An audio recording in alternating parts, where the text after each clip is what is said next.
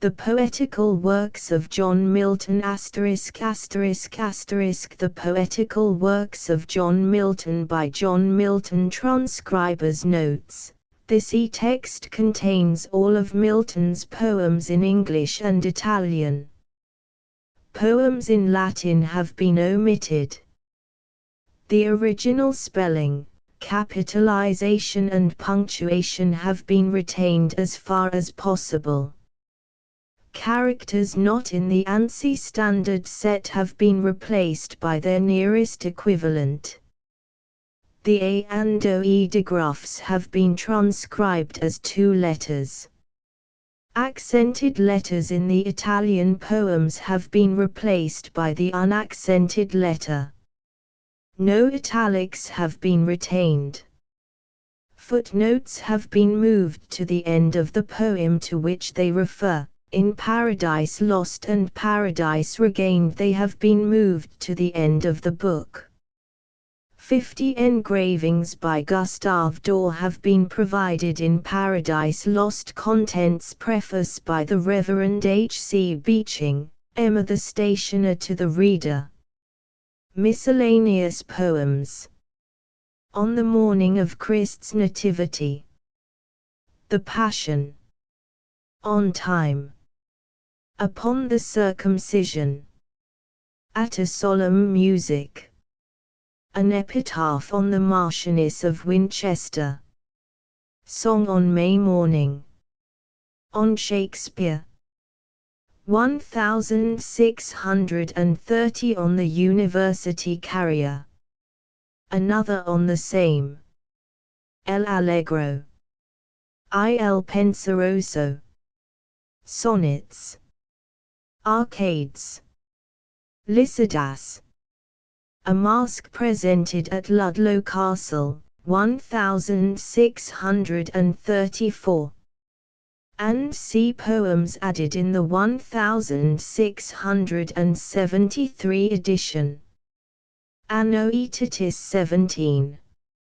On the death of a fair infant dying of a cough. Anno Aetatis 19. At a vacation exercise in the Colge, the 5th Ode of Horace. Lib. I Sonnets. On the new forces of conscience under the Long Parliament. On the Lord Gen Fairfax at the siege of Colchester. To the Lord Gen Cromwell May, 1652. To Sir Henry Vane the Younger. To Mr. Cyriac Skinner upon his blindness. Sul. I done into verse, 1653. Sul. 2 done August the 8th. 1653 Terzetti. Sul. 3 August the 9th. 1653 Sul. 4 August 10.1653. Sul. V August 12.1653. Sul. 6 the 13th of August. 1653 Sul. 7 the 14th of August. 1653 Sul. 8 the 14th of August. 1653 April, 1648. JM 9 of the Psalms done into meter, Sul. LXXX Sul. LXXI Sul. LXXI Sul. LXXXII Sul. LXXIV Sul. LXXXV Sul.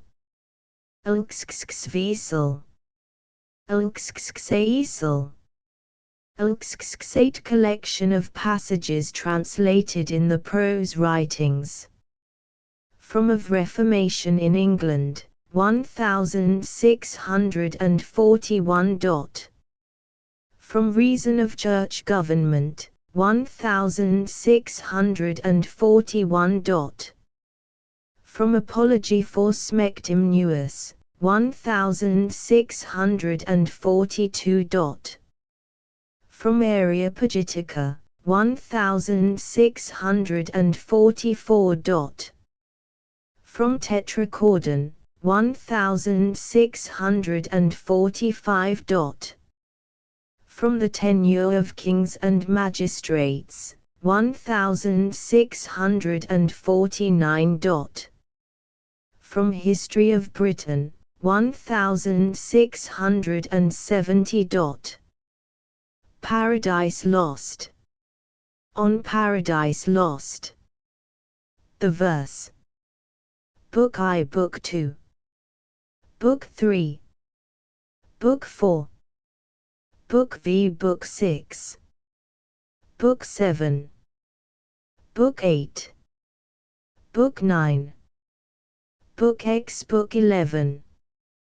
Book 12. Paradise Regained. The first book. The second book. The third book. The fourth book. Samson agonists of that sort of dramatic poem which is called a tragedy. The argument. Appendix. On Time, preface by the Reverend H. C. Beeching, M.A. This edition of Milton's poetry is a reprint, as careful as editor and printers have been able to make it, from the earliest printed copies of the several poems. First, the 1645 volume of the minor poems has been printed entire. Then follow in order the poems added in the reissue of 1673, The Paradise Lost, from the edition of 1667, and The Paradise Regained and Samson Agonists from the edition of 1671. The most interesting portion of the book must be reckoned the first section of it, which reproduces for the first time the scarce small octavo of 1645. The only reprint of the minor poems in the old spelling, so far as I know, is the one edited by Mitford, but that followed the edition of 1673, which is comparatively uninteresting since it could not have had Milton's oversight as it passed through the press. We know that it was set up from a copy of the 1645 edition, because it reproduces some pointless eccentricities such as the varying form of the chorus to Psalm XXV, but while it corrects the errata tabulated in that edition, it commits many more blunders of its own. It is valuable, however, as the editio princeps of 10 of the sonnets, and it contains one important alteration in the Ode on the Nativity. This and all other alterations will be found noted where they occur. I have not thought it necessary to note mere differences of spelling between the two editions, but a word may find place here upon their general character. Generally it may be said that, where the two editions differ, the later spelling is that now in use. Thus words like goddess, darkness, usually written in the first edition with one final S, have two, while on the other hand words like vernal, youthful, and monosyllables like hug, fa, lose their double letter. Many monosyllables, for example som, cause, glimpse, where, vs, or, else, don, lie, so written in 1645, take on in 1673 an mute, while words like harp, winds, onely, lose it. by a reciprocal change air and suppress become air and cypress, and the vowels in Dane, veil, near, believe, shield, bosom, even, battail, travailer, and many other words are similarly modernized. On the other hand, there are a few cases where the 1645 edition exhibits the spelling which has succeeded in fixing itself, as travail, 1673, travel, in the sense of labor, and robdi, profane, human, flood and bloody, forest, triple, alas, huddling, are found where the 1673 edition has robdi, profane, humane, floud and blowdy, forest, triple, alas and huddling. Indeed, the spelling in this later edition is not untouched by 17th century inconsistency. It retains here and there forms like shamels, caters, where 1645 reads cateress, and occasionally reverts to the older-fashioned spelling of monosyllables without the mute e. In the epitaph on the Marchioness of Winchester, it reads, "and som flowers and some bays." But undoubtedly the impression on the whole is of a much more modern text. In the matter of small or capital letters I have followed the old copy, except in one or two places where a personification seemed not plainly enough marked to a modern reader without a capital. Thus in Il Penseroso, L49, I print leisure, although both editions read leisure, and in the vacation exercise, L71, times 4 times. Also where the employment or omission of a capital is plainly due to misprinting, as too frequently in the 1673 edition, I silently make the correction. Examples are, notes for notes in Sonnet 17. L13, anointed for anointed in Psalm 2. L.12 In regard to punctuation I have followed the old printers except in obvious misprints, and followed them also, as far as possible, in their distribution of Roman and italic type and in the grouping of words and lines in the various titles. To follow them exactly was impossible, as the books are so very different in size. At this point the candid reader may perhaps ask what advantage is gained by presenting these poems to modern readers in the dress of a bygone age. If the question were put to me I should probably evade it by pointing out that Mr. Froude is issuing an edition based upon this, in which the spelling is frankly that of today. But if the question were pressed, I think a sufficient answer might be found. To begin with, I should point out that even Professor Masson, who in his excellent edition argues the point and decides in favor of modern spelling, allows that there are peculiarities of Milton's spelling which are really significant, and ought therefore to be noted or preserved. But who is to determine exactly which words are spelled according to the poet's own instructions, and which according to the printer's whim? It is notorious that in Paradise Lost some words were spelled upon a deliberate system, and it may very well happen that in the volume of minor poems which the poet saw through the press in 1645, there were spellings no less systematic. Professor Masson makes a great point of the fact that Milton's own spelling, exhibited in the autograph manuscript of some of the minor poems preserved in Trinity College, Cambridge, does not correspond with that of the printed copy. Note: this manuscript, invaluable to all students of Milton, has lately been facsimiled under the superintendence of Dr. Aldis Wright, and published at the Cambridge University Press. This is certainly true, as the reader may see for himself by comparing the passage from the manuscript given in the appendix with the corresponding place in the text.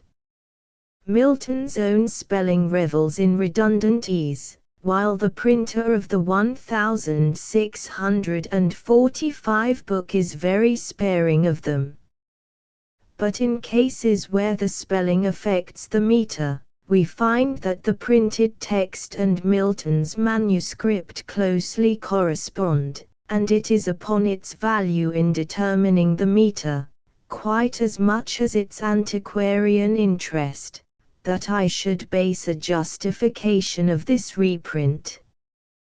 Take, for instance, such a line as the 11th of Comus, which Professor Masson gives as, amongst the enthroned gods on sainted seats. A reader not learned in Miltonic rhythms will certainly read this amongst th enthroned gods, but the 1645 edition reads, amongst the enthroned gods, and so does Milton's manuscript. Again, in line 597, Professor Masson reads, "It shall be in eternal restless change, self-fed and self-consumed." If this fail, the pillared firmament is rottenness, and c. But the 1645 text and Milton's manuscript read self-consumed, after which word there is to be understood a metrical pause to mark the violent transition of the thought. Again, in the second line of the sonnet to a nightingale, Professor Masson has warblest at eve when all the woods are still, but the early edition, which probably follows Milton's spelling, though in this case we have no manuscript to compare, reads warblest. So the original text of Samson, L 670, has temper st. The retention of the old system of punctuation may be less defensible, but I have retained it because it may now and then be of use in determining a point of syntax. The absence of a comma, for example, after the word hearse in the 58th line of the epitaph on the Marchioness of Winchester, printed by Professor Masson thus, "And some flowers, and some bays for thy hearse to strew thy ways," but in the 1645 edition, "and som flowers, and som bays, for thy hears to strew the ways," goes to prove that "for" here must be taken as "for." Of the Paradise Lost there were two editions issued during Milton's lifetime, and while the first has been taken as our text, all the variants in the second, not being simple misprints, have been recorded in the notes. In one respect, however, in the distribution of the poem into 12 books instead of 10, it has seemed best, for the sake of practical convenience, to follow the second edition. A word may be allowed here on the famous correction among the errata prefixed to the first edition, lib. 2v 414, for we read we. This correction shows not only that Milton had theories about spelling, but also that he found means, though his sight was gone, to ascertain whether his rules had been carried out by his printer, and in itself this fact justifies a facsimile reprint. What the principle in the use of the double vowel exactly was, and it is found to affect the other monosyllabic pronouns, it is not so easy to discover, though roughly it is clear the reduplication was intended to mark emphasis. For example, in the speech of the Divine Son after the battle in heaven, 6:810–817, the pronouns which the voice would naturally emphasize are spelt with the double vowel, stand onely, and behold God's indignation on these godless poured by me, not you but me they have despised, yet envied, against me is all the rage, because the Father, to whom in heaven supreme kingdom and power and glory appertains, hath honored me according to his will. Therefore to me the doom he hath assigned. In the Son's speech offering himself as Redeemer, 3:227–249, where the pronoun all through is markedly emphasized, it is printed me the first 4 times, and afterwards me, but it is noticeable that these first 4 times the emphatic word does not stand in the stressed place of the verse, so that a careless reader might not emphasize it, unless his attention were specially led by some such sign. Behold me then, me for him, life for life I offer, on me let thine anger fall, account me man. In the Hymn of Creation, v.160-209, where ye occurs 14 times, the emphasis and the metric stress 6 times out of 7 coincide, and the pronoun is spelt ue, where it is unemphatic, and in an unstressed place, it is spelt ye. 2 lines are especially instructive. Speak ye who best can tell, ye sons of light, L 160, and fountains and ye, that warble, as ye flow, melodious murmurs, warbling tune his praise, L 195. In V 694 it marks, as the voice by its emphasis would mark in reading, a change of subject. So spake the false archangel, and infused bad influence into th unwary breast of his associate. He, i.e. the associate, together calls, and see. An examination of other passages, where there is no antithesis, goes to show that the lengthened form of the pronoun is most frequent before a pause, as 795. Or at the end of a line, I 245, 257, or when a foot is inverted, v 133, or when as object it precedes its verb, v 612, 747, or as subject follows it, 1109, x4. But as we might expect under circumstances where a purist could not correct his own proofs, there are not a few inconsistencies. There does not seem, for example, any special emphasis in the second we of the following passage, freely we serve. Because we freely love, as in our will to love or not, in this we stand or fall. V 538. On the other hand, in the passage, 341, in which the poet speaks of his own blindness, thus with the year seasons return, but not to me returns day, and see where, if anywhere, we should expect me, we do not find it, though it occurs in the speech 8 lines below.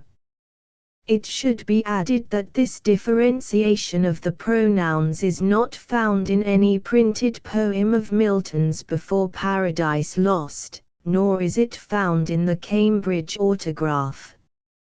In that manuscript the constant forms are me, we, ue. There is one place where there is a difference in the spelling of she, and it is just possible that this may not be due to accident.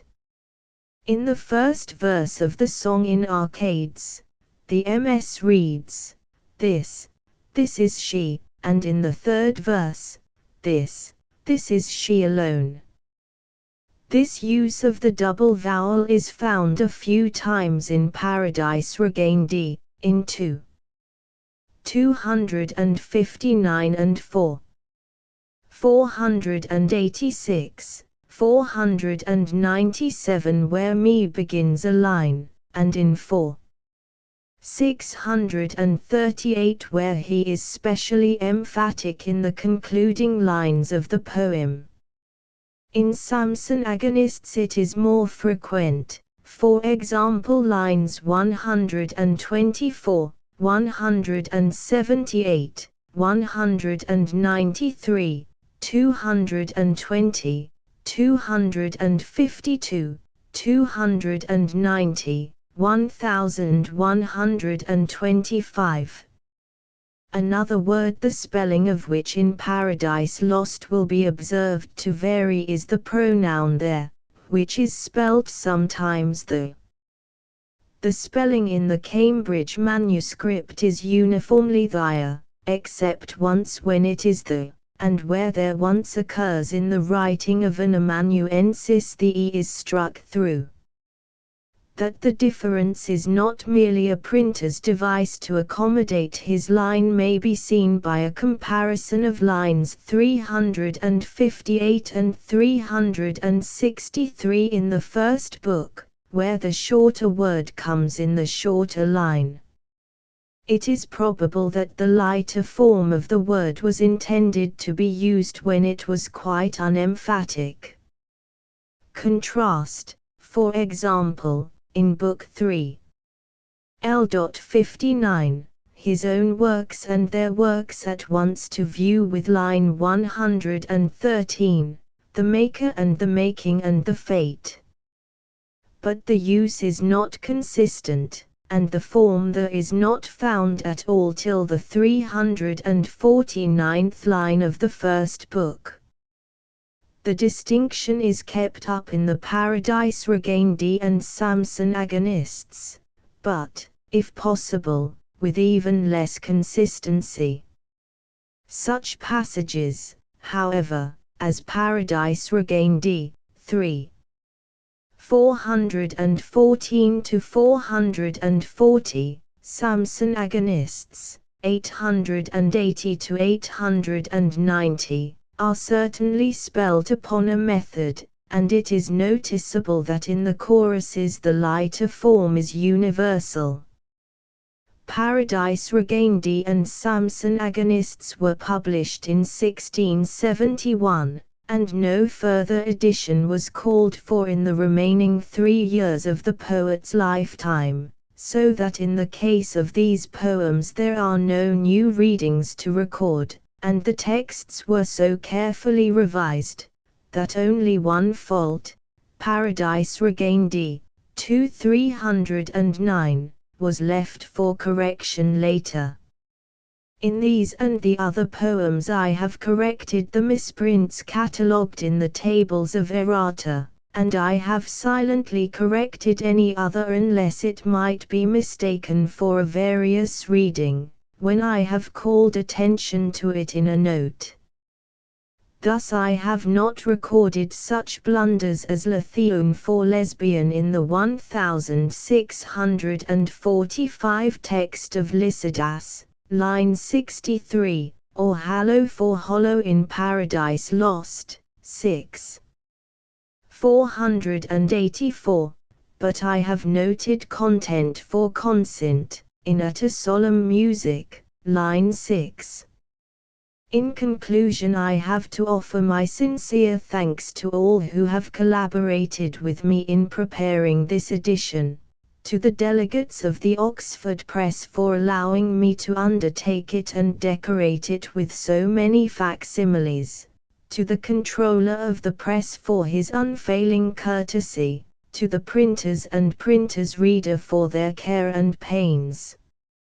Coming nearer home, I cannot but acknowledge the help I have received in looking over proof sheets from my sister, Mrs. P. Barnett, who has ungrudgingly put at the service of this book both time and eyesight. In taking leave of it, I may be permitted to say that it has cost more of both these inestimable treasures than I had anticipated. The last proof reaches me just a year after the first, and the progress of the work has not in the interval been interrupted. In tenue labor et tenuis gloria. Nevertheless, I cannot be sorry it was undertaken. H.C.B. Yattenden Rectory, the 8th of November, 1899. Transcriber's note. Facsimile of title page of 1645 edition follows. Poems of Mr. John Milton, both English and Latin, composed at several times. Printed by his true copies. The songs were set in music by Mr. Henry Laws, Gentleman of the King's Chapel, and one of His Majesty's private music. Baccara frontum singite, ne vas nocet mala lingua futuro, Virgil, Eclog. 7. Printed, and published according to order. London, printed by Rutherworth for Humphrey Moseley, and are to be sold at the Scena of the Prince's Arms in S. Paul's Churchyard. 1645 Transcriber's note, facsimile of title page of 1673 edition follows. Poems, and see upon several occasions. By Mr. John Milton, both English and Latin, and see composed at several times. With a small tractate of education to Mr. Hartlib, London. Printed for the Dring at the Blue Anchor next Mitre Court over against Fetter Lane in Fleet Street. 1673 The Stationer to the Reader.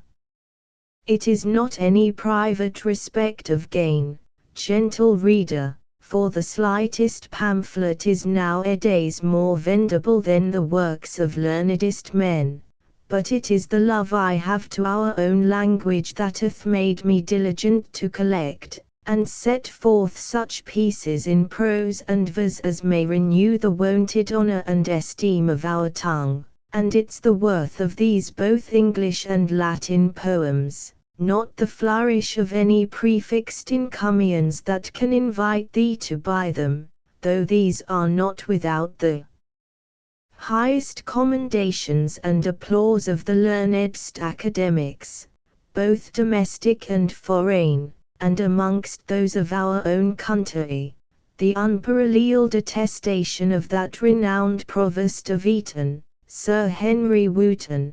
I know not thy palate how it relishes such dainties, nor how harmonious thy soul is. Perhaps more trivial airs may please thee better. But howsoever thy opinion is spent upon these, that encouragement I have already received from the most ingenious men in their clear and courteous entertainment of Mr. Waller's late choice pieces, hath once more made me adventure into the world, presenting it with these evergreen, and not to be blasted laurels. The author's more peculiar excellency in these studies, was too well known to conceal his papers, or to keep me from attempting to solicit them from him. Let the event guide itself which way it will, I shall deserve of the age, by bringing into the light as true a birth, as the Muses have brought forth since our famous Spenser wrote, whose poems in these English ones are as rarely imitated, as sweetly extolled. Reader, if thou art eagle-eyed to censure their worth, I am not fearful to expose them to thy exactest perusal. Thine to command Humph. Mosley. Miscellaneous Poems. On the morning of Christ's Nativity. Composed E 1629. This is the month, and this the happy morn wherein the Son of Heaven's eternal King, of wedded maid, and virgin mother born, our great redemption from above did bring, for so the holy sages once did sing, that he our deadly forfeit should release, and with his Father work us a perpetual peace. To that glorious form, that light unsufferable, and that far-beaming blaze of majesty, wherewith he wont at heaven's high council table, to sit the midst of trinal unity, he laid aside, and here with us to be, forsook the courts of everlasting day, and chose with us a darksome house of mortal clay. 3 Say Heaven ly Muse, shall not thy sacred vein afford a present to the infant God? Hast thou no verse, no hymn, or solemn strain, to welcome him to this his new abode, now while the heaven by the sun's team untrod, took no print of the approaching light, 20 and all the spangled host keep watch in squadrons bright. For see how from far upon the eastern road the star-led wizards haste with odors sweet. O run, prevent them with thy humble ode, and lay it lowly at his blessed feet. Have thou the honor first, thy Lord to greet, and join thy voice unto the angel choir, from out his secret altar tut with hallowed fire. The hymn. It was the winter wild, while the heaven-born child, 30 all meanly wrapped in the rude manger lies, nature in awe to him had doffed her goody trim, with her great master so to sympathize. It was no season then for her to wanton with the sun her lusty paramour. To only with speeches fair she wooed the gentle air to hide her guilty front with innocent snow, and on her naked shame, 40 pollute with sinful blame, the saintly veil of maiden white to throw, confounded, that her Maker's eyes should look so near upon her foul deformities. 3 But he her fears to cease, sent down the meeked peace, she crowned with olive green, came softly sliding down through the turning sphere his ready harbinger, with turtle wing the amorous clouds dividing, 50 and waving wide her myrtle wand, she strikes a universal peace through sea and land. For no war, or battle's sound was heard the world around, the idle spear and shield were high uphung, the hooked chariot stood unstained with hostile blood, the trumpet spake not to the armed throng, and kings sate still with awful eye, as if they surely knew their sovereign Lord was by. 60 But peaceful was the night wherein the Prince of Light his reign of peace upon the earth began, the winds with wonder whist, smoothly the waters kissed, whispering new joys to the mild ocean, who now quite forgot to rave, while birds of calm sit brooding on the charmed wave. 6 The stars with deep amaze stand fit in steadfast gaze, 70 bending one way their Proteus influence, and will not take their flight, for all the morning light, or Lucifer that often warned them thence, but in their glimmering orbs did glow, until their Lord himself bespake, and bid them go. 7 And though the shady gloom had given day her room, the sun himself withheld his wonted speed, and hid his head for shame, 80 As his inferior flame, the new enlightened world no more should need, he saw a greater sun appear than his bright throne, or burning axle tree could bear. 8. The shepherds on the lawn, or ere the point of dawn, sate simply chatting in a rustic row, full little thought they then, that the mighty Pan was kindly come to live with them below. 90. Perhaps their loves, or else their sheep, was all that did their silly thoughts so busy keep. 9. When such music sweet their hearts and ears did greet, as never was by mortal finger strook, divinely warbled voice answering the stringed noise, as all their souls in blissful rapture took, the air such pleasure loath to lose, with thousand echoes still prolongs each heaven ly close. 100x Nature that heard such sound beneath the hollow round of Cynthia's seat, the airy region thrilling, now was almost one to think her part was done and that her reign had here its last fulfilling. She knew such harmony alone could hold all heaven and earth in happier union. 11. At last surrounds their sight a globe of circular light. 110. That with long beams the shame-faced night arrayed the helmed cherubim and sword seraphim, are seen in glittering ranks with wings displayed, harping in loud and solemn choir, with unexpressive notes to heaven's newborn air. 12. Such music, as 'tis said, before was never made, but when of old the sons of morning sung, while the Creator great his constellations set. 120. And the well-balanced world on hinges hung, and cast the dark foundations deep, and bid the weltering waves their oozy channel keep. 13. Ring out ye crystal spheres, once bless our human ears, if ye have power to touch our senses so, and let your silver chime move in melodious time, and let the bass of heaven's deep organ blow. 130. And with your ninefold harmony make up full consort to th angelic symphony. 14. For if such holy song enwrap our fancy long, time will run back, and fetch the age of gold, and speculative vanity will sicken soon and die, and leprous sin will melt from earthly mold, and hell itself will pass away and leave her dolorous mansions to the peering day. 140. 15. Yet truth and justice then will down return to men, th enamelled arras of the rainbow wearing, and mercy set between threndy in celestial sheen, with radiant feet the tissued clouds down steering, and heaven as at som festival, will open wide the gates of her high palace hall.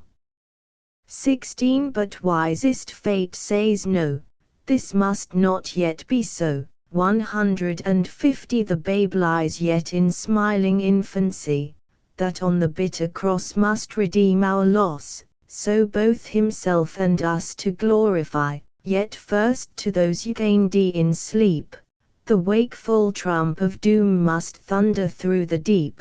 17. With such a horrid clang as on Mount Sinai rang while the red fire and smouldering clouds outbreak, the aged earth August 160 with terror of that blast, shall from the surface to the center shake, when at the world's last session, the dreadful judge in middle air shall spread his throne.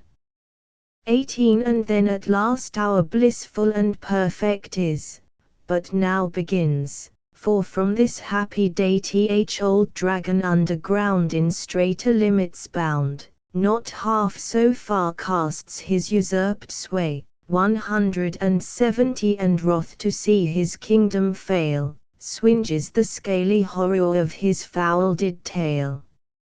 19. The oracles are dumb, no voice or hideous hum runs through the arched roof in words deceiving. Apollo from his shrine can no more divine, with hollow shriek the steep of Delphos leaving. No nightly trance, or breathed spell, inspires the Pleiade priest from the prophetic cell.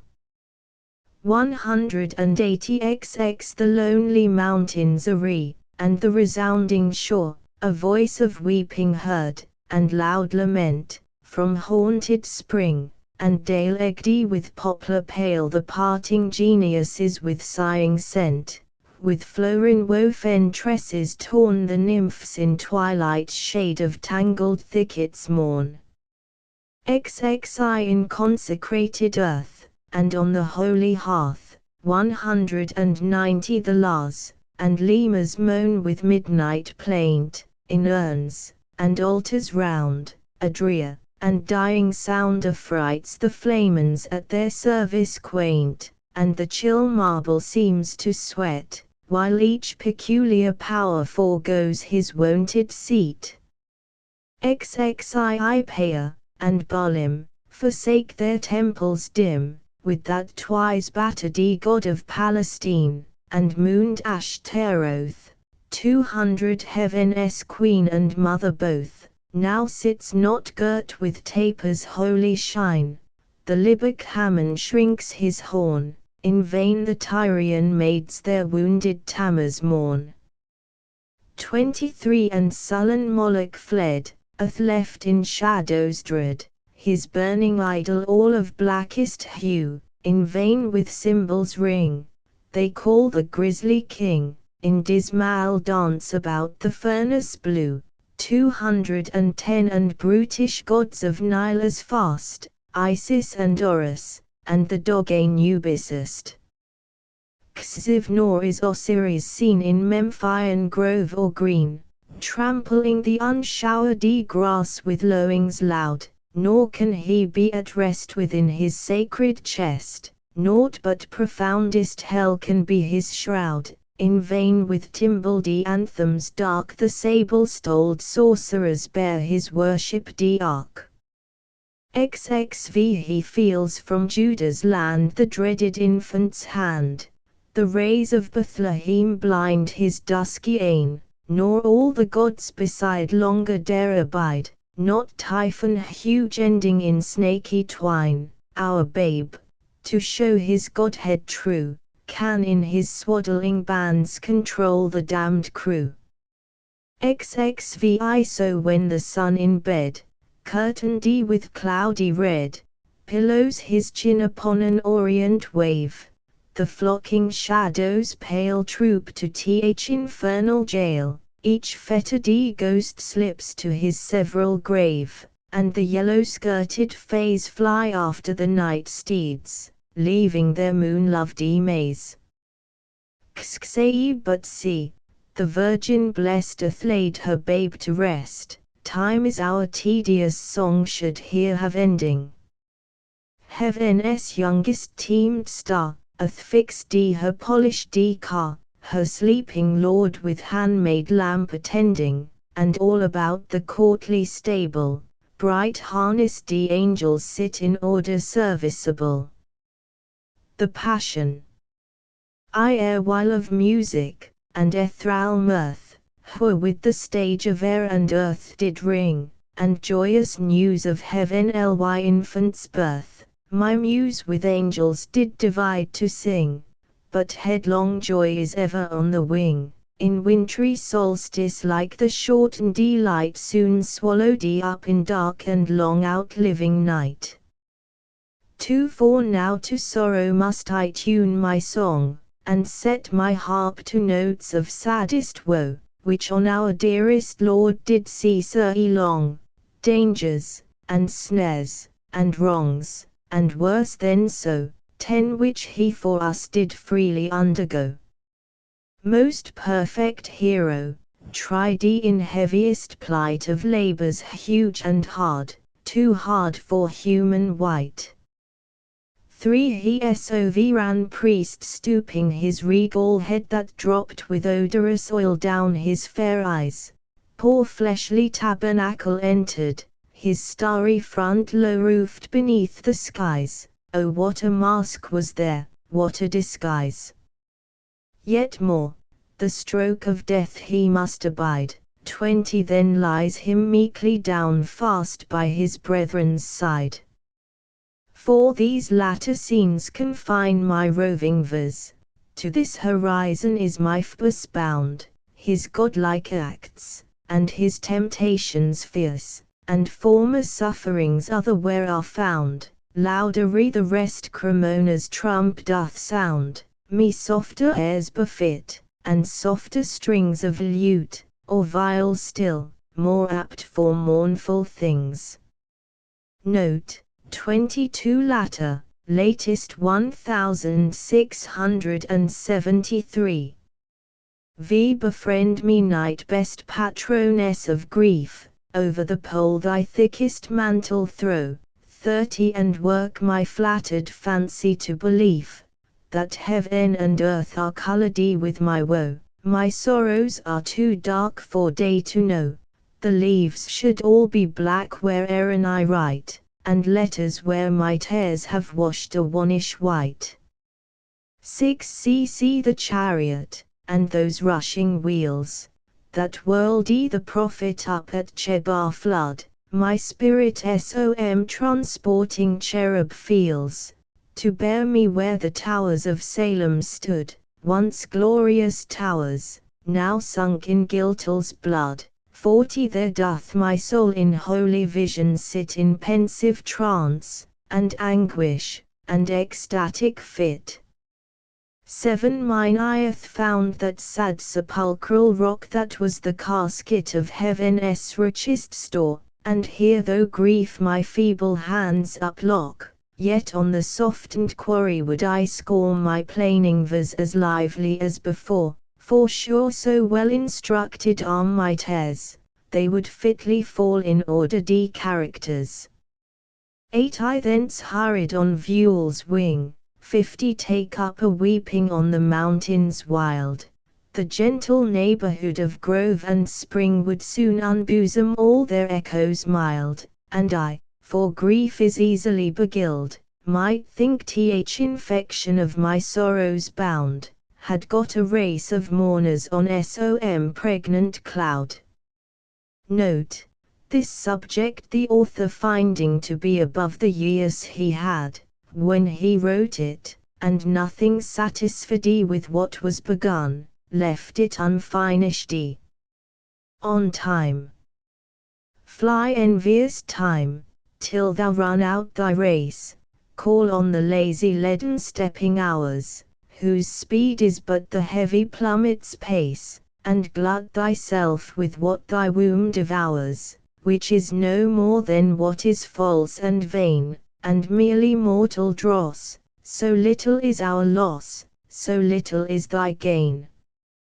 For when as each thing bad thou hast entombed, and last of all, thy greedy self consumed, 10 Then long eternity shall greet our bliss with an individual kiss, and joy shall overtake us as a flood, when everything that is sincerely good and perfectly divine, with truth, and peace, and love shall ever shine about the supreme throne of Him, whose happy-making sight alone, when once our heavenly guided soul shall climb, then all this earthy grossness quit.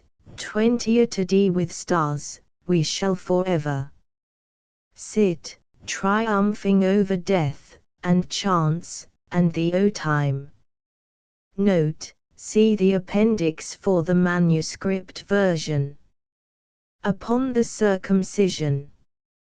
Ye flaming powers, and winged warriors bright, that erst with music, and triumphant song first heard by happy watchful shepherd's ear, so sweetly sung your joy the clouds along through the soft silence of the listening night, now mourn, and if sad share with us to bear your fiery essence can distill no tear, burn in your sighs, and borrow seas wept from our deep sorrow, he who with all heaven's heraldry while ten entered the world, now bleeds to give us ease. Alas, how soon our sin sword doth begin his infancy to cease. O more exceeding love or law more just, just law indeed, but more exceeding love. For we by rightful doom remedials were lost in death, till he that dwelt above high throned in secret bliss, for us frail dust emptied his glory, even to nakedness. 20 And that great covenant which we still transgress entirely satisfied, and the full wrath beside of vengeful justice bore for our excess, and seals obedience first with wounding smart this day, but ere long huge pangs and strong will pierce more near his heart. At a solemn music. Blessed pair of sirens, pledges of heaven's joy, sphere-born harmonious sisters, voice and verse, wed your divine sounds, and mixed power employ dead things within breath sense able to pierce, and to our high fantasy present, that undisturbed song of pure content, sung before the sapphire-colored throne to him that sits thereon with saintly shout, and solemn jubilee, where the bright seraphim in burning row 10 their loud uplifted angel trumpets blow, and the cherubic host in thousand choirs touch their immortal harps of golden wires, with those just spirits that wear victorious palms, hymns devout and holy psalms singing everlastingly, that we on earth with undiscording voice may rightly answer that melodious noise,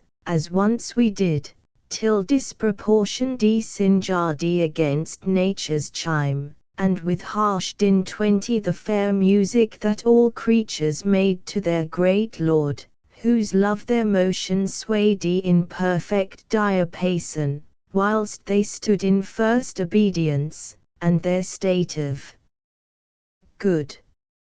O may we soon again renew that song, and keep in tune with heaven, till God ere long to his celestial consort us unite, to live with him, and sing in Endel's morn of light. Note, 6 Content, manuscript reads consent as does the second edition, so that content is probably a misprint. An epitaph on the Marchioness of Winchester. This rich marble doth entail the honoured wife of Winchester, a viscount's daughter, an earl's heir, besides what her virtues fair added to her noble birth, more than she could own from earth. Summers 3 times 8 save one she had told, alas too soon, after so short time of breath, to house with darkness, and with death. 10 Yet had the number of her days been as complete as was her praise, nature and fate had had no strife in giving limit to her life. Her high birth, and her graces sweet, quickly found a lover meet, the virgin choir for her request the God that sits at marriage feast, he at their invoking came but with a scarce well-lighted flame. 20 And in his garland as he stood, ye might discern a cypress bud. Once had the early matrons run to greet her of a lovely son, and now with second hope she goes, and calls Lucina to her throes, but whether by mischance or blame atropos for Lucina came, and with remorsel's cruelty, spoiled at once both fruit and tree. 30 The hapless babe before his birth had burial, yet not laid in earth, and the languished mother's womb was not long a living tomb. So have I seen some tender slip saved with care from winter's nip, the pride of her carnation train, plucked up by some unheedy swain, who only thought to crop the flow new shot up from vernal show. 40 But the fair blossom hangs the head sideways as on a dying bed, and those pearls of dew she wears, prove to be presaging tears which the sad morn had let fall on her astning funera.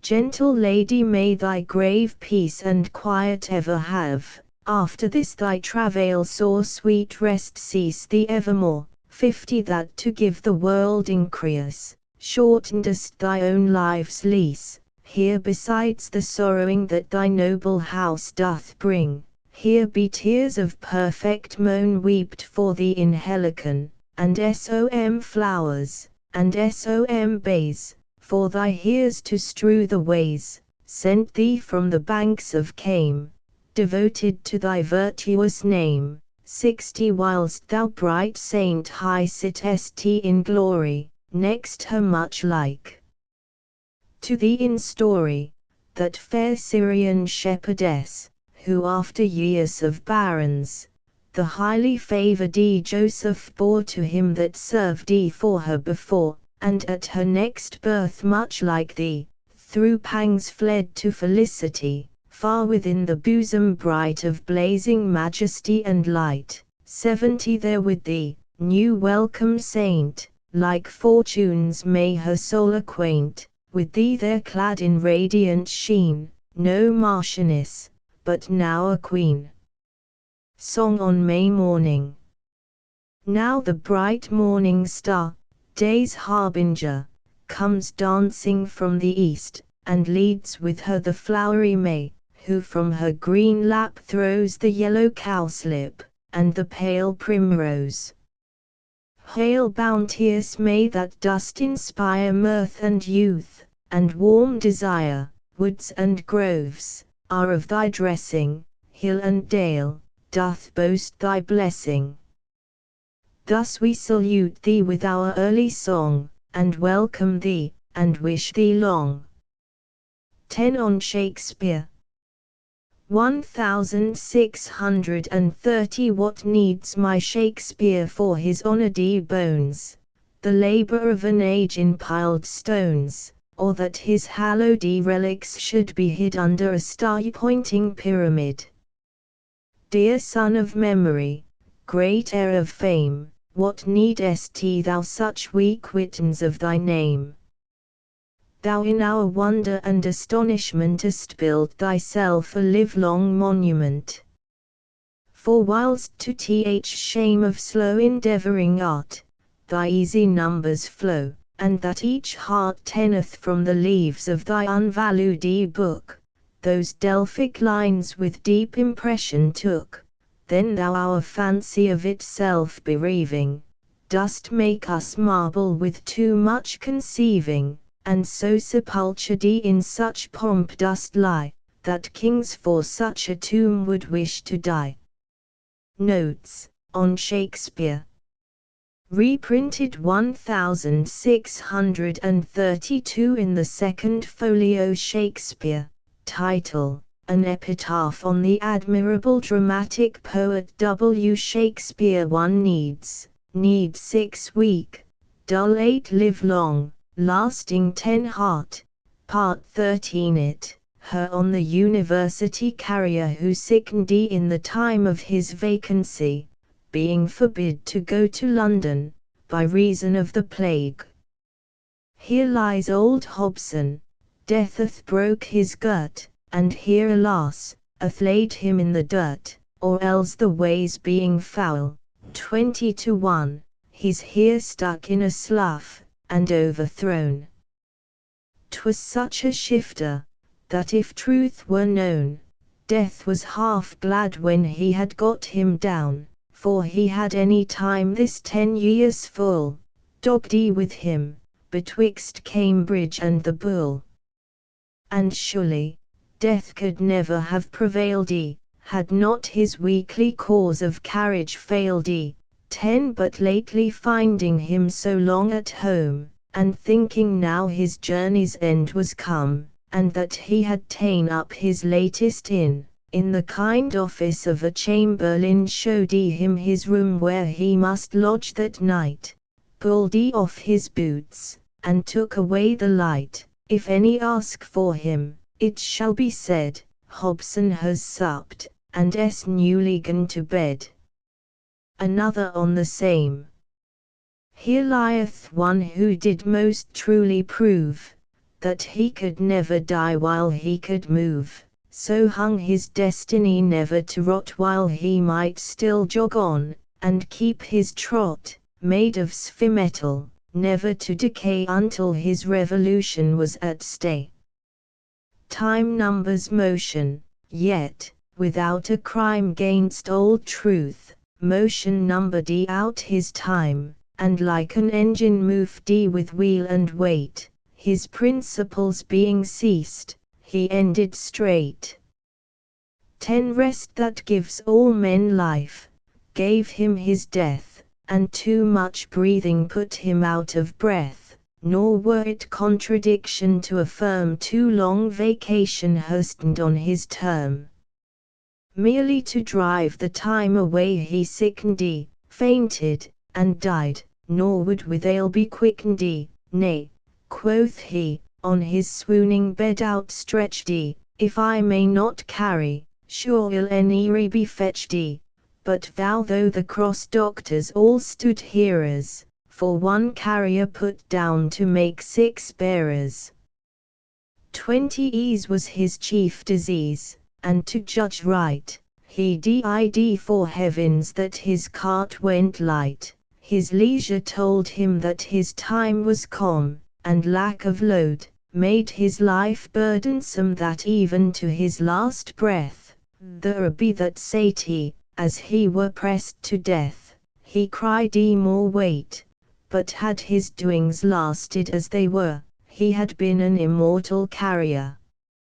Obedient to the moon he spent his date in cause reciprocal, and had his fate 30 linked to the mutual flowing of the seas, yet, strange to think, his wane was his increase, his letters are delivered all and gone, only remains this superscription.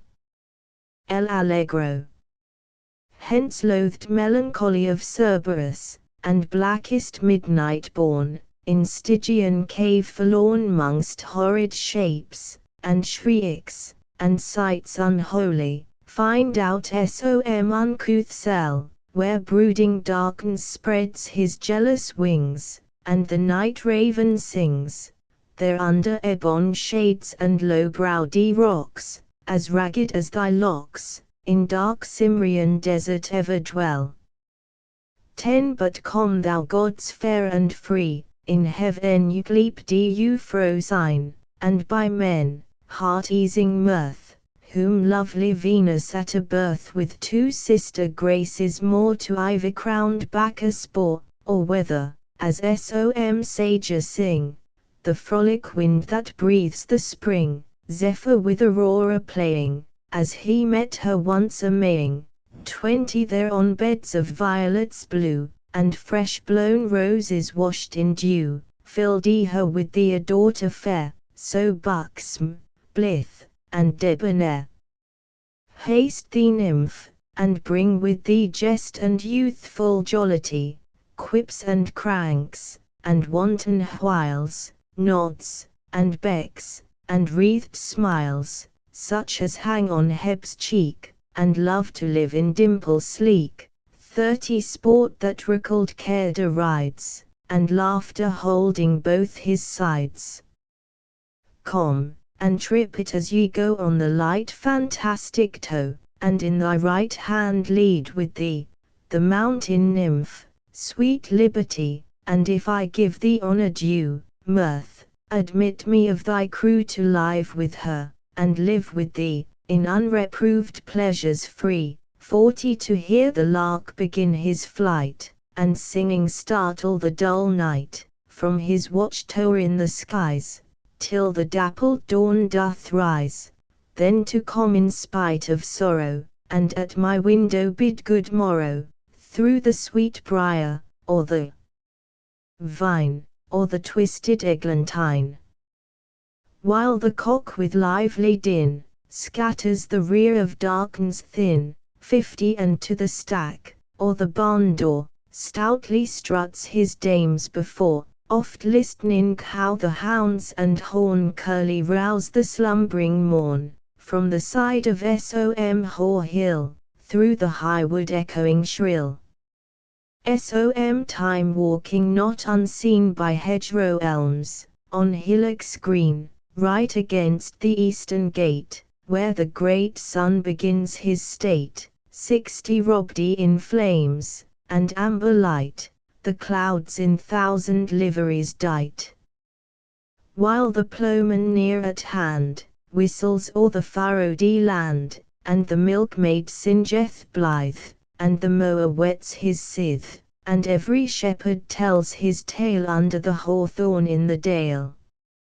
Street mine eye'th court new pleasures whilst the landskip round it measures, 70 russet lawns, and fallows grey, where the nibbling flocks do stray, mountains on whose barren breast the labouring clouds do often rest, meadows trim with daisies pied, shallow brooks, and rivers wide. Towers, and battlements it sees bosomed high in tufted trees, where perhaps some beauty lies, the cynosure of neighbouring eyes.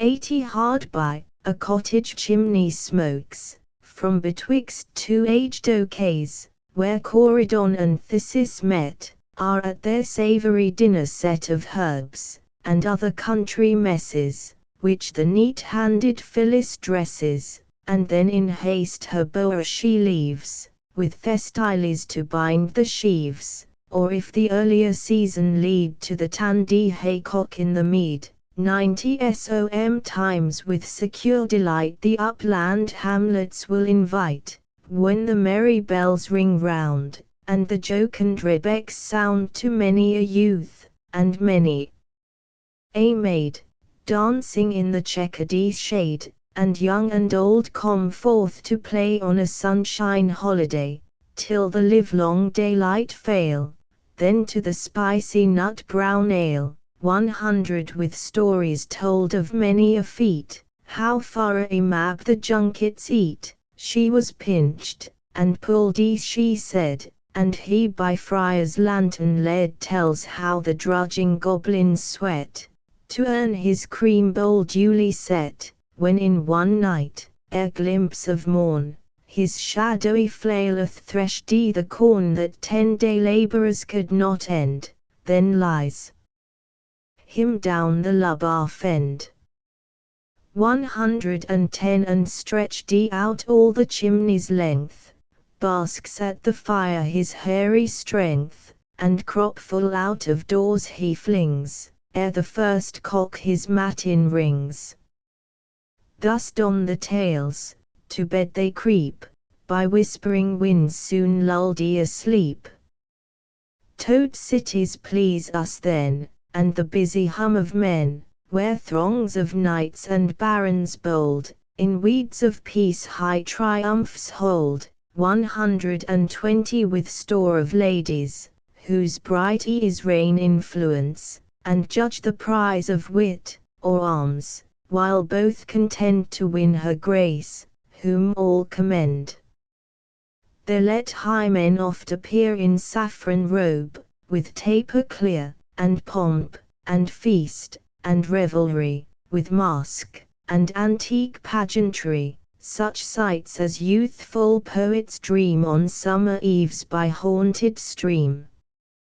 130 then to the well-trod stage anon, if Johnson's learned sock be on, or sweetest Shakespeare fancy's child, warble his native wood notes wild, and ever against eating cares, lap me in soft Lydian airies, married to immortal verse such as the meeting soul may pierce in notes, with many a winding bout of linked sweetens long drawn out, 140 with wanton heed, and giddy cunning, the melting voice through mazes running, untwisting all the chains that tie the hidden soul of harmony, that Orpheus' self may heave his head from golden slumber on a bed of Heptalysian flowers, and hear such strains as would have won the ear of Pluto, to have quite set free his half-regained Eurydice.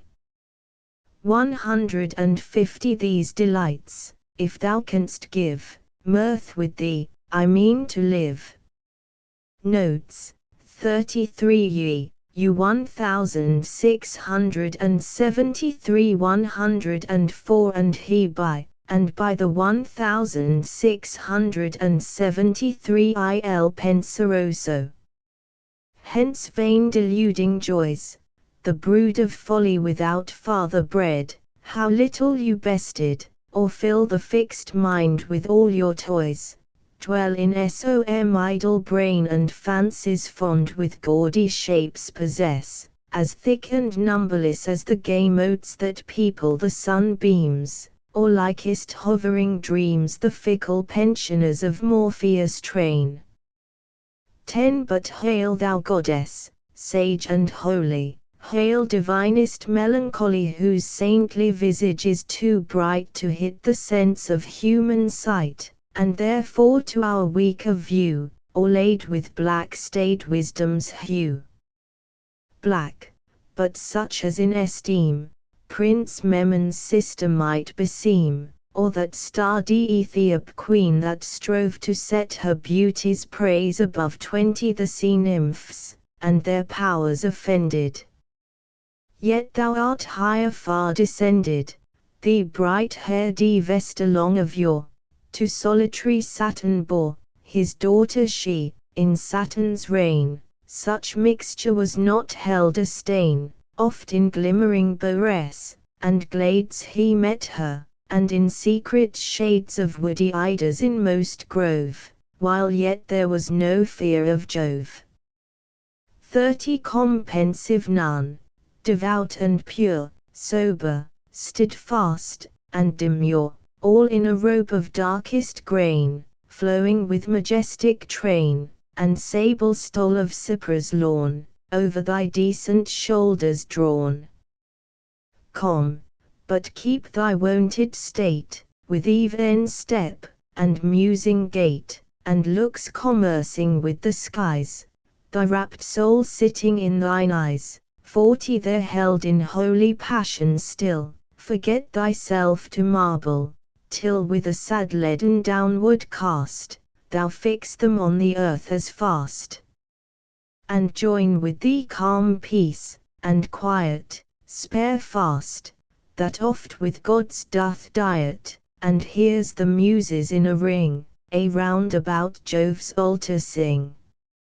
And add to these retired leisure, that in trim gardens takes his pleasure, 50 But first, and chiefest, with thee bring, him that yon soars on golden wing, guiding the fiery wheeled throne, the cherub contemplation, and the mute silence hissed along, lest Philomel will deign a song, in her sweetest, saddest plight, smoothing the rugged brow of night, while Cynthia checks her dragon yoke, gently a reteach accustomed oak, 60 Sweet bird that shunnest the noise of folly most musical, most melancholy. These chauntress oft the woods among I woo to hear thy even song, and missing thee, I walk unseen on the dry smooth shaven green, to behold the wandering moon, riding near her highest noon, like one that had been led astray through the heaven's wide paths way, 70 And oft, as if her head she bowed, stooping through a fleecy cloud. Oft on a plat of rising ground, I hear the far-off curfew sound, over som wide watered shore, swinging slow with sullen roar, or if the air will not permit, som still removed place will fit, where glowing embers through the room teach light to counterfeit a gloom 80 Far from all resort of mirth, save the cricket on the hearth, or the bellman's drowsy charm, to bless the doors from nightly harm, or let my lamp at midnight hour be seen in som high lonely toe, where I may oft outwatch the bear. With thrice great Hermes, or Unsphi the spirit of Plato to unfold what worlds, or what vast regions hold 90 The immortal mind that hath forsook her mansion in this fleshly nook, and of those daemons that are found in fire, air, flood, or underground, whose powereth a true consent with planet or with element. Som time let gorgeous tragedy in scepter deep all come sweeping by, presenting Thebes, or Pelops' line, or the tale of Troy divine. 100 or what, the rare, of later age, ennobledeth the buskind stage. But, O sad virgin, that thy power might raise Muses from his bower, or bid the soul of Orpheus sing such notes as warbled to the string, drew iron tears down Pluto's cheek, and made hell grant what love did seek. Or call up him that left half told the story of Cambuscan bold, 110 of Camball, and of Algasife, and who had Canis to wife, that owned the virtuous ring and glass, and of the wondrous horse of brass, on which the Tartar king did ride, and if aught else, great bards beside, in sage and solemn tunes have sung, of tourneys and of trophies hung, of forests, and enchantments drear, where more is meant than meets the ear. 120 Thus night oft see me in thy pale career, till civil suited morn appear, not tricked and frowned as she was wont, with the Attic boy to hunt, but church-eft in a comely cloud, while rocking winds are piping loud, or ushered with a shower still, when the gust hath blown his fill, ending on the rustling leaves, with minute drops from off the eaves. 130 And when the sun begins to fling his flaring beams, me gods bring to arched walks of twilight groves, and shadows brown that sylvan loves of pine, or monumental oak, where the rude axe with heaved stroke, was never heard the nymphs to daunt, or fright them from their hallowed haunt. There in close covert by Som brook, where no profaner eye may look, 140 hide me from day's garish eye, while the bee with honeyed thee, that at her flowery work doth sing, and the waters murmuring with such consort as they keep, entice the dew-feathered sleep, and let Som strange mysterious dream, wave at his wings in airy stream, of lively portraiture displayed, softly on my eyelids laid. 150 And as I wake, sweet music breath above, about, or underneath, sent by Som spirit to mortals good, or th unseen genius of the wood. But let my dew feet never fail, to walk the studious cloisters pale, and love the high embowed roof with antique pillars massy proof, and storied windows richly dight, casting a dim religious light. 160 There let the pealing organ blow, to the full voiced choir below, in service high, and anthems clear, as may with sweetness, through mine ear, dissolve me into ecstasies, and bring all heaven before mine eyes. And may at last my weary age find out the peaceful hermitage, the hairy gown and mossy cell, where I may sit and rightly spell 170 of every star that heaven doth show, and every herb that sips the dew, till old experience do attain to something like prophetic strain. These pleasures melancholy give, and I with thee will choose to live. Sonnets.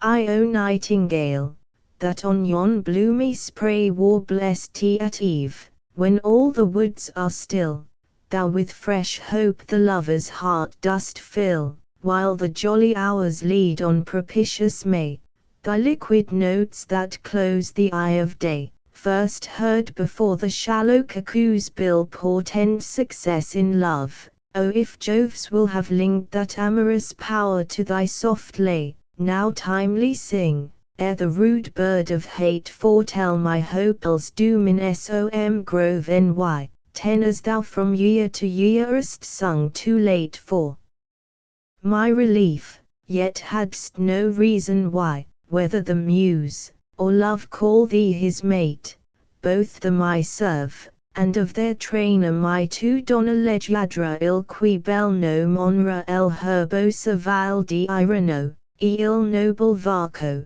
beni colue di oni valor scerco quiltio spirto gentle non innamora. Che dolcemente mostra si di furida suoi atti sovigim I parco, I don, che sun di amor sit ed arco, la onde l'altiture virtu es infera. Quando tu vagapali, o liata canti che muva possa duro alpistra legno, ten gardi siascana gli occhi ed gli orecchi l'entrata. Kai di tessi true over indigno, gracia sola di su gli vaglia, inanti che el digio amoroso al cua es invicci. 3 quil incul aspro, al imbrunia di sera ella vesa giovinita pastorala vabagnando el herbeta strana e bella che mal si spandia disusatus profua di suanacia alma primavera. Così amor meco in su la lingua snella destar il fire novo di strania favola, mentor io di te, vet so sement ultra, canto, dal mio buon popol non intiso el bel tamagi cangio col bellano tenamorlo vols, ed io el altrui peso sepi ch amor cosa mi vols indano. D. Fossil mio cua lento el duro snow a kai pianta dal seal si bun tirino. Canzone. Ridonsi dun e Giovanni amorosi emo costando si eterno, e perch tu scrivi in lingua ignota e strana verseggiando di amor, e cum ti ossi. Din. Esse la tua spimsia mi vana e de pensieri lo miglia ti arrivi, così mi van burlando, altri rivi altri lidai ti aspetan, and alta ondi nel qui verdi spuntati ad hor la tua gioma ten el immortal guideden di etern frundi perch el spal Tuesday sovaciasima. Canzon diarity. E tu per mi rispondi dice mia donna, el suo dir, il mio cuore e questa e lingua di qui si vanta amore.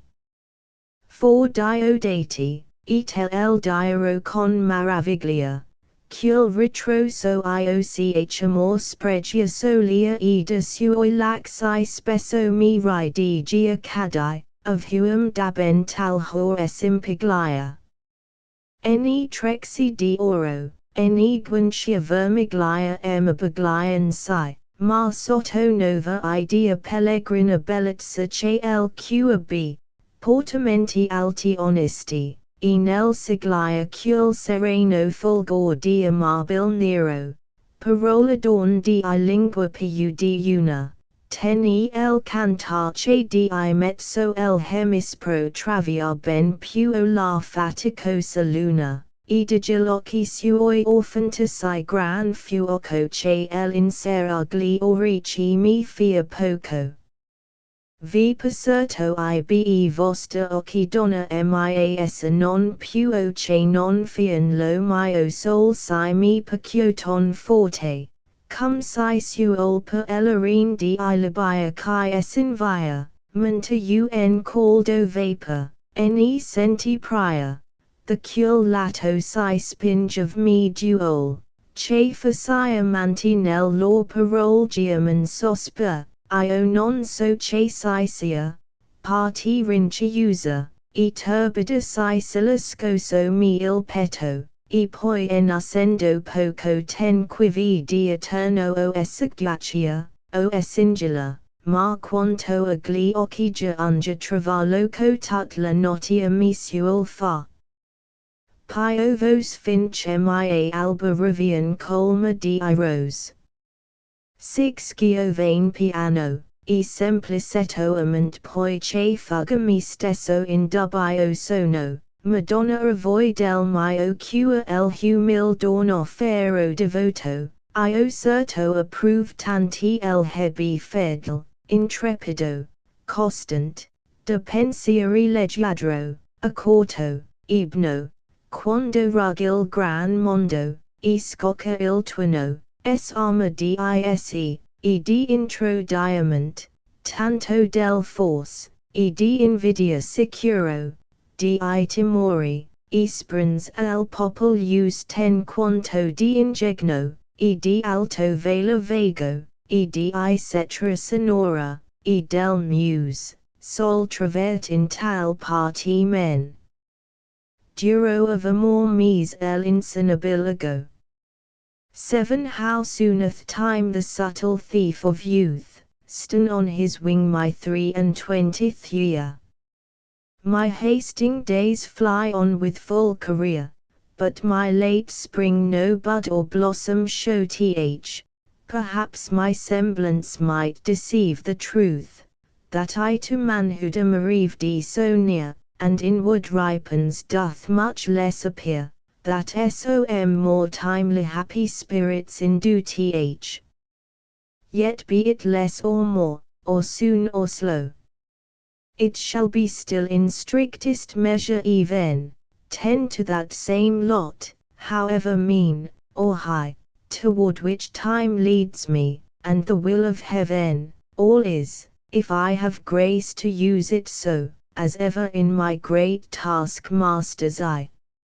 8 Captain or Colonel, or Knight in arms, whose chance on these defenceless doors may cease, if ever deed of honor did thee please, guard them, and him within protect from harms, he can requite thee, for he knows the charms that call fame on such gentle acts as these, and he can spread thy name o'er lands and seas, whatever clime the sun's bright circle warms. Lift not thy spear against the Muses' bower, the great Emethian conqueror bid spare 10 the house of Pindarus, when temple and tower went to the ground, and the repeated air of sad Electra's poet had the power to save Athenian walls from ruin bare. Notes, came. Autograph supplies title, when the assault was intended to the city. 3 If deed of honor did thee ever please, 1673. 9 Lady that in the prime of earliest youth, wisely hath shunned the broad way and the green, and with those few art eminently seen, that labor up the hill of heaven ly truth, the better part with Mary and with Ruth, chosen thou'st, and they that overween, and at thy growing virtues fret their spleen, no anger find in thee, but pity and ruth. Thy care is fixed and zealously attends to fill thy odorous lamp with deeds of light, and hope that reaps not shame. Therefore be sure thou, when the bridegroom with his feastful friends passes to bliss at the mid-hour of night, hast gained thy entrance, virgin wise and pure. Note, 5 With Ruth, the Ruth 1645. Ex-daughter to that good Earl, once President of England's Council, and her Treasury, who lived in both, unstained with gold or fee, and left them both, more in himself content, till the sad breaking of that Parliament broke him, as that dishonest victory at Chaeronea, fatal to liberty killed with report that old man eloquent, though later born, then to have known the days wherein your father flourished, yet by you 10 madam, methinks I see him living yet, so well your words his noble virtues praise. that all both judge you to relate them true, and to possess them, Honour D. Margaret. Note, came. Autograph supplies title, to the Lady Margaret Lay. Arcades. Part of an entertainment presented to the Countess Dowager of Derby at Harefield, by some noble persons of her family, who appear on the scene in pastoral habit, moving toward the seat of state with this song. I song. Look, nymphs, and shepherds, look, what sudden blaze of majesty is that which we from hence descry too divine to be mistook. This is she to whom our vows and wishes bend, here our solemn searcheth end. Fame that her high worth to raise, seemed erst so lavish and profuse, we may justly now accuse 10 of detraction from her praise. Less than half we find expressed, envy bid conceal the rest. Mark what radiant state she spreads, in circle round her shining throne, shooting her beams like silver threads. This is she alone, sitting like a god's bride, in the centre of her light. Might she the wise Latona be, 20 or the toad Cybele, mother of 100 gods, Juno dares not give her odds, who had thought this Clym had held a deity so unparalleled. As they come forward, the genius of the wood appears, and turning toward them, speaks. Stay gentle swains, for though in this disguise, I see bright honour sparkle through your eyes, of famous Arcadia ye are, and sprung of that renowned flood, so often sung, divine Alpheus, who by secret sluice, 30 stole under seas to meet his Arethusa, and ye the breathing roses of the wood, fair silver buskinded nymphs as great and good. I know this quest of yours, and free intent was all in honour and devotion meant to the great misters of yon princely shrine, whom with low reverence I adore as mine, and with all helpful service will comply to further this night's glad solemnity, and lead ye where ye may more near behold 40 what shallow searching fame hath left untold, which I full oft amidst these shades alone have sate to wonder at, and gaze upon, for know by lot from Jove I am the power of this fair wood, and live in oak enbow, to nurse the saplings tall, and curl the grove with ringlets quaint, and wanton windings wove. And all my plants I save from nightly ill, of noisome winds, and blasting vapours chill. And from the boughs brush off the evil dew, 50 and heal the harms of thwarting thunder blue, or what the cross-dire looking planet smites, or hurtful worm with cankerdy venom bites. When evening grey doth rise, I fetch my round over the mount, and all this hallowed ground, and early ere the odorous breath of morn awakes the slumbering leaves, or tasselled horn shakes the high thicket, haste I all about, number my ranks, and visit every sprout with puissant words, and murmurs made to bless, 60 but else in deep of night when drowsiness hath locked up mortal sense, then listen I to the celestial sirens' harmony, that sit upon the 9 enfolded spheres, and sing to those that hold the vital shears, and turn the adamantine spindle round, on which the fate of gods and men is wound. Such sweet compulsion doth in music lie, to lull the daughters of necessity, and keep unsteady nature to her law. 70 And the low world in measured emotion draw after the heavenly tune, which none can hear of human mould with gross unpurged ear. And yet such music worthiest were to blaze the peril's height of her immortal praise, whose lustre leads us, and for her most fit, if my inferior hand or voice could hit inimitable sounds, yet as we go, whate'er the skill of lesser gods can show, I will assay her worth to celebrate, 80 and so attend ye toward her glittering state, where ye may all that are of noble stem approach, and kiss her sacred vestures hem. 2 Song. Are the smooth enamelled green where no print of step hath been, follow me as I sing, and touch the warbled string. Under the shady roof of branching elm star-proof, follow me, 90 I will bring you where she sits clad in splendor as befits her deity. Such a rural queen all Arcadia hath not seen. 3 Song. Nymphs and shepherds dance no more by Sunday Ladon's lilied banks.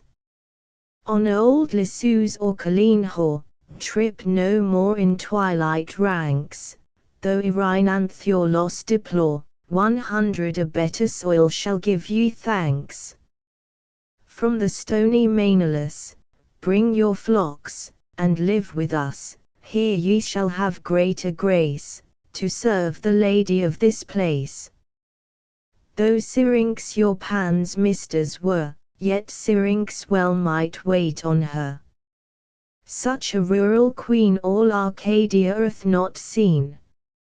Note, 2200, Milton's own spelling here is 100.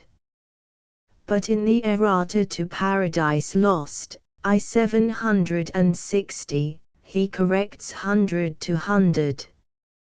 Transcriber's note, facsimile of title page of Lycidas follows. Justa a dovado King Naufrago, a biamasis morentibus, amoris and nias chain, siact calculum penus, ubic naufragi estimated pet. Ub. Cantabrigii, apud Tomam Buck, and Rogerum Daniel, celeberrime Academiae typographos. 1638 Lycidas. In this monody the author bewails a learned friend, unfortunately drowned in his passage from Chester on the Irish seas, 1637. And by occasion foretells the ruin of our corrupted clergy then in their height.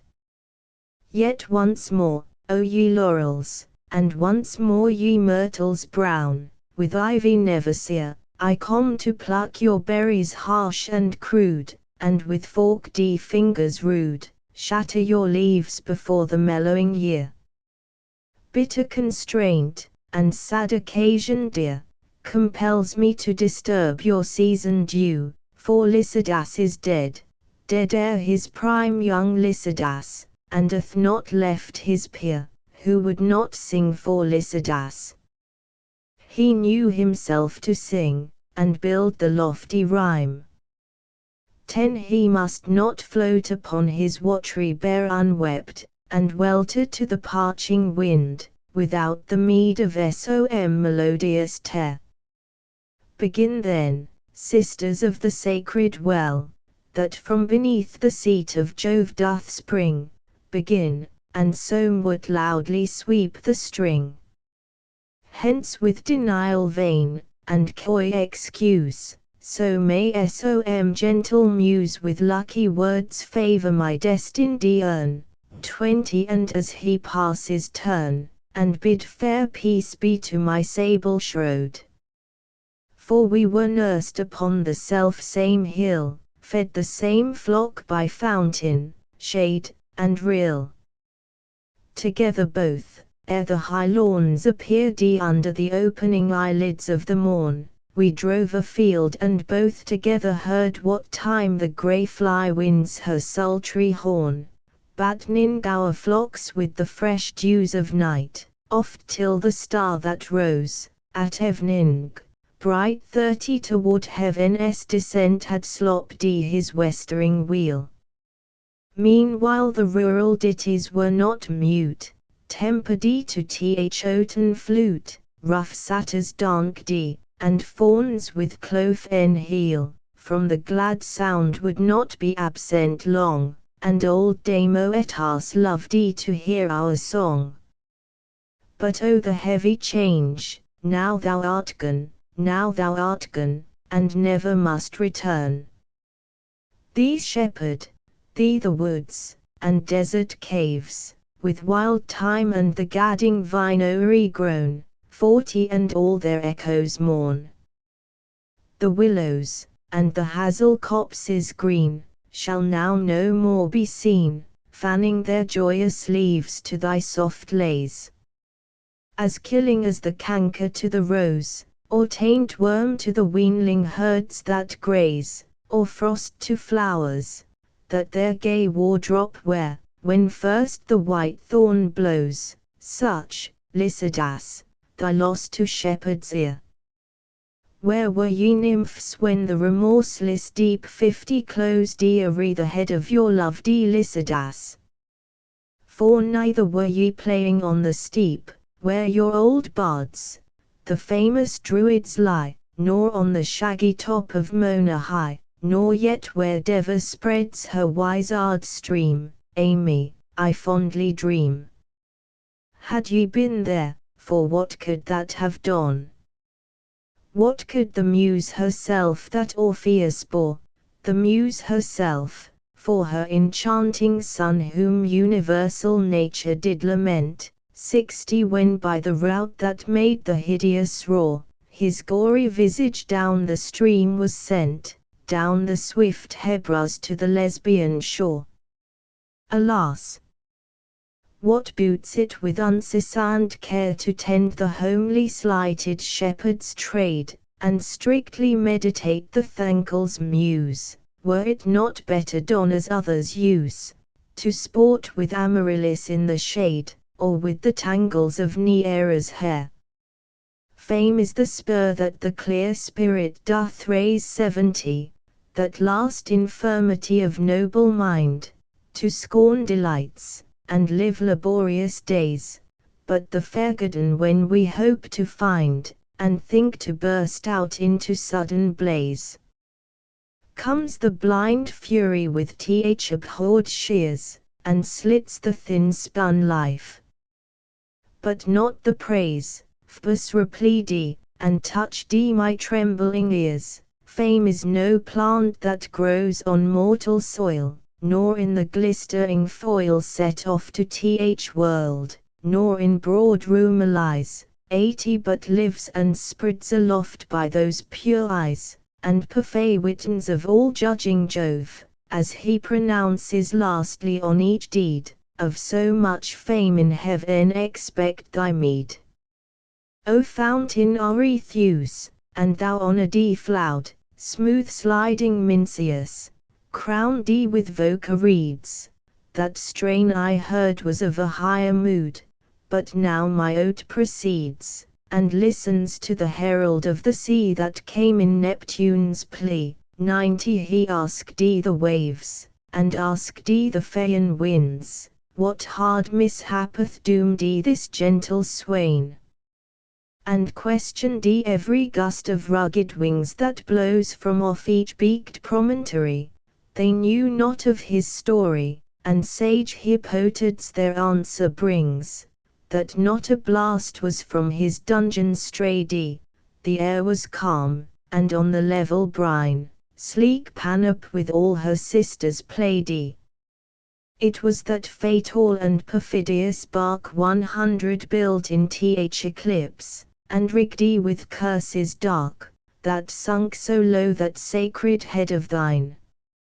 Next Camus, reverend sire, went footing slow, his mantle hairy, and his bonnet sedge, inwrought with figures dim, and on the edge like to that sanguine flower inscribed with woe. Ah, who a theft, quoth he, my dearest pledge. Last came, and last did go, the pilot of the Galilean lake. 2 massy keys he bore of metals twain, 110. The golden ops, the iron shuts amain, he shook his mighty locks, and stern bespake, how well could I have sparred for thee, young swain, now of such as for their bellies sake, creep and intrude, and climb into the fold. Of other care they little reckoning make, then how to scramble at the shearer's feast, and shove away the worthy bidden guest. Blind mouths, that scarce themselves know how to hold a sheep hook, or have learned aught else the least 120 that to the faithful herdman's art belongs. What recks it them? What need they? They are sped, and when they list, their lean and flashy songs grate on their scrannel pipes of wretched straw. The hungry sheep look up, and are not fed, but swole with wind, and the rank mist they draw, rot inwardly, and foul contagion spread, besides what the grim wolf with privy paw daily devours apace, and nothing said, but that two-handed engine at the door, 130 stands ready to smite once, and smite no more. Return Alpheus, the dread voice is past, that shrunk thy streams, return Sicilian muse, and call the vales, and bid them hither cast their bells, and flowers of 1,000 hues. Ye valleys low where the mild whispers use, of shades and wanton winds, and gushing brooks, on whose fresh lap the swart star sparely looks, throw hither all your quaint enamelled eyes, that on the green turf suck the honeyed shoress, 140 and purple all the ground with vernal flowers. Bring the wrath primrose that forsaken dies, the tufted croto, and pale jessamine, the white pink, and the pansy freaked with jet, the glowing violet, the musk rose, and the well-attended woodbine. With cowslip swan that hang the pensive head, and every flower that sad embroidery wears, bid amaranthus all his beauty shed, and daffodils fill their cups with tears, 150 and strew the laurate hearse where Lycid lies. For so to interpose a little ease, let our frail thoughts dally with false surmise. Ah me! Whilst thee the shores, and sounding seas wash far away, where'er thy bones are hurled whether beyond the stormy Hebrides, where thou perhaps under the whelming tide visitest the bottom of the monstrous world, or whether thou to our moist vows denied sleepest by the fable of Belus old, 160 where the great vision of the guarded mount looks toward Namenkos and Bayona's hold, look homeward angel now, and melt with Ruth. And, O ye dolphins, waft the Happel's youth. Weep no more, woeful shepherds, weep no more, for Lycidas your sorrow is not dead, sunk though he be beneath the watery flow, so sinks the day-star in the ocean bed, and yet anon repairs his drooping head, and tricks his beams, and with new-spangled ore, 170 flames in the forehead of the morning sky, so Lycidas sunk low, but mounted high, through the dear might of him that walked the waves where other groves, and other streams along, with nectar pure his oozy locks he laves, and hears the unexpressive nuptia song, in the blessed kingdoms meek of joy and love. There entertain him all the saints above, in solemn troops, and sweet societies that sing, and singing in their glory move, 180 and wipe the tears forever from his eyes. Now Lycidas the shepherds weep no more, henceforth thou art the genius of the shore, in thy large recompense, and shalt be good to all that wander in that perilous flood. Thus sang the uncouth swain to thok's and rills, while the still morn went out with sandals grey. He touched the tender stops of various quills, with eager thought warbling his Doric lay, and now the sun had stretched out all the hills, 190, and now was dropped into the western bay. At last he rose, and twitched his mantle blue, tomorrow to fresh woods, and pastures new. Notes, 64 Uncessant, manuscript reads incessant, so that uncessant is probably a misprint, though that spelling is retained in the second edition. 82 Perfet, so incomus, line 203. In both these places the manuscript has perfect, as elsewhere where the word occurs. In the solemn music, line 23, where the first edition reads perfect, the second reads perfet. 149 Amaranthus, Amaranthus transcriber's note, facsimile of title page of Comus follows, a masque presented at Ludlow Castle, 1634, on Michaelmas night, before the Right Honourable IOHN Earl of Bridgewater, Viscount Brackley, Lord President of Wales, and one of His Majesty's most Honourable Privy Council. AEU quid volue miseromii. Floribus Ostrom Peditus, London, printed for Humphrey Robinson at the scene of the Three Pigeons in Paul's Churchyard. 1637 to the Right Honourable John Lord Viscount Brackley, son and heir apparent to the Earl of Bridgewater, and c. My Lord, this poem, which received its first occasion of birth from yourself, and others of your noble family, and much honour from your own person in the performance, now returns again to make a final dedication of itself to you.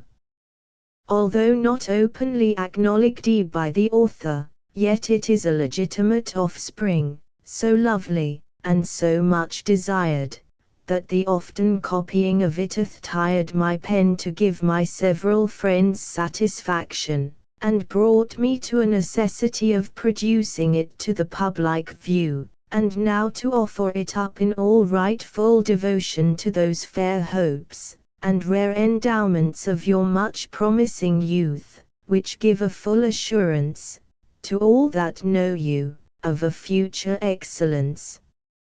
Live, sweet Lord, to be the honour of your name, and receive this as your own, from the hands of him, who hath by many favours been long obliged to your most honoured parents, and as in this representation your attendant thesis, so now in all real expression your faithful, and most humble servant H. Laws. Note, dedication to Viscount Brackley, omitted in 1673. The copy of a letter written by Sir Henry Wotton, to the author, upon the following poem. From the Culch, this 13 of April, 1638. Sir, it was a special favour, when you lately bestowed upon me here, the first taste of your acquaintance, though no longer then to make me know that I wanted more time to value it, and to enjoy it rightly, and in truth, if I could then have imagined your father stay in these parts, which I understood afterwards by Mr. H. I would have been bold in our vulgar phrase to mend my draught, for you left me with an extreme thirst, and to have begged your conversation again, jointly with your said learned friend, at a poor meal or two, that we might have banded together some good authors of the antient time, among which I observed you to have been familiar. Since your going, you have charged me with new obligations, both for a very kind letter from you dated the 6th of this month, and for a dainty piece of entertainment which came therewith, wherein I should much commend the tragical part, if the lyrical did not ravish me with a certain Doric delicacy in your songs and odes, whereunto I must plainly confess to have seen yet nothing parallel in our language, ipsa molitis. But I must not omit to tell you, that I now only owe you thanks for intimating unto me, how modestly soever, the true artificer. For the work itself I had viewed some good while before, with singular delight, having received it from our common friend Mr. R. in the very close of the late R.'s poems, printed at Oxford, whereunto it was added, as I now suppose, that the accessory might help out the principal, according to the art of stationers, and to leave the reader con la bocca dolce. Now, sir, concerning your travels, wherein I may challenge a little more privilege of discourse with you, I suppose you will not blanch Paris in your way, therefore I have been bold to trouble you with a few lines to Mr. M.B., whom you shall easily find attending the young Lord S. as his governor, and you may surely receive from him good directions for the shaping of your farther journey into Italy, where he did reside by my choice some time for the king, after mine own recess from Venice. I should think that your best line will be thorough the whole length of France to Marseilles, and thence by sea to Genoa, whence the passage into Tuscany is as diurnal as a Gravesend barge. I hasten as you do to Florence, or Siena, the rather to tell you a short story from the interest you have given me in your safety. At Siena I was tabled in the house of one Alberto Scipioni, an old Roman courtier in dangerous times, having been steward to the Duca di Pagliano, who with all his family were strangled save this only man that escaped by foresight of the tempest. With him I had often much chat of those affairs, into which he took pleasure to look back from his native harbour, and at my departure toward Rome, which had been the centre of his experience, I had won confidence enough to beg his advice, how I might carry myself securely there, without offence of mine own conscience. Signorigo mio, says he, I pensieri stretti, and il viso salto, will go safely over the whole world, of which Delphian oracle, for so I have found it, your judgment doth need no commentary, and therefore, sir, I will commit you with it to the best of all securities, God's dear love, remaining your friend as much at command as any of longer date, Henry Wotton. Postscript. Sir, I have expressly sent this my footboy to prevent your departure without some acknowledgment from me of the receipt of your obliging letter, having myself through some business, I know not how, neglected the ordinary conveyance. In any part where I shall understand you fixed, I shall be glad and diligent to entertain you with home novelties, even for some fomentation of our friendship, too soon interrupted in the cradle. Note, letter from Sir Henry Wotton, omitted in 1673. A masque presented at Ludlow Castle, 1634. And c. The persons. The attendant spirit afterwards in the habit of phthisis, Camus with his crew. The lady. 1 brother. 2 brother. Sabrina the nymph. The chief persons which presented were the Lord Brackley, Mr. Thomas Egerton his brother, the Lady Alice Egerton. The first scene discovers a wild wood. The attendant spirit descends or enters. Spur. Before the starry threshold of Jove's court my mansion is, where those immortal shapes of bright aerial spirits live in sphidy in regions mild of calm and serene air, above the smoke and stir of this dim spot, which men call earth, and with low-thoughted care confined and pestered in this pinfold here, strive to keep up a frail, and for verish being unmindful of the crown that virtue gives after this mortal change, to her true servants 10 amongst the enthroned gods on sainted seats. Yet some there be that by due steps aspire to lay their just hands on that golden key that opes the palace of eternity. To such my errand is, and but for such, I would not soil these pure ambrosial weeds, with the rank vapours of this sin-worn mould. But to my task. Neptune besides the sway of every salt flood, and each ebbing stream, took in by lot twixt high, and neath a Jove, 20 imperial rule of all the sea-girt ills that like to rich, and various gems inlay the unadorned bosom of the deep, which he to grace his tributary gods by course commits to several government, and gives them leave to wear their sapphire crowns, and wield their little tridents. But this ill the greatest, and the best of all the main he quarters to his blue-haired deities, and all this tract that fronts the falling sun 30 a noble peer of mickle trust, and power has in his charge, with temper or to guide an old, and haughty nation proud in arms, where his fair offspring nursed in princely law, are coming to attend their father's state, and new entrusted sceptre, but their way lies through the perplexed paths of this drear wood, the nodding horror of whose shady brows threats the forlorn and wandering passenger. And here their tender age might suffer peril, 40 but that by quick command from sovereign Jove I was dispatched for their defence, and guard, and listen why. For I will tell ye now what never yet was heard in tale or song from old, or modern bard in hall, or bow.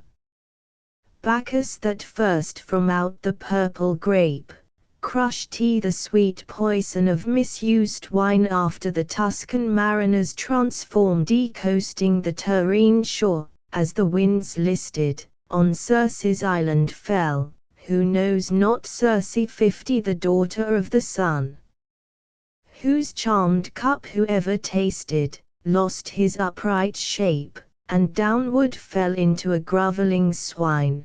This nymph that gazed upon his clustering locks, with ivy berries wreathed, and his blithe youth, had by him, ere he parted thence, a son much like his father, but his mother more, whom the four she brought up and Camus named, who ripe, and frolic of his full-grown age, roving the Celtic, and Iberian fields, 60 at last betakes him to this ominous wood, and in thick shelter of black shades, imbody, excels his mother at her mighty art, offering to every weary travailer, his orient liquor in a crystal glass, to quench the drouth of Phoebus, which as they taste, for most do taste through fond intemperate thirst, soon as the potion works, their human countenance,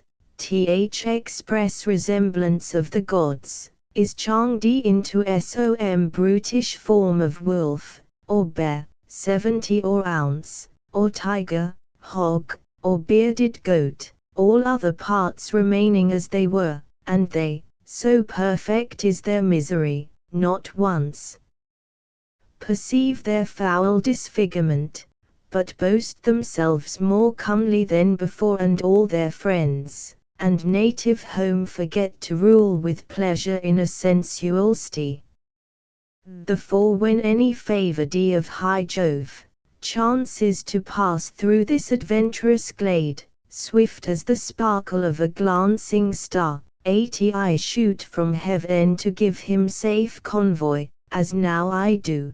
But first I must put off these my skie robes spun out of iris woof, and take the weeds and lichens of a swain, that to the service of this house belongs, who with his soft pipe, and smooth-ditted song, well knows to still the wild winds when they roar, and hush the waving woods, nor of less faith, and in this office of his mountain watch, likeliest, and nearest to the present aid 90 of this occasion.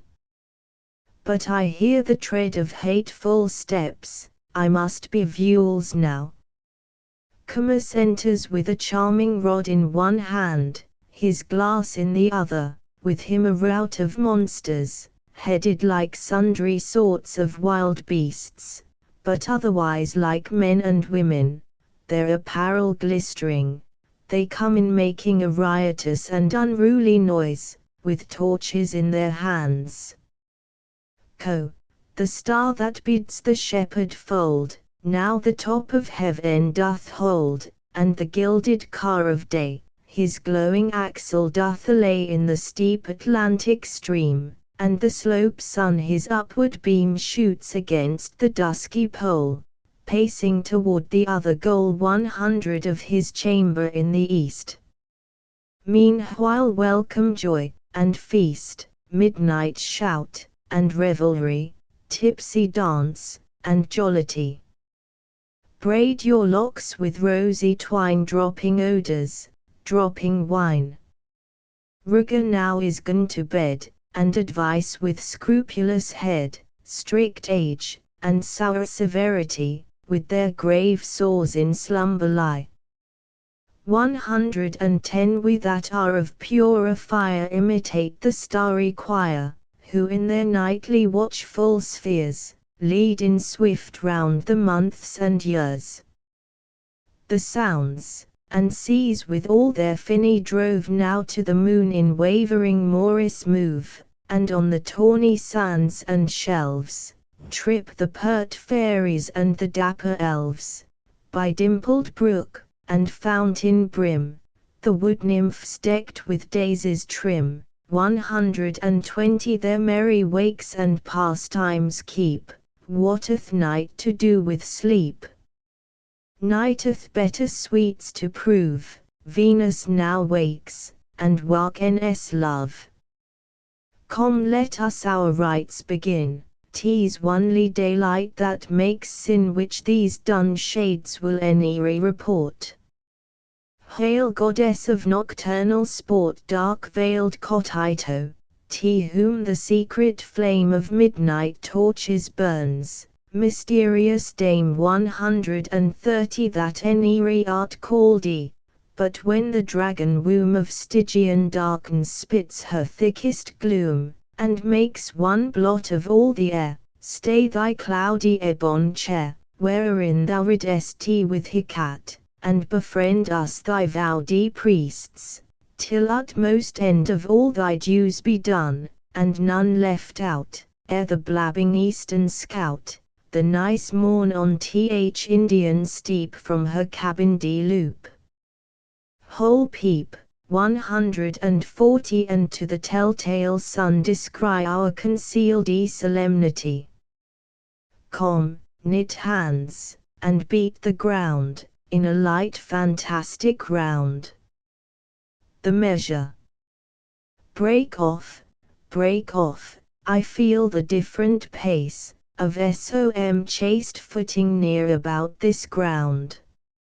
Run to your shrouds, within these brakes and trees, our number may affright, som virgin sure, for so I can distinguish by mine art, benighted in these woods.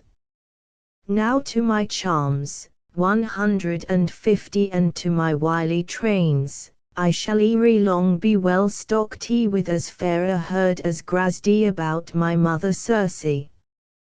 Thus I hurl my dazzling spells into the spongy air, of power to cheat the eye with blear illusion, and give it false presentments, lest the place and my quaint habits breed astonishment, and put the damsel to suspicious flight, which must not be, for that's against my course. I under fair pretence of friendly ends, 160, and well-placked words of glozing courtesy baited with reasons not unplausible wind me into the easy-hearted man, and hug him into snares. When once her eyeth met the virtue of this magic dust, I shall appear som harmless villager whom thrift keeps up about his country gear.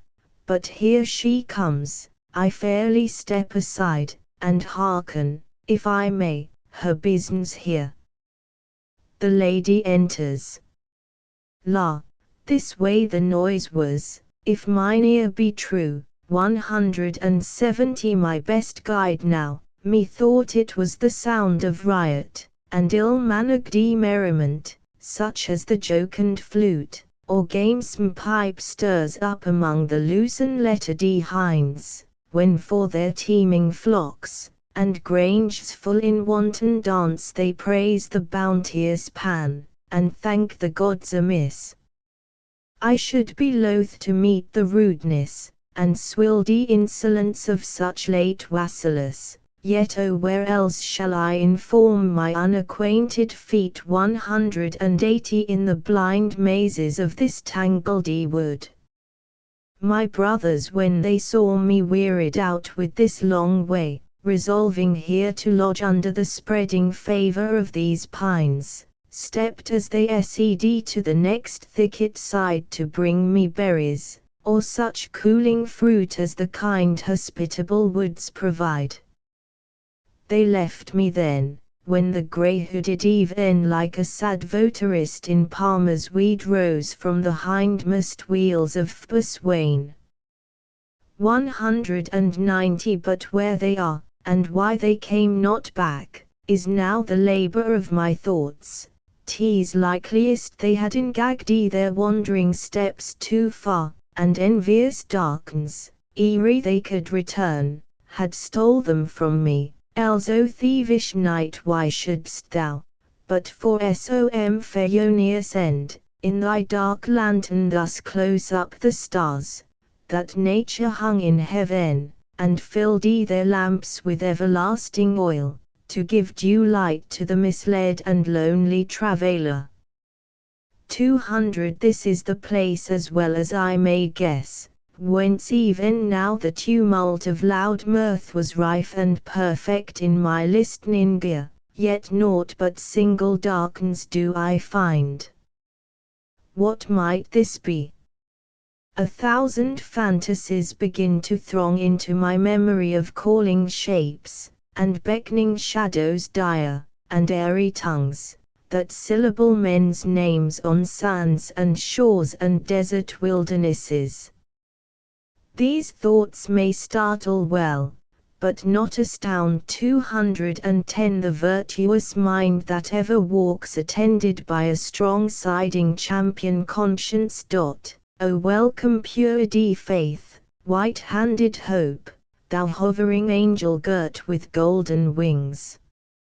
And thou unblemished form of chastity, I see ye visibly and now believe that he, the supreme good, whom all things ill are but as slavish officers of vengeance, would send a glistering guardian if need were to keep my life and honour unassailed. 220 Was I deceived, or did a sable cloud turn forth her silver lining on the night? I did not there does a sable cloud turn forth her silver lining on the night, and casts a gleam over this tufted grove. I cannot hallo to my brothers, but such noise as I can make to be heard farthest till venter, for my new and livendi spirits prompt me, and they perhaps are not far off. Song. Sweet echo, sweetest nymph that livest unseen 230 within thy airy shell by slow meanders margent green, and in the violet embroidered veil where the love-lorn nightingale nightly to thee her sad song mourneth well. Canst thou not tell me of a gentle pair that likest thy Narcissus are? Oh, if thou have hid them in some flowery cave, tell me but where 240 sweet queen of Pali, daughter of the Sphere, so mayst thou be translated to the skies, and give resounding grace to all heaven's harmonies. Can any mortal mixture of earth's mould breath such divine enchanting ravishment? Sure something holy lodges in that breast, and with these raptures moves the vocal air to testify his hidden residence. How sweetly did they float upon the wings of silence, through the empty vaulted night 250 at every fall smoothing the raven down of darkness till it smildy. I have oft heard my mother Circe with the sirens 3, amidst the flowery kirtled naiads culling their potent herbs, and baleful drugs. Who as they sung, would take the prisoned soul, and lap it in Elysium. Scylla wept, and chid her barking waves into attention. And fell cherubdi murmured soft applause, yet they in pleasing slumber lulled the sense, 260 and in sweet madness robbed it of itself, but such a sacred, and home-felt delight, such sober certainty of waking bliss I never heard till now. I'll speak to her and she shall be my queen. Hail foreign wonder whom certain these rough shades did never breed unless the gods that in rural shrine dwell here with Pan, or Sylvan, by blessed song forbidding every bleak unkindly fog to touch the prosperous growth of this tall wood. 270 La. Nay, gentle shepherd, ill is lost that praise that is addressed to unattending ears, not any boast of skill, but extreme shift how to regain my severed company compelled me to awake the courteous echo to give me answer from her mossy couch. What chance, good lady, hath bereft you thus? La. Dim darkens, and this heavy labyrinth. Could that divide you from near ushering guides? La. They left me weary on a grassy turf. 280 By falsehood, or discourtesy, or why? La. To seek in valley some cool friendly spring. And left your fair side all unguarded, lady. La. They were but twain, and purposed quick return.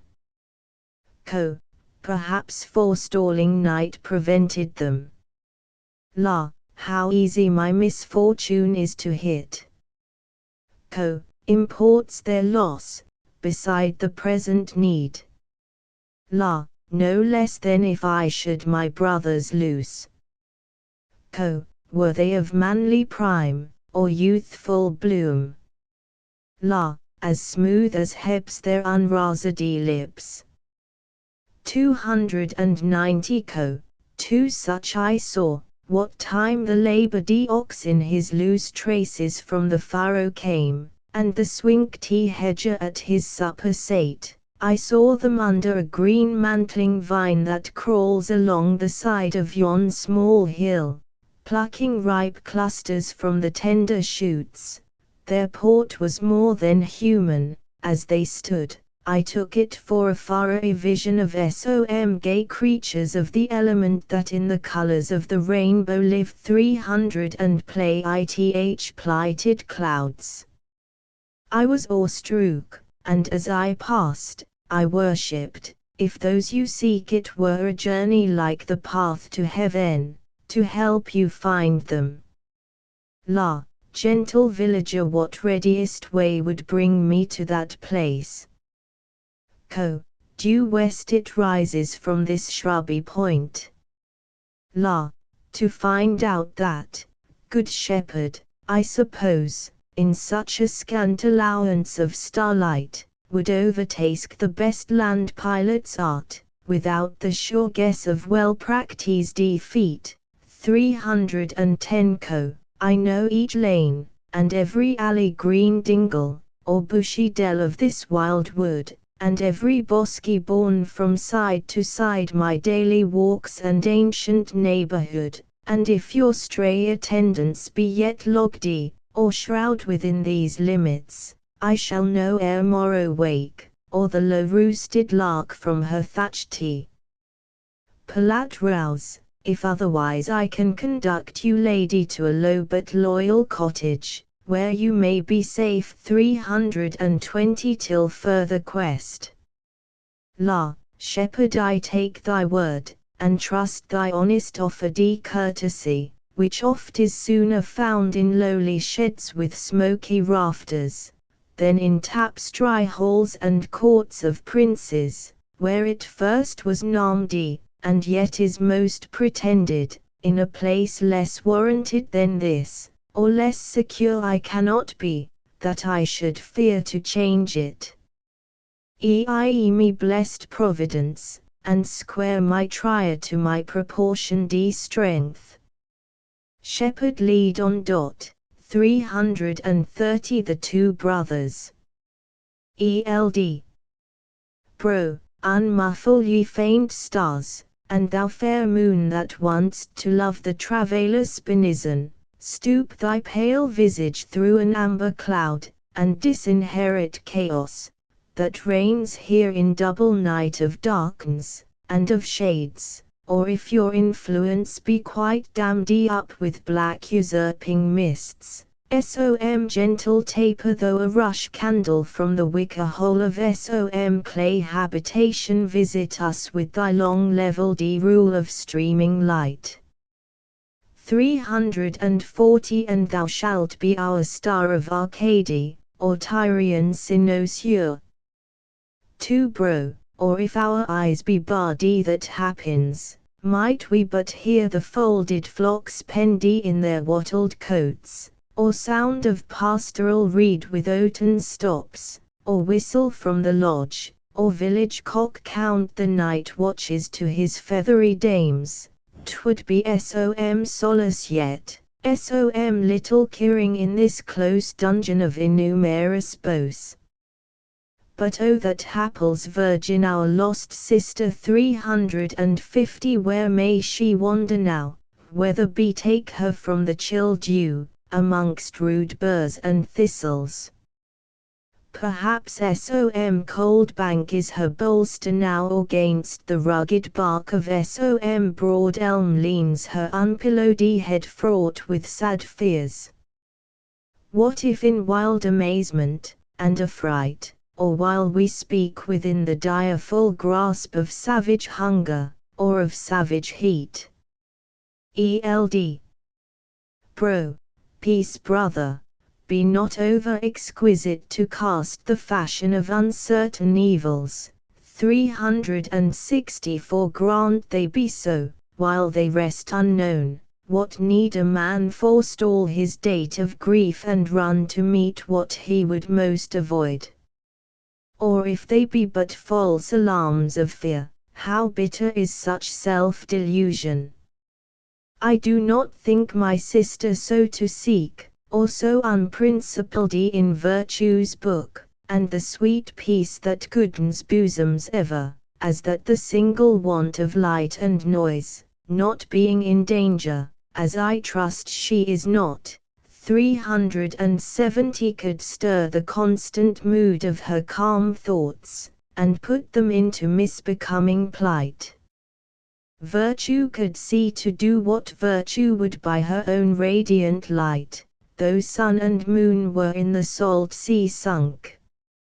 And wisdom's self oft seeks to sweet retired solitude, where with her best nurse contemplation she plumes her feathers and lets grow her wings, that in the various bustle of resort were all too ruffled and sometimes impaired. 380 He that has light within his own dear breast may sit ith centre, and enjoy bright day, but he that hides a dark soul, and foul thoughts benighted walks under the midday sun, himself is his own dungeon. 2 Bro. 'Tis most true that musing meditation most affects the pensive secrecy of desert cell, far from the cheerful haunt of men and herds, and sits as safe as in a senate house, for who would rob a hermit of his weeds? 390 His few books, or his beads, or maple dish, or do his grey hairs any violence? But beauty like the fair Hesperian tree laden with blooming gold, had need the guard of dragon watch with unenchanted eye, to save her blossoms, and defend her fruit from the rush hand of bold incontinence. You may as well spread out the unsandy heaps of miser's treasure by an outlaw's den, and tell me it is safe, as bid me hope 400 danger will wink on opportunity, and let a single helpless maiden pass uninjured in this wild surrounding waste of night, or lone lines. It recks me not, I fear the dread events that dog them both, lest some ill greeting touch attempt the person of our unowned sister. Eld. Bro. I do not, brother, infer, as if I thought my sister's state secure without all doubt, or controversy, yet where an equipoise of hope and fear 410 does arbitrate th event, my nature is that I incline to hope, rather than fear, and gladly banish squint suspicion. My sister is not so defenseless left as you imagine, she has a hidden strength which you remember not. 2 Bro. What hidden strength, unless the strength of heaven, if you mean that? Eld. Bro. I mean that too, but yet a hidden strength which if heaven gave it, may be termed her own. 'Tis chastity, my brother, chastity. 420 She that has that, is clad in complete steel, and like a quiverdy nymph with arrows keen may trace huge forests, and unharbored heaths, infamous hills, and sandy perilous wilds, where through the sacred rays of chastity, no savage fierce, bandite, or mountaineer will dare to soil her virgin purity, yea there, where very desolation dwells by grots, and caverns shaggy with horrid shades, she may pass on with unblenched majesty. 430 Be it not done in pride, or in presumption. Som say no evil thing that walks by night in fog, or fire, by lake, or moorish fen, blue meagre hag, or stubborn unlaid ghost, that breaks his magic chains at curfew time, no goblin, or swart furry of the mine, hath hurtful power or true virginity. Do ye believe me yet, or shall I call antiquity from the old schools of Greece to testify the arms of chastity? 440 Hence had the huntress Dian her dread bow fair silver-shafted queen forever chased, who with she tamed the brinded lioness and spotted mountain pard, but set at naught the frivolous bolt of Cupid.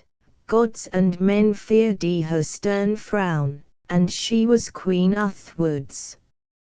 What was that snake-headed Gorgon shield that wise Minerva wore, unconquered virgin, Wherewith she frees her foes to congeal stone. But rigid looks of chaste austerity, 450, and noble grace that dash brute violence with sudden adoration, and blank awe. So dear to heaven is saintly chastity, that when a soul is found sincerely so, 1,000 liveried angels lackey her, driving far off each thing of sin and guilt, and in clear dream and solemn vision tell her of things that no gross ear can hear, till oft converse with heavenly habitants begin to cast a beam on outward shape. 460 The unpolluted temple of the mind, and turns it by degrees to the soul's essence, till all be made immortal. But when lust by unchaste looks, loose gestures, and foul talk, but most by lewd and lavish act of sin, lets in defilement to the inward parts, the soul grows clotted by contagion, embodies, and imbrutes, till she quite lose the divine property of her first being. Such are those thick and gloomy shadows damp 470 oft seen in charnel vaults, and sepulchres lingering, and sitting by a new-made grave, as loath to leave the body that it loved and linked itself by carnal sensuality to a degenerate and degraded state. 2 Bro, how charming is divine philosophy!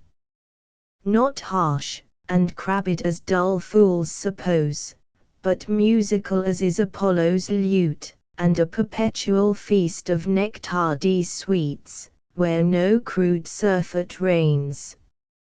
Eld. Bro, list, I hear 480 som far off hallow break the silent air. 2 Bro, methought so too, what should it be? Eld.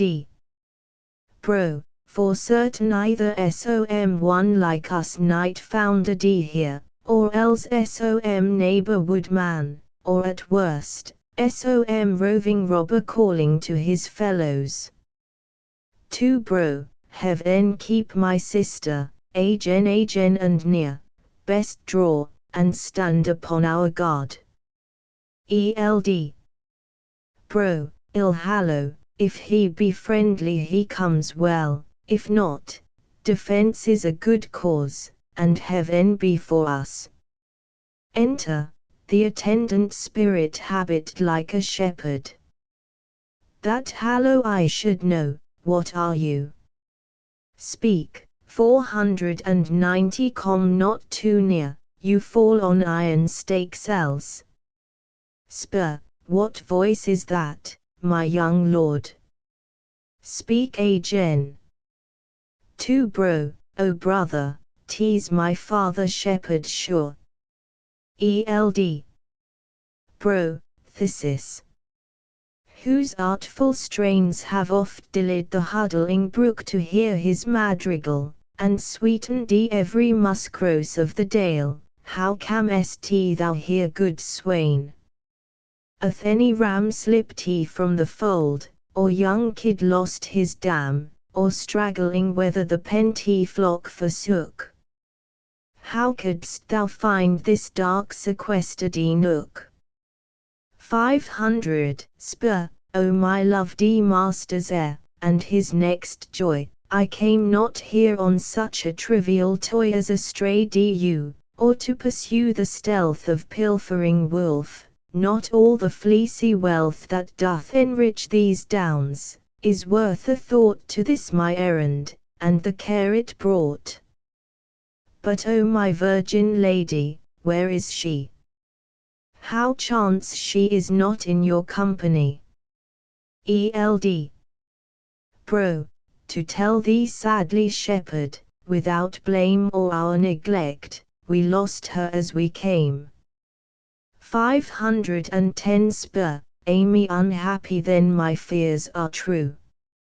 Eld. Bro, what fears good thesis? prithee briefly show. Spur, I'll tell ye, 'tis not vain or fabulous, though so esteemed by shallow ignorance, what the sage poets taught by th heavenly muse, storied of old in high immortal verse of dire chimeras and enchanted ills, and rifted rocks whose entrance leads to hell, for such there be, but unbelief is blind. Within the navel of this hideous wood, 520 immured in cypress shades a sorcerer dwells of Bacchus, and of Circe born, great Camus, deep skilled in all his mother's witcheries, and here to every thirsty wanderer, by sly enticement gives his baneful cup, with many murmurs mixed, whose pleasing poison the visage quite transforms of him that drinks, and the inglorious lichens of a beast fixes instead, unmoulding reason's mintage character in the face. This have I learnt 530 tending my flocks hard. By ith hilly crofts, that brow this bottom glade, whence night by night he and his monstrous rout are heard to howl like stabled wolves, or tigers at their prey, doing abhorred rites to hecate in their obscured haunts of inmost Bores. Yet have they many baits, and guileful spells to inveigle and invite th unwary sense of them that pass unweeting by the way. This evening late by then the chewing flocks 540 had ta'en their supper on the savoury herb of knot grass dew besprent, and were in fold. I sate me down to watch upon a bank with ivy canopied, and interwove with flaunting honeysuckle, and began wrapped in a pleasing fit of melancholy to meditate my rural minstrelsy, till fancy had her fill. But ere close the wonted roar was up amidst the woods, and filled the air with barbarous dissonance, 550 at which I seized and listened them a while, till an unusual stop of sudden silence gave respite to the drowsy fright steeds that draw the litter of close-curtained sleep. At last a soft and solemn breathing sound rose like a steam of rich distilled perfumes, and stole upon the air, that even silence was took ere she was ware, and wished she might deny her nature, and be never more still to be so disblacked. I was all rear, 560 and took in strains that might create a soul under the ribs of death. But ere long too well I did perceive it was the voice of my most honoured lady, your dear sister.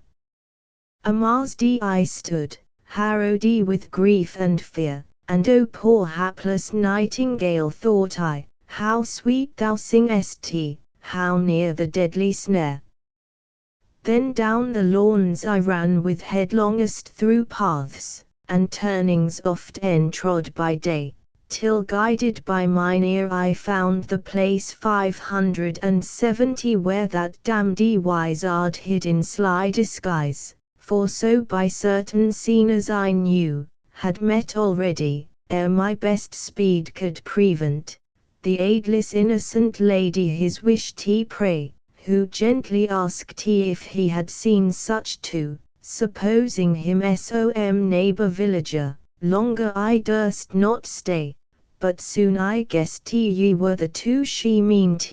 With that I sprung into swift flight, till I had found you here, but further know I not. To bro, O night and shades, 580 how are ye joined with hell in triple knot against th unarmed weakness of one virgin alone, and helpless. Is this the confidence you gave me, brother? Eld. Bro, yes, and keep it still, lean on it safely, not a period shall be unsaid for me, against the threats of malice or of sorcery, or that power which erring men call chance. This I hold firm, virtue may be assailed, but never hurt, surprised by unjust force, but not enthralled. 590 Yea, even that which mischief meant most harm, shall in the happy trial prove most glory. But evil on itself shall back recoil, and mix no more with goodness, when at last gathered like scum, and settled to itself, it shall be in eternal restless change, self-fed, and self-consumed. If this fail, the pillar firmament is rottenness, and earth's base built on stubble. But corn lets on. Against opposing will and arm of heaven 600 may never this just sword be lifted up, but for that damned magician, let him be girt with all the grisly legions that troop under the sooty flag of Icheron, harpies and hydras, or all the monstrous forms twixt Africa and India. I'll find him out, and force him to restore his purchase back, or drag him by the curls, to a foul death, cursed as his life. Spur, alas, good venturous youth, I love thy courage yet, and bold emprise. 610 But here thy sword can do thee little stead, far other arms, and other weapons must be those that quell the might of hellish charms. He with his bare wand can unthread thy joints, and crumble all thy sinews. Eld. Bro, why prithee shepherd, how durst thou then thyself approach so near as to make this relation?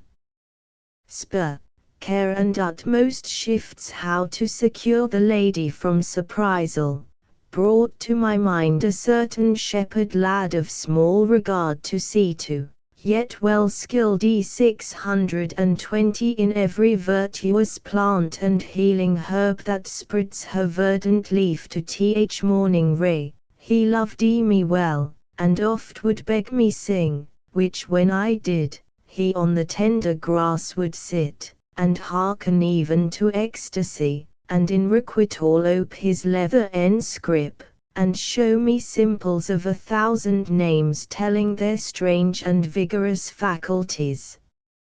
Amongst the rest a small unsightly root, but of divine effect, he culled me out. 630 The leaf was darkish, and had prickles on it, but in another country, as he said, bore a bright golden flower, but not in this soil, unknown, and like esteemed, and the dull swain treads on it daily with his clouted shoon, and yet more medicinal is it than that moly that Hermes once to wise Ulysses gave. He called it Hemone, and gave it me, and bade me keep it as a sovereign use gainst all enchantments, mildew, blast, or damp. 640 Or ghastly furies apparition. I pursed it up, but little reckoning made, till now that this extremity compelled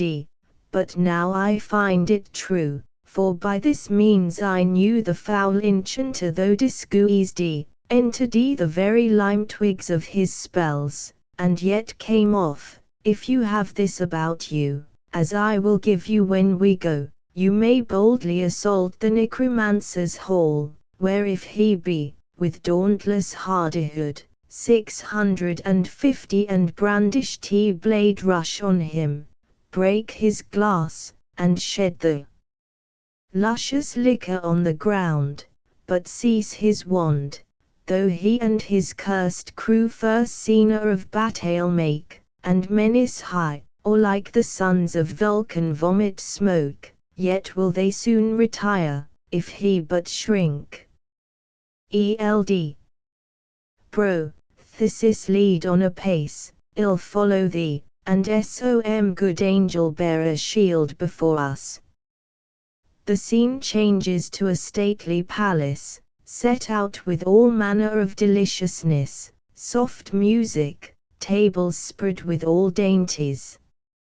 Comus appears with his rabble, and the lady set in an enchanted chair, to whom he offers his glass, which she puts by, and goes about to rise. Comus, nay lady sit, if I but wave this wand your nerves are all chained up in alabaster, 660 and you a statue, or as Daphne was root bound, that fled Apollo. La, fool, do not boast, thou canst not touch the freedom of my mind with all thy charms, although this corporal rind thou hast immanacled, while heaven sees good. Co, why are you vexed, lady? Why do you frown? Here dwell no frowns, nor anger, from these gates sorrow flies far. See, here be all the pleasures that fancy can beget on youthful thoughts, when the fresh blood grows lively, and returns 670 brisk as the April buds in primrose season.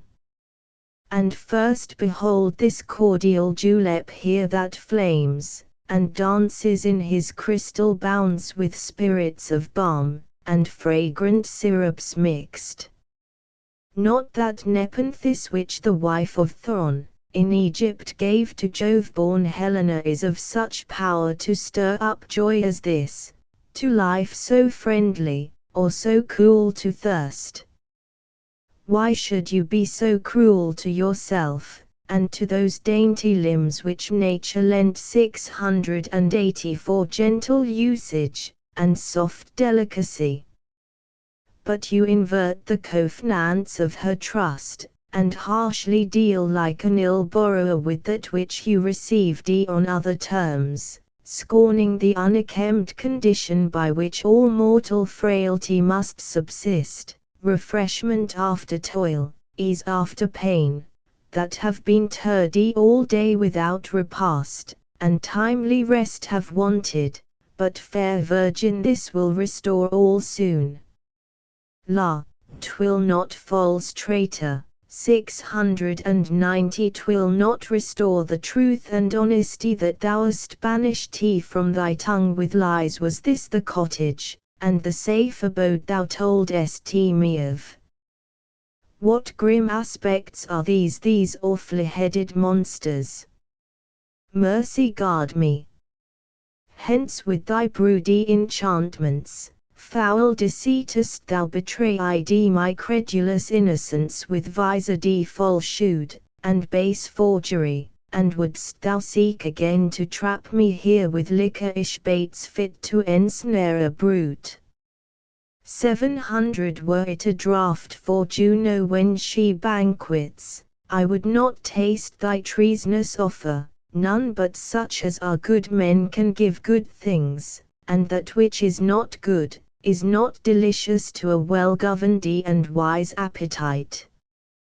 O foolishness of men, that lend their ears to those budge doctors of the Stoic fir, and fetch their precepts from the cynic tub, praising the lean and sallow abstinence.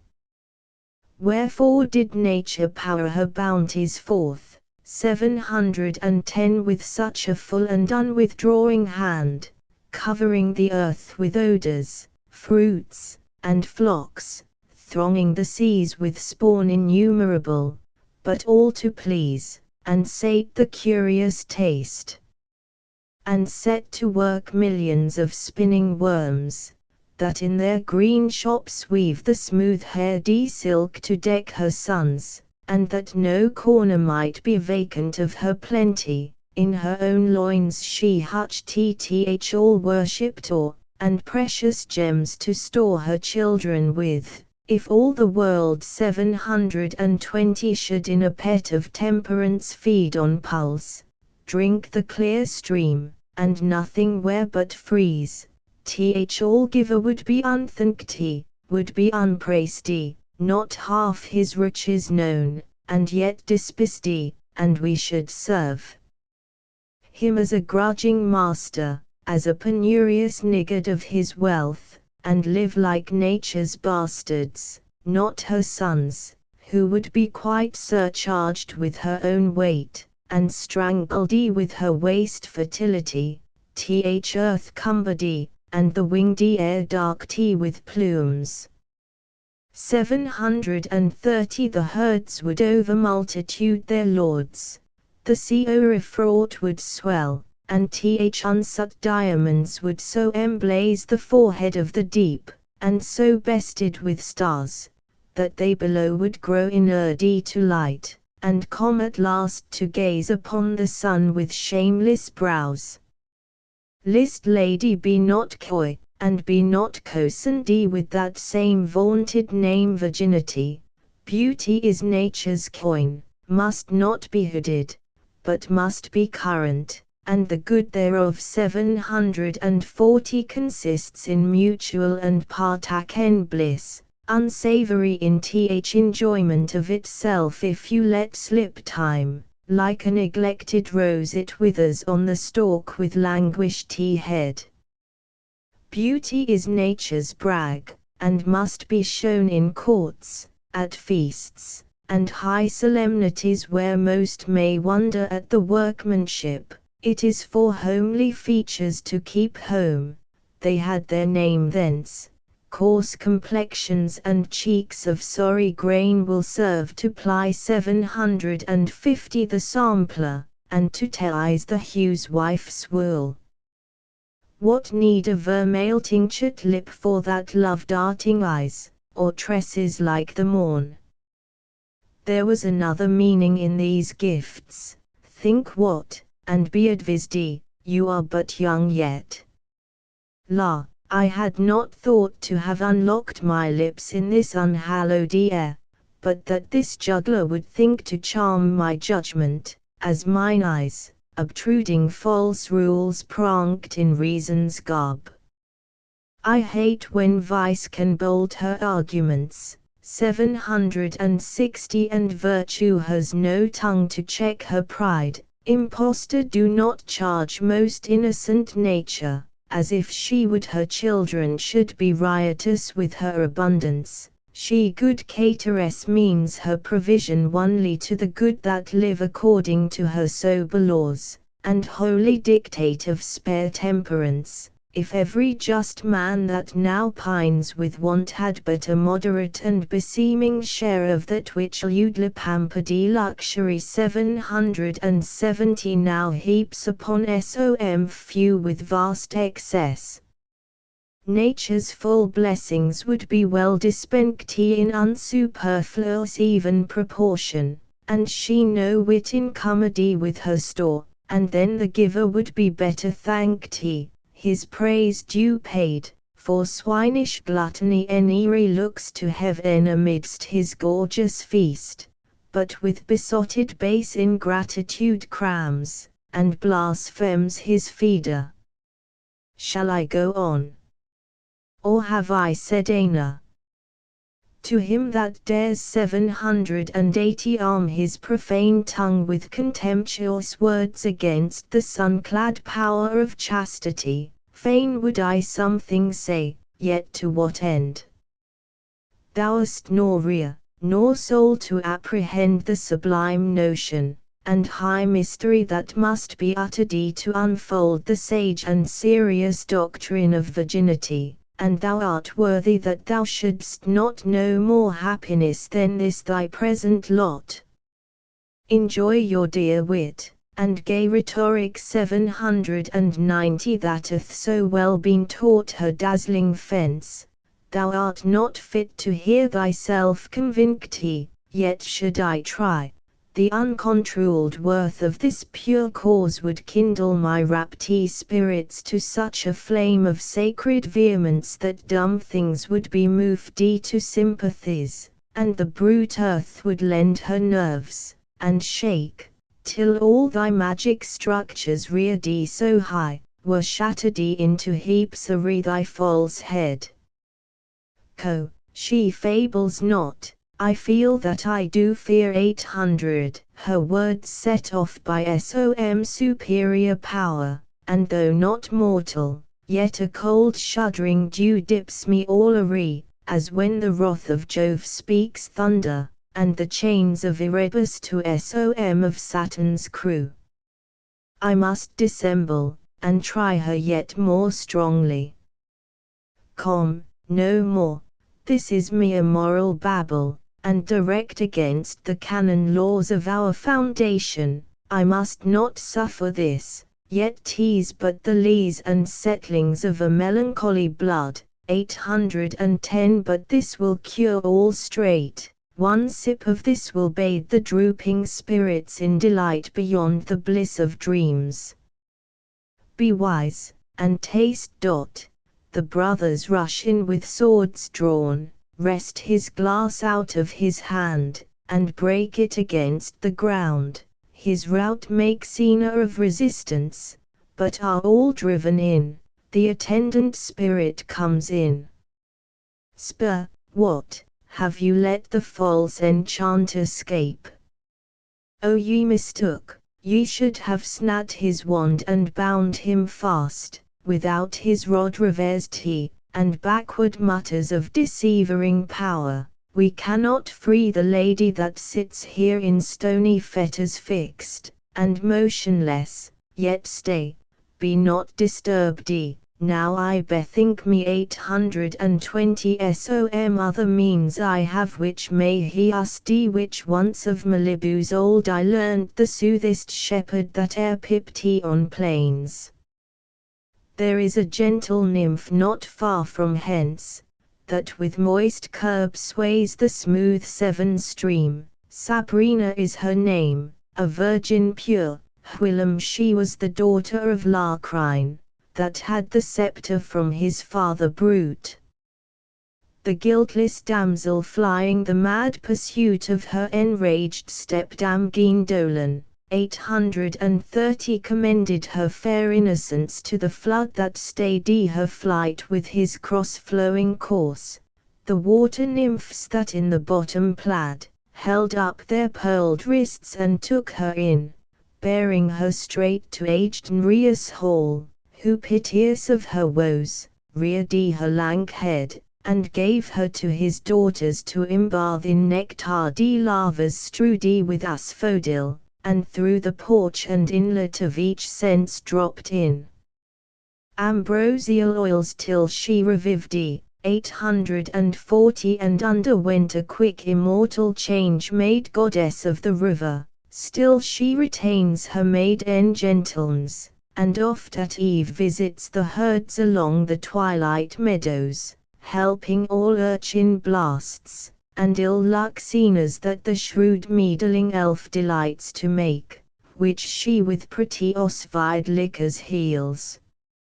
For which the shepherds at their festivals carol her goodens load in rustic lays, and throw sweet garland wreaths into her stream 850 of pansies, pinks, and gaudy daffodils. And, as the old swain said, she can unlock the clasping charms, and thaw the numbing spell, if she be right invicti in warbled song, for maidenhood she loves, and will be swift to aid a virgin, such as was herself in hard besetting need. This will I try and add the power of Som during verse. Song. Sabrina fair, listen when thou art sitting 860 under the glassy, cool, translucent wave, in twisted braids of lilies knitting the loose train of thy amber-dropping hair. Listen for dear Honor's Sake, goddess of the silver lake, listen and save. Listen and appear to us in name of great Oceanus, by the earth-shaking Neptune's mace, and Tethys' grave majestic pace, 870 by hoary Nereus' wrinkled look, and the Carpathian wizard's hook, by scaly Triton's winding shell, and old soothsaying Glaucus' spell, by Leucothea's lovely hands, and her son that rules the strands, by Thetis' tinsel-slippered feet, and the songs of sirens sweet, by dead Parthenop's dear tomb, and fair Lige's golden comb. 880 Her with she sits on diamond rocks sleeking her soft alluring locks, by all the nymphs that nightly dance upon thy streams with wily glance. Rise, rise, and heave thy rosy head from thy coral paven bed, and bridle in thy headlong wave, till thou our summons answered have. Listen and save.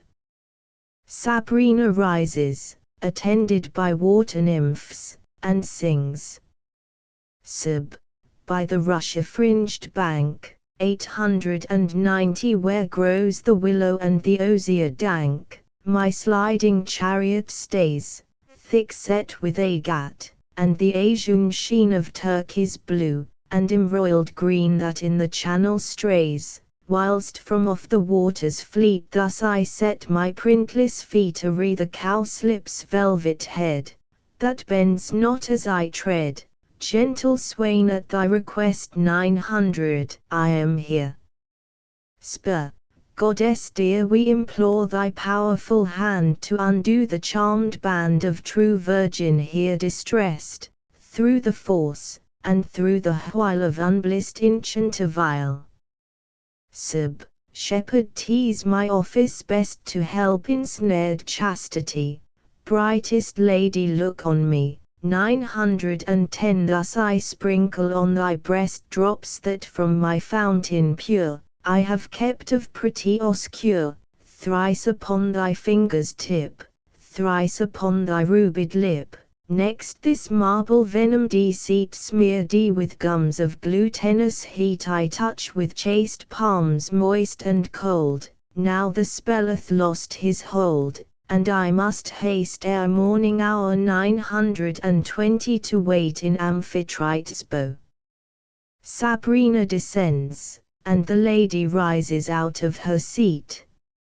Spur, virgin, daughter of Lacrine sprung of old Anchises' line, may thy brimmed waves for this their full tribute never miss from 1,000 petty rills, that tumble down the snowy hills. Summer drouth, or singed air never scorch thy tresses fair, nor wet October's torrent flood 930 thy molten crystal fill with mud. May thy billows roll ashore the beryl, and the golden ore. May thy lofty head be crowned with many a tower and terrace round, and here and there thy banks upon with groves of myrrh and cinnamon. Come, lady, while heaven lends us grace, let us fly this cursed place, lest the sorcerer us entice 940 with some other new device. Not a waste, or needless sound till we come to holier ground, I shall be your faithful guide through this gloomy covert wide, and not many furlongs thence is your father's residence, where this night are met in state many a friend to gratulate his wished presence, and beside 950 all the swains that there abide, with jigs, and rural dance resort, we shall catch them at their sport, and our sudden coming there will double all their mirth and chere. Come, let us haste, the stars grow high, but night sits monarch yet in the mid-sky. The scene changes, presenting Ludlow town and the President Castle, then come in country dancers, after them the attendant spirit, with the two brothers and the lady. Song. Spur, back shepherds, back, aina your play, till next sunshine holiday. Here be without duck or nod 960 other trippings to be trod of lighter toes, and such court guise as Mercury did first devise with the mincing dryads on the lawns, and on the leas. This second song presents them to their father and mother. Noble lord, and lady bright, I have brought ye new delight. Here behold so goodly grown 3 fair branches of your own, heaveneth timely triddy their youth. 970 their faith, their patience, and their truth, and sent them here through hard assays with a crown of deathless praise, to triumph in victorious dancery, sensual folly, and intemperance.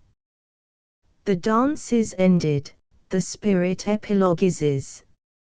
Spur, to the ocean now I fly, and those happy climes that lie where day never shuts his eye, up in the broad fields of the sky, there I suck the liquid air. 980 all amidst the gardens fair of Hesperus, and his daughters three that sing about the golden tree, along the crisp shades and bores revels the spruce and jocund spring, the graces, and the rose-bosomed houris, thither all their bounties bring, that their eternal summer dwells, and west winds, with musky wing about the cedar alleys, fling 990 nod, and cassia's balmy smells. Iris there with humid bow, waters the odorous banks that blow flowers of more mingled hue than her purfled scarf can show, and drenches with Elysian dew. List mortals, if your ears be true, beds of hyacinth and roses where young Adonis oft reposes, waxing well of his deep wound. 1000 in slumber soft, and on the ground sadly sits th Assyrian queen, but far above in spangled sheen celestial Cupid her femme son advanced, holds his dear Psyche sweet entranced after her wandering labors long, till free consent the gods among make her his eternal bride, and from her fair unspotted side two blissful twins are to be born, youth and joy, so Jovath sworn. 1010 But now my task is smoothly done, I can fly, or I can run quickly to the green earth's end, where the Bodhi welkin slow doth bend, and from thence can soar as soon to the corners of the moon. Mortals that would follow me, love virtue, she alone is free, she can teach ye how to climb 1020 higher than the sphery chime, or if virtue feeble were, heaven itself would stoop to her. Notes, 43 U 1673 167 omitted 1673 168, 9 thus 1637. Manuscript reads, but here ere she comes I fairly step aside and hearken, if I may, her business here. 1673 reads, and hearken, if I may, her business here. But here she comes, I fairly step aside.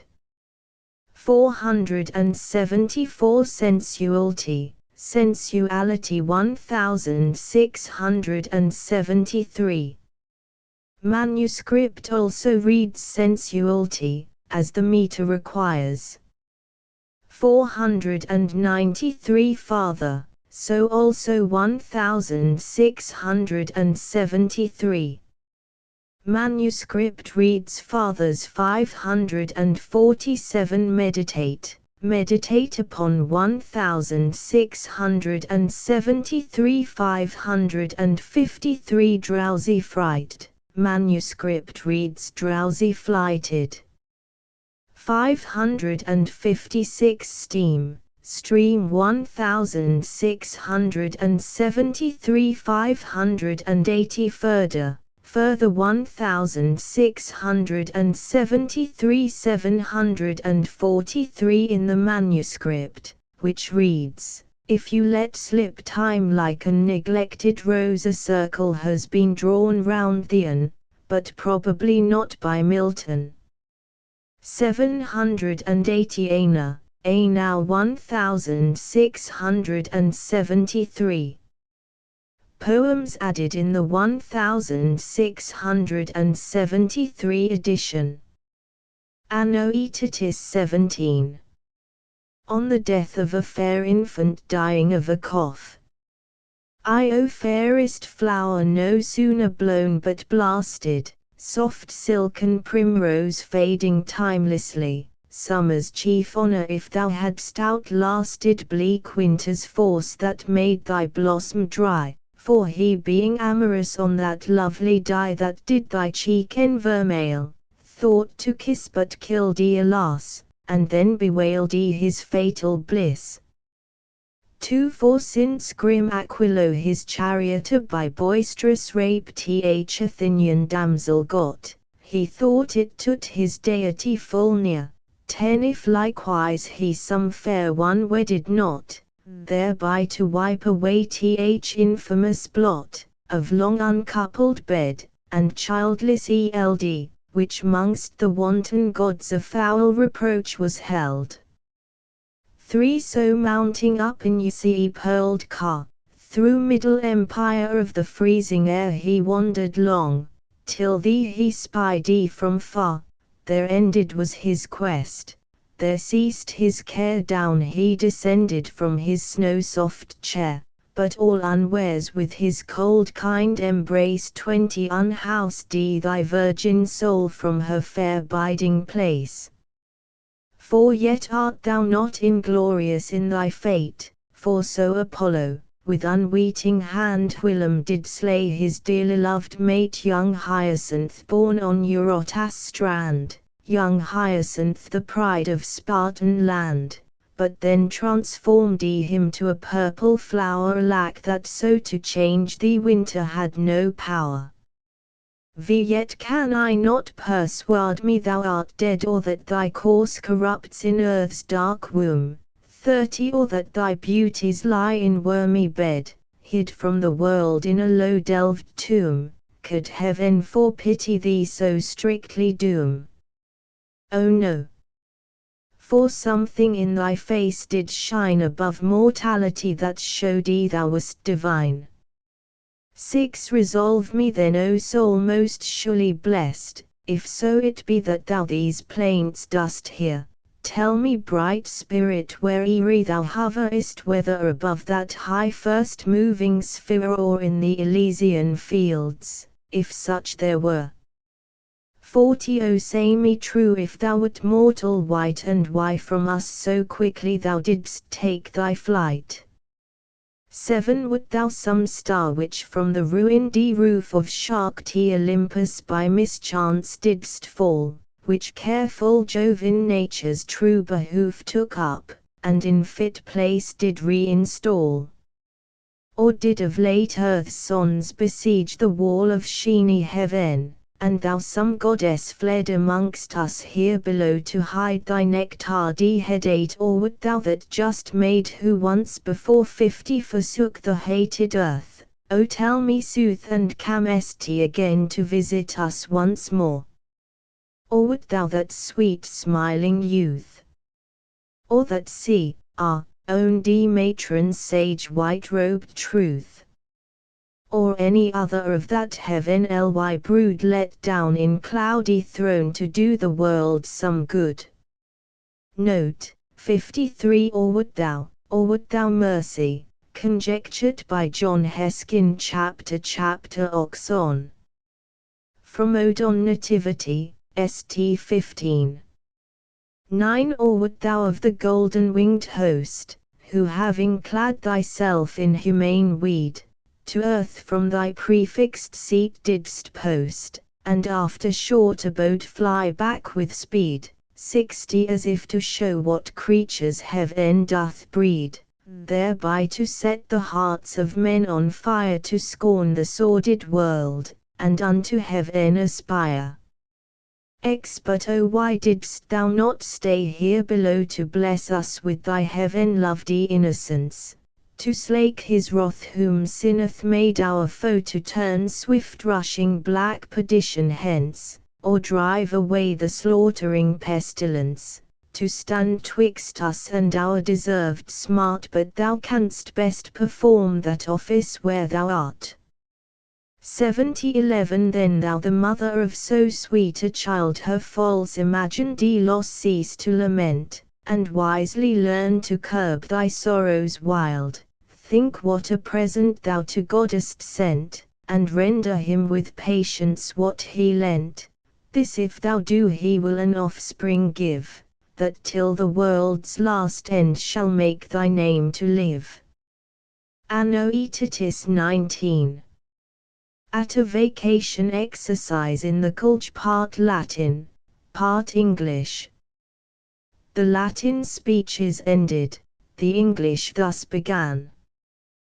Hail, native language, that by sinews weak didst move my first endeavouring tongue to speak, and mad st imperfect words with childish trips, half unpronounced, slide through my infant lips, driving dumb silence from the portal door, where he had mutely sate 2 years before. Here I salute thee and thy pardon ask, that now I use thee in my latter task. Small loss it is that thence can come unto thee. I know my tongue but little grace can do thee. 10 Thou needst not be ambitious to be first. Believe me, I have thee the pact the worst, and, if it happen as I did forecast, the daintiest dishes shall be served thee up last.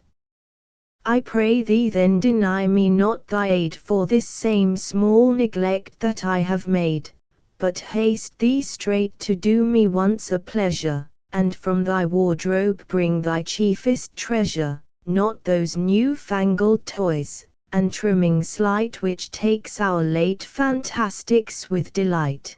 20 But cull those richest robes, and gayest attire which deepest spirits, and choicest wits desire. I have some naked thoughts that rove about and loudly knock to have their passage out, and weary of their place do only stay till thou hast decked them in thy best array, that so they may without suspect or fears fly swiftly to this fair assembly's ears. Yet I had rather, if I were to choose, thy service in some graver subject use. 30 Such as may make thee search thy coffers round before thou clothe my fancy in fit sound, such where the deep transported mind may soar above the wheeling poles, and at heaven's door look in, and see each blissful deity how he before the thunderous throne doth lie, listening to what unshorn Apollo sings to touch of golden wires, while Heb brings immortal nectar to her kingly sire, then passing through the spheres of watchful fire, 40 and misty regions of wide air next under, and hills of snow and lofts of piled thunder, may tell at length how greenedy Neptune raves, in heaven's defiance mustering all his waves. Then sing of secret things that came to pass when beldam nature in her cradle was, and last of kings and queens and heroes old, such as the wise Demodocus once told in solemn songs at King Alcinous' feast, while sad Ulysses' soul and all the rest 50 are held with his melodious harmony in willing chains and sweet captivity. But fie my wandering muse how thou dost stray. Expectance calls thee now another way, thou knowest it must be now thy only bent to keep in compass of thy predicament, then quick about thy purposed business come, that to the next I may resign my room. Then Ens is represented as father of the predicaments his 10 sons, whereof the eldest stood for substance with his canons, which Ens thus speaking, explains. Good luck befriend thee, son, for at thy birth the fairy ladies dawned thee upon the hearth. 60 Thy drowsy nurse hath sworn she did them come tripping to the room where thou didst lie, and sweetly singing round about thy bed strew all their blessings on thy sleeping head. She heard them give thee this, that thou shouldest still from eyes of mortals walk invisible, yet there is something that doth force my fear, for once it was my dismal hap to hear a sibyl old, bow bent with crooked age, that far events full wisely could presage, and in time's long and dark perspective glass foresaw what future days should bring to pass. Your son, said she, nor can you it prevent, shall subject be to many an accident.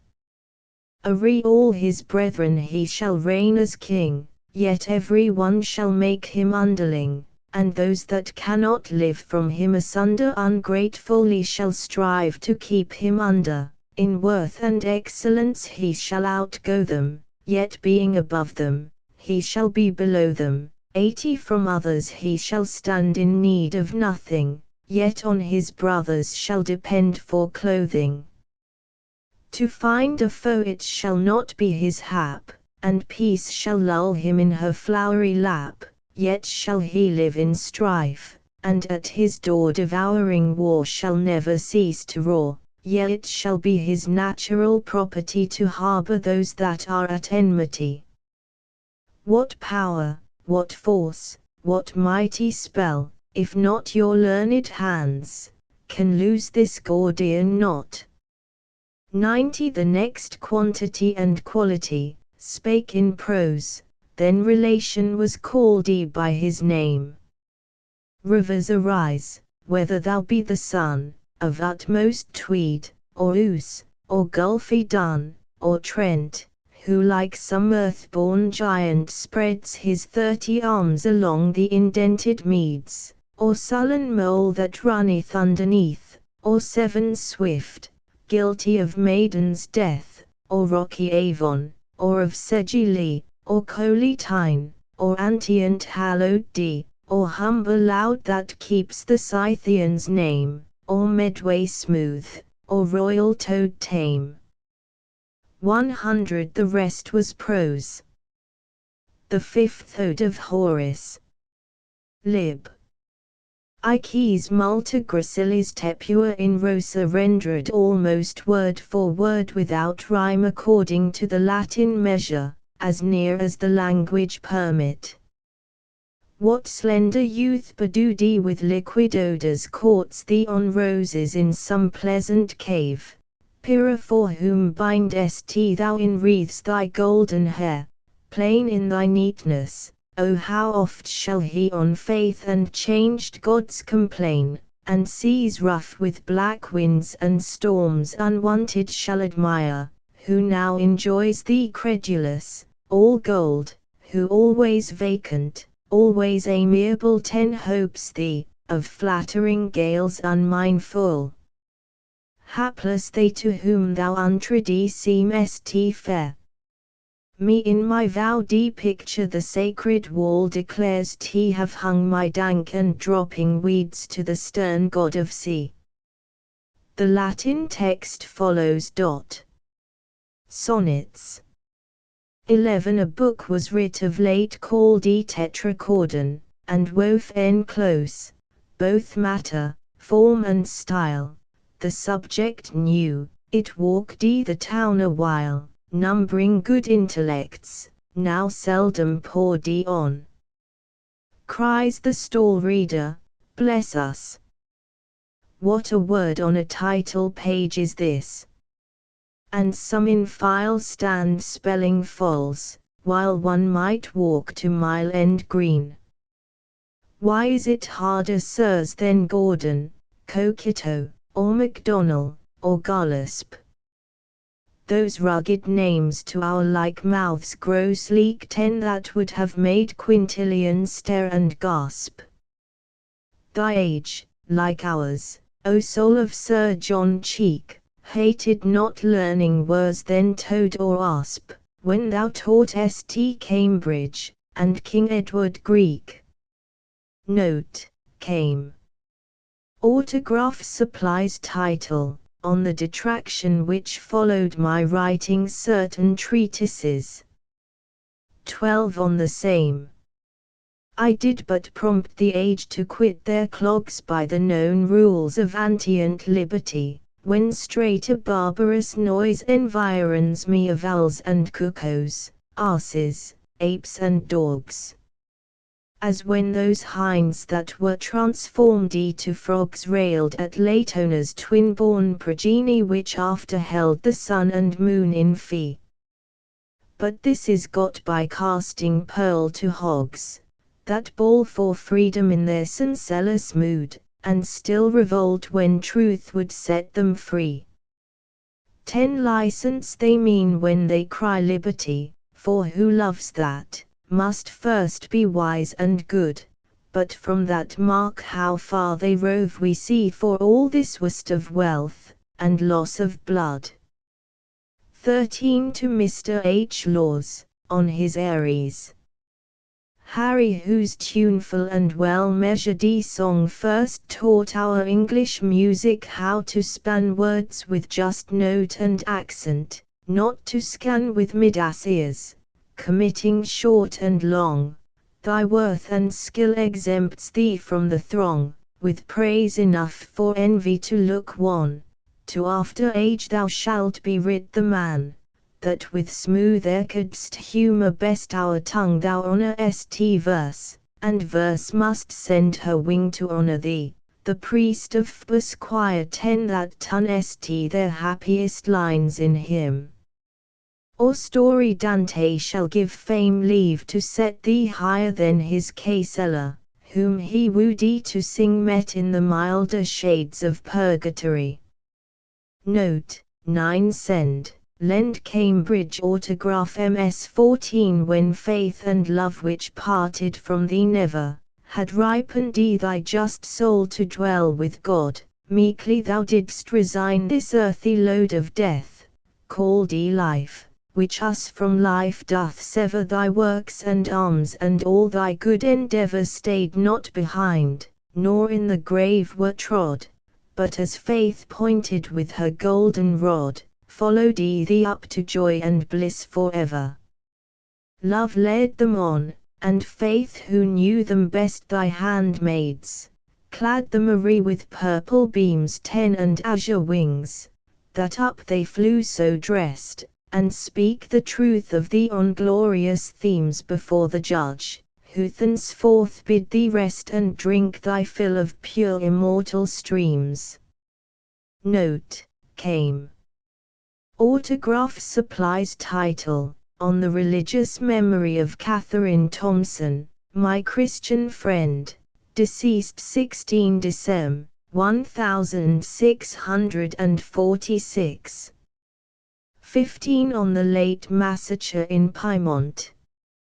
Avenge, O Lord, thy slaughtered saints, whose bones lie scattered on the Alpine mountains cold. Even them who kept thy truth so pure of old, when all our fathers worshipped stocks and stones. Forget not, in thy book record their groans who were thy sheep, and in their antient fold slain by the bloody Piemontese that rolled mother with infant down the rocks. Their moans the vales redoubled to the hills, and they to heaven. Their martyred blood and ashes sow Tenere all Italian fields, where still doth sway the triple tyrant, that from these may grow 100-fold, who having learnt thy way early may fly the Babylonian woe. 16 When I consider how my light is spent, eerie half my days, in this dark world and wide, and that one talent which is death to hide, logged with me useless, though my soul more bent to serve there with my Maker, and present my true account, lest he returning chide. Doth God exact day labour, light denied? I fondly ask, but patience to prevent that murmur, soon replies, God doth not need either man's work or his own gifts, who best bear his mild yoke. They serve him best, his state is kingly. Thousands at his bidding speed and post array land and ocean without rest, they also serve who only stand and wait. 17 Lawrence of virtuous father virtuous son, now that the fields are dank, and ways are mire, where shall we sometimes meet, and by the fire help Worcester sullen day, what may be won from the hard season gaining, time will run on smoother, till Favonius re-inspire the frozen earth, and cloth in fresh attire the lily and rose, that neither Saudi nor spun. What neat repast shall feast us, light and choice, of Attic taste, with wine, whence we may rise to hear the lute well tut, or artful voice warble immortal notes and Tuscan air. He who of those delights can judge, and spare to interpose them oft, is not unwise. 18 Syriac, whose grandee on the royal bench of British Themis, with no mean applause pronounced he and in his volumes taught our laws, which others at their bar so often wrench, today deep thoughts resolve with me to drench in mirth, that after no repenting draws, let Euclid rest and Archimedes pause, and what the Swede intend, and what the French. To measure life, learn thou betimes, and know toward solid good what leads the nearest way. 10 For other things mild heaven a time ordains, and disapproves that care, though wise in show, that with superfluous burden loads the day, and when God sends a cheerful hour, refrains. 19 Methought I saw my late espoused saint brought to me like Alcestis from the grave, whom Jove's great son to her glad husband gave, rescued from death by force though pale and faint. Minors whom washed from spot of childbed taint, purification in the old law did save, and such, as yet once more I trust to have full sight of her in heaven without restraint, came vested all in white, pure as her mind, her face was veiled yet to my fancied sight, 10 Love, sweetness, goodness, in her person shined so clear, as in no face with more delight. But oh as to embrace me she inclined I walked she fled, and day brought back my night. On the new forces of conscience under the long parliament.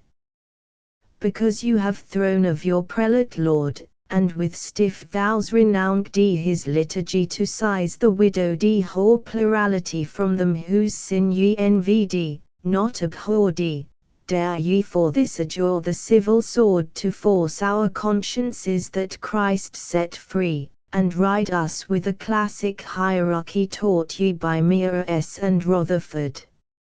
Men whose life, learning, faith and pure intent would have been held in high esteem with Paul 10 must now be named and printed heretics by shallow Edwards and Scotch what do ye call, but we do hope to find out all your tricks, your plots and packing worse than those of Trent, that so the Parliament may with their wholesome and preventive shears clip your phylacteries, though balk your ears, and succor our just fears when they shall read this clearly in your charge new presbyter is but old priest. Writ large. 20 The 4 following sonnets were not published until 1694, and then in a mangled form by Phillips, in his Life of Milton. They are here printed from the Cambridge MS, where that to Fairfax is in Milton's autograph. On the Lord Gen. Fairfax at the siege of Colchester. Fairfax, whose name in arms through Europe rings, filling each mouth with envy, or with praise, and all her jealous monarchs with amaze, and rumours loud, that daunt remotest kings, Thy firm unshaken virtue ever brings victory home, though new rebellions raise their hydra heads, and the false north displays her broken league, to imp their serpent wings. O yet a nobler task awaits thy hand, yet what can war, but endless war still breed, tend till truth, and right from violence be freed, and public faith cleared from the shameful brand of public fraud. In vain doth valor bleed while avarice and rapine share the land. To the Lord General Cromwell, May 1652. On the proposals of certain ministers at the Committee for Propagation of the Gospel. Cromwell, our chief of men, who through a cloud not of war only, but detractions rude, guided by faith and matchless fortitude to peace and truth thy glorious wayest ploughed, and on the neck of crowned fortune proudest reared God's trophies, and his work pursued, while Darwen stream with blood of Scots imbrued, and Dunbar field resounds thy praises loud, and Worcester's laurate wreath, yet much remains to conquer still. Peaceth her victories ten no less renowned than war, new foes are ease, threatening to bind our souls with secular chains. Help us to save free conscience from the paw of hireling wolves whose gospel is their more. To Sir Henry Vane the younger. Vane, young in years, but in sage counsel old, then home a better senator near held the helm of Rome, when gowns not arms repelled the first Epiro and the African bold, whether to settle peace, or to unfold the drift of hollow states, hard to be spelled, then to advise how war may best, upheld, move by her two main nerves, iron and gold in all her equipage, besides to know both spiritual power and civil, what each means ten what severs each thou hast learnt, which few have done the bounds of either sword to thee we owe. The fore on thy firm hand religion leans in peace, and reckons thee her eldest son. To Mr. Syriac Skinner upon his blindness. Syriac, this 3 years' day these is, though clear to outward view, of blemish or of spot, bereft of light the seeing have forgot. Nor to the idle orbs doth sight appear of sun or moon or star throughout the year, or man or woman. Yet I argue not against heaven's hand or will, nor bate a jot of heart or hope, but still bear up and steer right onward. What supports me, dost thou ask? The conscience, friend. To have lost them over pledi ten in liberty's defense, my noble task, of which all Europe talks from side to side.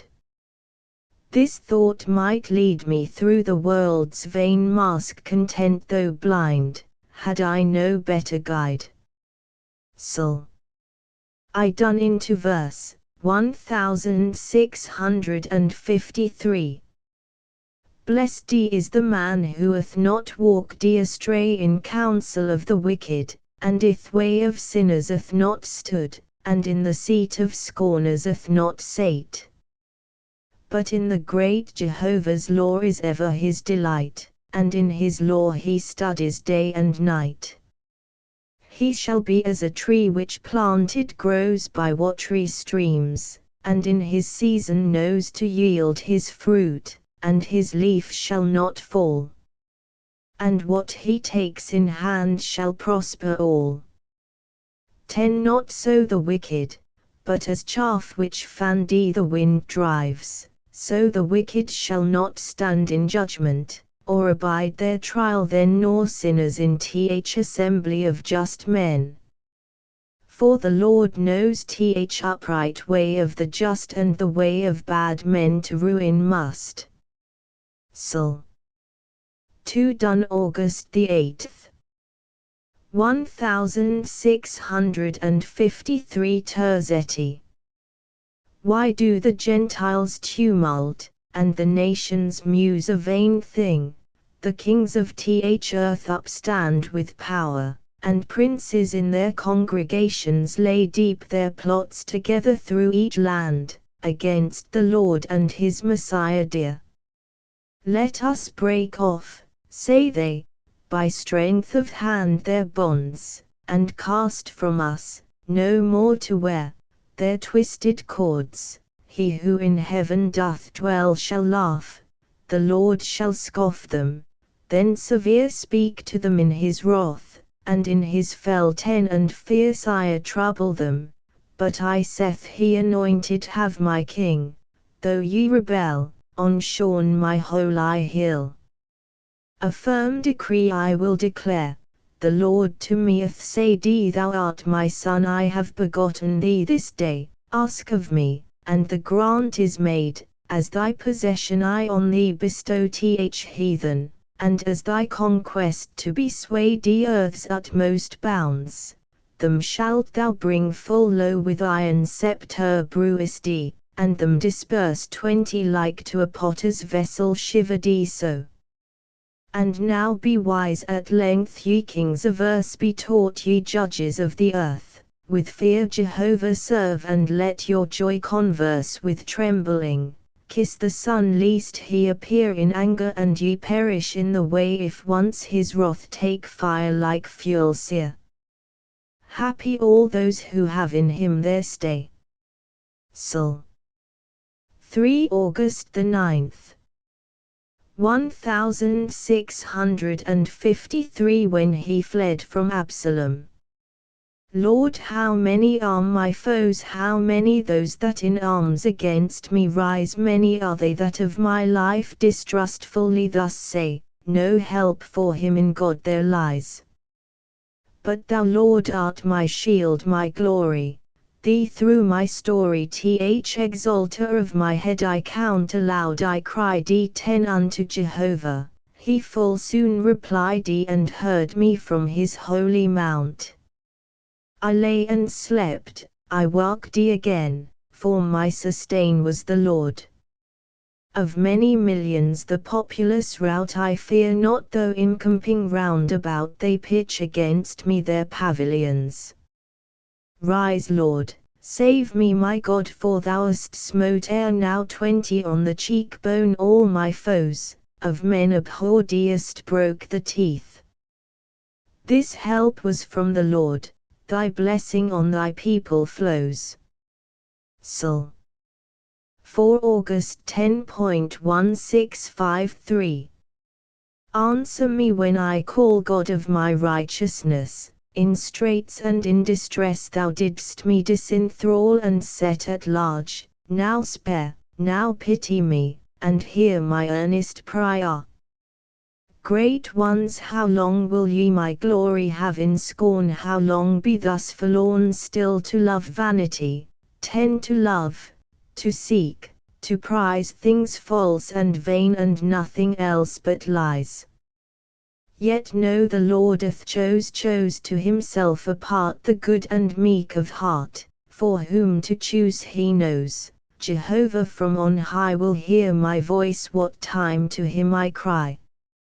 Be orderly, and do not sin, speak to your hearts alone, 20 upon your beds, each one, and be at peace within.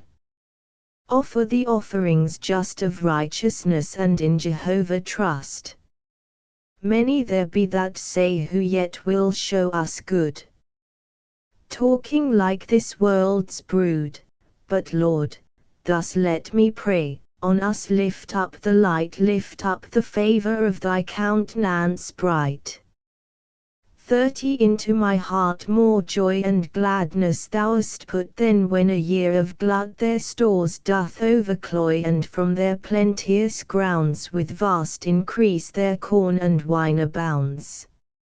In peace at once will I both lay me down and sleep, for thou alone dost keep me safe where'er I lie. 40 As in a rocky cell thou Lord alone in safety makest me dwell. Psal. V. August 12.1653. Jehovah, to my words give ear, my meditation weigh, the voice of my complaining hear, my King and God, for unto thee I pray. Jehovah, thou my early voice shalt in the morning hear. If morning I to thee with choice will rank my prayers, and watch till thou appear. For thou art not a God that takes in wickedness delight. 10 Evil with thee no biding makes, fools or mad men stand not within thy sight. All workers of iniquity thou wilt destroy, that speak a lie. The bloody and guileful man God doth detest. But I will in thy mercies, dear thy numerous mercies, go into thy house. I in thy fear will towards thy holy temple worship low. 20 Lord, lead me in thy righteousness, lead me because of those that do observe. If I transgress, set thy ways right before, where my step goes. For in his faltering mouth unstable, no word is firm or sooth there inside. Troubles miserable, an open grave their throat, their tongue they smooth. God, find them guilty, let them fall by their own counsels quelled. 30 Push them in their rebellions all still on, for against thee they have rebelled. Then all who trust in thee shall bring their joy, while thou from blame defendest them. They shall ever sing and shall triumph in thee, who love thy name. For thou Jehovah wilt be found to bless the just man still, as with a shield thou wilt surround him with thy lasting favor and goodwill. 40 Psal. 6 the 13th of August. 1653 Lord, in thine anger do not reprehend me, nor in thy hot displeasure me correct. Pity me, Lord, for I am much deject, am very weak and faint. Heal and amend me, for all my bones, that even with anguish ache, are troubled. Yea, my soul is troubled sore, and thou, O Lord, how long? Turn, Lord, restore my soul, O save me for thy goodness' sake. For in death no remembrance is of thee, who in the grave can celebrate thy praise. 10 Wearied I am with sighing out my days. Nightly my couch I make a kind of sea, my bed I water with my tears. Mine eye through grief consumes, is waxen old and darketh midst of all mine enemies that mock. Depart all ye that work iniquity. Depart from me, for the voice of my weeping the Lord hath heard. The Lord hath heard my prayer, my supplication with acceptance fair. The Lord will own, and have me in his keeping. 20 Mine enemies shall all be blank and dashed with much confusion, then grow red with shame. They shall return innocent the way they came, and in a moment shall be quite abashed. Psal. 7 the 14th of August. 1653 Upon the words of Chush the Benjamite against him. Lord my God, to thee I fly, save me and secure me under thy protection while I cry least as a lion, and no wonder, he is to tear my soul asunder, tearing and no rescue nigh. Lord my God, if I have thought or done this, if wickedness be in my hands, if I have wrought ill to him that meant me peace, 10 or to him have rendered less, and not fred my foe for naught, let th enemy pursue my soul and overtake it, let him tread my life down to the earth and rule in the dust my glory dead, in the dust and there outspread lodge it with dishonor foul. Rise Jehovah in thine ire, rouse thyself amidst the rage 20 of my foes that urge like fire, and wake for me their furious swatch. Judgment here thou didst engage and command which I desire. So assemblies of each nation will surround thee, seeking right, thence to thy glorious habitation return on high and in their sight. Jehovah judgeth most upright all people from the world's foundation. 30 Judge me, Lord, be judge in this according to my righteousness and the innocence which is upon me. Cause at length to cease of evil men the wickedness and their power that do amiss. But the just establish fast, since thou art the just God that tries hearts and reigns. On God is cast my defense, and in him lies 40 in him who both just and wise saves upright of heart at last. God is a just judge and severe, and God is every day offended, if unjust will not forbear, his sword he whets, his bow hath bended already, and for him intended the tools of death, that waits him near. His arrows purposely made he for them that persecute. Behold 50 he travels big with vanity, trouble he hath conceived of old as in a womb, and from that mould hath at length brought forth a lie. He digged a pit, and delved it deep, and fell into the pit he made. His mischief that due course doth keep, turns on his head, and his ill trade of violence will undelayed fall on his crown with ruin steep. 60 Then will I Jehovah's praise according to his justice raise and sing the name and deity of Jehovah the Most High. Psalm 8 the 14th of August 1653 O Jehovah our Lord, how wondrous, great and glorious is thy name through all the earth. So as above the heavens thy praise to set out of the tender mouths of latest birth, out of the mouths of babes and sucklings thou hast founded strength because of all thy foes to stint enemy, and slack avenger's brow that bends his rage thy providence to oppose. When I behold thy heavens, thy fingers art, the moon and stars which thou so brightest set, 10 in the pure firmament, then saith my heart, O what is man that thou rememberest yet, and thinkest upon him, or of man bego that him thou visitest and of him art found, scarce to be less than gods, thou madest his lot, with honor and with state thou hast him crowned. Array the works of thy hand thou madest him Lord, thou hast put all under his lordly feet, all flocks, and herds, by thy commanding word, all beasts that in the field or forest meet. 20 Fowl of the heavens, and fish that through the wet sea paths in shoals do slide, and know no dearth. O Jehovah our Lord, how wondrous, great and glorious is thy name through all the earth.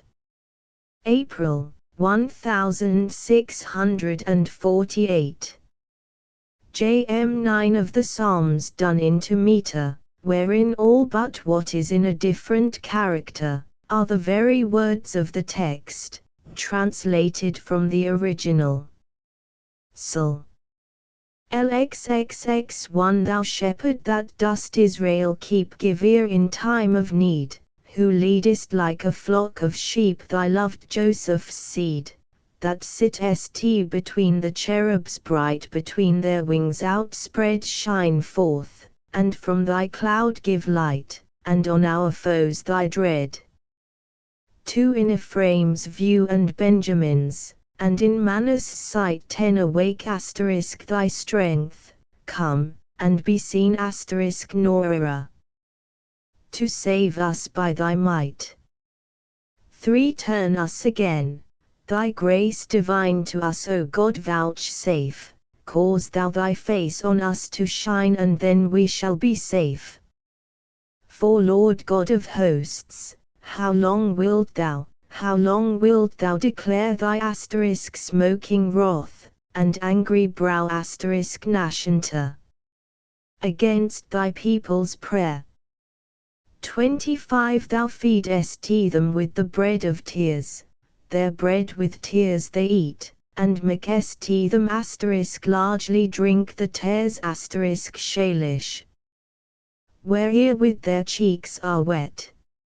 6 a.m. strife thou makest us, and a prey to every neighbor foe. Among themselves they laugh, they play, gilnagu, and flouts at us they throw. 7 Return us, and thy grace divine, O God of hosts, vouchsafe. 30 Cause thou thy face on us to shine, and then we shall be safe.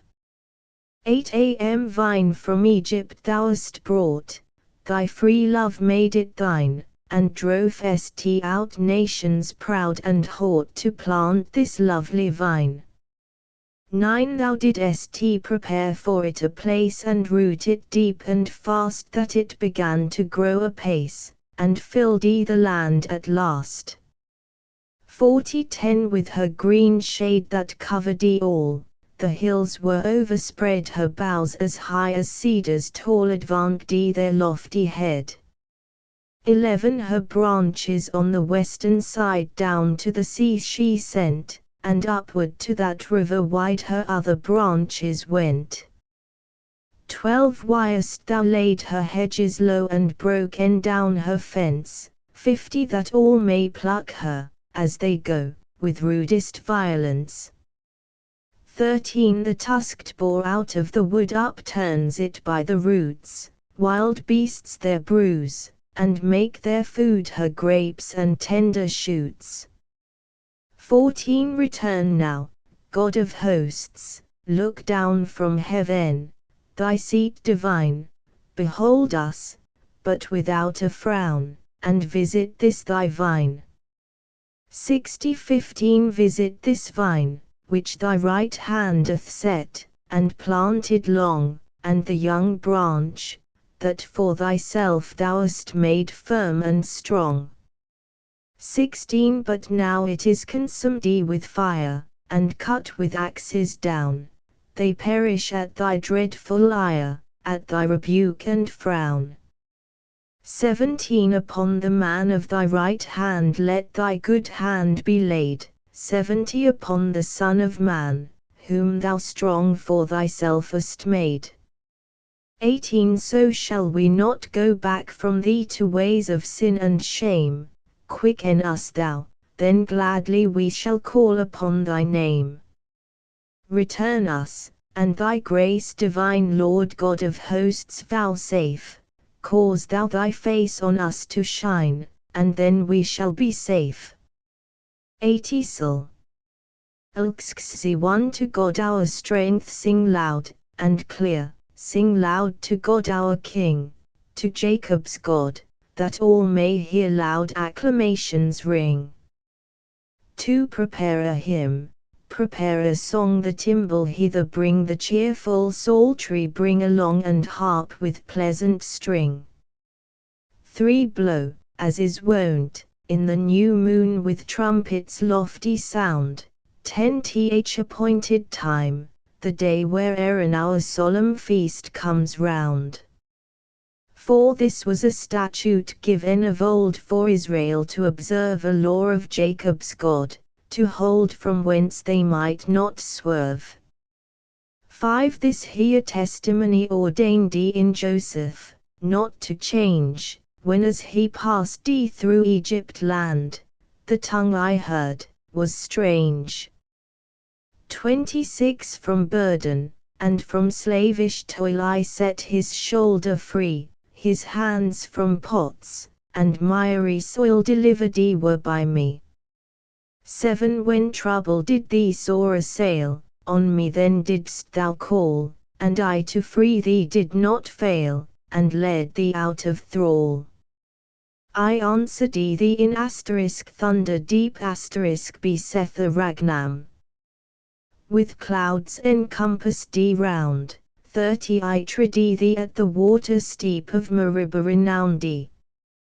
8 Hear, O my people, hearken well, I testify to thee, thou antient flock of Israel, if thou wilt list to me. 9 Throughout the land of thy abode no alien god shall be, nor shalt thou to a foreign god in honor bend thy knee.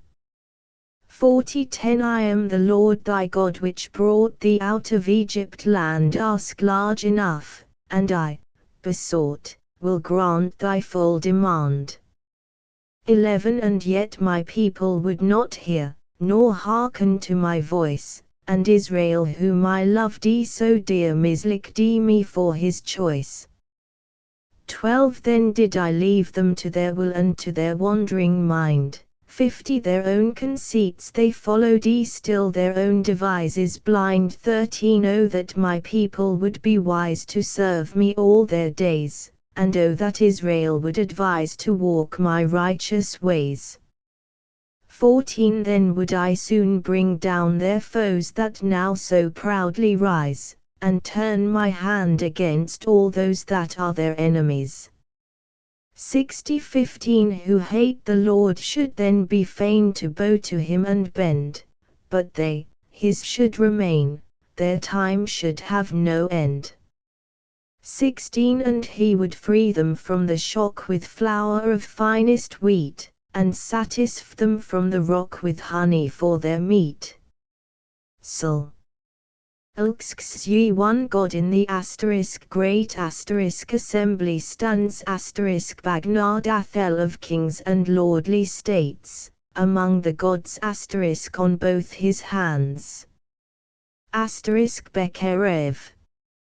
He judges and debates. 2 How long will ye pervert the right tishfatu with judgment false and wrong navel, favoring the wicked by your might, who thence grow bold and strong.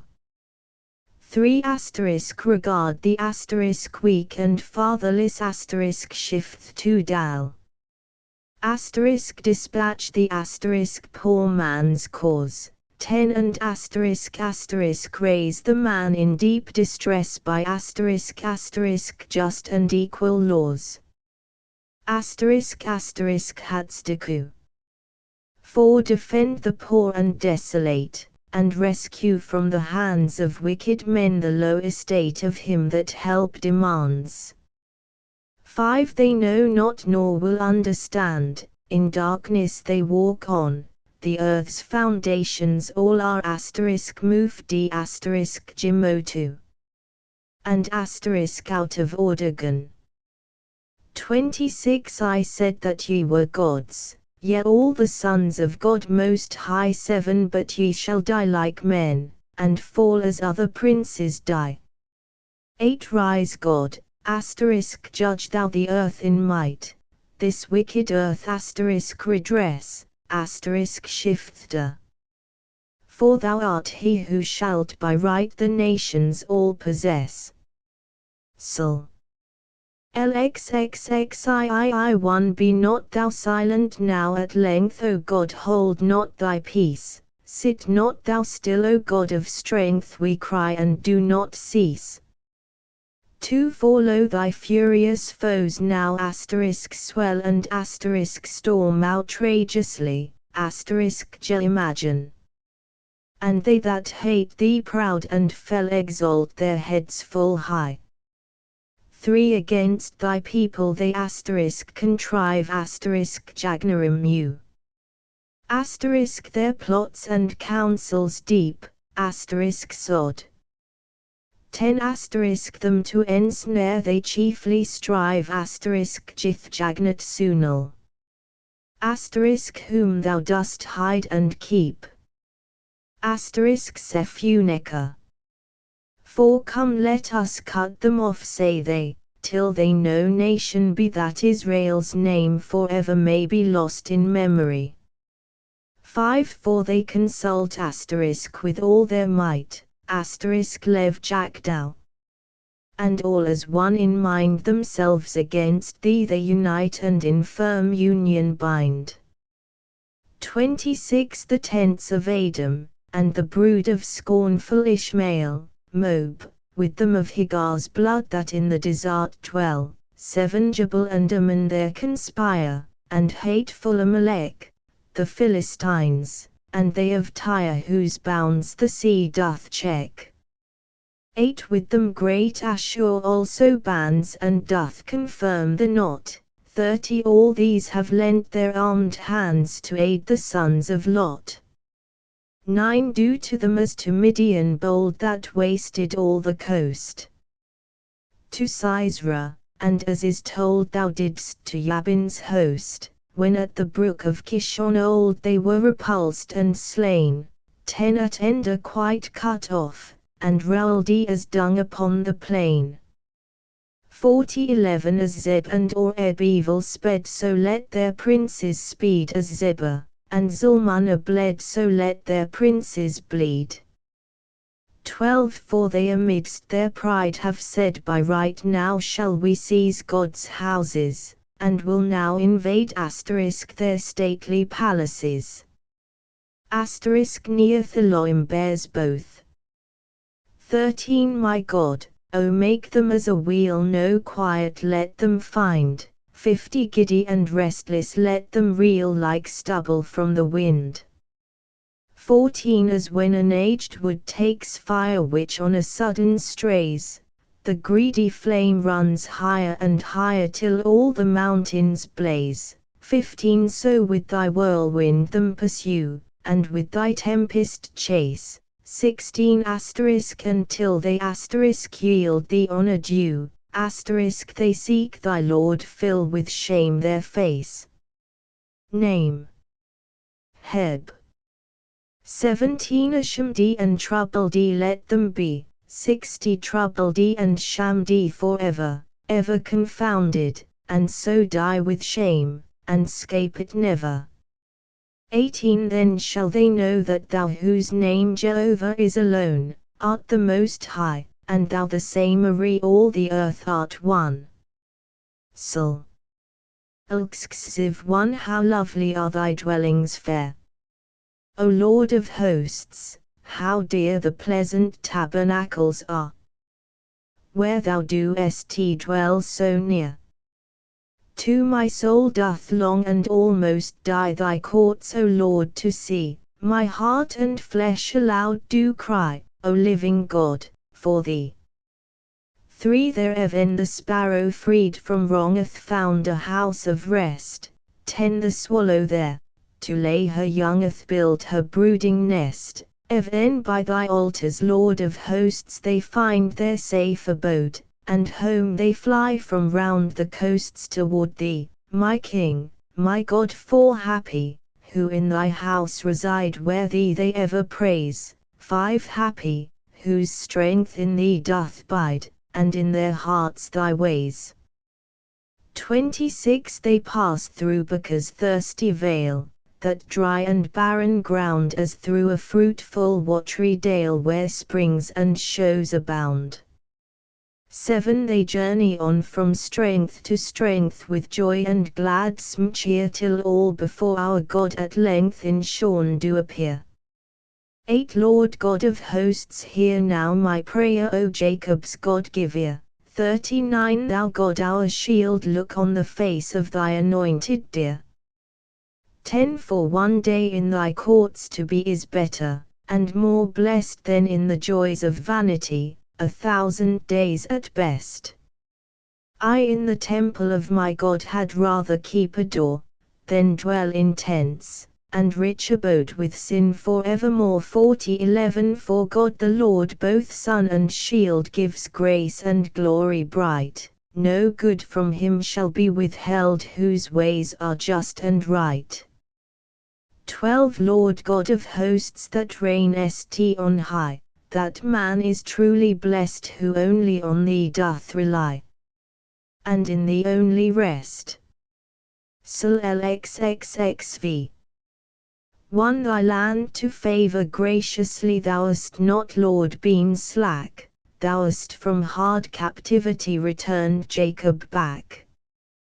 2 Th iniquity thou didst forgive that wrought thy people woe, and all their sin, that did thee grievous hid where none shall know.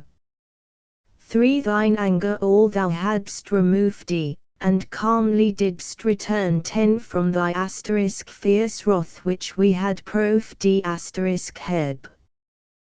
The burning far worse than fire to burn. Heat of thy for God of our saving health and peace, wrath. Turn us, and us restore, thine indignation cause to cease toward us, and chide no more. 5 Wilt thou be angry without end, forever angry, thus wilt thou thy frowning ire extend from age to age on us. 26 Wilt thou not turn, and hear our voice heb. Turn to and us again revive, quicken us. That so thy people may rejoice by thee preserved alive. 7 Cause us to see thy goodness, Lord, to us thy mercy show, thy saving health to us afford, and life in us renew. 8 And now what God the Lord will speak I will go straight and hear. 34 To his people he speaks peace, and to his saints full dear, to his dear saints he will speak peace, but let them never more return to folly, but surcease to trespass as before. 9 Surely to such as do him fear salvation is at hand, and glory shall ere long appear to dwell within our land. 40 10 Mercy and truth that long were misty now joyfully are met, sweet peace and righteousness have kissed and hand in hand are set. 11 Truth from the earth like to a flow shall bud and blossom then, and justice from her heavenly bow look down on mortal men. 12 The Lord will also then bestow whatever thing is good. 50 Our land shall forth in plenty throw her fruits to be our food.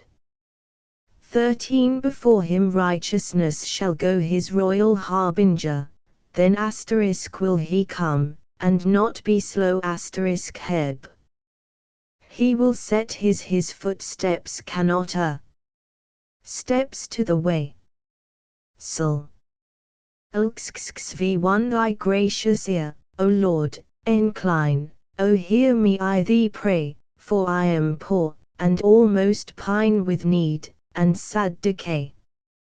2 Preserve my soul, for I have trod heb. I am good, loving, thy ways, and love the just, adore of good and save thou thy servant O my God, holy things who still in thee doth trust. 3 Pity me Lord, for daily thee I call, for O make rejoice thy servant's soul, for Lord to thee I lift my soul and voice. 5 For thou art good, thou Lord art prone to pardon, thou to all art full of mercy, thou alone to them that on thee call. 6 Unto my supplication Lord give ear, and to the cry of my incessant prayers afford thy hearing graciously. 27 I in the day of my distress will call on thee for aid, for thou wilt grant me free access and answer what I pray thee. 8 Like thee among the gods is none O Lord, nor any works of all that other gods have done like to thy glorious works. 9 The nations all whom thou hast made shall come, and all shall frame 30 to bow them low before thee Lord, and glorify thy name. 10 For great thou art, and wonders great by thy strong hand are done, thou in thy everlasting seat remainest God alone. 11 Teach me O Lord thy way most right, I in thy truth will bide. To fear thy name my heart unite, so shall it never slide. 40 12 Thee will I praise O Lord my God, thee honor, and adore with my whole heart, and blaze abroad thy name for evermore. 13 For great thy mercy is toward me, and thou hast freed my soul even from the lowest hell, set free from deepest darkness foul. 14 O God, the proud against me rise, and violent men are met. 50 To seek my life, and in their eyes no fear of thee have set.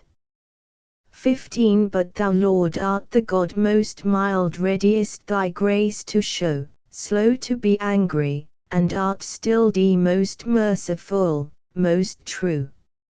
16 O turn to me thy face at length, and me have mercy on, unto thy servant give thy strength, and save thy handmaid's son. 17 Some sign of good to me afford, and let my foes then see and be ashamed, because thou, Lord, doest help and comfort me. Psalm. One among the holy mountains high is his foundation fast, there seated in his sanctuary, his temple there is placked. 2 Zion's fair gates the Lord loves more than all the dwellings fair of Jacob's land, though there be store, and all within his care. 3 City of God, most glorious things of thee abroad are spoke. 10 For I mention Egypt, where proud kings did our forefathers yoke. I mention Babel to my friends, Philistia full of scorn, and Tyre with Ethiopia's utmost ends. Lo, this man there was born. 5 But twice that praise shall in our ear be said of Shorn last this, and this man was born in her. High God shall fix her fast.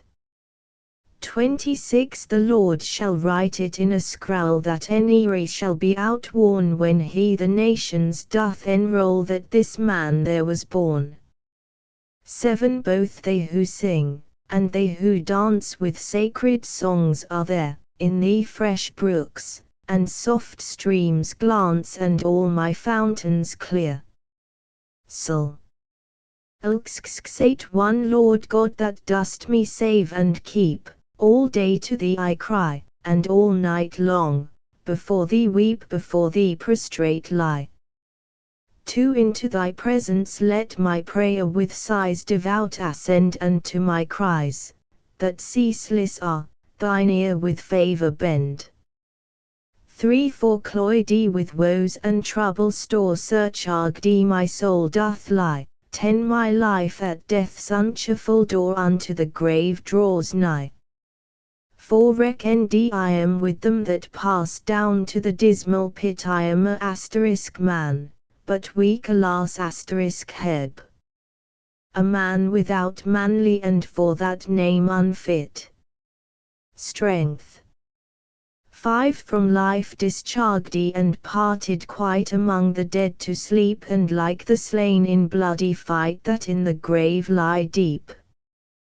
20 Whom thou rememberest no more, dost never more regard, them from thy hand delivered ere death's hideous house hath barred. 6 Thou in the lowest pit profoundest set me all forlorn, where thickest darkness hovers round, in horrid deeps to mourn. 7 Thy wrath from which no shelter saves full sore doth press on me. 30 Thou breakest upon me all thy waves, the heb. And all thy waves break me bears both. 8 Thou dost my friends from me estrange, and makest me odious, me to them odious, for they change, and I here pent up thus. 9 Through sorrow, and affliction great mine eye grows dim and dead, Lord, all the day I thee entreat, my hands to thee I spread. 10 Wilt thou do wonders on the dead, shall the deceased arise and praise thee from their loathsome bed with pale and hollow eyes? 11 Shall they thy loving kindness tell on whom the grave hath hold, or they who in perdition dwell thy faithfulness unfold? 12 In darkness can thy mighty hand or wondrous acts be known. 50 Thy justice in the gloomy land of dark oblivion.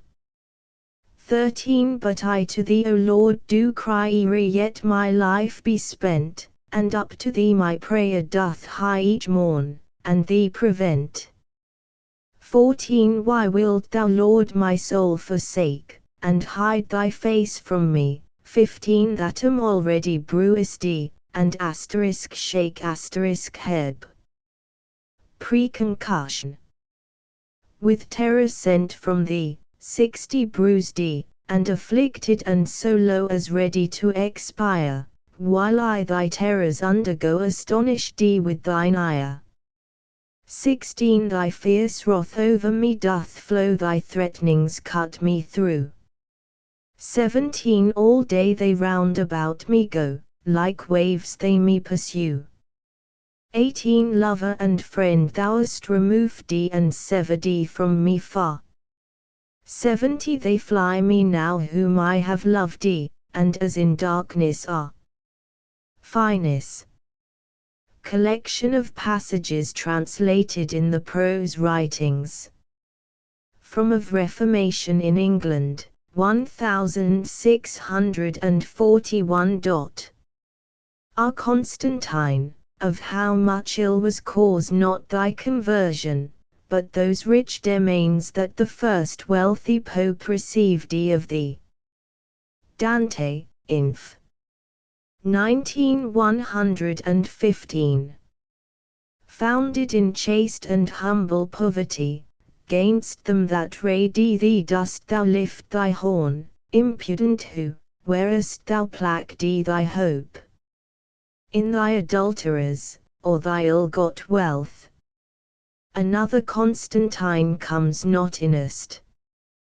Petrarca, son.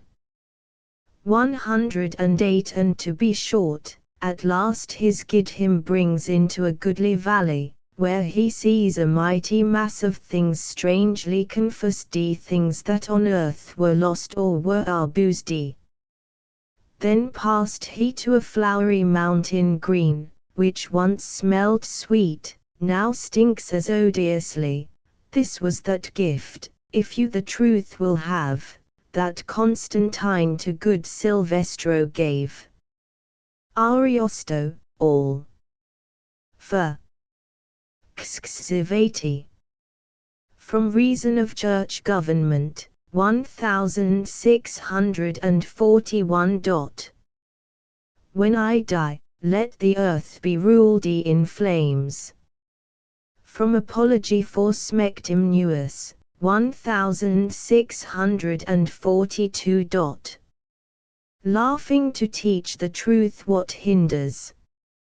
As some teachers give to boys junkets and knacks, that they may learn apace. Horace, Saturday 1. 24 Jesting decides great things stronglier, and better oft than earnest can. Ibid. I 10. 14 Tease you that say it, not I, you do the deeds, and your ungodly deeds find me the words. Sophocles, Elec. 624, from Area Poetica, 1644. This is true liberty, when freeborn men, having to advise the public, may speak free, which he who can, and will, deserves high praise, who neither can nor will, may hold his peace. What can be juster in a state than this? Euripides, Sup. 438, from Tetrachordon, 1645.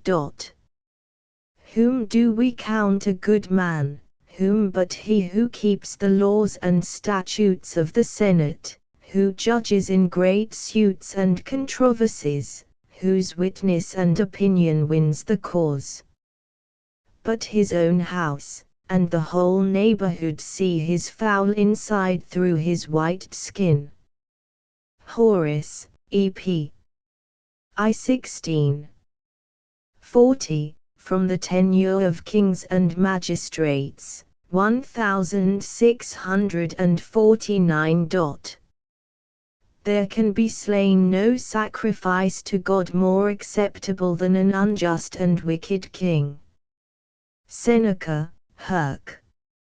For 922, from History of Britain, 1670.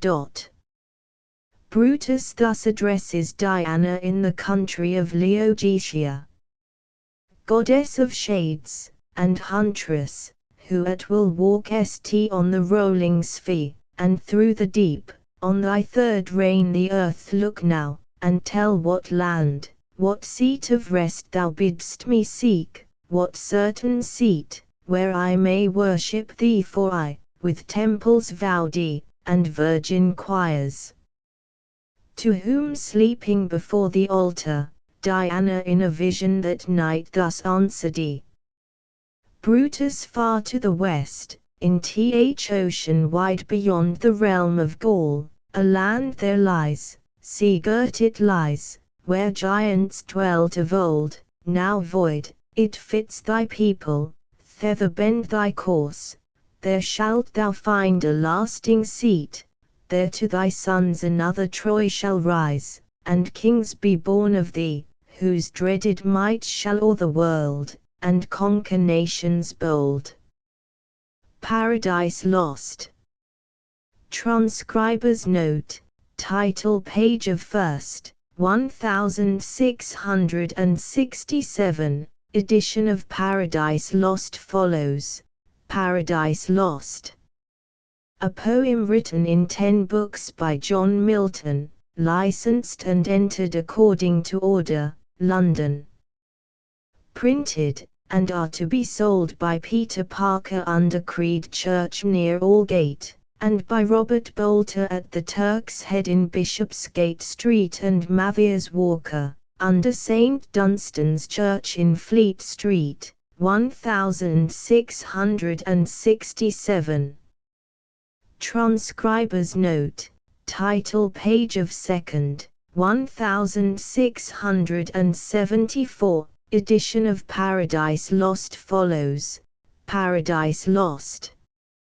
A poem in 12 books. The author John Milton. The second edition revised and augmented by the same author. London. Printed by S. Simmons next door to the Golden Lion in Aldergate Street, 1674. 007S full size medium size 008S full size medium size on Paradise Lost.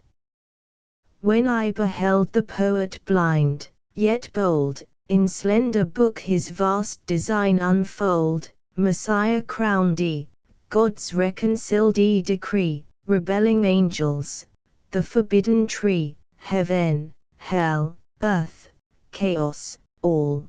The argument held me a while misdoubting his intent, that he would ruin, for I saw him strong, the sacred truths to fable and old song, so Samson groped ye the temple's posts in spite, the world o'erwhelming to revenge his sight. Yet as I read soon growing less severe, I liked his project, the success did fear, through that wide field how he his way should find which lame faith leads understanding blind, lest he perplexed the things he would explain, and what was easy he should render vain. Or if a work so infinite he spanned, jealous I was that some less skilful hand, such as disquiet always what is well, and by ill imitating would excel, might hence presume the whole creation's day to change in scenes, and show it in a play. Pardon me, mighty poet, nor despise my causeless, yet not impious, surmise. But I am now convinced, and none will dare within thy labors to pretend a share, thou hast not missed one thought that could be fit, and all that was improper dost omit, so that no room is here for writers left, but to detect their ignorance or theft. That majesty which through thy work doth reign draws the devout, deterring the profane, and things divine thou treat'st of in such state as them preserves, and the inviolate at once delight and horror on us sighs. Thou sing'st with so much gravity and ease, and above humane flight dost soar aloft with plume so strong, so equal, and so soft. The bird Namdi from that paradise you sing so never flags, but always keeps on wing. Where couldst thou words of such a compass find? Whence furnish such a vast expense of mind? Just heavenly like Tiresias to requite rewards with prophecy thy loss of sight. Well mightst thou scorn thy readers to allure with tinkling rhyme, of thy own sense secure, while the town bays writes all the while and spells, and like a pack horse tires without his bells. Their fancies like our bushy points appear, the poets tag them, we for fashion wear. I too transported by the mode offend, and while I meant to praise thee must commend. Thy verse created like thy theme sublime, in number, weight, and measure, needs not rhyme. A.M. Note, on Paradise Lost, added in the second edition 1674. The printer to the reader. Courteous reader, there was no argument at first intended to the book, but for the satisfaction of many that have desired it, I have procured it, and withal a reason of that which stumbled many others, why the poem rhymes not. S. Simmons. Notes, the printer to the reader, added in 1668 to the copies then remaining of the first edition, amended in 1669, and omitted in 1670. I have procured it, and not 1669, is procured. 1668 the verse. The measure is English heroic verse without rhyme as that of Homer in Greek, and of Virgil in Latin, rhyme being no necessary adjunct or true ornament of poem or good verse, in longer works especially, but the invention of a barbarous age, to set off wretched matter and lame meter. Gracti indeed since by the use of some famous modern poets, carried away by custom, but much to their own vexation, hindrance, and constraint to express many things otherwise, and for the most part worse than else they would have expressed them.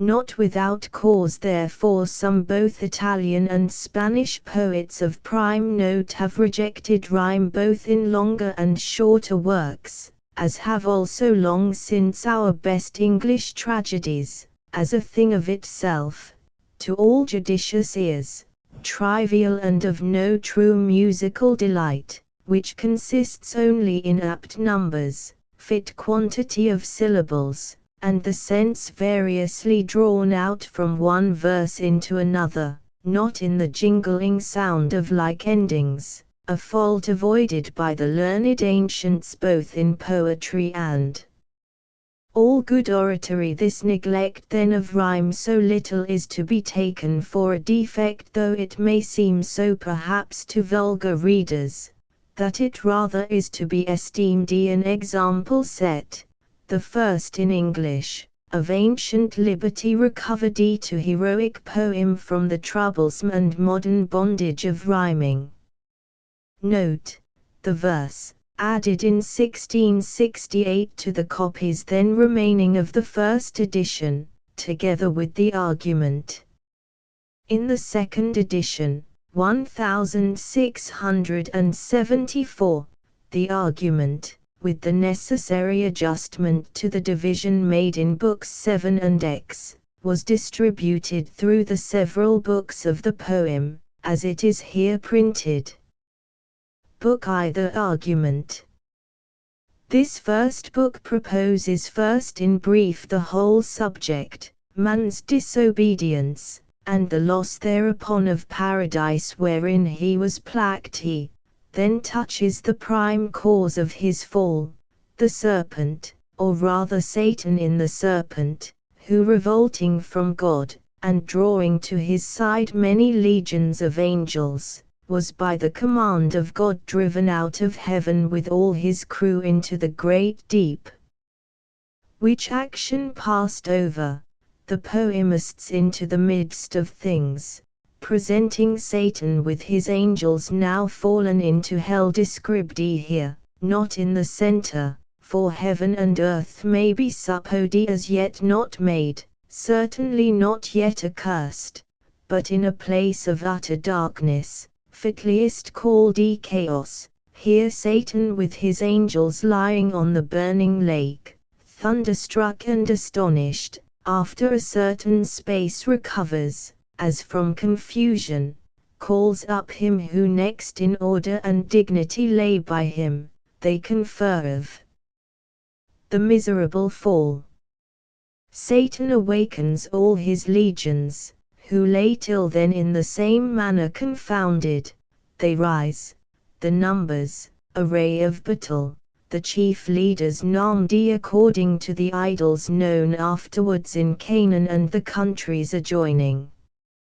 To these Satan directs his speech, comforts them with hope yet of gaining heaven, but tells them lastly of a new world and new kind of creature to be created, according to an ancient prophecy or report in heaven, for that angels were long before this visible creation, was the opinion of many ancient fathers. To find out the truth of this prophecy, and what to determine thereon, he refers to a full council. What his associates thence attempt. Pandemonium. The palace of Satan rises, suddenly built out of the deep, the infernal peers there sit in council. Of man's first disobedience, and the fruit of that forbidden tree, whose mortal taste brought death into the world, and all our woe, with loss of Eden, till one greater man restore us, and regain the blissful seat, sing heaven ly muse, that on the secret top of Oreb, or of Sinai, didst inspire that shepherd, who first taught the chosen seed, in the beginning how the heavens and earth throws out of chaos, or if Shorn Hill 10 delight thee more, and Silo's brook that flowed fast by the oracle of God, I thence invoke thy aid to my adventurous song, that with no middle flight intends to soar above Aeonian mount, while it pursues things unattempted yet in prose or rhyme. And chiefly thou, O Spirit, that dost prefer before all temples upright heart and pure, instruct me, for thou knowest, thou from the first wast present, and with mighty wings outspread 20 dove-like satst brooding on the vast abyss, and madest it pregnant. What in me is dark illumine, what is low raise and support, that to the height of this great argument I may assert eternal providence, and justify the ways of God to men. Say first, for heaven hides nothing from thy view nor the deep tract of hell. Say first what cause moved our grandparents in that happy state, favored of heaven so highly, to fall off 30 from their Creator, and transgress his will for one restraint, lords of the world besides. Who first seduced them to that foul revolt? Infernal serpent, he it was, whose guile stirred up with envy and revenge, deceived the mother of mankind what time his pride had cast him out from heaven, with all his host of rebel angels, by whose aid aspiring to set himself in glory above his peers, he trusted to have equalled the Most High, 40 if he opposed and with ambitious aim against the throne and monarchy of God raid impious war in heaven and battle proud with vain attempt. Him the almighty power 057's full-size medium-size hurled headlong flaming from Ethral skie with hideous ruin and combustion down to bottomless perdition, there to dwell in adamantine chains and penal fire, who durst diff omnipotent to arms. 9 times the space that measures day and night 50 to mortal men, he with his horrid crew lay vanquished, rolling in the fiery gulf confounded though immortal, but his doom reserved him to more wrath, for now the thought both of lost happiness and lasting pain torments him. Round he throws his baleful eyes that witnessed huge affliction and dismay mixed with obdurate pride and steadfast hate. At once as far as angels ken he views the dismal situation waste and wild, 60 a dungeon horrible, on all sides round as one great furnace flamed yet from those flames no light, but rather darkness visible served only to discover sights of woe, regions of sorrow, doleful shades, where peace and rest can never dwell. Hope never comes that comes to all, but torture without end still urges, and a fiery deluge, fed with ever-burning sulphur unconsumed, such place eternal justice had prepared 70 for those rebellious, here their prison ordained in utter darkness, and their portion set as far removed from God and light of heaven as from the centre thrice to utmost pole. Oh how unlike the place from whence they fell! There the companions of his fall, overwhelmed with floods and whirlwinds of tempestuous fire, he soon discerns, and weltering by his side one next himself in power, and next in crime, long after known in Palestine, and named 80 Beelzebub, to whom arch enemy, and thence in heaven called Satan, with bold words breaking the horrid silence thus began. If thou beest he, but oh how fallen! How charmed from him, who in the happy realms of light clothed with transcendent brightness didst outshine myriads though bright, if he whom mutual league, united thoughts and counsels, equal hope, and hazard in the glorious enterprise, joined with me once, now miserieth joined 90 in equal ruin, into what pit thou seest from what height fallen, so much the stronger proved he with his thunder, until then who knew the force of those dire arms. Yet not for those nor what the potent victor in his rage can else inflict do I repent or change, though charmed in outward lustre, that fixed mind and high disdain, from sense of injured merit, that with the mightiest raid me to contend, and to the fierce contention brought along 100 innumerable force of spirits armed that durst dislike his reign, and me preferring his utmost power with adverse power opposed in dubious battle on the plains of heaven, and shook his throne. What though the field be lost? All is not lost, the unconquerable will, and study of revenge, immortal hate, and courage never to submit or yield, and what is else not to be overcome. that glory never shall his wrath or might 110 extort from me.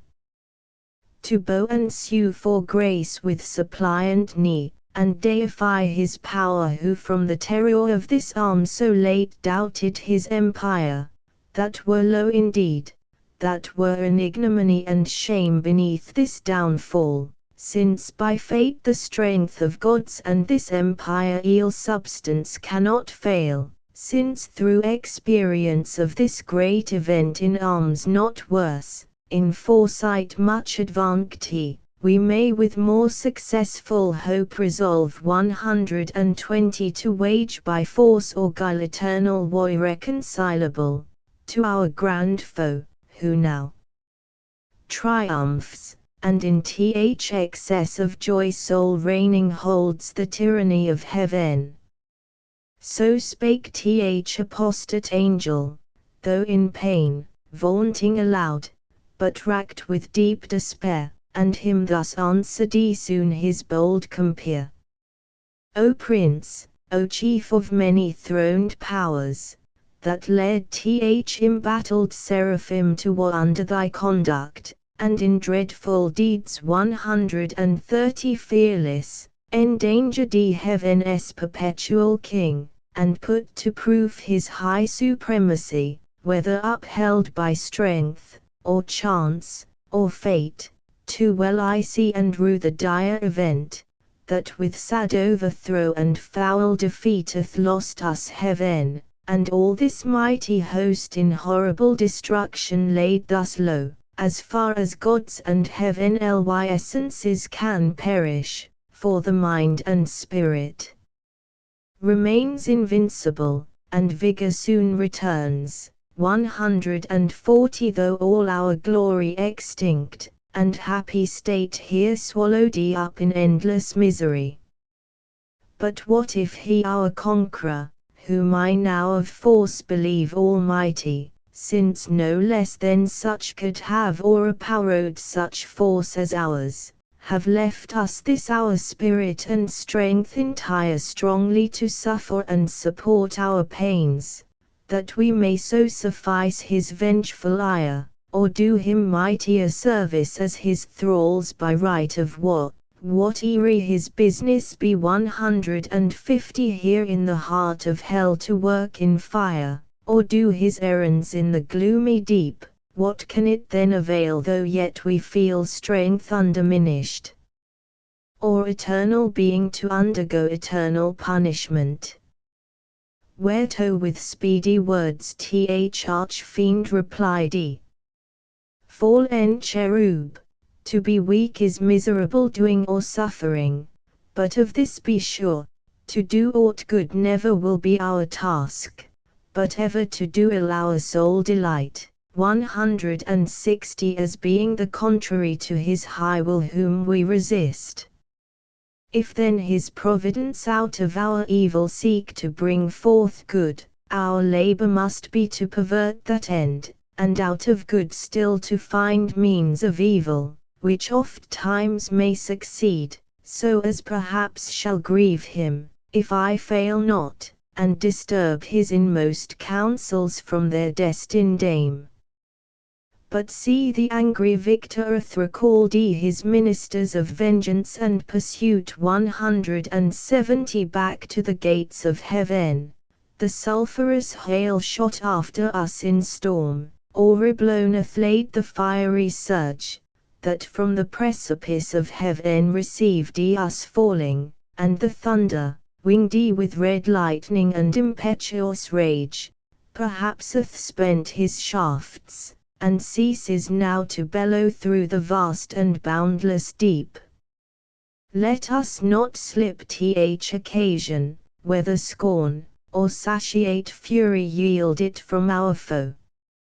Seest thou yon dreary plain, forlorn and wild, 180 the seat of desolation, void of light, save what the glimmering of these livid flames casts pale and dreadful.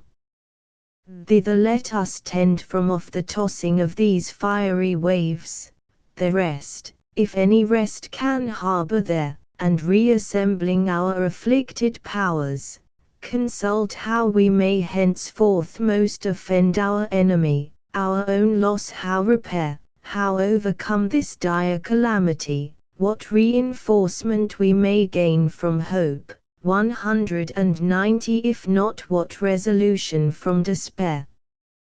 Thus Satan talking to his nearest mate with head uplift above the wave, and eyes that sparkling blasdy, his other parts besides prone on the flood, extended long and large lay floating many a rood, in bulk as huge as whom the fables name of monstrous size, Titanian, or earthborn, that waddy on Jove, Briareos or Typhon, whom the den by ancient Tarsus held, or that sea beast 200 Leviathan, which God of all his works created hugest that swim ocean stream, him haply slumbering on the Norway foam the pilot of some small night-foundered skiff, deeming some island, oft, as seamen tell, with fixed anchor in his scarly-rined moors by his side under the lee, while night invests the sea,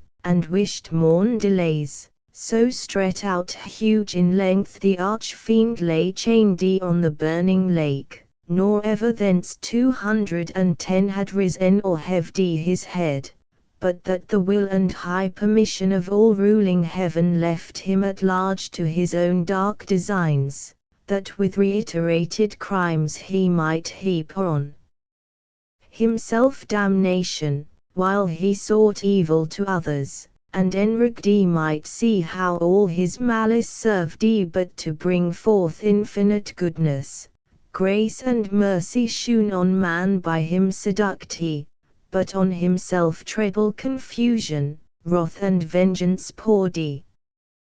224 With upright he rears from off the pool.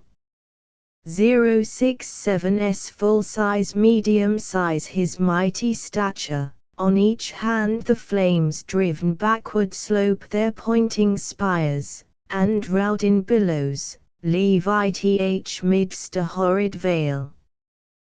Then with expanded wings he steers his flight aloft, incumbent on the dusky air that felt unusual weight, till on dry land he lights, if it were land that ever burned with solid, as the lake with liquid fire, and such appeared in hue, as when the force 230 of subterranean wind transports a hill torn from Pelorus, or the shattered side of thundering Etna, whose combustible and fueled entrails thence conceiving fire, sublimed with mineral fury, ate the winds, and leave a singed bottom all involved with stench and smoke, such resting found the soul of unblissed feet. Him followed his next mate, both glorying to have scapt the Stygian flood as gods, and by their own recovered strength, 240 not by the sufferance of supernal power. Is this the region, this the soil, the clime, said then the lost archangel, this the seat that we must change for heaven, this mournful gloom for that celestial light? Be it so, since he who now is so fran can dispose and bid what shall be right, farthest from him is best whom reasoneth equalled, forceth made supreme above his equals. Farewell happy fields where joy forever dwells, hail horrors, hail 250 infernal world, and thou profoundest hell receive thy new possessor, one who brings a mind not to be charmed by place or time. The mind is its own place, and in itself can make a heaven of hell, a hell of heaven. What matter where, if I be still the same, and what I should be, all but less than he whom thundereth made greater? Here at least we shall be free. Almighty hath not built here for his envy, will not drive us hence. 260 Here we may reign secure, and in my choice to reign is worth ambition though in hell. Better to reign in hell, than serve in heaven. But wherefore let we then our faithful friends, associates and co-partners of our loss lie thus astonished on oblivious pool, and call them not to share with us their part in this unhappy mansion, or once more with rallied arms to try what may be yet regained in heaven, or what more lost in hell. 270 So Satan spake, and him Beelzebub thus answered he, leader of those armies bright, which but omnipotent none could have foiled, if once they hear that voice, their liveliest pledge of hope in fears and dangers, heard so oft in worst extremes, and on the perilous edge of battle when it ragged, in all assaults their surest signal, they will soon resume new courage and revive, though now they lie grovelling and prostrate on yon lake of fire. 280 As we rewhile, astounded and amazed, no wonder, fall in such a pernicious height. He scarce had seized when the superior fiend was moving toward the shore, his ponderous shield ethereal temper, massy, large and round, behind him cast, the broad circumference hung on his shoulders like the moon, whose orb through optic glass the Tuscan artist views at evening from the top of Fiesole, or in Valdano, to descry new lands, 290 rivers or mountains in her spotty globe. His spear, to equal which the tallest pine hewn on Norwegian hills, to be the mast of some great armoural, were but a wand, he walked with to support uneasy steps over the burning mile, not like those steps on heaven's azure, and the torrid clim smote on him sore besides, vaulted with fire, nathless he so endured, till on the beach of that inflamed sea, he stood and called 300 his legions, angel forms, who lay in trance thick as autumnal leaves that strew the brooks in Vallombrosa, where Etrurian shades high overarched Imbora, or scattered sedge afloat, when with fierce winds Orion armed vexed the Red Sea coast, whose waves o'er through Byzeres and his Memphian chivalry, while with perfidious hatred they pursued the sojourners of Goshen, who beheld from the safe shore their floating carcasses 310 and broken chariot wheels, so thick bestrown abject and lost lay these, covering the flood, under amazement of their hideous change. He called so loud, that all the hollow deep of hell resounded. Princes, potentates, warriors, the flow of heaven, once yours, now lost, if such astonishment as this can seize eternal spirits, or have ye chose in this place after the toil of battle to repose your wearied virtue, for the ease you find 320 to slumber here, as in the vales of heaven? Or in this abject posture have ye sworn to adore the Conqueror, who now beholds cherub and seraph rolling in the flood with scattered arms and ensigns, till anon his swift pursuers from heaven gates discern advantage, and descending tread us down thus drooping, or with linked thunderbolts transfix us to the bottom of this gulf? Awake, arise, or be forever fallen. 330 they heard, and were abashed, and up they sprung 068's full size medium size upon the wing, as when men wont to watch on duty, sleeping found by whom they dread, rouse and bestir themselves ere well awake. Nor did they not perceive the evil plight in which they were, or the fierce pains not feel, yet to their general's voice they soon obeyed innumerable. As when the potent rod of Amram's son in Egypt's evil day waved round the coast, up called a pitchy cloud 340 of locusts, warping on the eastern wind, that o'er the realm of impious Pharaoh hung like night, and darkened all the land of Nile. So numberless were those bad angels seen hovering on wing under the cope of hell 078's full-size medium-size twixt upper, nether, and surrounding fires, till, as a signal given, th uplifted spear of their great sultan waving to direct the course, in even balance down they light on the firm brimstone, and fill all the plain, 350 a multitude, like which the populous north poured never from her frozen loins, to pass Rhine or the Danore, when her barbarous sons came like a deluge on the south, and spread beneath Gibraltar to the Libyan sands. Forthwith from every squadron and each band the heads and leaders thitherest where stood their great commander, godlike shapes and forms excelling human, princely dignities, and powers that erst in heaven sat on thrones, 360 though of their names in heaven ly records now be no memorial, blotted out and razed by the rebellion, from the books of life.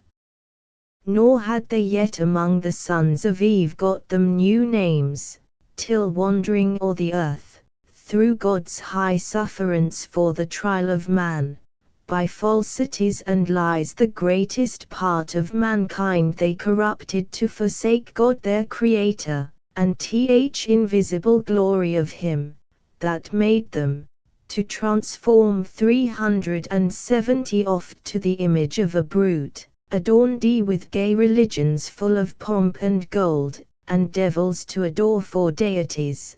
Then were they known to men by various names, and various idols through the heathen world.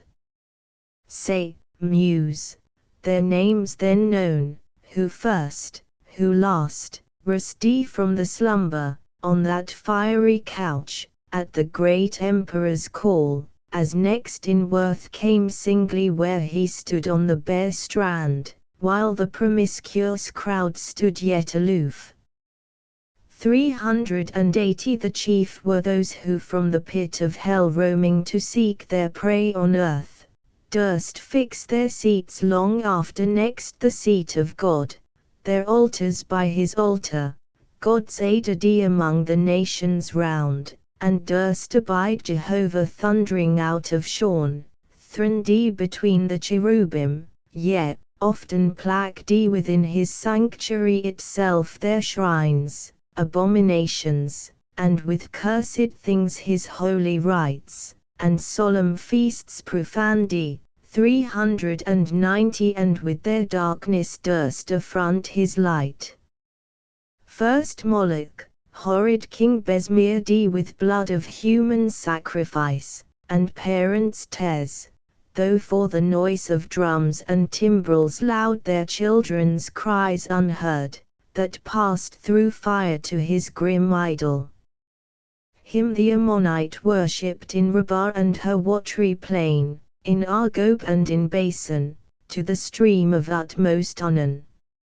Nor content with such audacious neighborhood, the wisest heart 400 of Solomon he led by fraud to build his temple right against the temple of God on that opprobrious hill, and made his grove the pleasant valley of Hinnom, Tophet thence and black Gehenna called the type of hell.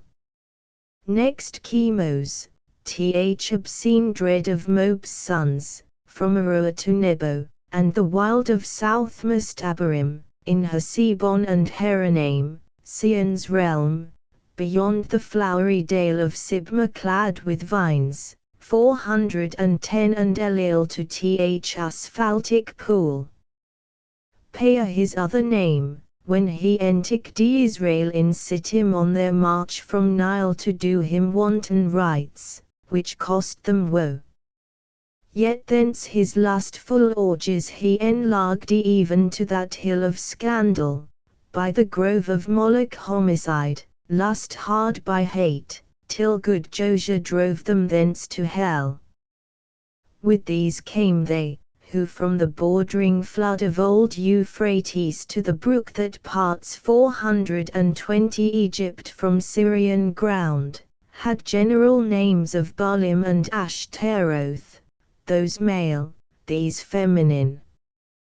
For spirits when they please can either sex assume, or both, so soft and uncompounded is their essence pure, not td or manacled with joint or limb, nor founded on the brittle strength of bones, like cumbrous flesh, but in what shape they choose dilated or condensed he, bright or obscure, can execute their airy purposes, 430 and works of love or enmity fulfill. For those the race of Israel oft forsook their living strength, and unfrequented left his righteous altar, bowing lowly down to bestial gods, for which their heads as low bowed down in battle, sunk before the spear of despicable foes.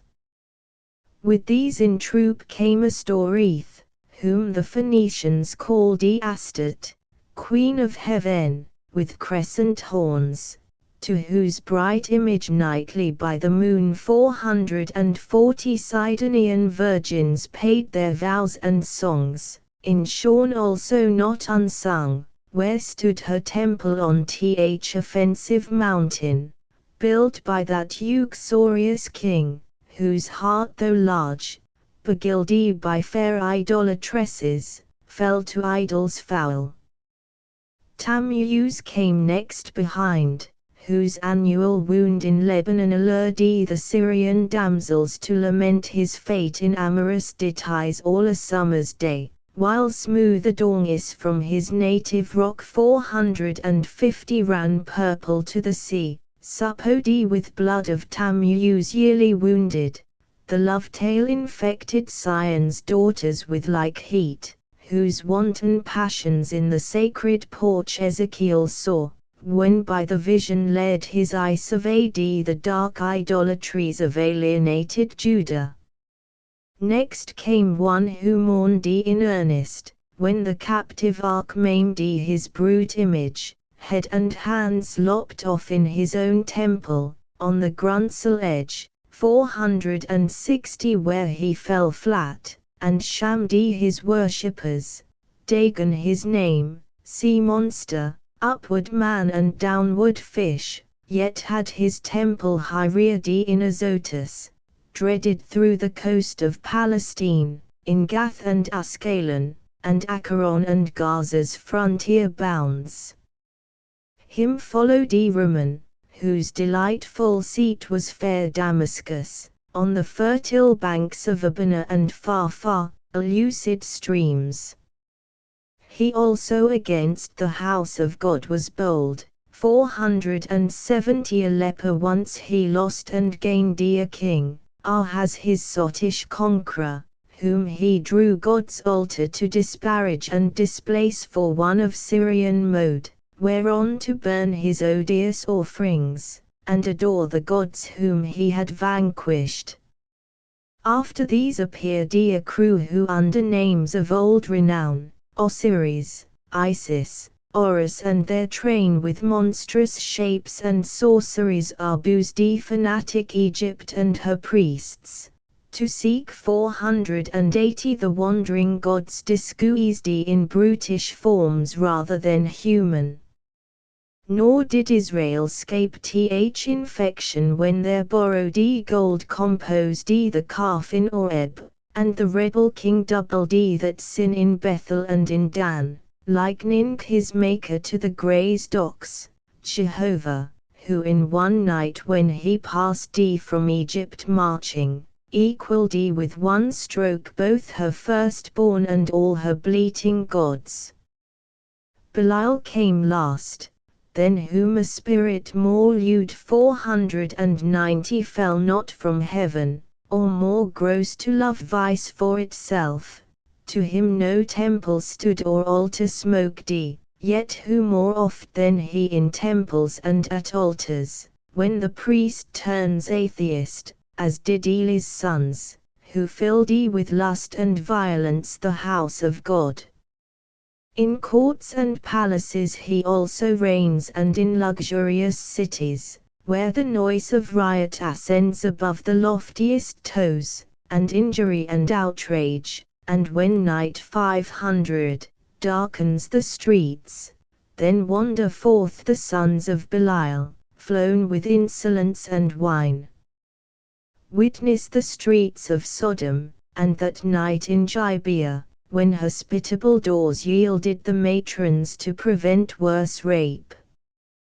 These were the prime in order and in might, the rest were long to tell, though far renowned Ionian gods, of Yavan's issue held gods, yet confessed later than heaven and earth the boasted parents.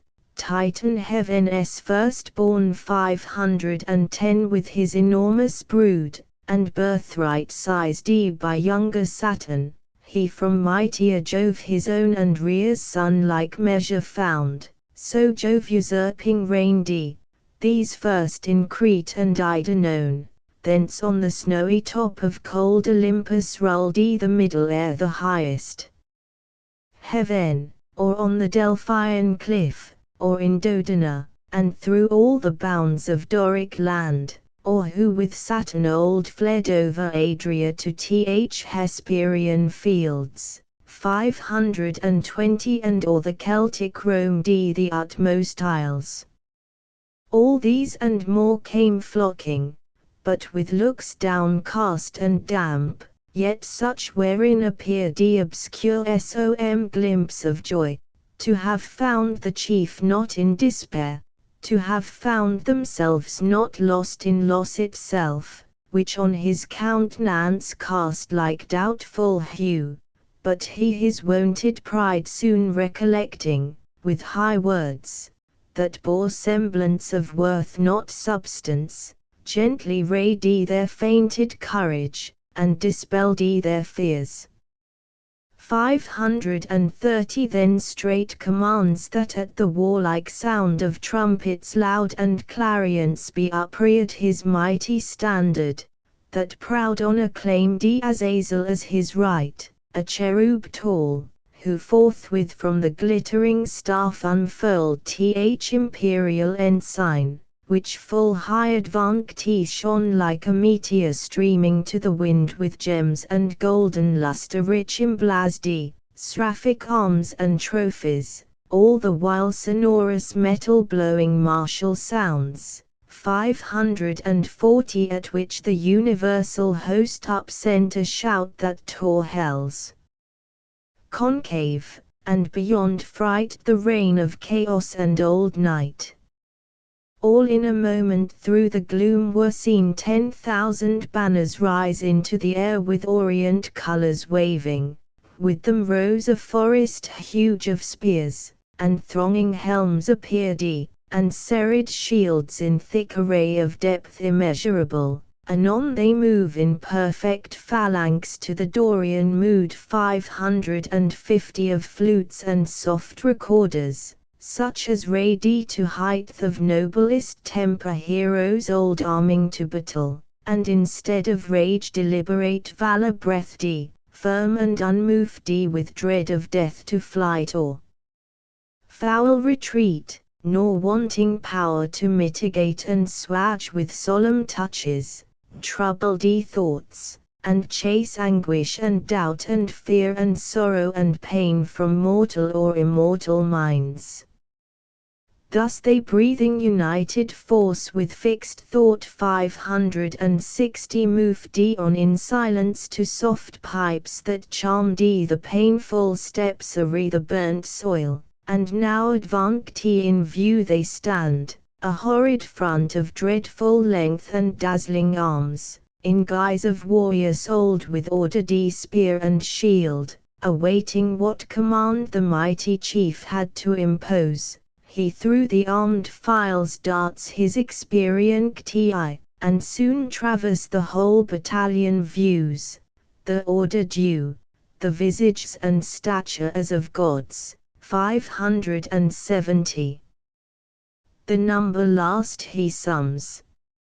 And now his heart distends with pride, and hardening in his strength glories, for never since created man, met such embodied force, as Namdi with these could merit more than that small infantry waddy on by cranes, though all the giant brood of Phlegra with heroic race were joined that fought at Thebes and Ilium, on each side mixed with auxiliar gods. And what resounds in fable or romance of Uther's son 580 begirt with British and Armoric knights, and all who since, baptized or infidel jousted in Aspramant or Montalban, Damasco, or Maracó, or Trebisond, or whom by Sitar sent from Afric shore when Charlemagne with all his peerage fell by Fontarabia. Thus far these beyond compare of mortal prowess, yet observed the dread commander, he above the rest in shape and gesture proudly eminent 590 stood like a toe, his form had yet not lost all her original brightness, nor appeared less than archangel ruined, and excess of glory obscured, as when the sun new risen looks through the horizontal misty air shorn of his beams, or from behind the moon in dim eclipse disastrous twilight sheds on half the nations, and with fear of change perplexes monarchs. Dark and so, yet shone above them all archangel, but his face 600 deep scars of thunder had entrenched, and care sat on his faded cheek, but under brows of dauntless courage, and considerate pride waiting revenge, cruel his eye, but cast signs of remorse and passion to behold the fellows of his crime, the followers rather, far other once beheld in bliss, condemned for ever now to have their lot in pain, millions of spirits for his fault amicty of heaven, and from eternal splendors flung. 610 for his revolt, yet faithful how they stood, the glory withered. As when heaven's fire scathed the forest oaks, or mountain pines, with singed top their stately growth though bare stands on the blasted heath.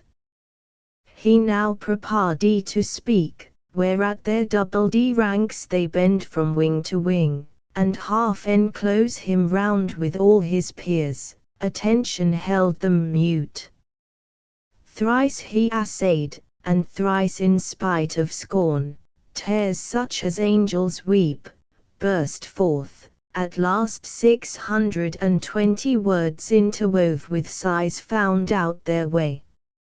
O myriads of immortal spirits, O powers matchless, but with Almighty, and that strife was not inglorious, though event was dire, as this place testifies, and this dire change hateful to utter, but what power of mind foreseeing or presaging, from the depth of knowledge past or present, could have feared how such united force of gods, how such as stood like these, could ever know repulse.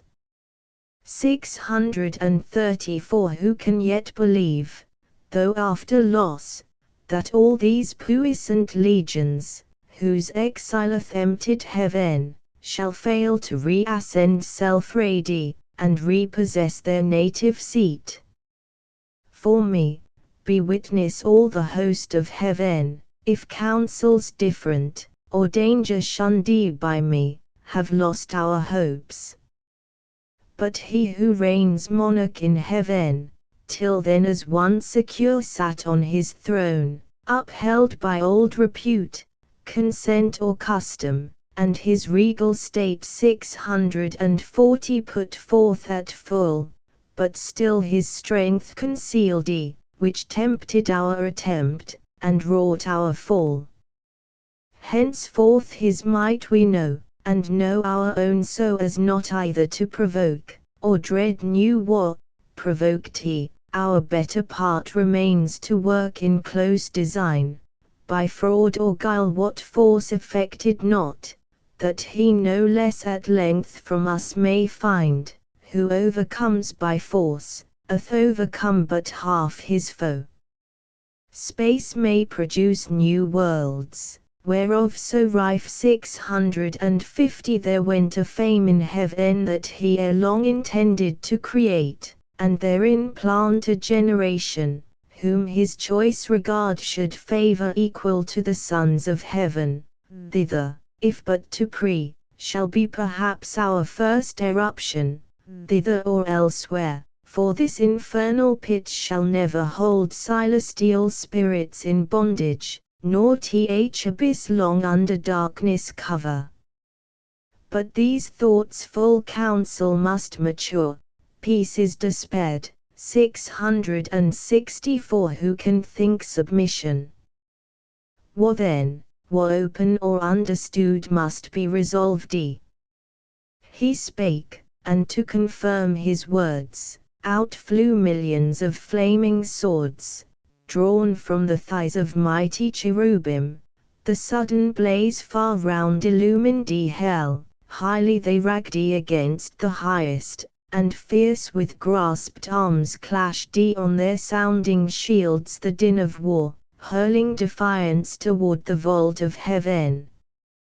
There stood a hill not far whose griously top 670 belched fire and rolling smoke, the rest entire shone with a glossy scurf, undoubted sign that in his womb was hid metallic ore, the work of sulphur.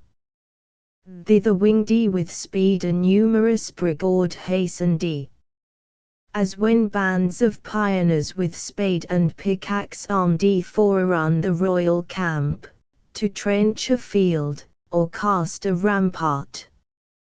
Mammon led them on, Mammon, the least erected spirit that fell from heaven, for even in heaven his looks and thoughts 680 were always downward bent, admiring more the riches of heaven's pavement, trod in gold, than aught divine or holy else enjoyed in vision beatific, by him first men also, and by his suggestion taught, ransacked the centre, and with impious hands rifled the bowels of the mother earth for treasures better hid.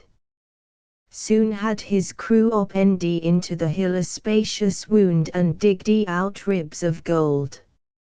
Let none admire 690 that riches grow in hell, that soil may best deserve the prettious bane. And here let those who boast in mortal things, and wondering tell of Babel, and the works of Memphian kings, learn how the greatest monuments of fame, and strength and art are easily outdone by spirits reprobate. And in an hour what in an age they with incessant toil and hands innumerable scarce perform. Nigh on the plain in many cells prepared, 700 that underneath had veins of liquid fire slucked from the lake, a second multitude with wondrous art founded the massy ore, severing each kind and scummed the bullion dross. A third as soon had formed within the ground a various mould, and from the boiling cells by strange conveyance filled each hollow nook, as in an organ from one blast of wind to many a row of pipes the sound-bored breaths. Anon out of the earth a fabric huge 710 rose like an exhalation, with the sound of dulcet symphonies and voices sweet, built like a temple, where pilasters round were set, and Doric pillars overlaid with golden architrave, nor did there want cornice or frieze, with bossy sculptures graven, the roof was fretted gold. Not Babylon, nor great Al-Cairo such magnificence equalled in all the glories, to enshrine Belus or Serapis the gods, or seat 720 the kings, when Egypt with Assyria strove in wealth and luxury.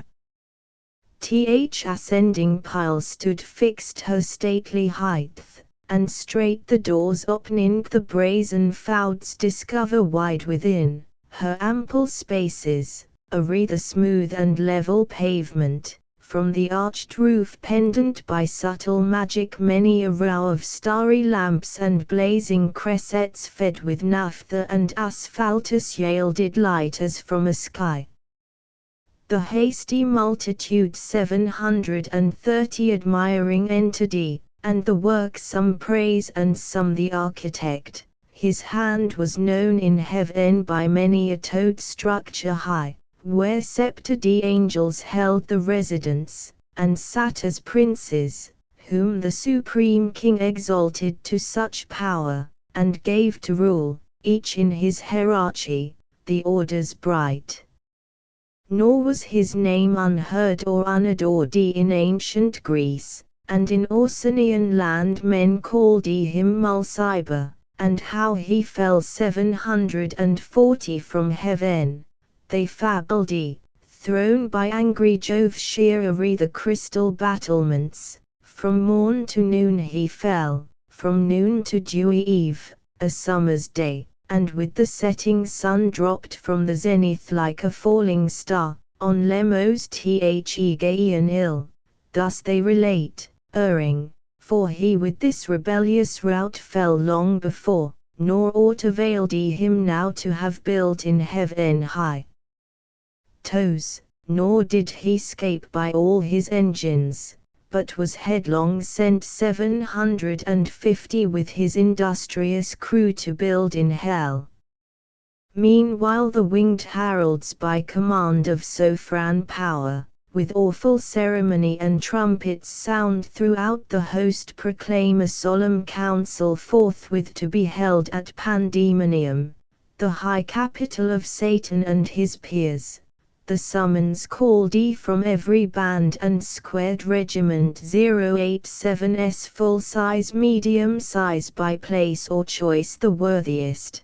They anon with hundreds and with thousands trooping came 760 attended, all access was thronged, the gates and porches wide, but chief the spacious hall.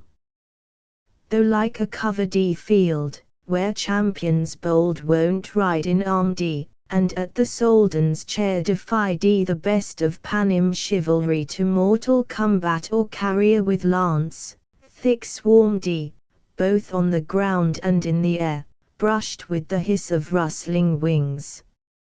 As bees in springtime, when the sun with Taurus rides, pour forth the populous youth about the hive 770 in clusters, they among fresh dews and flowers fly to and fro, or on the smoothed plank, the suburb of the straw-built citadel, new rubbed with balm, expatiate and confer the state affairs.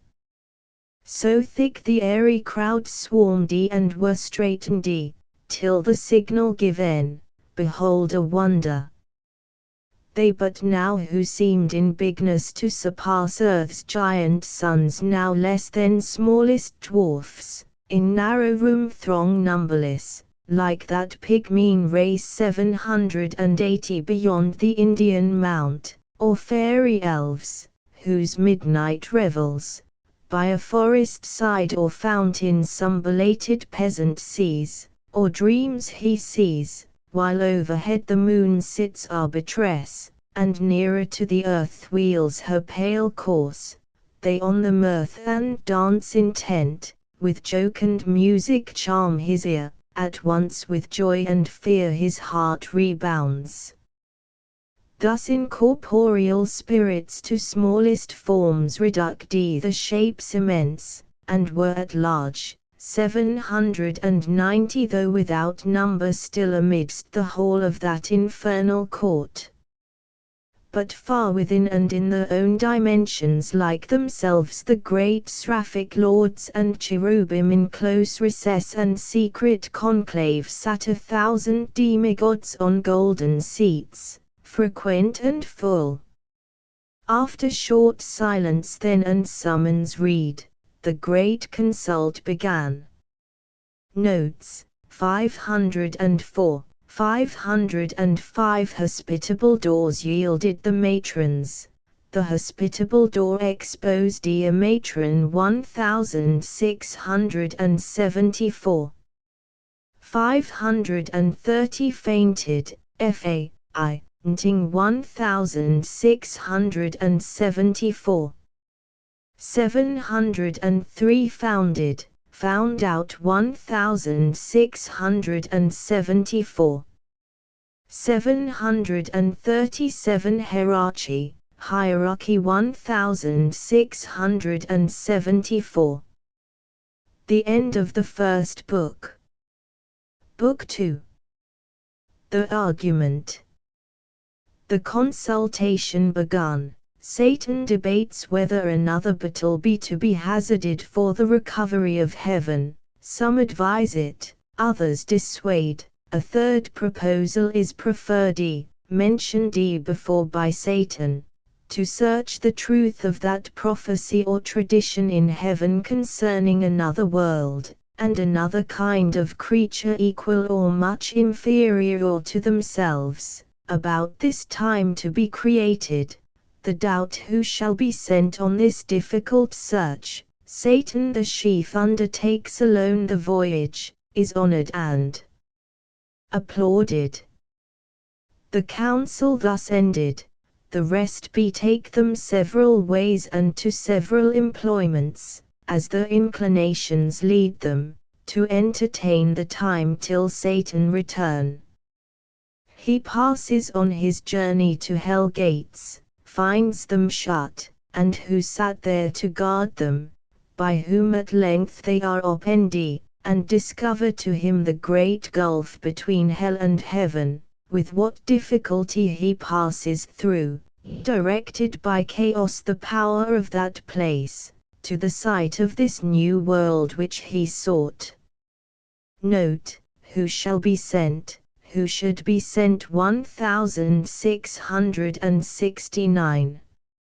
High on a throne of royal state, which far 099's full-size medium-size outshone the wealth of Ormus and of Ind, or where the gorgeous East with richest hand shows on her kings barbaric pearl and gold, Satan exalted sat, by merit ready to that bad eminence, and from despair thus high uplifted beyond hope, aspires beyond thus high, insatiate to pursue vain war with heaven, and by success untaught his proud imaginations thus displayed.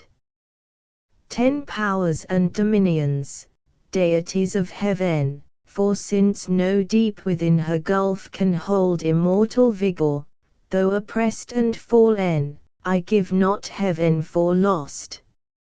From this descent celestial virtues rising, will appear more glorious and more dread than from no fall, and trust themselves to fear no second fate, me though just right, and the fixed laws of heaven did first create your leader, next, free choice, with what besides, in council or in fight, 20th been achieved of merit, yet this loss thus far at least recovered hath much more established in a safe unenvied throne yielded with full consent. The happier state in heaven, which follows dignity, might draw envy from each inferior, but who here will envy whom the highest place exposes foremost to stand against the thunderer's aim your bulwark, and condemns to greatest share of endless pain? Where there is then no good 30 for which to strive, no strife can grow up there from faction, For none sure will claim in hell precedence, none, whose portion is so small of present pain, that with ambitious mind will covet more. With this advantage then to union, and firm faith, and firm accord, more than can be in heaven, we now return to claim our just inheritance of old, surer to prosper than prosperity could have azaded us, and by what best way, 40 whether of open war or covert guile, we now debate, who can advise, may speak. He sees D, and next him Moloch, scepter D king stood up, the strongest and the fiercest spirit that fought in heaven, now fiercer by despair, his trust was with Th eternal to be deemed equal in strength, and rather than be less cardy not to be at all, with that care lost went all his fear, of God, or hell, or worse he recked not, and these words thereafter spake. 50 My sentence is for open war, of whiles, more unexpert, I boast not, them let those contrive who need, or when they need, not now. For while they sit contriving, shall the rest, millions that stand in arms, and longing wait the signal to ascend, sit lingering here heaven's fugitives, and for the dwelling place accept this dark opprobrious den of shame, the prison of his tyranny who reigns by our delay. No, let us rather choose 60 armed with hell flames and fury all at once array heaven's high toes to force resistless way, turning our tortures into horrid arms against the torturer, when to meet the noise of his almighty engine he shall hear infernal thunder, and for lightning see black fire and horror shot with equal rage among his angels, and his throne itself mixed with Tartarian sulphur, and strange fire, his own invented torments. But perhaps 70 the way seems difficult and steep to scale with upright wing against a higher foe. Let such bethink them, if the sleepy drench of that forgetful lake benumb not still, that in our proper motion we ascend up to our native seat, descent and fall to us is adverse. Who but felt of late when the fierce foe hung on our broken rear insulting, and pursued us through the deep, with what compulsion and laborious flight 80 we sunk thus low. Th ascent is easy then, th event is feared, should we again provoke our stronger, some worse way his wrath may find to our destruction, if there be in hell fear to be worse destroyed, what can be worse than to dwell here, driven out from bliss, condemned in this abhorred deep to utter woe, where pain of unextinguishable fire must exercise us without hope of end the vassals of his anger, when the scourge 90 inexorably, and the torturing hour calls us to penance. More destroyed than thus we should be quite abolished and expire. What fear we then? What doubt we to incense his utmost ire? Which to the height enraged, will either quite consume us, and reduce to nothing this essential, happier far than miserable to have eternal being, or if our substance be indeed divine, and cannot cease to be, we are at worst 100 on this side nothing, and by proof we feel our power sufficient to disturb his heaven, and with perpetual inroads to Alam, though inaccessible, his fatal throne, which if not victory is yet revenge. He ended frowning, and his look denounced desperate revenge, and battle dangerous to less than gods. On th other side uprose Belial, in act more graceful and humane, a fairer person lost not heaven. He seemed 110 for dignity composed and high exploit, but all was false and hollow, though his tongue dropped manna, and could make the worse appear the better reason, to perplex and dash maturest counsels, for his thoughts were low, to vice industrious, but to nobler deeds timorous and slothful, yet he pleased the rear, and with persuasive accent thus began.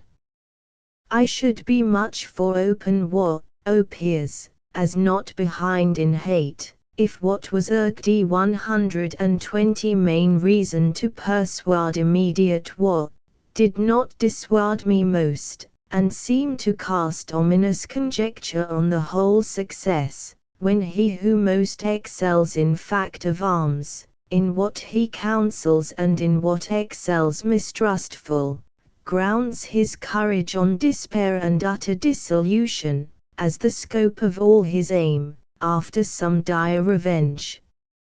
First, what revenge? The toes of heaven are filled with armed watch, that render all access 130 impregnable, oft on the bordering deep encamp the legions, or with obscure wings scout far and wide into the realm of night, scorning surprise.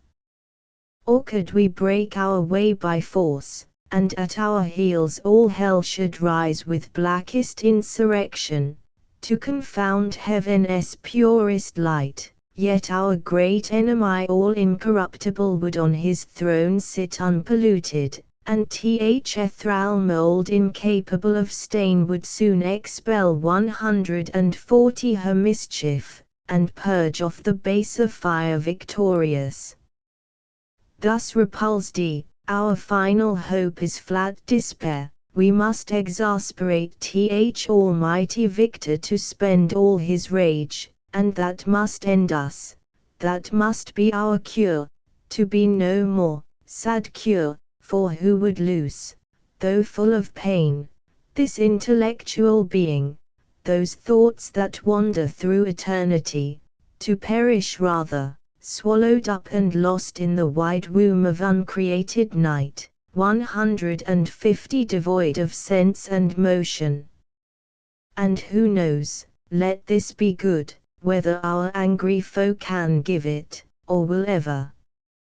How he can is doubtful, that he never will is sure. Will he, so wise, let loose at once his ire, belike through impotence, or unaware, to give his enemies the wish, and end them in his anger, whom his anger saves to punish endless? Wherefore cease we then?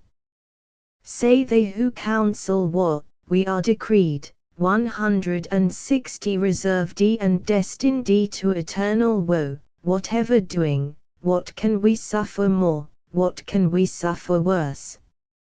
Is this then worst, thus sitting, thus consulting, thus in arms?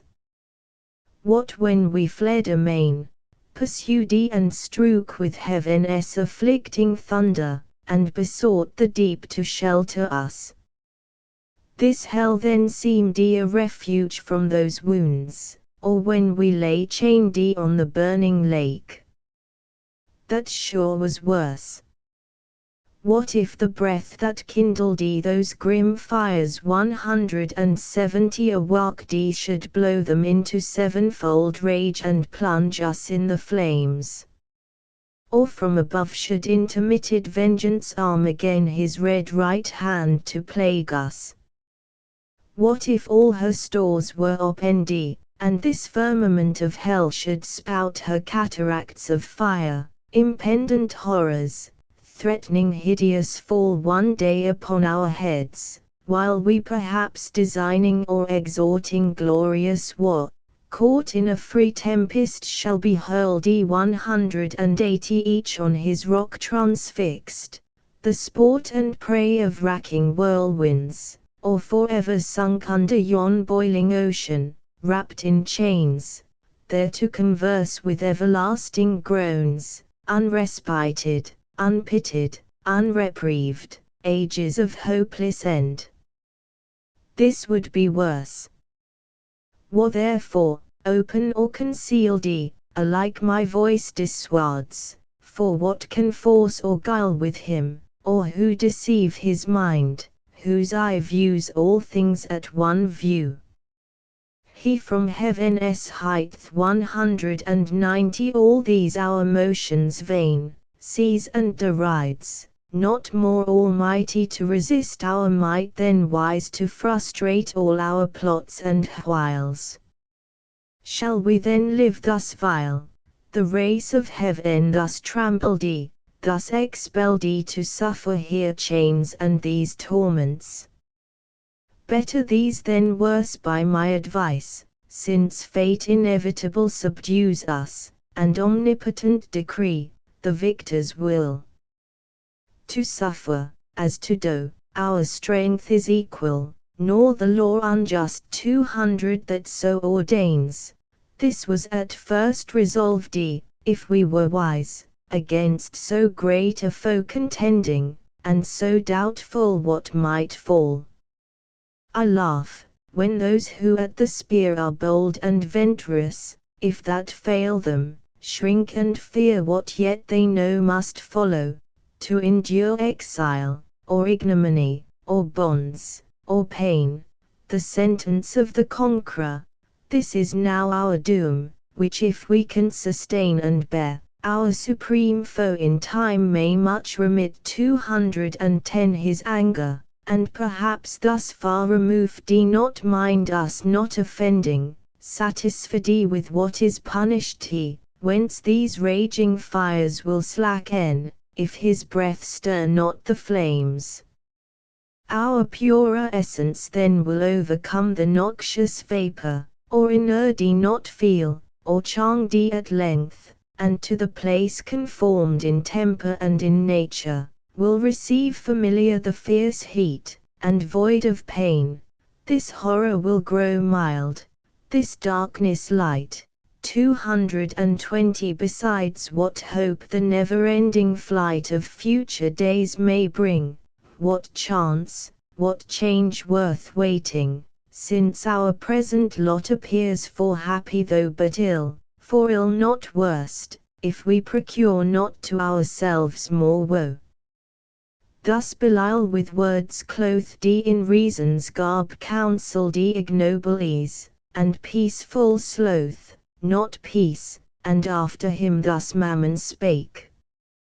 Either to disenthrone the King of Heaven we war, if war be best, or to regain 230 our own right lost, him to unthrone we then may hope, when everlasting fate shall yield to fickle chance, and chaos judge the strife. The former vain to hope argues as vain the latter, for what place can be for us within heaven's bound, unless heaven's Lord supreme we overpower?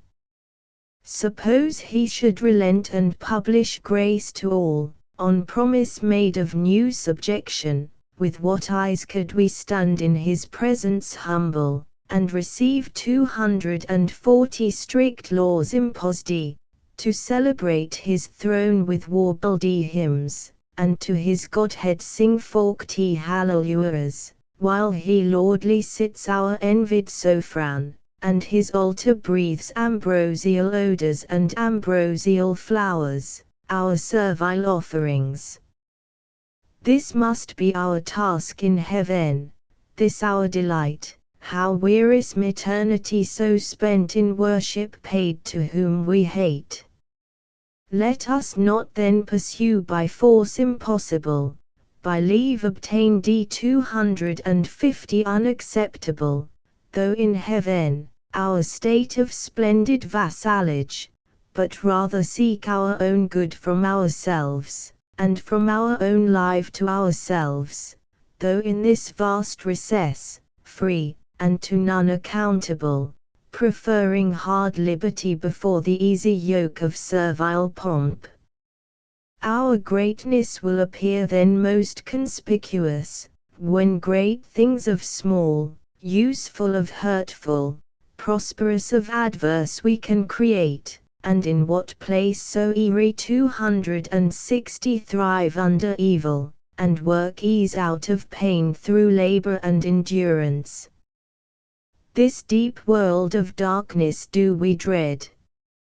How oft amidst thick clouds and dark doth heaven's all-ruling Sire choose to reside, his glory unobscured, and with the majesty of darkness round covers his throne, from whence deep thunders roar mustering the rage, and heaven resembles hell. As he our darkness, cannot we his light imitate when we please?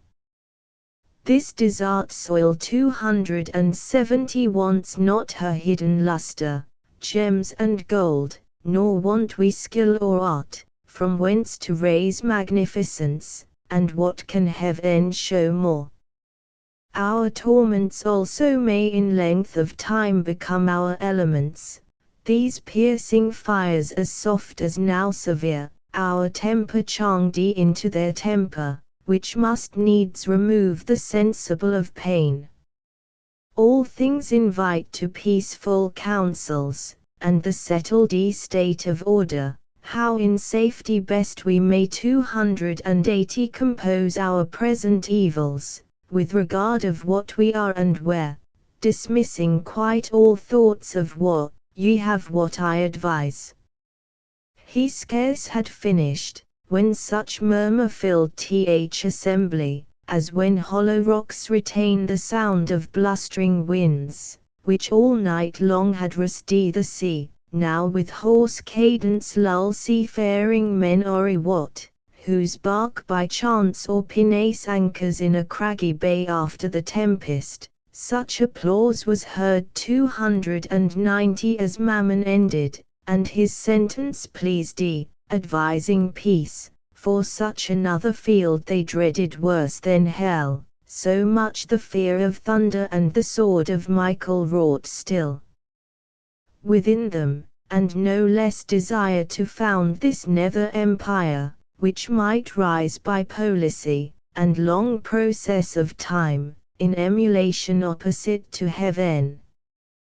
Which when Beelzebub perceived, then whom, Satan except, none higher sat, with grave 300 aspect he rose, and in his rising seemed a pillar of state, deep on his front engraven deliberation sat and public care, and princely counsel in his face yet shone, majestic though in ruin. Sage he stood with Atlantean shoulders fit to bear the weight of mightiest monarchies, his look drew audience and attention still as night or summer's noontide air, while thus he spake. Thrones and imperial powers, offspring of heaven, 310 ethereal virtues, all these titles now must we renounce, and changing style be called princes of hell.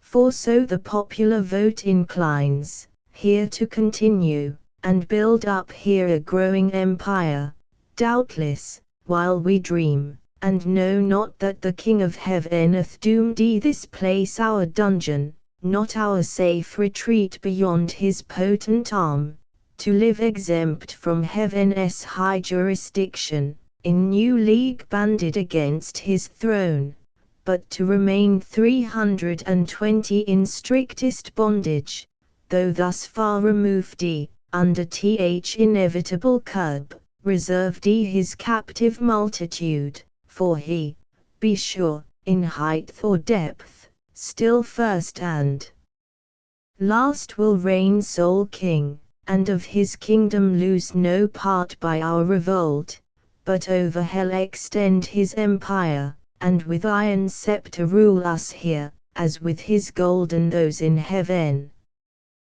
What sit we then projecting peace and war?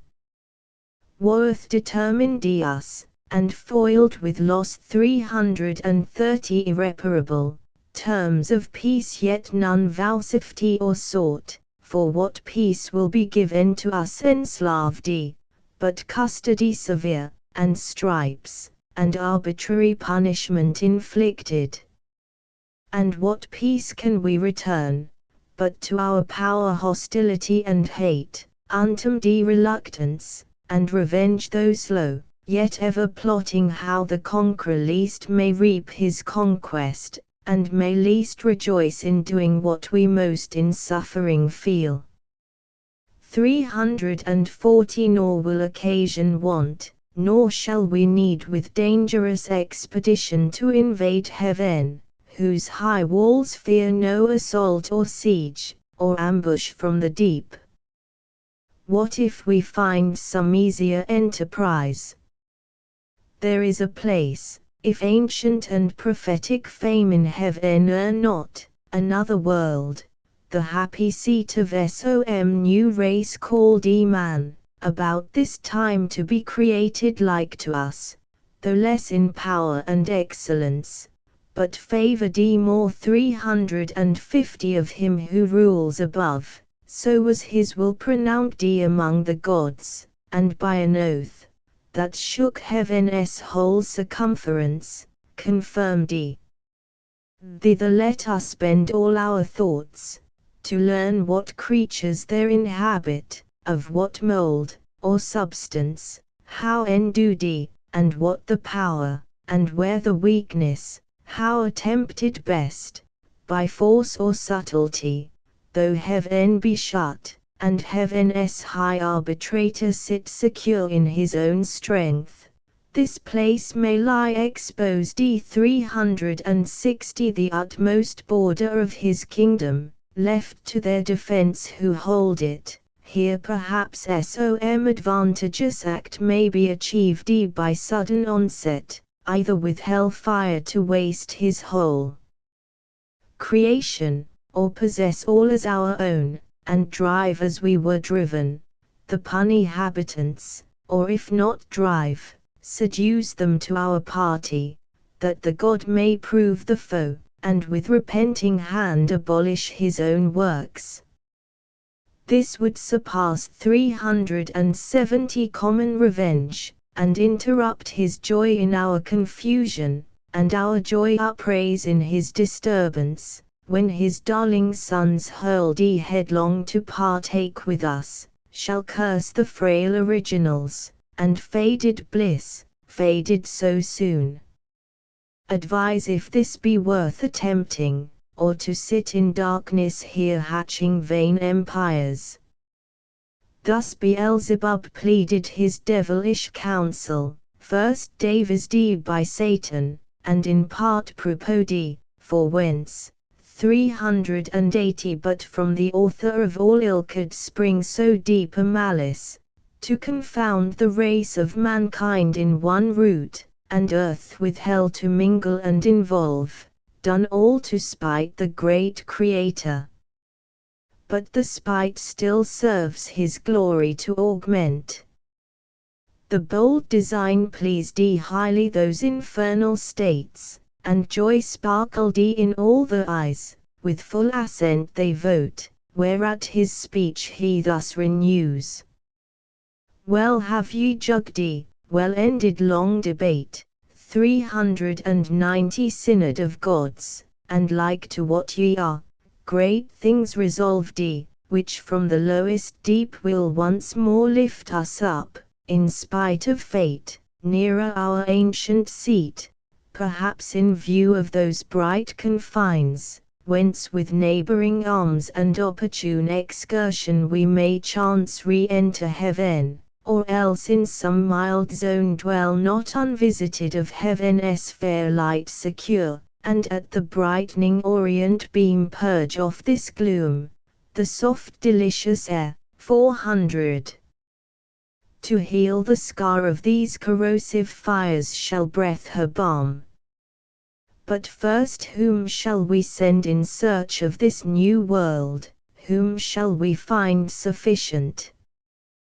Who shall tempt with wandering feet the dark unbottomed infinite abyss, and through the palpable obscure find out his uncouth way, or spread his airy flight upborne with indefatigable wings over the vast abrupt, ere he arrive the happy ill? What strength, what art can then 410 suffice, or what evasion bear him safe through the strict sentries and stations thick of angels watching round. Here he had need all circumspection, and we now no less choice in our suffrage, for on whom we send, the weight of all and our last hope relies. This said, he sat, and expectation held his look suspense, awaiting who appeared to second, or oppose, or undertake the perilous attempt, but all sat mute, 420 pondering the danger with deep thoughts, and each in other's countenance read his own dismay astonished. None among the choice and prime of those heaven-warring champions could be found so hardy as to proffer or accept alone the dreadful voyage, till at last Satan, whom now transcendent glory rayed above his fellows, with monarchal pride, conscious of highest worth, unmoved thus spake. O progeny of heaven, empire thrones, 430 with reasoneth deep silence and demercised us, though undismayed, long is the way and hard, that out of hell leads up to light, our prison strong, this huge convex of fire, outrageous to devour, immures us round ninefold, and gates of burning adamant barred over us prohibit all egress. These past, if any pass, the void profound of unessential night receives him next wide gaping, and with utter loss of being 440 threatens him, plunged in that abortive gulf. If thence he scape into whatever world, or unknown region, what remains him less than unknown dangers and as hard escape? But I should ill become this throne, O peers, and this imperial sovereignty, adorned with splendor, armed with power, if aught proposed and jugged of public moment, in the shape of difficulty or danger could deter me from attempting. Wherefore do I assume 450 these royalties, and not refuse to reign, refusing to accept as great a share of hazard as of honor, due alike to him who reigns, and so much to him due of hazard more, as he above the rest high honored sits. Go the four mighty powers, terror of heaven, though fallen, intend at home, while here shall be our home, what best may ease the present misery, and render hell more tolerable, if there be cure or charm 460 to respite or deceive, or slack the pain of this ill mansion, intermit no watch against a wakeful foe, while I abroad through all the coasts of dark destruction seek deliverance for us all, this enterprise none shall partake with me. Thus saying rose the monarch, and prevented all reply, prudent, least from his resolution rayed others among the chief might offer now, certain to be refused, what erst they feared, 470 and so refused might in opinion stand his rivals, winning cheap the high repute which he through hazard huge must earn. But they dreaded not more adventure than his voice forbidding, and at once with him they rose. The rising all at once was as the sound of thunder heard remote.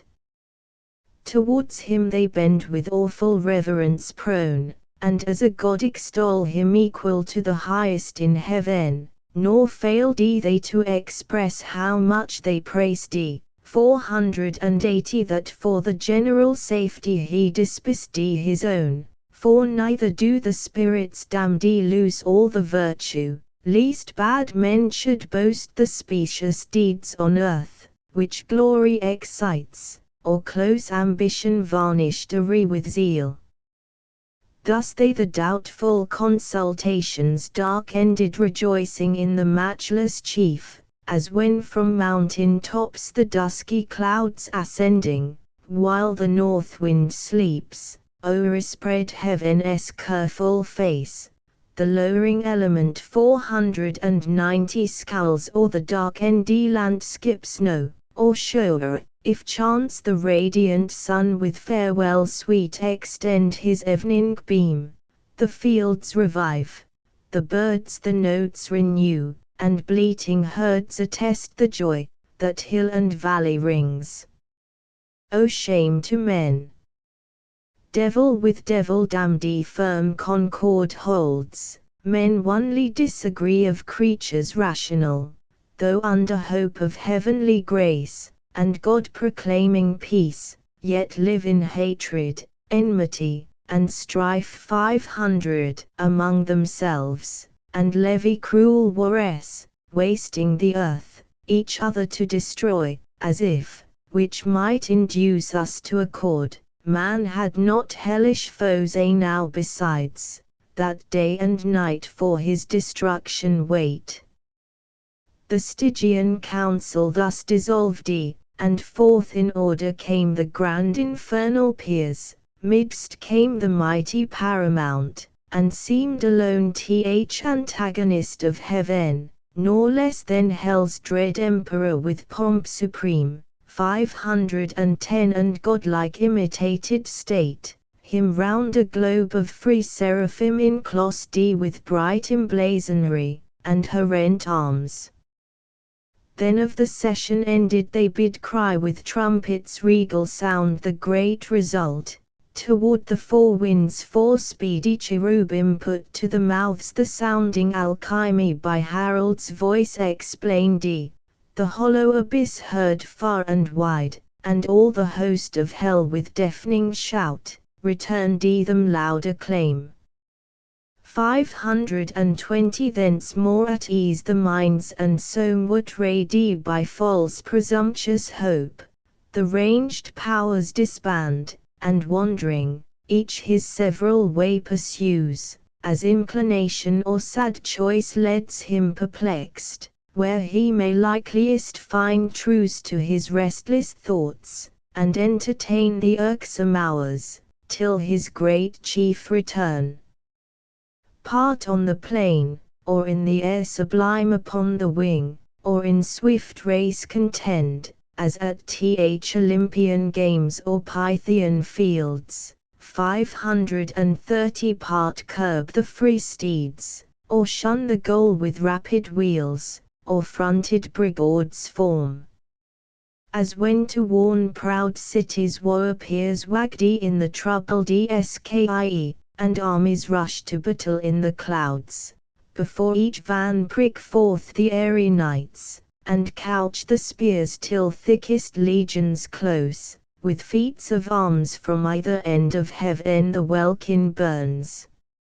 Others with vast Typhoean rage more fell rend up both rocks and hills, and ride the air 540 in whirlwind, hell scarce holds the wild uproar. As when Alcides from Aelia crowned with conquest, felt envenomed robe, and tore through pain up by the roots Thessalian pines, and Lycus from the top of Eta threw into Euboea. Others more mild, retreated in a silent valley, sing with notes angelical to many a harp their own heroic deeds and hapless fall by doom of battle, and complain that fate 550 free virtue should enthrall to force or chance. The song was partial, but the harmony, what could it less when spirits immortal sing?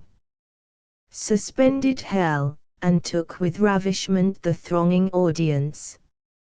In discourse more sweet, for eloquence the soul, song charms the sense, others apart sat on a hill retir'd, in thoughts more elevate, and reasoned high of providence, foreknowledge, will, and fate, fixed fate, free will, foreknowledge absolute, 560 and found no end, in wandering mazes lost. Of good and evil much they argued then, of happiness and final misery, passion and apathy, and glory and shame, vain wisdom all, and false philosophy, yet with a pleasing sorcery could charm pain for a while or anguish, and excite fallacious hope, or arm obdurate breast with stubborn patience as with triple steel. Another part in squadrons and gross bands, 570 on bold adventure to discover wide that dismal world, if any climb perhaps might yield the Mysia habitation, bend four ways the flying march, along the banks of four infernal rivers that disgorge into the burning lake the baleful streams, abhorred styx the flood of deadly hate, Sadicheron of sorrow, black and deep, Cocytus, Namdi of lamentation loud heard on the Aruful stream, fierce Phlegeton 580 whose waves of torrent fire inflame with rage. Far off from these a slow and silent stream, Lethe the river of oblivion rules her watery labyrinth, whereof who drinks, forth with his former state and being forgets both joy and grief, pleasure and pain. Beyond this flood a frozen continent lies dark and wild, beat with perpetual storms of whirlwind and dire hail, which on firm land thaws not, but gathers heap, and ruin seems 590 of ancient pile, all else deep snow and ice, a gulf profound as that Serbonian bog betwixt Damietta and Mount Casius old, where armies whole have sunk, the parching air burns furor, and cold performs effect of fire. Thither by harpy-footed furies hailed at certain revolutions all the damned are brought, and feel by turns the bitter change of fierce extremes by change more fierce, from beds of raging fire to starve in ice 600 the soft ethereal warmth, and there to pine immovable, infixed, and frozen round periods of time, thence hurried back to fire. They ferry over this Lethean sound both to and fro, the sorrow to augment, and wish and struggle, as they pass, to reach the tempting stream, with one small drop to lose in sweet forgetfulness all pain and woe, all in one moment, and so near the brink, but fate withstands, and to oppose attempt 610 Medusa with Gorgonian terror guards the ford, and of itself the water flies all taste of living white, as once it fled the lip of Tantalus. Thus roving on in confessed march forlorn, adventurous bands with shuddering horror pale, and eyes august viewed first the lamentable lot, and found no rest. Through many a dark and dreary vale they passed and many a region dolorous, many a frozen, many a free Alp, 620 rocks, caves, lakes, fens, bogs, dens, and shades of death, a universe of death, which God by curse created evil, for evil only good, where all life dies, death lives, and nature breeds, perverse, all monstrous, all prodigious things, abominable, unutterable, and worse than fables yet have feigned, or fear conceived, gorgons and hydras, and chimeras dire. 116s full size medium size meanwhile the adversary of God and man, Satan with thoughts inflamed of highest design, 630 puts on swift wings, and toward the gates of hell explores his solitary flight. Times he scours the right-hand coast, times the left, now shaves with level wing the deep, then soars up to the fiery concave touring high. As when far off at sea a fleet discreetly hangs in the clouds, by equinoctial winds close sailing from Bengala, or the Isles of Ternate and Tidor, whence merchants bring the spicy drugs, they on the trading flood 640 through the wide Ethiopian to the Cape ply stemming nightly toward the pole. So seemed he far off the flying fiend, at last appear hell-bounds high reaching to the horrid roof, and thrice threefold the gates, three folds were brass, three iron, three of adamantine rock, impenetrable, impelled with circling fire, yet unconsumed. Before the gates there sat 088s full-size medium size on either side a formidable shape, the one seemed woman to the waist, and fair, 650 but ended foul in many a scaly foud voluminous and vast, a serpent armed with mortal sting, about her middle round a cry of hell-hounds never ceasing barked with wide Cerberian mouths full loud, and rung a hideous peal, yet, when they list, would creep, if aught disturbed the noise, into her womb, and kennel there, yet there still barked and howled within unseen. Far less abhorrent than these vexed Scylla bathing in the sea that parts 660 Calabria from the horse Trinacrian shore, nor uglier follow the night hag, when called in secret, riding through the air she comes lady with the smell of infant blood, to dance with Lapland witches, while the labouring moon eclipses at the charms. The other shape, if shape it might be called that shape had none distinguishable in member, joint, or limb, or substance might be called that shadow seemed for each seemed either, black it stood as night, 670 fierce as 10 furies, terrible as hell, and shook a dreadful dart, what seemed his head the likeness of a kingly crown had on. Satan was now at hand, and from his seat the monster moving onward came as fast, with horrid strides, hell trembled as he strode.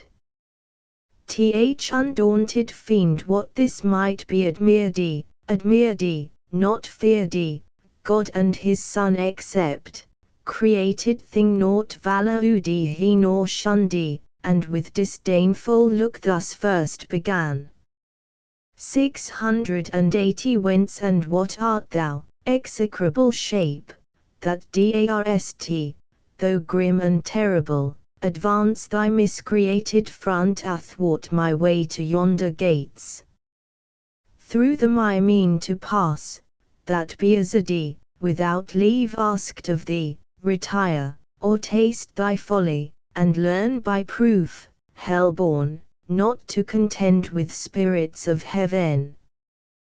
To whom the goblin full of wrath replied, Art thou that traitor angel, art thou he, who first broke peace in heaven and faith, till then 690 unbroken, and in proud rebellious arms drew after him the third part of heaven's sons conjured against the highest, for which both thou and they outcast from God, are here condemned to waste eternal days in woe and pain.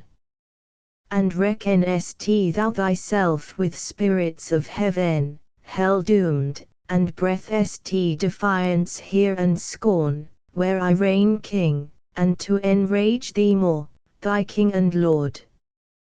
Back to thy punishment, false fugitive, and to thy speed add wings, 700 least with a whip of scorpions I pursue thy lingering, or with one stroke of this dart strange horror seize thee, and pangs unfelt before.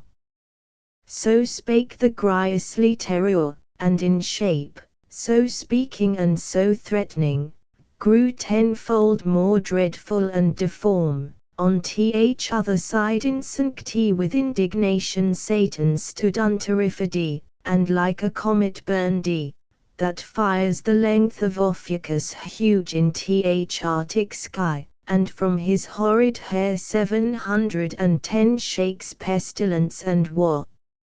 Each at the head levelled his deadly aim, the fate all hands no second stroke intend, and such a frown each cast at th other, as when two black clouds with heaven's artillery fraught, come rattling on over the Caspian, then stand front to front hovering a space, till winds the signal blow to join the dark encounter in mid-air. So frowned the mighty combatants, that hell grew darker at the frown, so mat they stood. 724 Never but once more was either like to meet so great a foe, and now great deeds had been achieved, whereof all hell had rung, had not the snaky sorceress that sat fast by hell gate, and kept the fatal key, risen, and with hideous outcry rushed between. O Father, what intends thy hand, she cried against thy only Son? What fury, O Son, possesses thee to bend that mortal dart against thy Father's head? And knowest for whom? 730 For him who sits above and laughs the while at the ordained his drudge, to execute what his wrath, which he calls justice, bids, his wrath which one day will destroy ye both. She spake, and at her words the hellish pest forbore, then these to her Satan returned so strange thy outcry, and thy words so strange thou interposest, that my sudden hand prevented spares to tell thee yet by deeds what it intends, till first I know of thee. 740 What thing thou art, thus double formed, and why in this infernal vale first met thou callest me Father, and that phantasm callest my Son? I know thee not, nor ever saw till now sight more detestable than him and thee.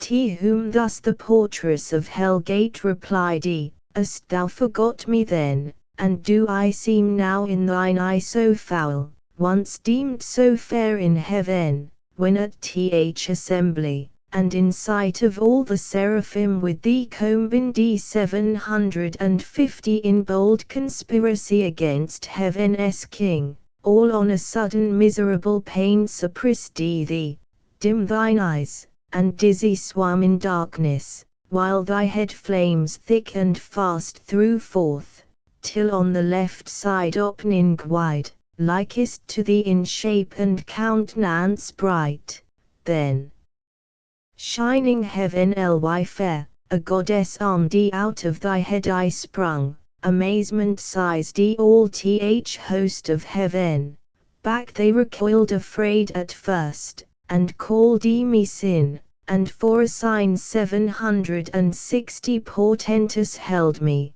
but familiar grown, I pleased and with attractive graces won the most averse, thee chiefly, who full oft thyself in me thy perfect image viewing becamest enamored, and such joy thou tookest with me in secret, that my womb conceived a growing burden.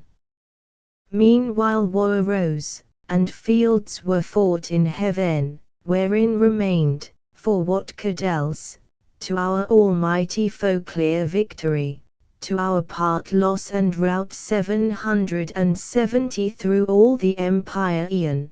Down they fell driven headlong from the pitch of heaven, down into this deep, and in the general fall I also, at which time this powerful key into my hand was given, with charge to keep these gates forever shut, which none can pass without my opening. Pensive here I sat alone, but long I sat not, till my womb pregnant by thee, and now excessive grown prodigious motion felt and rueful throes. 780 At last this odious offspring whom thou seest thine own begotten, breaking violent way tore through my entrails, that with fear and pain distorted, all my nether shape thus grew transformed, but he my inbred enemy forth issued, brandishing his fatal dart made to destroy. I fled, and cried out death. Hell trembled at the hideous name, and sighed from all her caves, and back resounded death.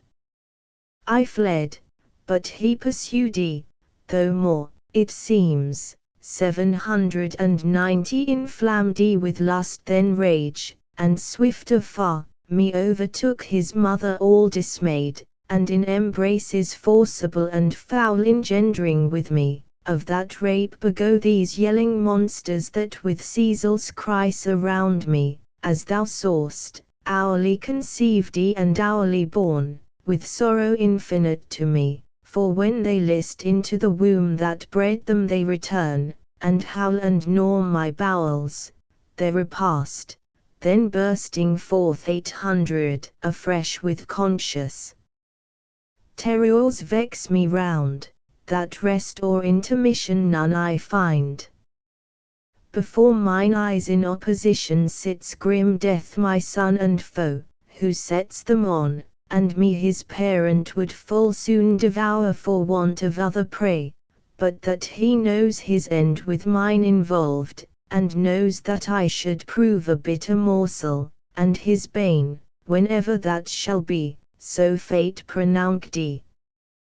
But thou, O Father, I forewarn thee, shun 810 his deadly arrow, neither vainly hope to be invulnerable in those bright arms, though tempered heavenly, for that mortal dint, save he who reigns above, none can resist.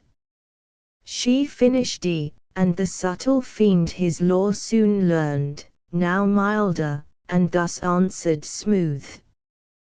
Dear daughter, since thou claimest me for thy sire, and my fair son here show'st me, the dear pledge of dalliance had with thee in heaven, and joys then sweet, now sad to mention, through dire change 820 befall us unforeseen, unthought of, no I come no enemy, but to set free from out this dark and dismal house of pain, both him and thee, and all the heavenly host of spirits that in our just pretenses armed fell with us from on high. From them I go this uncouth errand soul, and one for all my self expose, with lonely steps to tread unfounded deep, and through the void immense to search with wandering quest a place foretold 830 should be, and, by concurring signs,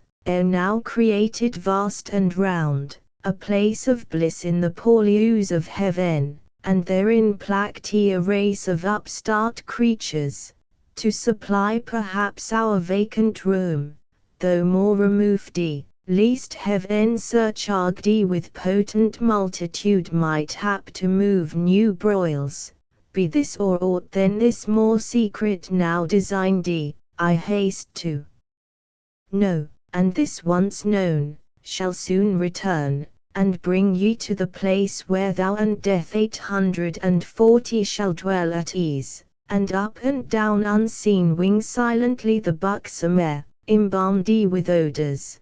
There ye shall be fed and filled immeasurably, all things shall be your prey. He seized, for both seemed highly pleased, and death grinned horrible a ghastly smile, to hear his famine should be filled, and blessed his more destined to that good hour, no less rejoiced his mother bade, and thus bespake her sire.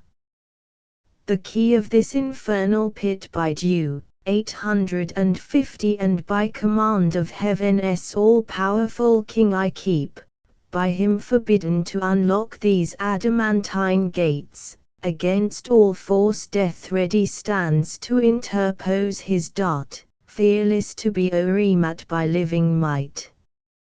But what owe I to his commands above who hates me, and doth hither thrust me down into this gloom of Tartarus profound, to sit in hateful office here confined, inhabitant of heaven, and heavenly born, 860 here in perpetual agony and pain, with terrors and with clamours compassed round of mine own brood, that on my bowels feed. Thou art my Father, thou my Author, thou my being gavest me, whom should I obey but thee, whom follow? Thou wilt bring me soon to that new world of light and bliss, among the gods who live at ease, where I shall reign at thy right hand voluptuous, as beseems thy daughter and thy darling, without end. 870 thus saying, from her side the fatal key, sad instrument of all our woe, she took, and towards the gate ruling her bestial train, forth with the huge portcullis high up drew, which but herself not all the Stygian powers could once have moved.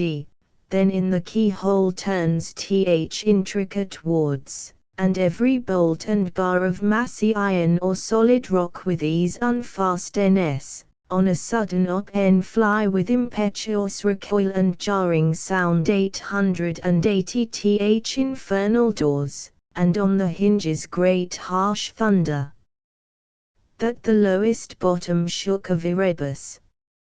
She opened, but to shut excelled her power, the gates wide open stood, that with extended wings a bannered host under spread ensigns marching might pass through with horse and chariots ranked in loose array, so wide they stood, and like a furnace mouth cast forth redounding smoke and ruddy flame.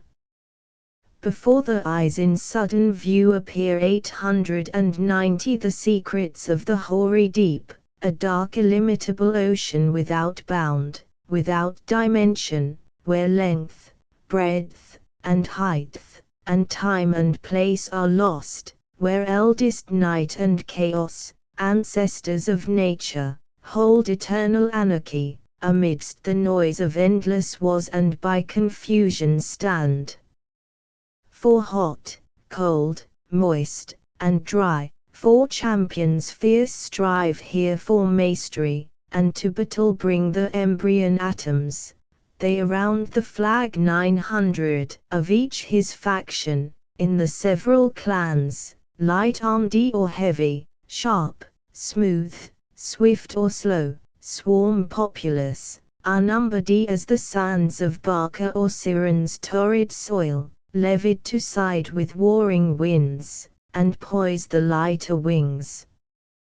To whom these most adhere, he rules a moment, chaos umpire sits, and by decision more embroils the fray by which he reigns, next him high arbiter chance governs all.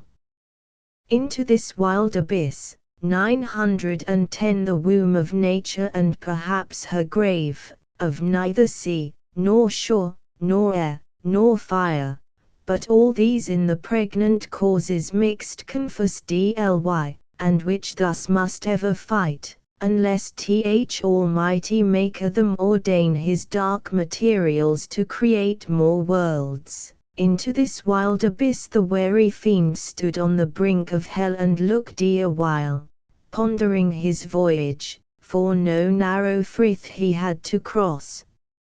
Nor was his real pealed 920 with noises loud and ruinous, to compare great things with small. Then when Baena storms, with all her battering engines bent to raise some capital city, or less than if this frame of heaven were falling, and these elements in mutiny had from her axle torn the steadfast earth. At last his sail broad vance he spreads for flight, and in the surging smoke uplifted spurns the ground, thence many a league as in a cloudy chair ascending rides 930 audacious, but that seat soon failing, meets a vast vacuity, all unawares fluttering his pennon's vain plumb down he drops 10,000 fathom deep, and to this hour down had been falling, had not by ill chance the strong rebuff of some tumultuous cloud instinct with fire and nitre hurried him as many miles aloft, that fury steady quenched in a boggy Syrtis, neither sea, nor good dry land, nigh foundered on he fares, 940 treading the crude consistence, half on foot, half flying, behoves him now both oar and sail.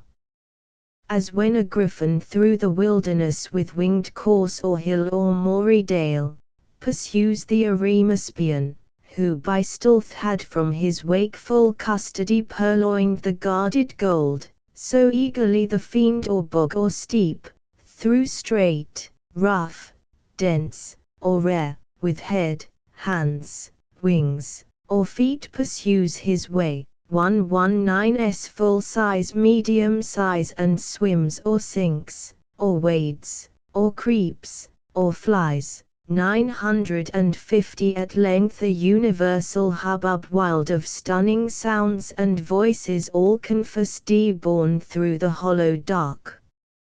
Assaults his rear with loudest vehemence, thither he plies, undaunted to meet there whatever power or spirit of the nethermost abyss might in that noise reside, of whom to ask which way the nearest coast of darkness lies bordering on light, when straight behold the throne of chaos, and his dark pavilion spread 960 wide on the wasteful deep, with him enthroned sat sable-vested night, eldest of things, the consort of his reign, and by them stood Orcus and Adds, and the dreaded name of Demogorgon.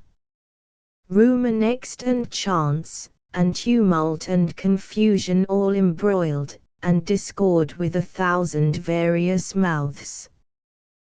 Whom Satan turning boldly, thus: Ye powers and spirits of this nethermost abyss, chaos and ancient night, I come no spy, 970 with purpose to explore or to disturb the secrets of your realm, but by constraint wandering this darksome desert, as my way lies through your spacious empire up to light, alone, and without guide, half lost, I seek what readiest path leads where your gloomy bounds confine with heaven, or if some other place from your dominion one, Ethral king possesses lately, thither to arrive I travel this profound, direct my course, 980 directed, no mean recompense it brings to your behoof, if I that region lost, all usurpation thence expelled reduced to her original darkness and your sway, which is my present journey, and once more erect the standard there of ancient night, yours bth advantage all, mine the revenge. Thus Satan, and him thus the anacold with faltering speech and visage incomposed answered. I know thee, stranger, who thou art, 990 that mighty leading angel, who of late made head against heaven's king, though overthrown. I saw and heard, for such a numerous host fled not in silence through the fright deep with ruin upon ruin, rout on rout, confusion worse confounded, and heaven gates poured out by millions her victorious bands pursuing. I upon my frontiers here keep residence, if all I can will serve, that little which is left so to defend 1,000 encroach on still through our intestine broils weakening the sceptre of old night, first hell your dungeons stretching far and wide beneath, now lately heaven and earth, another world hung o'er my realm, linked in a golden chain to that side heaven from whence your legions fell. If that way be your walk, you have not far, so much the nearer danger. Go and speed, havoc and spoil and ruin are my gain. He seized and Satan stayed not to reply. 1010 But glad that now his sea should find a shore, with fresh alacrity and force renewed springs upward like a pyramid of fire into the wild expanse, and through the shock of fighting elements, on all sides round environed wins his way, harder beset and more endangered than when Argo passed through Bosporus betwixt the justling rocks, or when Ulysses on the larboard shunned Charybdis, and by other whirlpools steered. 1020 So he with difficulty and labor hard moved on, with difficulty and labor but he once passed, soon after when man fell, strange alteration. Sin and death amain following his track, such was the will of heaven. Paved after him abroad and beat way over the dark abyss, whose boiling gulf tamely endured a bridge of wondrous length from hell continued reaching utmost orb of this frail world, by which the spirits perverse 1030 with easy intercourse pass to and fro to tempt or punish mortals, except whom God and good angels guard by special grace. But now at last the sacred influence of light appears, and from the walls of heaven shoots far into the bosom of dim night a glimmering dawn. Here nature first begins her farthest verge, and chaos to retire as from her outmost works a broken foe with tumult less and with less hostile din. 1040 That Satan with less toil, and now with ease wafts on the calmer wave by dubious light, and like a weather-beaten vessel holds gladly the port, though shrouds and tackle torn, or in the emptier waste. Resembling air, weighs his spread wings, at leisure to behold far off empire heaven, extended wide in circuit, undetermined square or round, with opal toes and battlements adorned of living sapphire, once his native seat, 1050 and fast by hanging in a golden chain this pendant world, in bigness as a star of smallest magnitude close by the moon. Thither full fraught with mischievous revenge, accursed, and in a cursed hour he hies. Notes 282 were 1674. 402 breath, misprint for breathe. 483 her 1674. 527 his, this 1674. 542 Elia, Eshalia 1674. 631 towards 1674. The end of the second book. Book 3. The argument. God sitting on his throne sees Satan flying towards this world, then newly created, shows him to the Son who sat at his right hand, foretells the success of Satan in perverting mankind, clears his own justice and wisdom from all imputation, having created man free and able enough to have withstood his tempter, yet declares his purpose of grace towards him, in regard he fell not of his own malice, as did Satan, but by him seduced he. The Son of God renders praises to his Father for the manifestation of his gracious purpose towards man, God again declares that grace cannot be extended towards man without the satisfaction of divine justice. Man hath offended the majesty of God by aspiring to Godhead, and therefore with all his progeny devoted to death must die, unless someone can be found sufficient to answer for his offense, and undergo his punishment. The Son of God freely offers himself a ransom for man. The Father accepts him, ordains his incarnation, pronounces his exaltation above all in heaven and earth, commands all the angels to adore him. They obey, amid hymning to their harps in full choir, celebrate the Father and the Son.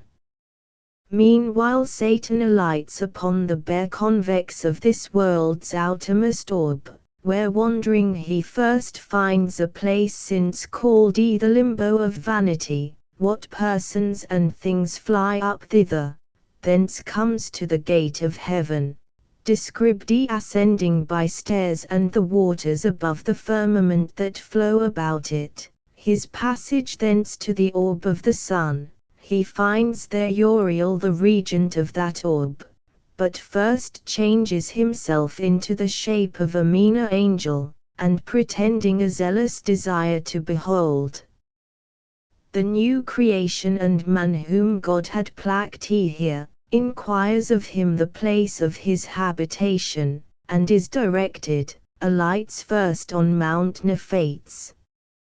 Hail holy light, offspring of heaven firstborn, or of th eternal co-eternal beam, may I express thee unblamed. Since God is light, and never but in unapproached light dwelt from eternity, dwelt then in thee, bright effluence of bright essence increate. Or hearest thou rather pure ethereal stream, whose fountain who shall tell? Before the sun, before the heavens thou wert, and at the voice of God, as with a mantle didst invest the rising world of waters dark and deep, one from the void and formless infinite.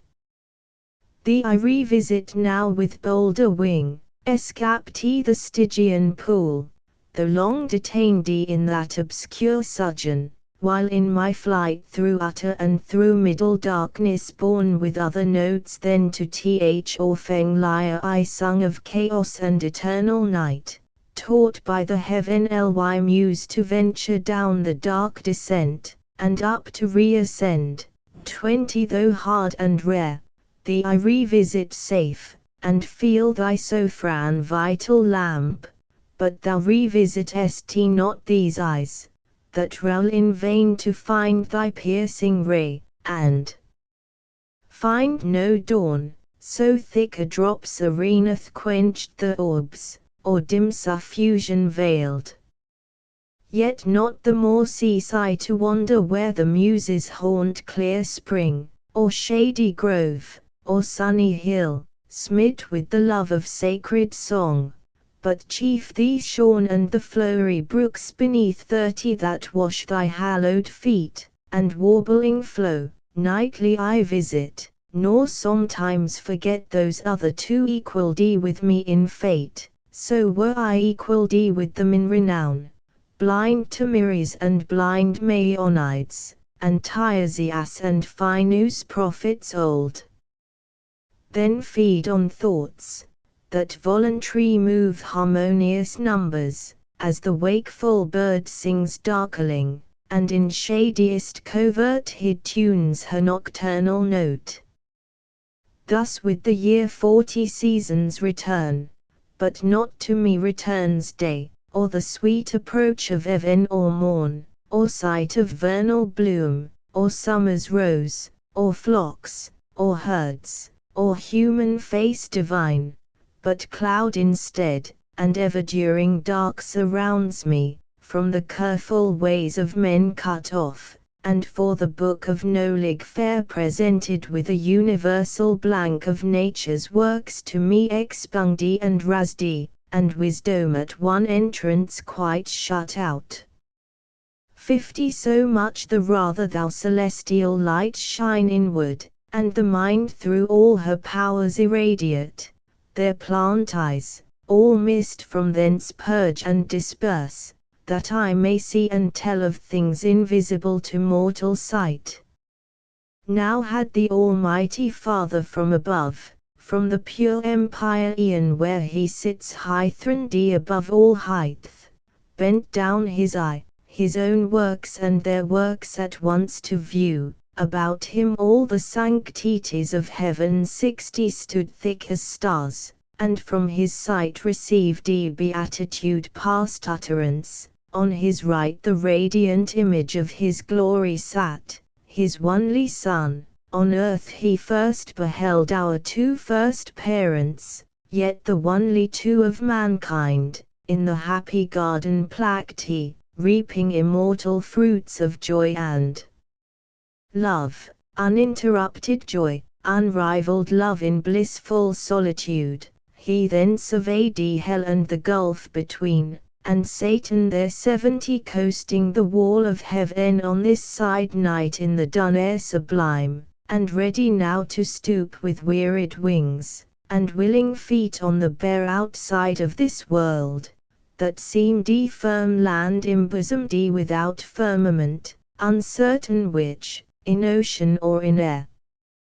Him God beholding from his prospect high, wherein past, present, future he beholds, thus to his only Son foreseeing spake. Only begotten Son, seest thou what rage 80 transports our adversary, whom no bounds prescribed, no bears of hell, nor all the chains heaped on him there, nor yet the main abyss wide interrupt can hold, so bent he seems on desperate revenge, that shall redound upon his own rebellious head. And now through all restraint broke loose he wings his way not far off heaven, in the precincts of light, directly towards the new created world, and man there plucked he, with purpose to assay 90 if him by force he can destroy, or worse, by some false guile pervert, and shall pervert, for man will hearken to his glozing lies, and easily transgress the sole command, sole pledge of his obedience, so will fall he and his faithless progeny, whose fault? Whose but his own?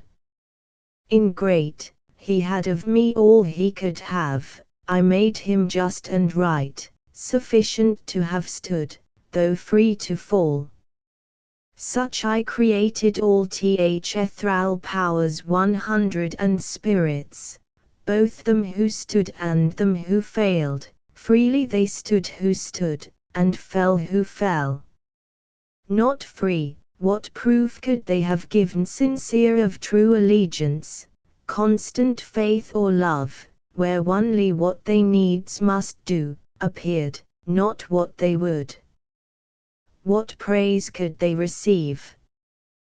What pleasure I from such obedience paid, when will and reason also is choice, useless and vain, of freedom both despoiled, made passive both, had served necessity, 110 not me. They therefore as to right belonged, so were created, nor can justly accuse the Maker, or the making, or the fate, as if predestination overruled the will, disposed by absolute decree or high foreknowledge. They themselves decreed their own revolt, not I. If I foreknew, foreknowledge had no influence on their fault, which had no less proof certain unforeknown. So without least impulse or shadow of fate, 120 or aught by me immutably foreseen, they trespass, authors to themselves in all both what they judge and what they choose, for so I formed them free, and free they must remain, till they enthrall themselves, I else must change the nature, and revoke the high decree unchangeable, eternal, which ordained the freedom, they themselves ordained the fall. The first sought by their own suggestion fell, self-tempted, self-depraved, man falls deceived. 130 by the other first, man therefore shall find grace, the other none, in mercy and justice both, through heaven and earth, so shall my glory excel, but mercy first and last shall brightest shine. Thus while God spake, ambrosial fragrance filled all heaven, and in the blessed Spirit's elect sense of new joy ineffable diffused. Beyond compare the Son of God was seen most glorious, in him all his Father shone substantially expressed, and in his face 140 divine compassion visibly appeared, love without end, and without measure grace, which uttering thus he to his Father spake. O Father, gracious was that word which closed thy sovereign sentence, that man should find grace, for which both heaven and earth shall high extol thy praises, with innumerable sound of hymns and sacred songs, where'er with thy throne encompassed shall resound the ever blessed. For should man finally be lost, should man 150 thy creature late so loved, thy youngest son fall circumvented thus by fraud, though joined with his own folly. That be from thee far, that far be from thee, Father, who art judge of all things made, and judgest only right. Or shall the adversary thus obtain his end, and frustrate thine? Shall he fulfill his malice, and thy goodness bring to naught, or proud return though to his heavier doom, yet with revenge accomplished and to hell 160 draw after him the whole race of mankind, by him corrupted? Or wilt thou thyself abolish thy creation, and unmake, for him, what for thy glory thou hast made? So should thy goodness and thy greatness both be questioned and blasphemed without defense. To whom the great Creator thus replied, O Son, in whom my soul hath chief delight, Son of my bosom, Son who art alone my word, my wisdom, and effectual might, 170 all hast thou spoken as my thoughts are, all as my eternal purpose hath decreed. Man shall not quite be lost, but saved who will, yet not of will in him, but grace in me freely vouchsafed. Once more I will renew his lapsed powers, though forfeit and enthralled by sin to foul exorbitant desires, upheld by me, yet once more he shall stand on even ground against his mortal foe. By me upheld, that he may know how frail 180 his fallen condition is, and to me owe all his deliverance, and to none but me. Some I have chosen of peculiar grace elect above the rest, so is my will, the rest shall hear me call, and oft be warned the sinful state, and to appease betimes incensed deity, while offered grace invites, for I will clear the senses dark, what may suffice, and soften stony hearts to pray, repent, and bring obedience due. 190 To prayer, repentance, and obedience due, though but endevoured with sincere intent, mine ear shall not be slow, mine eye not shut. And I will place within them as a guide my umpire conscience, whom if they will hear, light after light well-ust they shall attain, and to the end persisting, safe arrive. This my long sufferance and my day of grace they who neglect and scorn, shall never taste, but hard be hardened, blind be blinded more, 200 that they may stumble on, and deeper fall, and none but such from mercy I exclude. But yet all is not done. Man disobeying, disloyal breaks his fealty, and shins against the high supremacy of heaven, affecting Godhead, and so loosing all. To expiate his treason hath naught left, but to destruction sacred and devote. He with his whole posterity must die, die he or justice must, unless for him 210 som other able, and as willing, pay the rigid satisfaction, death for death. Say heaven ly powers, where shall we find such love, which of ye will be mortal to redeem man's mortal crime, and just unjust to save, dwells in all heaven charity so dear. He asked but all the heaven ly choirs stood mute, and silence was in heaven. On man's behalf patron or intercessor none appeared, much less that durst upon his own head draw 220 the deadly forfeiture, and ransom set. And now without redemption all mankind must have been lost, adjudged to death and hell by doom severe, had not the Son of God, in whom the fullness dwells of love divine, his dearest mediation thus renewed. Father, thy word is past, man shall find grace, and shall grace not find means, that finds her way, the speediest of thy winged messengers, to visit all thy creatures, and to all 230 comes unprevented, unimpeded, unsought, happy for man, so coming, be her aid can never seek, once dead in sins and lost, atonement for himself or offering meet, indebted and undone, hath none to bring.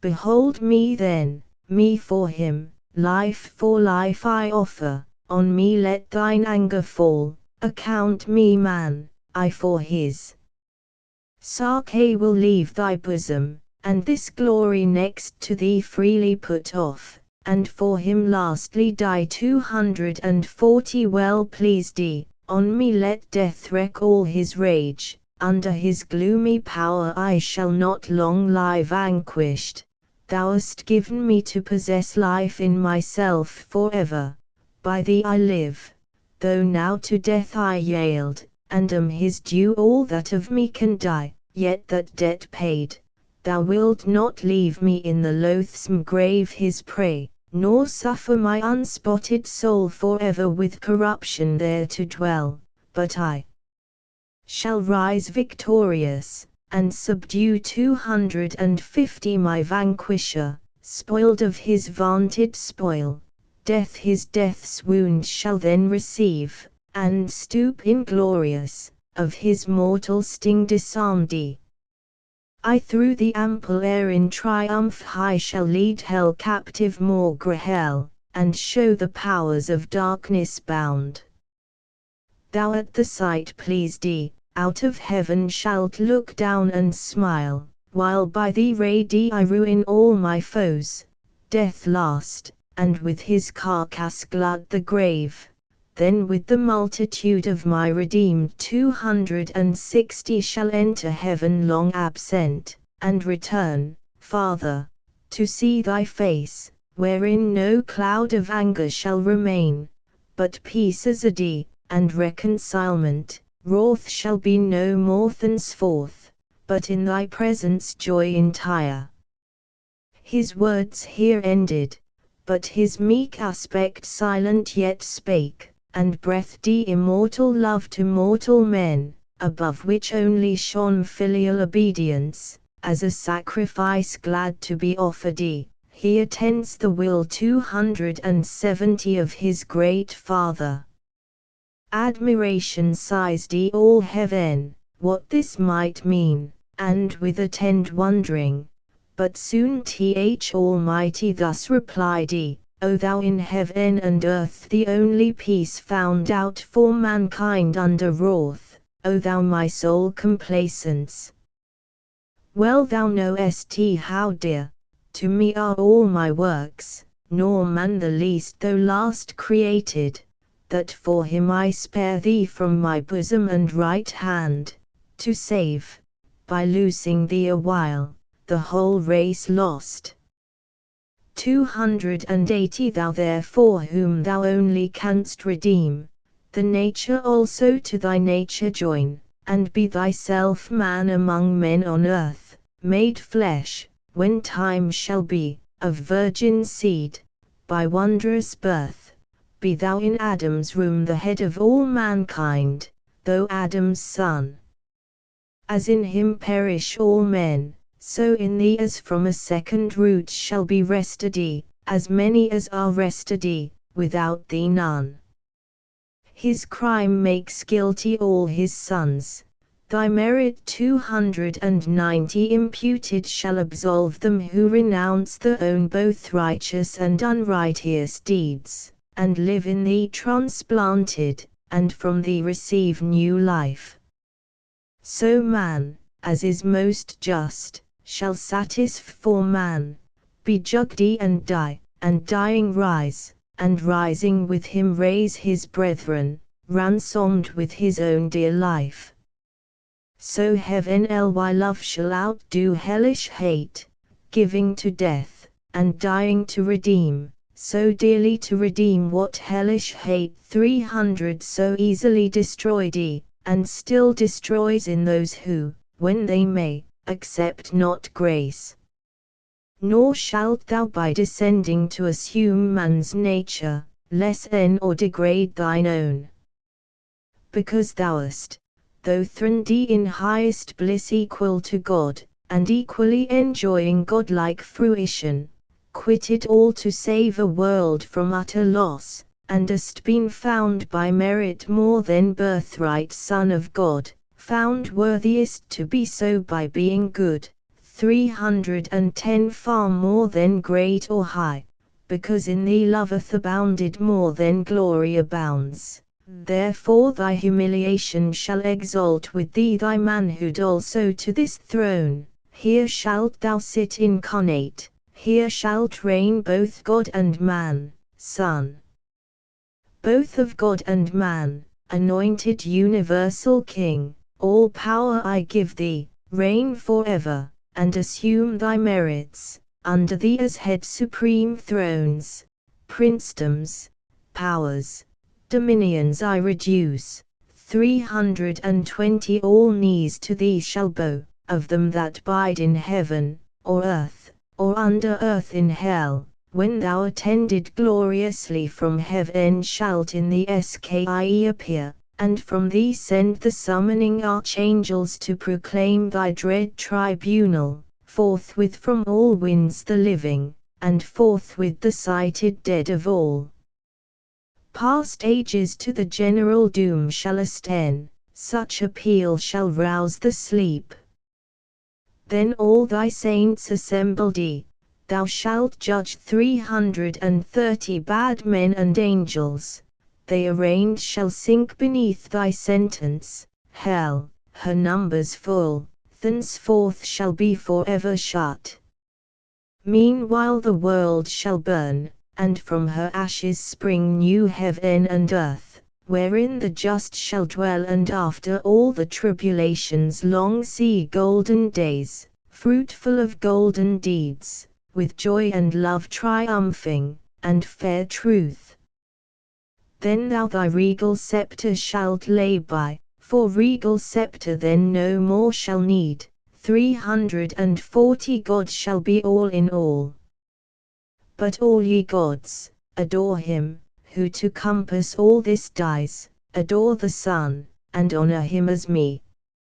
No sooner had Almighty seized he, but all the multitude of angels with a shout loud as from numbers without number, sweet as from blessed voices, uttering joy, heaven rung 136's full size medium size with jubilee, and loud hosannas filled eternal regions, lowly reverent towards either throne they bow, And to the ground 350 with solemn adoration down they cast the crowns inwove with amaranth and gold, immortal amaranth, a flower which once in paradise, fast by the tree of life began to bloom.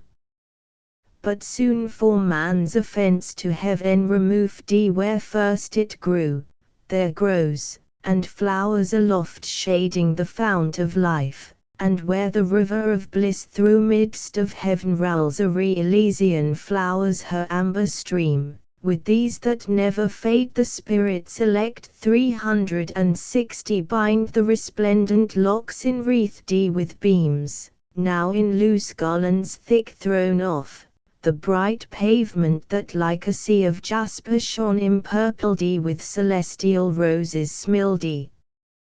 Then crowned again the golden harps they took, harps ever tuned, that glittering by their side like quivers hung, and with preamble sweet of charming symphony they introduce the sacred song, and waken raptures high, no voice exempt. No voice but well could join 370 melodious part, such concord is in heaven.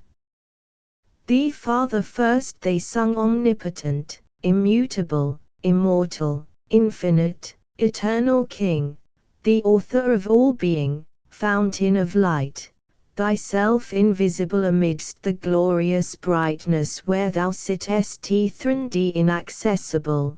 But when thou shadest the full blaze of thy beams, and through a cloud drawn round about thee like a radiant shrine, dark with excessive bright thy skirts appear, 380 yet dazzle heaven, that brightest seraphim approach not, but with both wings veil the eyes.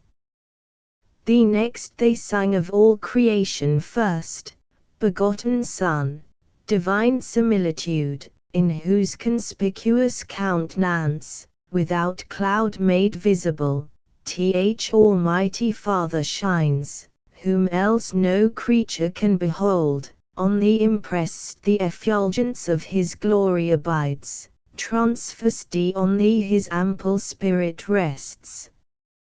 He heaven of heavens and all the powers therein 390 by thee created, and by thee threw down aspiring dominations, thou that day thy father's dreadful thunder didst not spare, nor stop thy flaming chariot wheels, that shook heaven's everlasting frame, while the next thou drovest of warring angels disarrayed.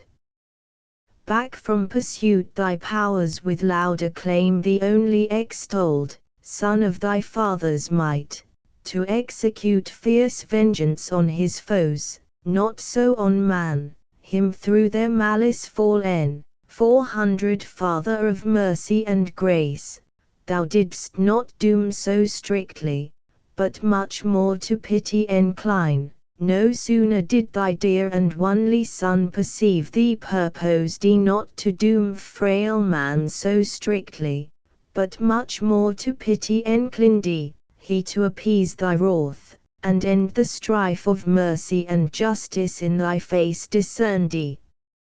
Regardless of the bliss wherein he sat second to thee, offered himself to die for man's offense. O unexampled love! 410 Love nowhere to be found less than divine. Hail Son of God, Saviour of men, thy name shall be the copious matter of my song henceforth, and never shall my harp thy praise forget, nor from thy Father's praise disjoin. Thus they in heaven, above the starry sphere, the happy hours in joy and hymning spent. Meanwhile upon the firm Parcus globe of this round world, whose first convex divides the luminous inferior orbs, enclosed 420 from chaos and inroad of darkness old, Satan alighted walks, a globe far off it seemed, now seems a boundless continent dark, waste, and wild, under the frown of night starless exposed, and ever-threatening storms of chaos blustering round, inclement skie, save on that side which from the wall of heaven though distant far small reflection gains of glimmering. Less vexed with tempest loud, here walked the fiend at large in spacious field. 430 as when a vulture on a moor's bred, whose snowy ridge the roving Tartar bounds, dislodging from a region scarce of prey to gorge the flesh of lambs or yeanling kids on hills where flocks are fed, flies toward the springs of Ganges or Hydaspes, Indian streams, but in his way lights on the barren plains of Surikana, where Chineses drive with sails and wind the canny wagons light, so on this windy sea of land, the fiend 440 walked up and down alone bent on his prey, alone, for other creature. In this place living or liveless to be found was none, none yet, but store hereafter from the earth up hither like aerial vapors flew of all things transitory and vain, when sin with vanity had filled the works of men, both all things vain, and all who in vain things build the fond hopes of glory or lasting fame, or happiness in this or other life, 450 all who have the reward on earth, the fruits of painful superstition and blind zeal, naught seeking but the praise of men, here find fit retribution, empty as the deeds, all unaccomplished works of nature's hand, abortive, monstrous, or unkindly mixed, dissolved on earth, fleet hither, and in vain, till final dissolution, wander here, not in the neighboring moon, as some have dreamed, those argent fields more likely habitants, 460 translated saints, or middle spirits hold betwixt angelical and humankind, hither of ill-joined sons and daughters born first from the ancient world those giants came with many a vain exploit.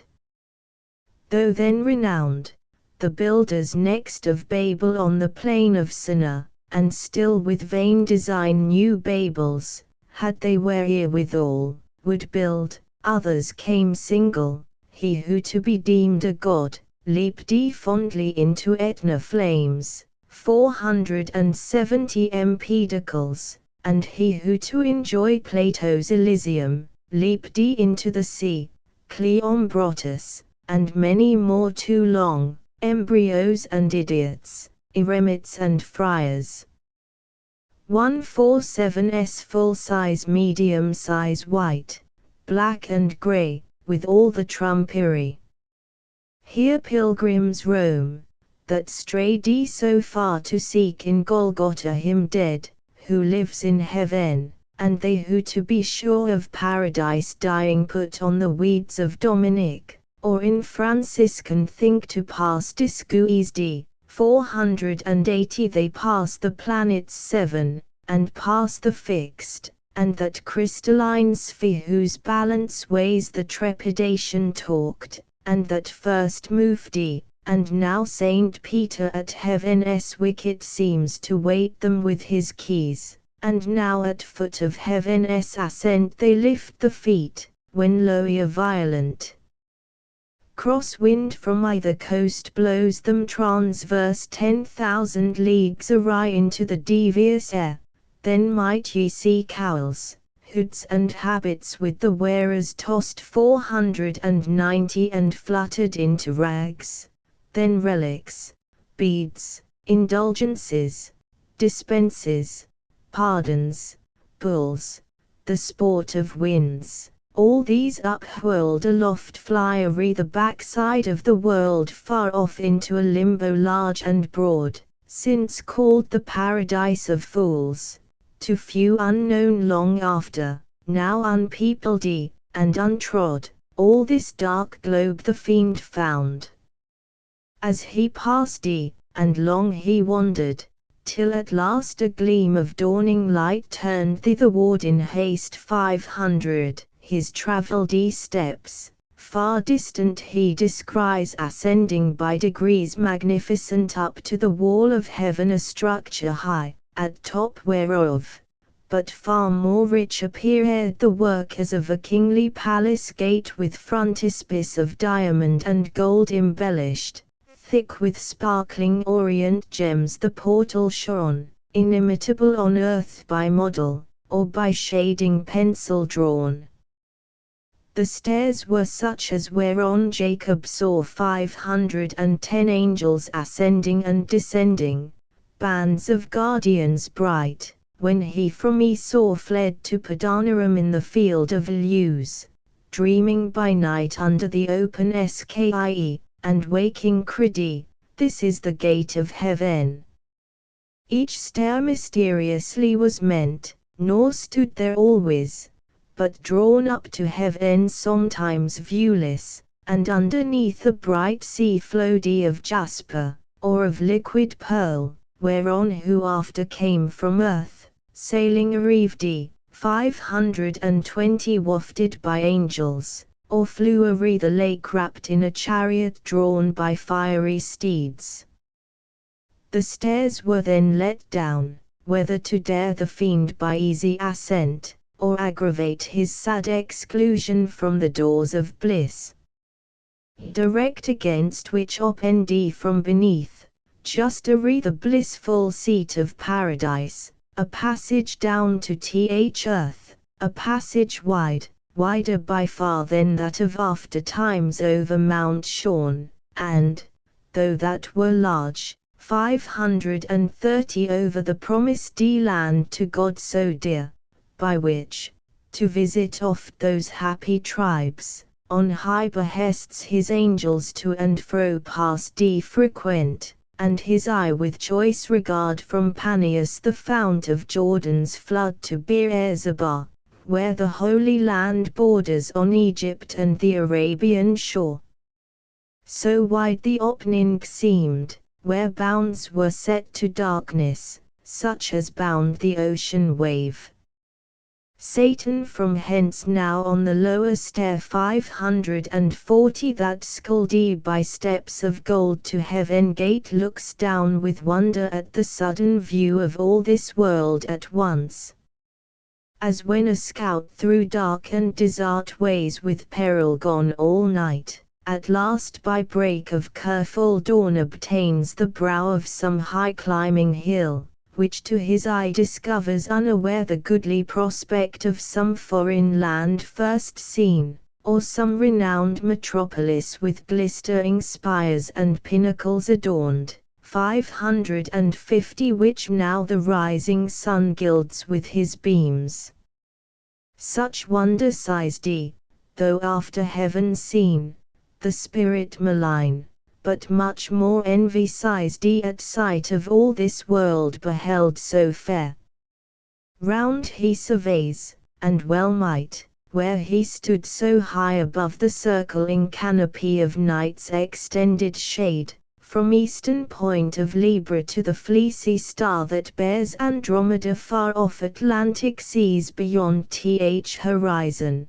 Then from pole to pole 560 he views in breadth, and without longer pause downright into the world's first region throws his flight precipitant, and wins with ease through the pure marble air his oblique way amongst innumerable stars, that shone stars distant, but nigh hand.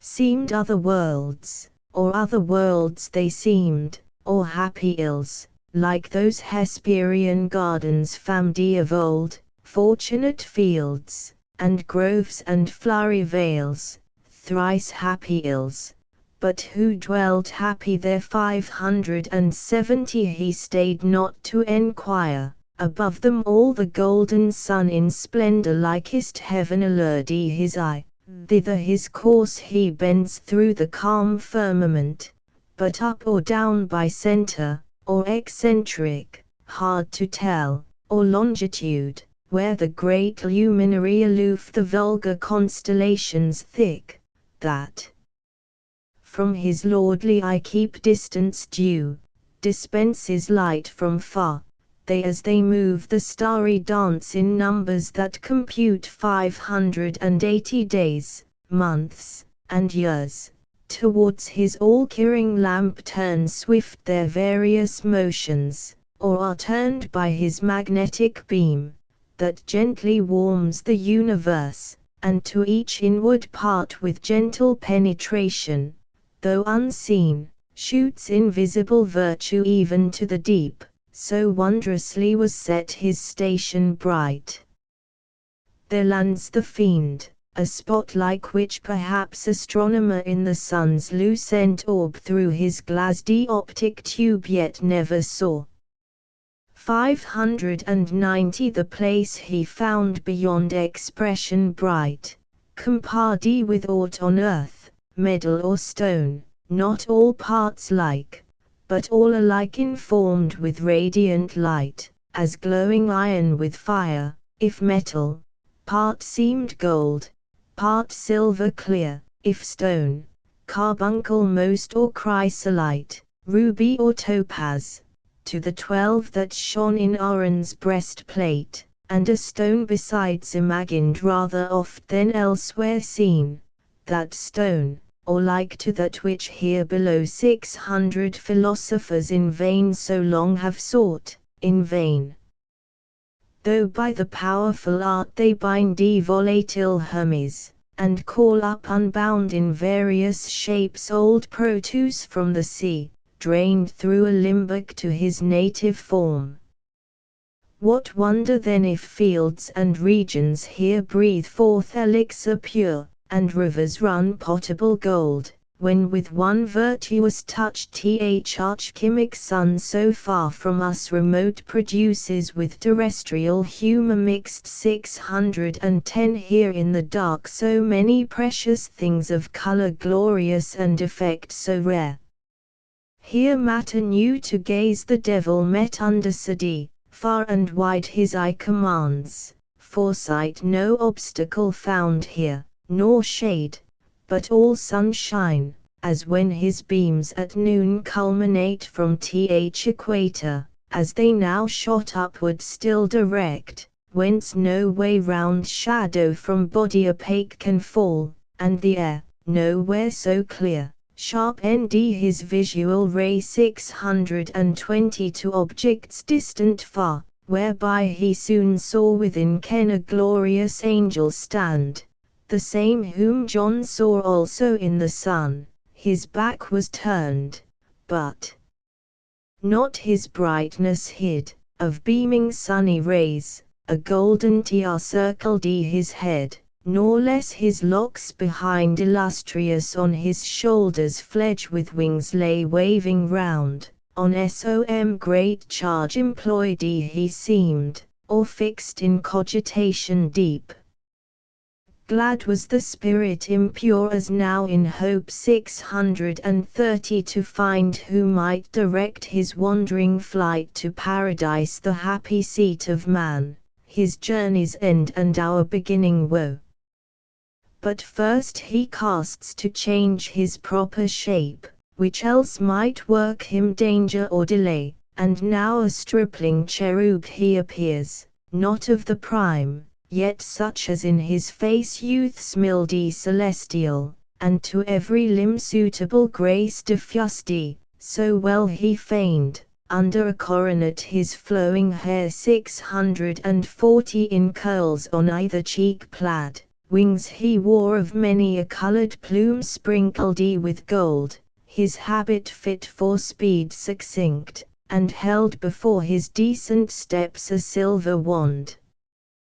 He drew not nigh unheard, the angel bright, ere he drew nigh, his radiant visage turned, admonished by his rear, and straight was known Archangel Uriel, one of the seven who in God's presence, nearest to his throne stand ready at command, and are his eyes 650 that run through all the heavens, or down to earth bear his swift errands over moist and dry, o'er sea and land. Him Satan thus accosts, Uriel, for thou of those seven spirits that stand in sight of God's high throne, gloriously bright. The first art wont his great authentic will interpreter through highest heaven to bring, where all his sons thy embassy attend, and here art likeliest by supreme decree like honor to obtain, and as his eye 660 to visit oft this new creation round, unspeakable desire to see, and know all these his wondrous works, but chiefly man, his chief delight and favor, him for whom all these his works so wondrous he ordained, hath brought me from the choirs of cherubim alone thus wandering. Brightest seraph tell in which of all these shining orbs hath man his fixed seat, or fixed seateth none, but all these shining orbs his choice to dwell, 670 that I may find him, and with secret gaze, or open admiration him behold on whom the great Creator hath bestowed worlds, and on whom hath all these graces powered, that both in him and all things, as is meet, the universal Maker we may praise, who justly hath driven out his rebel foes to deepest hell, and to repair that loss created this new happy race of men to serve him better. Wise are all his ways. 680 So spake the false dissembler unperceived, for neither man nor angel can discern hypocrisy, the only evil that walks invisible, except to God alone, by his permissive will, through heaven and earth, and oft though wisdom wake, suspicion sleeps at wisdom's gate, and to simplicity resigns her charge, while goodness thinks no ill where no ill seems, which now for once beguiled Uriel, the regent of the sun, and held 690 the sharpest sighted spirit of all in heaven, who to the fraudulent impostor foul in his uprightness answer thus returned. Fair angel, thy desire which tends to know the works of God, thereby to glorify the great workmaster, leads to no excess that reaches blame, but rather merits praise the more it seems excess, that led thee hither from thy empire-ill mansion thus alone, to witness with thine eyes what some perhaps 700 contented with report here only in heaven. For wonderful indeed are all his works, pleasant to know, and worthiest to be all had in remembrance always with delight, but what created mind can comprehend the number, or the wisdom infinite that brought them forth, but hid the causes deep. I saw when at his word the formless mass, this world's material mold, came to a heap. Confusion heard his voice, and wild uproar 710 stood ruldy, stood vast infinitude confindy, till at his second bidding darkness fled, light shone, and order from disorder sprung, swift to the several quarters haste then the cumbrous elements, earth, flood, air, fire, and this ethereal quintessence of heaven flew upward, spirited with various forms, that round orbicular, and turned to stars numberless, as thou seest, and how they move, each had his place appointed, each his course, 720 the rest in circuit walls this universe. Look downward on that globe whose hither side with light from hence, though but reflected, shines, that place is earth the seat of man, that light his day, which else as other hemisphere night would invade, but there the neighboring moon, so call that opposite fair star, her aid timely interposes, and her monthly round still ending, still renewing, through mid-heaven, with borrowed light her countenance triform 730 hence fills and empties to enlighten earth, and in her pale dominion checks the night. That spot to which I point is paradise, Adam's abode, those lofty shades his bower. Thy way thou canst not miss, me mine requires. Thus said, he turned, and Satan bowing low, as to superior spirits is wont in heaven, where honour due and reverence none neglects, took leave, and toward the coast of earth beneath, down from ecliptic, sped with hop-d success, 740 throws his steep flight with many an airy wheel, nor stayed, till on Nephate's top he lights. 148's full-size medium-size. The end of the third book. Book 4. The Argument. Satan now in prospect of Eden, and nigh the place where he must now attempt the bold enterprise which he undertook alone against God and man, falls into many doubts with himself, and many passions, fear, envy, and despair, but at length confirms himself in evil, journeys on to paradise, whose outward prospect and situation is described, overleaps the bounds, sits in the shape of a cormorant on the tree of life, as highest in the garden to look about him. The garden described, Satan's first sight of Adam and Eve, his wonder at the excellent form and happy state, but with resolution to work the fall, overhears the discourse, thence gathers that the tree of knowledge was forbidden them to eat of, under penalty of death, and thereon intends to found his temptation, by seducing them to transgress, then leaves them a while to know further of the state by some other means. Meanwhile Uriel descending on a sunbeam warns Gabriel, who had in charge the gate of paradise, that some evil spirit had escaped the deep, and passed at noon by his sphere in the shape of a good angel down to paradise, discovered after by his furious gestures in the mount. Gabriel promises to find him out ere morning. Night coming on, Adam and Eve discourse of going to the rest, the bower described, the evening worship. Gabriel drawing forth his bands of night watch to walk the round of paradise, appoints 2 strong angels to Adam's bower, lest the evil spirit should be there doing some harm to Adam or Eve sleeping. There they find him at the ear of Eve, tempting her in a dream, and bring him, though unwilling, to Gabriel, by whom questioned he scornfully answers, prepares resistance, but hindered by a sign from heaven, flies out of paradise. O for that warning voice, which he who saw Apocalypse, heard cry in heaven aloud, then when the dragon, put to second rout, came furious down to be revenged on men, woe to the inhabitants on earth.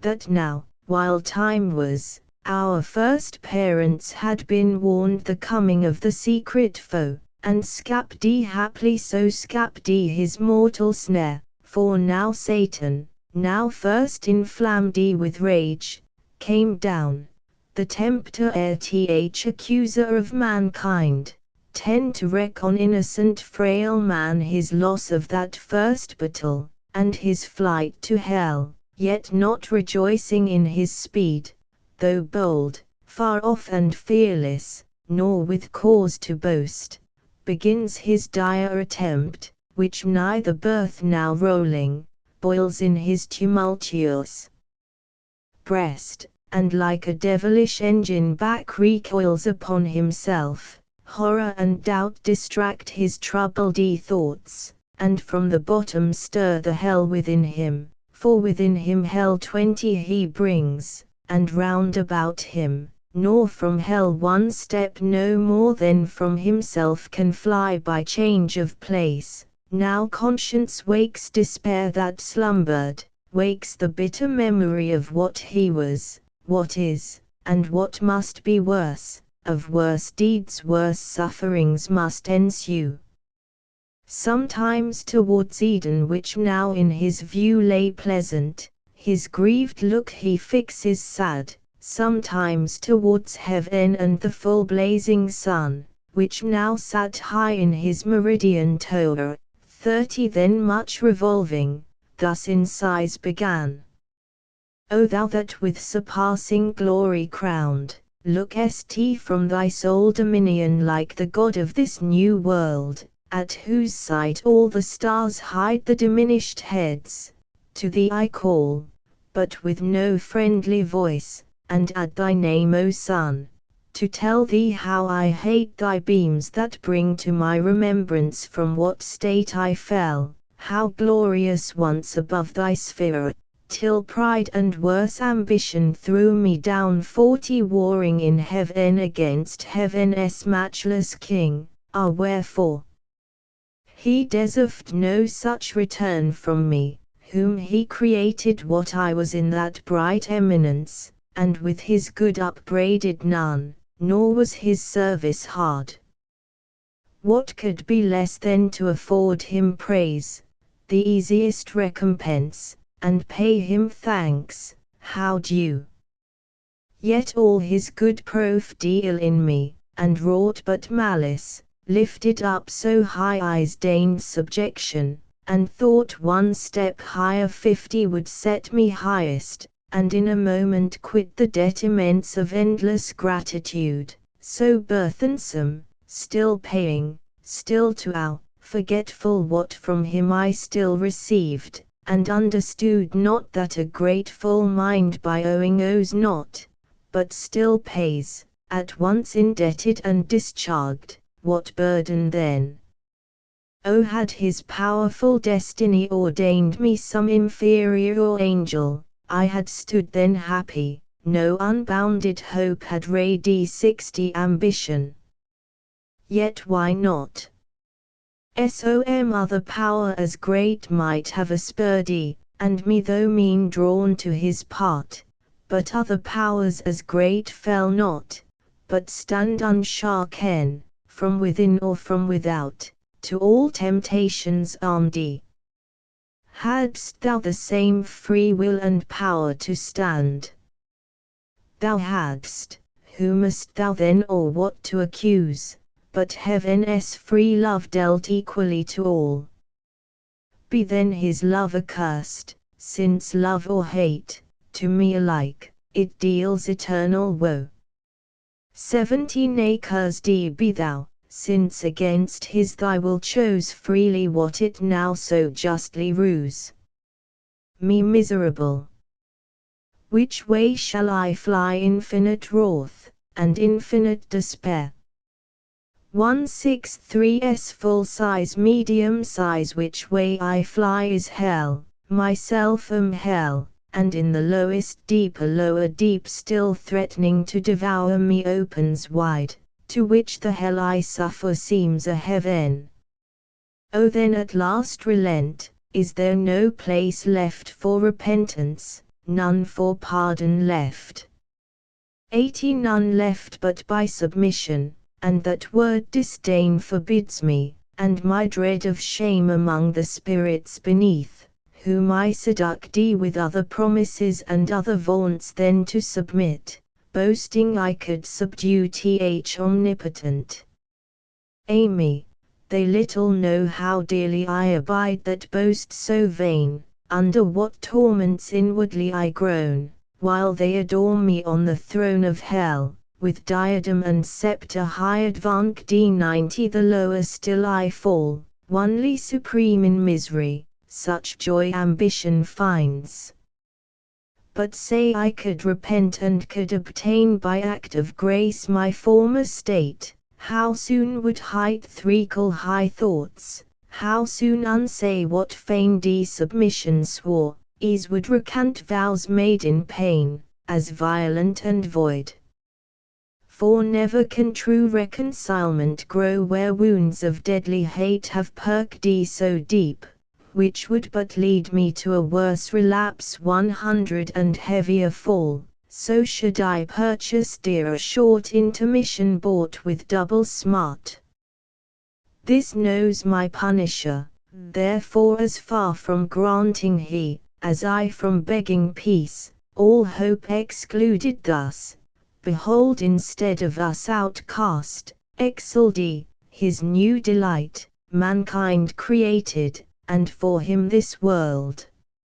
So farewell hope, and with hope farewell fear, farewell remorse, all good to me is lost, evil be thou my good, by thee at least 110 divided empire with heaven's king I hold by thee, and more than half perhaps will reign, as man ere long, and this new world shall know. Thus while he spake, each passion dimmed his face thrice charmed with pale ire, envy and despair, which marred his borrowed visage, and betrayed him counterfeit, if any eye beheld. For heaven ly minds from such distempers foul are ever clear. Whereof he soon aware, each perturbation smoothed with outward calm, 120 artificer of fraud, and was the first that practised falsehood under saintly show, deep malice to conceal, couched he with revenge, yet not einer had practised to deceive Uriel once warned, whose eye pursued him down the way he went, and on th Assyrian mount saw him disfigured more than could befall spirit of happy sort. His gestures fierce he marked and mad demeanor, then alone, as he supposed, all unobserved, unseen.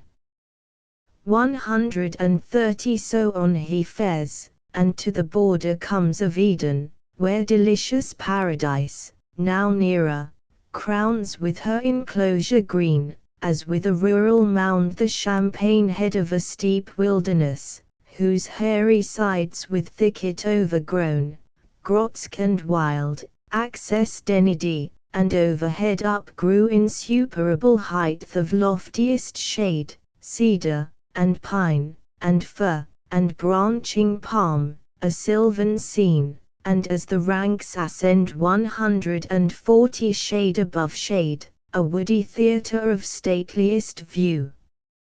Yet higher than the tops the verdurous wall of paradise upsprung, which to our general sire gave prospect large into his nether empire neighboring round.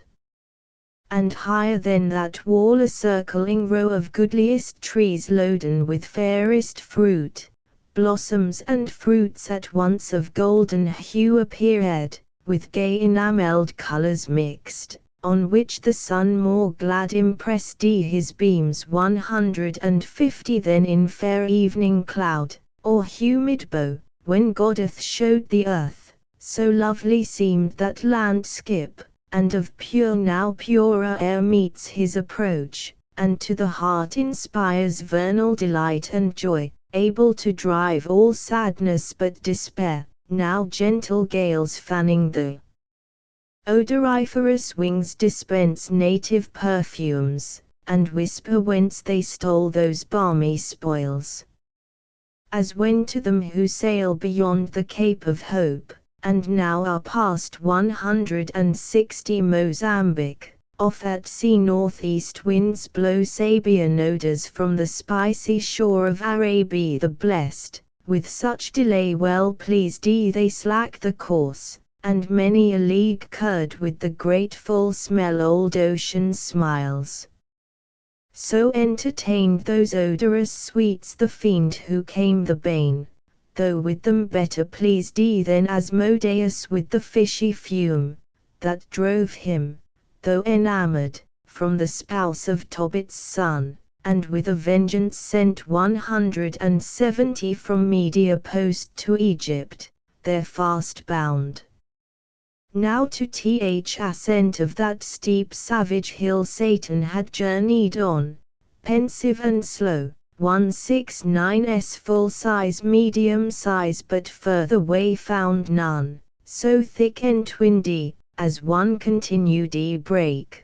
The undergrowth of shrubs and tangling bushes had perplexed all path of man or beast that passed that way. One gate there only was, and that looked east on th other side, which when th Archphaeon saw due entrance he disdained, and in contempt, 180 at one slight bound high overleaped all bound of hill or highest wall, and sheer within lights on his feet.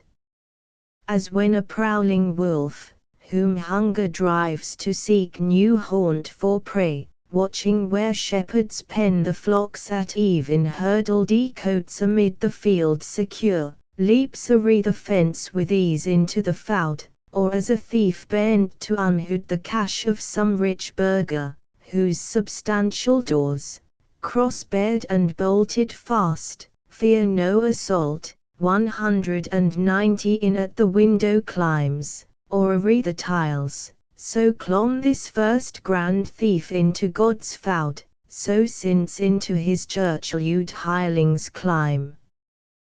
Thence up he flew, and on the tree of life, the middle tree and highest there that grew, sat like a cormorant, yet not true life thereby regained, but sat devising death to them who lived nor on the virtue thought of that life-giving plant, but only us for prospect, what well us had been the pledge 200 of immortality. So little knows any, but God alone, to value right the good before him, but perverts best things to worst abuse, or to the meanest use. Beneath him with new wonder now he views to all delight of human sense exposed in narrow room nature's whole wealth, yea more, a heaven on earth, for blissful paradise of God the garden was, by him in the east of Eden planted. Eden stretched her line 210 from Orion eastward to the royal toes of great Seleucia, built by Grecian kings, or where the sons of Eden long before dwelt in Telassar. In this pleasant soil his far more pleasant garden God ordained, out of the fertile ground he caused to grow all trees of noblest kind for sight, smell, taste, and all amid them stood the tree of life, high eminent, blooming ambrosial fruit of vegetable gold, and next to life 220 our death the tree of knowledge grew fast by, knowledge of good bought dear by knowing ill. Southward through Eden went a river large, nor charmed his course, but through the shaggy hill passed underneath engulfed, for God had thrown that mountain as his garden mould high upon the rapid current, which through veins of porous earth with kindly thirst updrawn, rose a fresh fountain, and with many a rill watered the garden.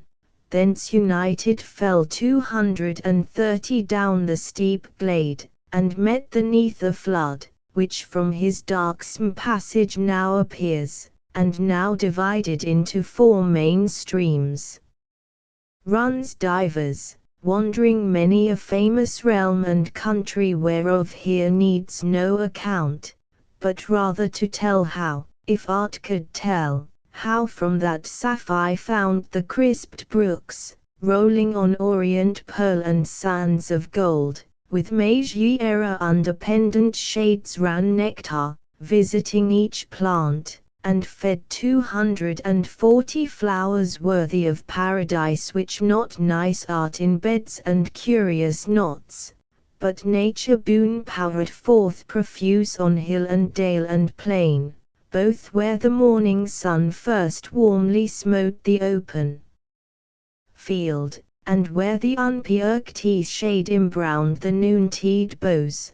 Thus was this place, a happy rural seat of various view, 170s full-size medium-size groves whose rich trees wept odorous gums and balm, others whose fruit burnished with golden rind hung amiable, Hesperian fables true, 250 if true, here onely, and of delicious taste, betwixt them lawns, or level downs, and flocks growing the tender herb, were interposed, or palmy hillock, or the flowery lap of Som irriguous valley spread her store, flowers of all hue, and without thorn the rose, another side, umbrageous grots and caves of cool recess, are which the mantling vine lays forth her purple grape, and gently creeps luxuriant, meanwhile murmuring waters fall 260 down the slope hills, dispersed, or in a lake, that to the fringed bank with myrtle crowned, her crystal mirror holds, unite the streams. The birds the choir apply, Aries, vernal Aries, breathing the smell of field and grove, attune the trembling leaves, while universal Pan knit with the graces and the hours in dance led on eternal spring. Not that fair field of Inna, where Proserpine gathering flowers herself a fairer flower by gloomy Dis 270 was gathered, which cost Ceres all that pain to seek her through the world, nor that sweet grove of Daphne by Orontes, and in Spurdy Castalian spring might with this paradise of Eden strive, nor that Nisaeanil girt with the river Triton, where old Chum, whom Gentiles Ammon call and Libyan Jove, hid Amalthea and her florid son young Bacchus from his stepdame Rhea's eye, nor where a basin kings the issue god, 280 Mount Amara, though this by Som suppodi true paradise under the Ethiop line by Nilus head, enclosed with shining rock, a whole day's journey high, but wide remote from this Assyrian garden, where the fiend saw undelighted all delight, all kind of living creatures new to sight and strange, two of far nobler shape erect and tall, godlike erect, with native honor clad in naked majesty seemed lords of all, 290 and worthy seemed, for in the looks divine the image of the glorious Maker shone, truth, wisdom, sanctitude severe and pure, severe, but in true filial freedom placked he, whence true authority in men, though both not equal, as the sex not equal seemed, for contemplation he and valor formed, for softness she and sweet attractive grace, he for God only, she for God in him. His fair large front and eye sublime declady 300 absolute rule, and hyacinthine locks round from his parted forelock manly hung clustering, but not beneath his shoulders broad. She as a veil down to the slender waist her unadorned golden tresses wore dishevelled, but in wanton ringlets waved as the vine curls her tendrils, which implead subjection, but required with gentle sway, and by her yielded, by him best received, yielded with coy submission, modest pride, 310 and sweet reluctant amorous delay. Nor those mysterious parts were then concealed, then was not guilty shame, dishonest shame of nature's works, honor dishonorable, sin bred. How have ye troubled all mankind with shows instead, mere shows of seeming pure, and banished from man's life his happiest life, simplicity and spotless innocence.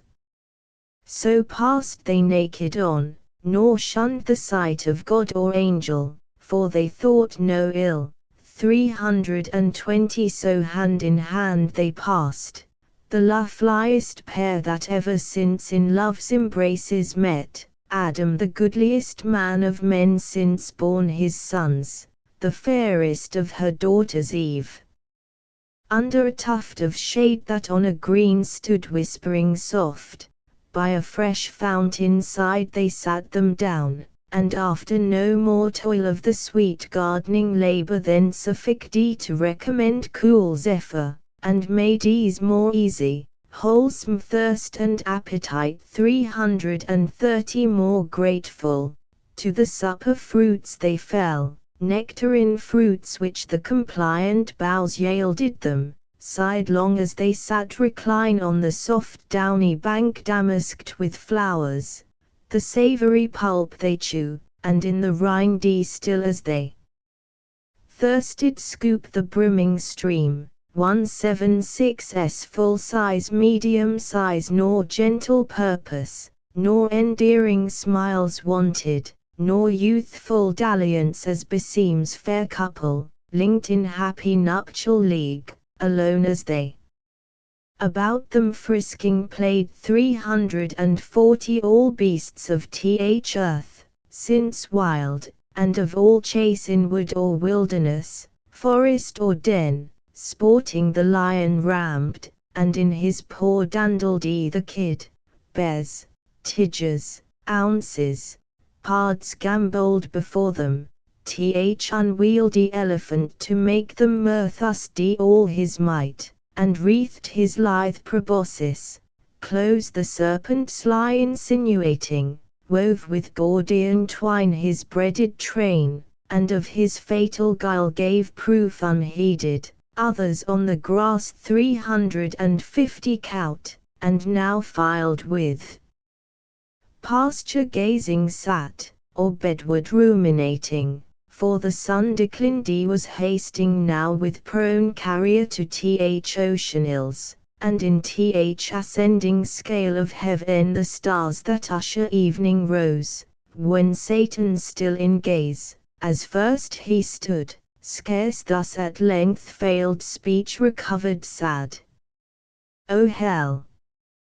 What do mine eyes with grief behold, into our room of bliss thus high advanced creatures of other mould, earth-born perhaps, 360 not spirits, yet to heaven spirits bright little inferior, whom my thoughts pursue with wonder, and could love, so lively shines in them divine resemblance, and such grace the hand that formed them on the shapeth poured.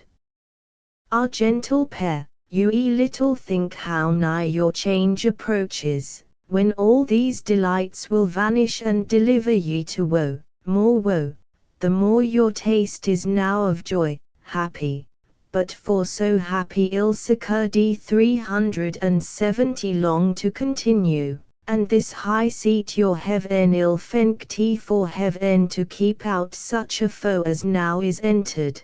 Yet no purposed foe to you whom I could pity thus forlorn though I unpitied, league with you I seek, and mutual amity so strait, so close, that I with you must dwell, or you with me henceforth, my dwelling haply may not please like this fair paradise, your sense, yet such accept your Maker's work, he gave it me. 380 which I as freely give, hell shall unfold, to entertain you to her widest gates, and send forth all her kings. There will be room, not like these narrow limits, to receive your numerous offspring, if no better place. Thank him who puts me loath to this revenge on you who wrong me not for him who wronged. And should I at your harmless innocence melt, as I do, yet public reason just, honor and empire with revenge enlarged 390 by conquering this new world, compels me now to do what else though damned I should abhor. So spake the fiend, and with necessity, the tyrant's plea, excuse his devilish deeds. Then from his lofty stand on that high tree down he alights among the sportful herd of those four-footed kinds, himself now one, now other, as the shape served best his end nearer to view his prey, and unspeedy to mark what of the state he more might learn 400 by word or action marked. About them round a lion now he stalks with free glare, then as a tiger, who by chanceth speedy in some purlier two gentle fawns at play, straight couches close, then rising changes oft his couchant watch, as one who chose his ground whence rushing he might surest seize them both gripped he in each paw. When Adam first of men to first of women Eve thus moving speech, turned him all rear to hear a new utterance flow. 410 Sole partner and sole part of all these joys, dearer thyself than all, needs must the power that made us, and for us this ample world be infinitely good, and of his good as liberal and free as infinite, that radiate us from the dust and placed us here in all this happiness, who at his hand have nothing merited, nor can perform aught whereof he hath need, he who requires from us no other service than to keep 420 this easy charge, of all the trees in paradise that bear delicious fruit so various, not to taste that onely tree of knowledge, planted by the tree of life, so near grows death to life, whate'er death is. Som dreadful thing no doubt, for well thou know'st God hath pronounced it death to taste that tree, the only sign of our obedience left among so many scenes of power and rule conferred upon us, and dominion given 430 over all other creatures that possess earth, air, and sea. Then let us not think hard one easy prohibition, who enjoy free leave so large to all things else, and choice unlimited of manifold delights, but let us ever praise him, and extol his bounty, following our delightful task to prune these growing plants, and tend these flowers, which were it toilsome, yet with thee were sweet.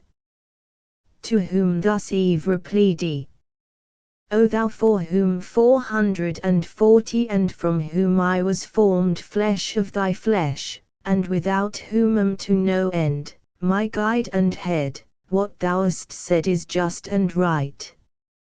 For we to him indeed all praises owe, and daily thanks, I chiefly who enjoy so far the happier lot, enjoying thee preeminent by so much odds, while thou like consort to thyself canst nowhere find. That day I oft remember, when from sleep I first awaked, and found myself reposed 450 under a shade on flowers, much wondering where and what I was, whence thither brought, and how. Not distant far from thence a murmuring sound of waters issued from a cave and spread into a liquid plain, then stood unmoved pure as th expanse of heaven. I thither went with unexperienced thought, and laid me down on the green bank, to look into the clear smooth lake, that to me seemed another sky. As I bent down to look, just opposite, 460 a shape within the watery gleam appeared bending to look on me. I started back, it started back, but pleased I soon returned. Pleased it returned as soon with answering looks of sympathy and love. There I had fixed mine eyes till now, and pinned with vain desire, had not a voice thus warned me, what thou seest. What there thou seest, fair creature, is thyself, with thee it came and goes, but follow me, and I will bring thee where no shadow stays. 470 Thy coming, and thy soft embraces, he whose image thou art, him thou shalt enjoy inseparably thine, to him shalt bear multitudes like thyself, and thence be called mother of human race. What could I do, but follow straight, invisibly thus led, till I sped thee, fair indeed and tall, under a platen, yet without less fair, less winning soft, less amiably mild, than that smooth watery image, back I turned. 480 Thou following crydst aloud, return fair Eve, whom fleest thou? Whom thou fleest, of him thou art, his flesh, his bone, to give thee being I lent out of my side to thee, nearest my heart substantial life, to have thee by my side henceforth an individual solace dear, part of my soul I seek thee, and thee claim my other half, with that thy gentle hand side mine, I yielded, and from that time see how beauty is excelled by manly grace. 490 And wisdom, which alone is truly fair. So spake our general mother, and with eyes of conjugal attraction unreproved, and meek surrender, half embracing leaned on our first father, half her swelling breast naked met his under the flowing gold of her loose tresses hid. He in delight both of her beauty and submissive charms smiled with superior love, as Jupiter on Juno smiles, when he impregns the clouds 500, that shed May flowers, and pressed her matron lip with kisses pure. Aside the devil turned for envy, yet with jealous leer malign them askance, and to himself thus plained: sight hateful, sight tormenting. Thus these two imparadised in one another's arms, the happier Eden, shall enjoy the fill of bliss on bliss, while I to hell am thrust, where neither joy nor love, but fierce desire, among our other torments not the least. 510 Still unfulfilled with pain of longing pines. Yet let me not forget what I have gained from their own mouths. All is not theirs it seems. One fatal tree there stands of knowledge called forbidden them to taste, knowledge forbidden. Suspicious, reasonless. Why should the Lord envy them that? Can it be sin to know? Can it be death? And do they only stand by ignorance? Is that the happy state, the proof of their obedience and the faith? 520 O fair foundation laid whereon to build the ruin. Hence I will excite the minds with more desire to know, and to reject envious commands, invented with design to keep them low, whom knowledge might exalt equal with gods. Aspiring to be such, they taste and die, what likelier can ensue? But first with narrow search I must walk round this garden, and no corner leave unspeedy. A chance but chance may lead where I may meet 530 some wandering spirit of heaven, by fountain side, or in thick shade return from him to draw what further would be learnt. Live while ye may, yet happy pair, enjoy, till I return, short pleasures, for long woes are to succeed. So saying, his proud step he scornful turned but with sly circumspection, and began through wood, through waste, a redale his roam. Meanwhile in utmost longitude, where heaven with earth and ocean meets, the setting sun 540 slowly descended, and with right aspect against the eastern gate of paradise levelled his evening rays, It was a rock of alabaster, pildy up to the clouds, conspicuous far, winding with one ascent accessible from earth, one entrance high, the rest was craggy cliff, that overhung still as it rose, impossible to climb. Betwixt these rocky pillars Gabriel sat chief of angelic guards, awaiting night. 550 about him exercised heroic games unarmed youth of heaven, but nigh at hand celestial armory, shields, helms, and spears hung high with diamond flaming, and with gold.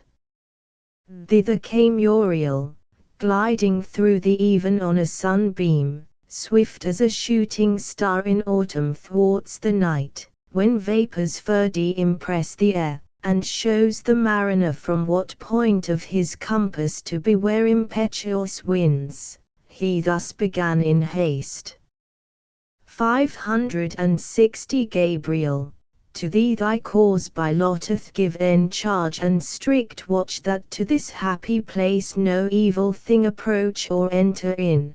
This day at height of noon came to my sphere a spirit, zealous, as he seemed to know more of Almighty's works, and chiefly man God's latest image. I described his way bent all on speed, and marked his airy gait, but in the mount that lies from Eden north, where he first lighted, soon discerned his looks 570 alien from heaven, with passion's foul obscurity. Mine eye pursued him still, but under shade lost sight of him. One of the banished crew I fear, hath ventured from the deep, to raise new troubles. Him thy care must be to find. To whom the winged warrior thus returned, Uriel, no wonder if thy perfect sight, amid the sun's bright circle where thou sitt'st, see far and wide, in at this gate none pass the vigilance here placked he, but such as come 580 well known from heaven, and since meridian hour no creature thence, if spirit of other sort, so minded, have all lapped these earthy bounds on purpose. Hard thou know'st it to exclude spiritual substance with corporeal bar. But if within the circuit of these walks in whatsoever shape he lurk, of whom thou tell'st, by morrow dawning I shall know.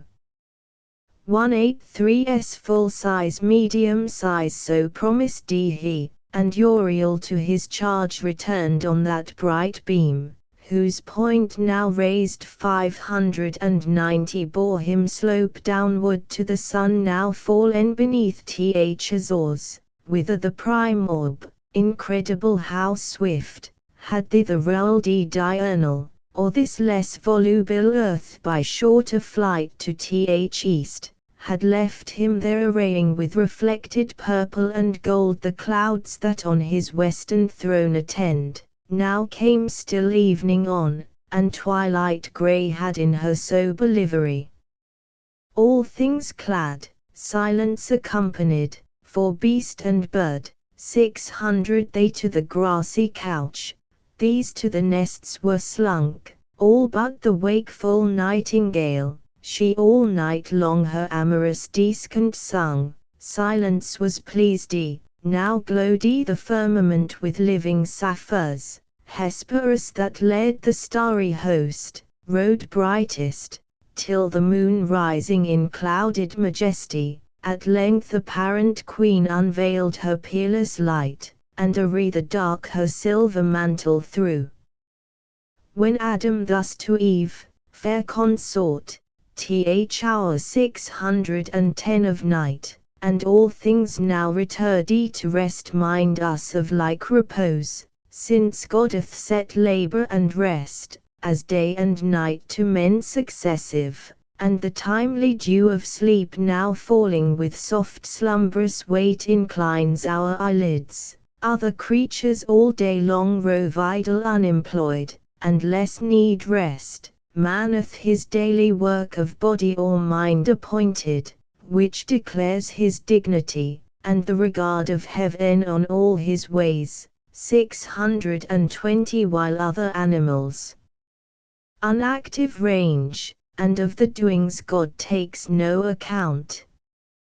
Tomorrow ere fresh morning streak the east with first approach of light, we must be risen, and at our pleasant labour, to reform yon flowery arbours, yonder allies green, our walks at noon, with branches overgrown, that mock our scant manuring, and require more hands than ours to lop the wanton growth, those blossoms also, and those dropping gums. 630 that lie bestrown unsightly and unsmooth, ask credence, if we mean to tread with ease. Meanwhile, as nature wills, night bids us rest.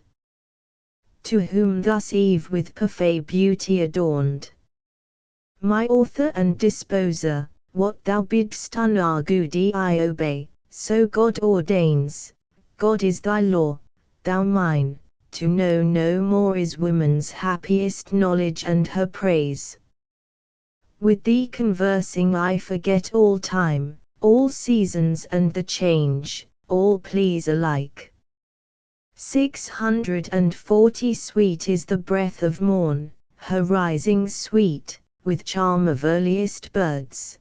Pleasant the sun when first on this delightful land he spreads his orient beams, on herb, tree, fruit, and flower, glistering with dew, fragrant the fertile earth after soft showers, and sweet the coming on of grateful evening mild, then silent night with this her solemn bird and this fair moon, and these the gems of heaven, her starry train, but neither breath of morn when she ascends. 650 with charm of earliest birds, nor rising sun on this delightful land, nor herb, fruit, flower, glistering with dew, nor fragrance after showers, nor grateful evening mild, nor silent night with this her solemn bird, nor walk by moon, or glittering starlight without thee is sweet. But wherefore all night long shine these, for whom this glorious sight, when sleepeth shut all eyes?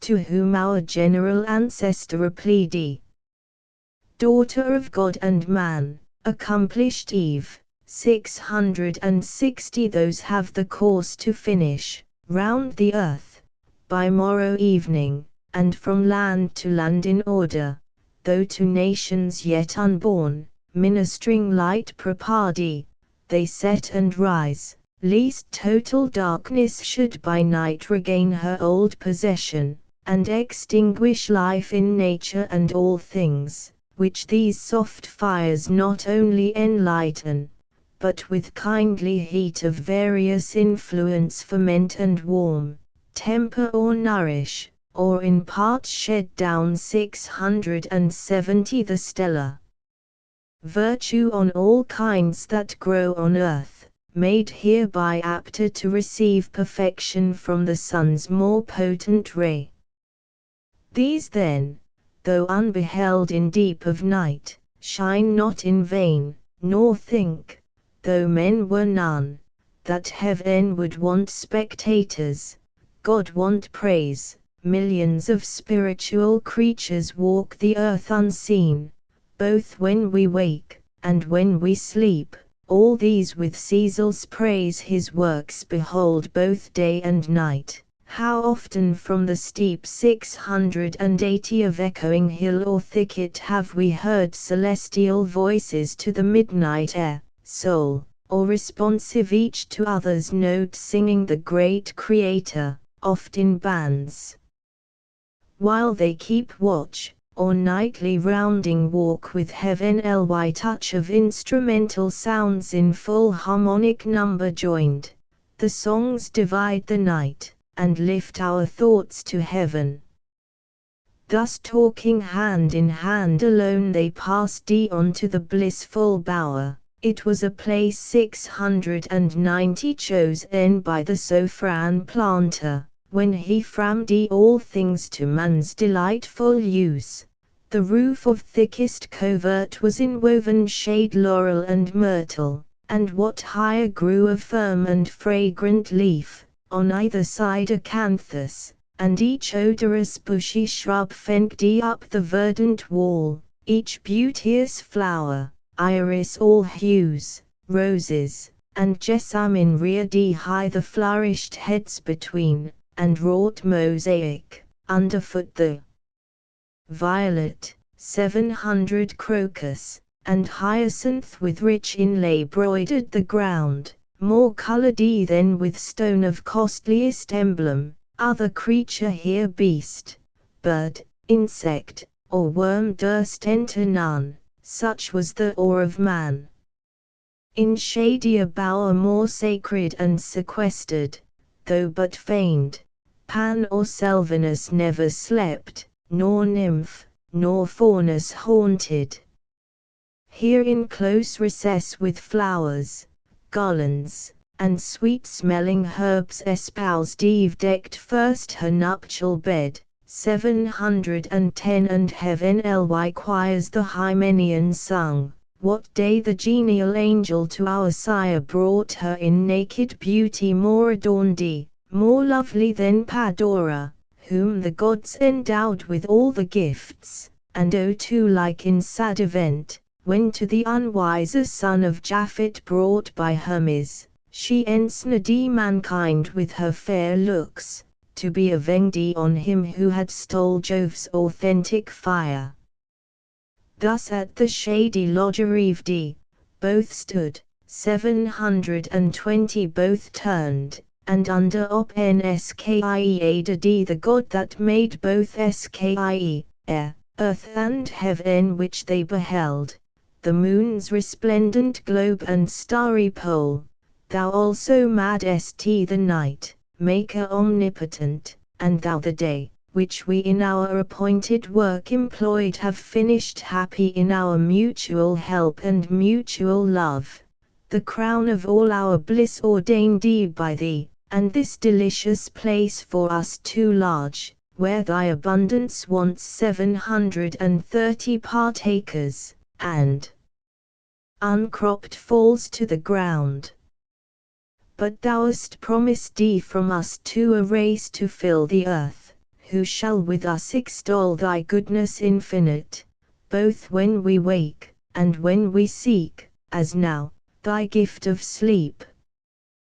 This said unanimous, and other rites observing none, but adoration pure which God likes best, into the inmost bower handed they went, and eased the putting off these troublesome disguises which we wear, 740 straight side by side were laid, nor turned I ween Adam from his fair spouse, nor Eve the rites mysterious of connubial love refused, whatever hypocrites austerely talk of purity and place and innocence, defaming as impure what God declares pure, and commands to leaves free to all.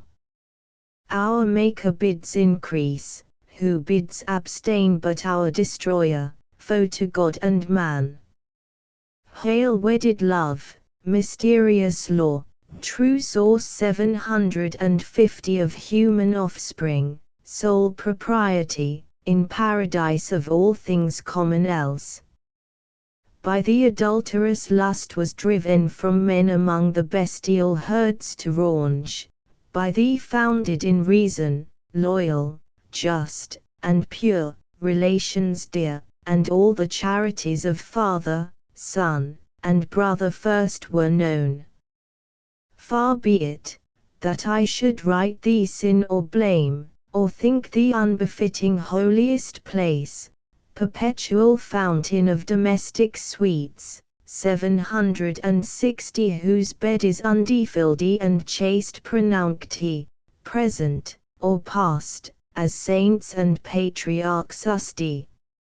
Here love his golden shafts employs, here lights his constant lamp, and waves his purple wings, reigns here and revels, not in the bought smile of harlots, loveless, joyless, unendeared, casual fruition, nor in court amour's mixed dance, or wanton masque, or midnight ball, or serenade, which the starved lover sings to his proud fair, best quitted with disdain. 770 These lulled by nightingales embracing slept, and on the naked limbs the flowery roof showed roses, which the morn repaired. Sleep on, blessed pair, and O yet happiest if ye seek no happier state, and know to know no more.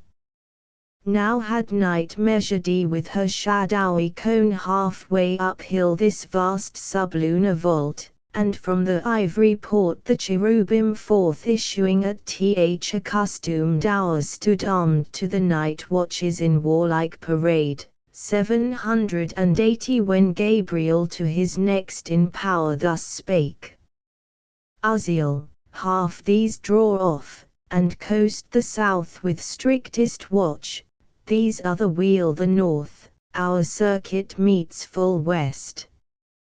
As flame they part half wheeling to the shield, half to the spear. From these, two strong and subtle spirits he called that near him stood, and gave them thus in charge. Ithuriel and Zephon, with winged speed search through this garden, leave unsearched no nook, but chiefly where those two fair creatures lodge. 790 Now laid perhaps asleep secure of harm. This evening from the sun's decline arrived who tells of some infernal spirit seen hitherward bent, who could have thought, escaped the bears of hell, on errand bad no doubt, such where ye find, sighs fast, and hither bring. So saying, on he led his radiant files, 193's full size medium size dazzling the moon, these to the bower direct in search of whom they sought, him there they found squat like a toad, close at the rear of Eve, 800 assaying by his devilish art to reach the organs of her fancy, and with them forge illusions as he list, phantasms and dreams, or if, inspiring venom, he might taint animal spirits that from pure blood arise like gentle breaths from rivers pure, thence raise at least distempered, discontented thoughts, vain hopes, vain aims, inordinate desires blown up with high conceits engendering pride. Him thus intent Ithuriel with his spear 810 touched lightly, for no falsehood can endure touch of celestial temper, but returns of force to its own likeness, up he starts discovered and surprised. As when a spark lights on a heap of nitrous powder, laid fit for the ton som magazine to store against a rumored war, the smutty grain with sudden blaze diffused, inflames the air, so started up in his own shape the fiend. Back stepped those two fair angels half a mast 820 so sudden to behold the grieusly king, yet thus, unmoved with fear, accost him soon.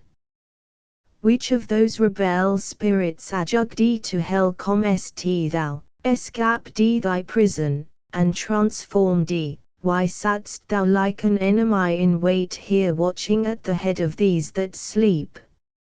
Know ye not then, said Satan, filled with scorn, know ye not me? Ye knew me once no mate for you, there sitting where ye durst not soar, not to know me argues yourselves unknown. 830 The lowest of your throng, or if ye know, why ask ye, and superfluous begin your message, like to end as much in vain. To whom thus Zephon, answering scorn with scorn: Think not, revolted spirit, thy shape the same, or undiminished brightness, to be known as when thou stoodst in heaven upright and pure, that glory then, when thou no more wast good, departed from thee, and thou resemblest now thy sin and place of doom obscure and foul.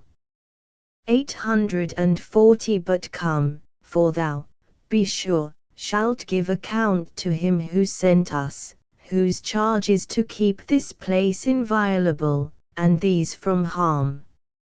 So spake the cherub, and his grave rebuke severe in youthful beauty, added grace invincible. Abashed the devil stood, and felt how awful goodness is, and saw virtue in her shape how lovely, saw, and pity his loss, but chiefly to find here observed his lustre visibly impardy, yet seemed 850 undaunted. If I must contend, said he, best with the best, the sender not the sent, or all at once, more glory will be won, or less be lost. Thy fear, said Zephon bold, will save us trial what the least can do single against thee wicked, and thence weak. The fiend replied not, overcome with rage, but like a proud steed reined, went haughty on, shaping his iron curb, to strive or fly he held it vain, or from above had quelled 860 his heart, not else dismayed. Now drew they nigh the western point, where those half-rounding guards just met, and closing stood in squadron joined awaiting next command. To whom the chief Gabriel from the front thus called aloud: O friends, I hear the tread of nimble feet hasting this way, and now by glimpse discerneth Uriel and Zephon through the shade, and with them comes a third of regal port, but faded splendor one, who by his gait 870 and fierce demeanor seems the prince of hell, not likely to part hence without contest, stand firm, for in his look defiance lowers. He scarce had ended, when those two approached and brief related whom they brought, where found, how busied, in what form and posture couched. To whom with stern regard thus Gabriel spake: Whyest thou, Satan, broke the bounds prescribed to thy transgressions, and disturbed the charge of others, who approve not to transgress 880 by thy example, but have power and right to question thy bold entrance on this place, employed it seems to violate sleep, and those whose dwelling God hath planted here in bliss. To whom thus Satan with contemptuous brow: Gabriel, thou hadst in heaven esteem of wise, and such I held thee, but this question asked puts me in doubt. Lives there who loves his pain? Who would not, finding way, break loose from hell, though thither doomed?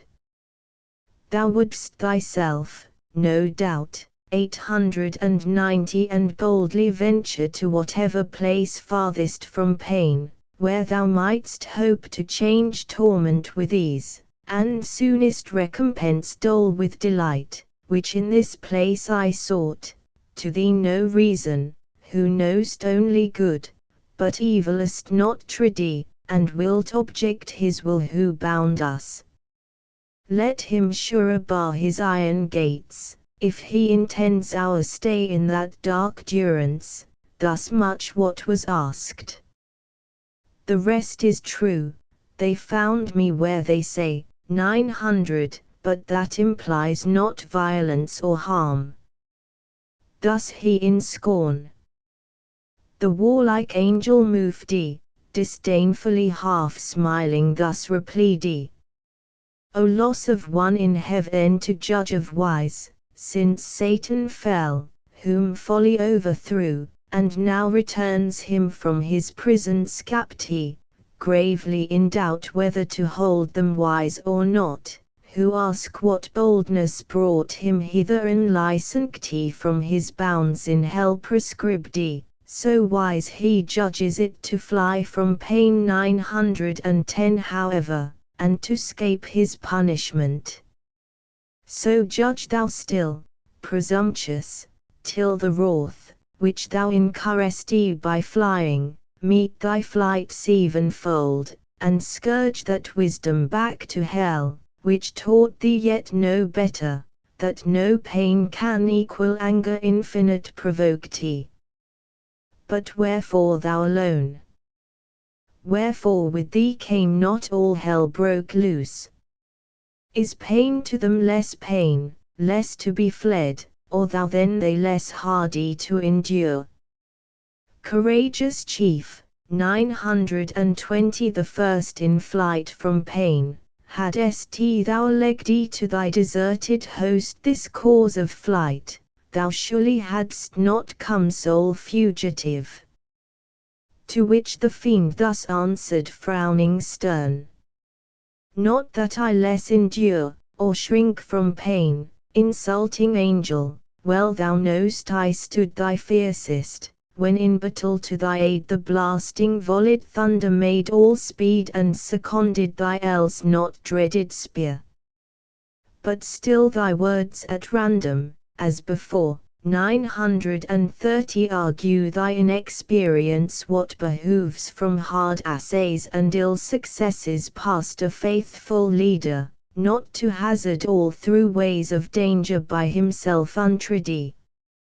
I therefore, I alone first undertook to wing the desolate abyss, and spy this new created world, whereof in hell fame is not silent, here in hope to find better abode, and my afflicted powers to settle here on earth, or in mid-air, 940 though for possession put to try once more what thou and thy gay legions dare against, whose easier business were to serve the Lord high up in heaven, with songs to hymn his throne, and practice distances to cringe, not fight.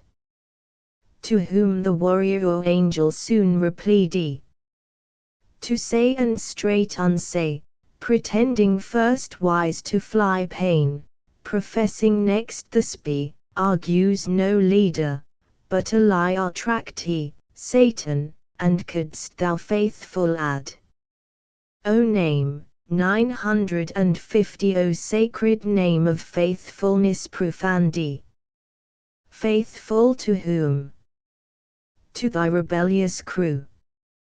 Army of fiends, fit body to fit head, was this your discipline and faith in Gagdi, your military obedience, to dissolve allegiance to acknowledged power supreme? And thou sly hypocrite, who now wouldst seem patron of liberty, who more than thou once fawned, and cringed, and servilely aided heaven's awful monarch. Wherefore but in hope 960 to dispossess him, and thyself to reign? But mark what I read thee now, avant, fly thither whence thou fledst, if from this hour within these hallowed limits thou appear, back to infernal pit I drag thee chained, and seal thee so, as henceforth not to scorn the facile gates of hell too slightly bed. So threatened he, but Satan to no threats gave heed, but waxing more in rage replied, then when I am thy captive talk of chains, 970 proud limitary cherub, but ere then far heavier load thyself expect to feel from my prevailing arm, though heaven's king ride on thy wings, and thou with thy compeers, use to the yoke, draw his triumphant wheels in progress through the road of heaven starpavdi. While thus he spake, Th angelic squadron bright turned free red, sharpening in mooned horns the phalanx, and began to hem him round with ported spears, as thick as when a field 980 of Ceres ripe for harvest waving bends her bearded grove of ears, which way the wind sways them. The careful ploughman doubting stands least on the threshing floor his hopeful sheaves prove chaff.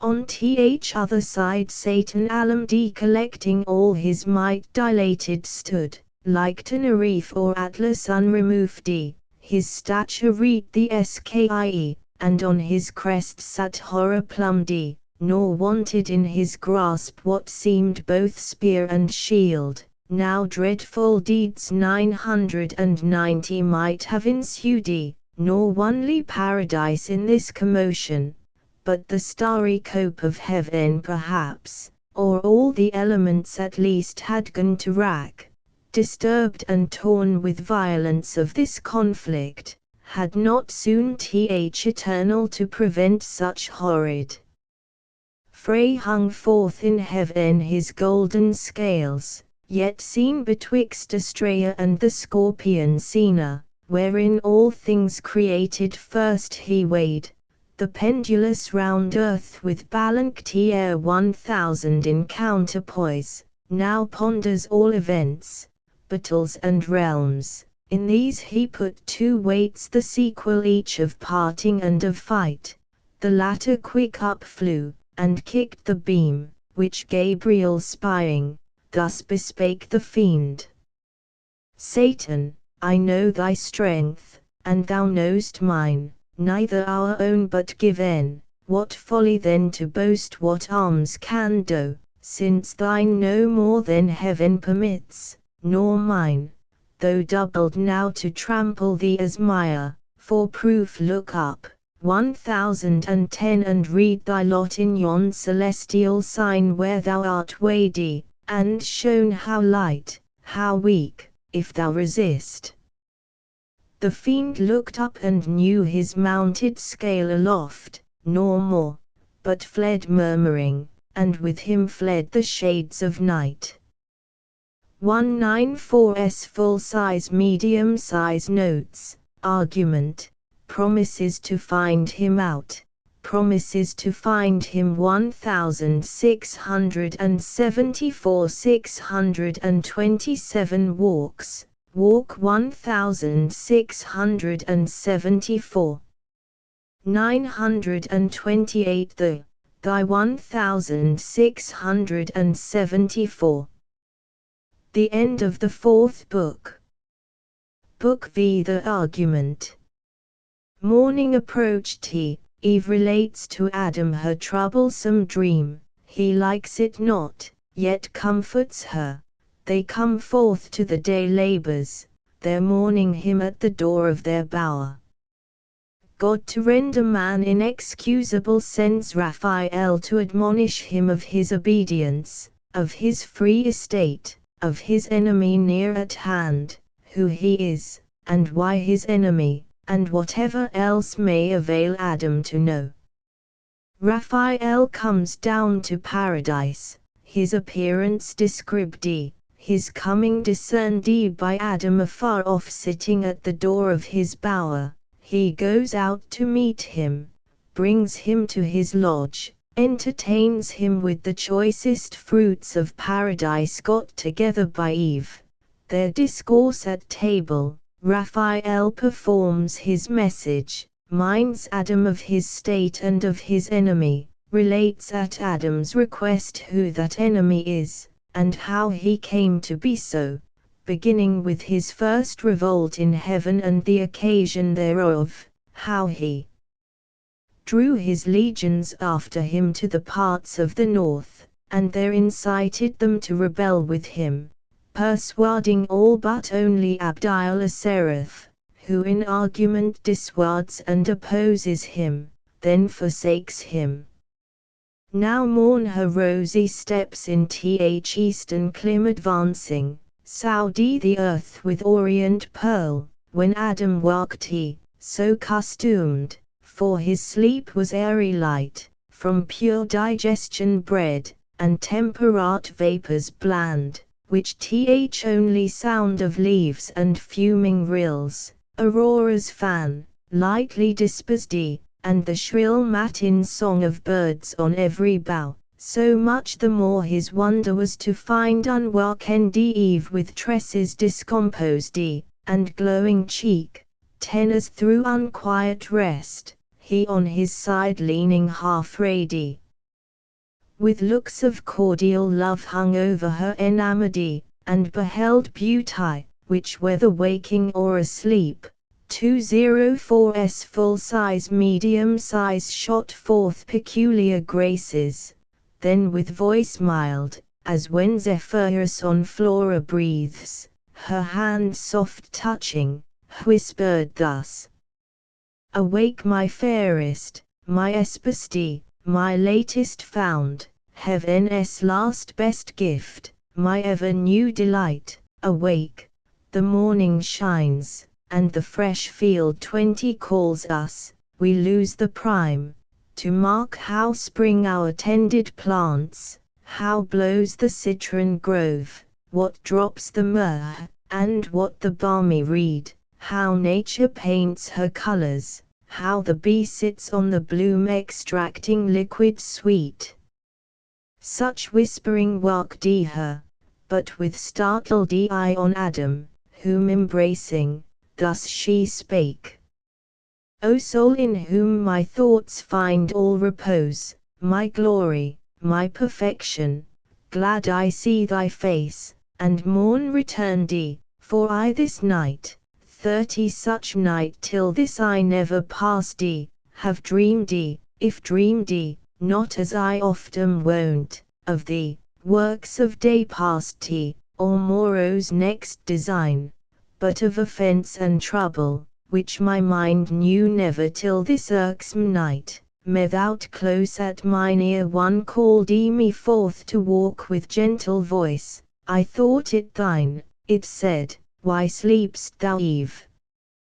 Now is the pleasant time, the cool, the silent, save where silence yields to the night warbling bird, that now awake 40 tunes sweetest his love-laboured song, now reigns full-orbed the moon, and with more pleasing light shadowy sets off the face of things. In vain, if none regard, heaven wakes with all his eyes, whom to behold but thee, nature's desire, in whose sight all things joy, with ravishment attracted by thy beauty still to gaze.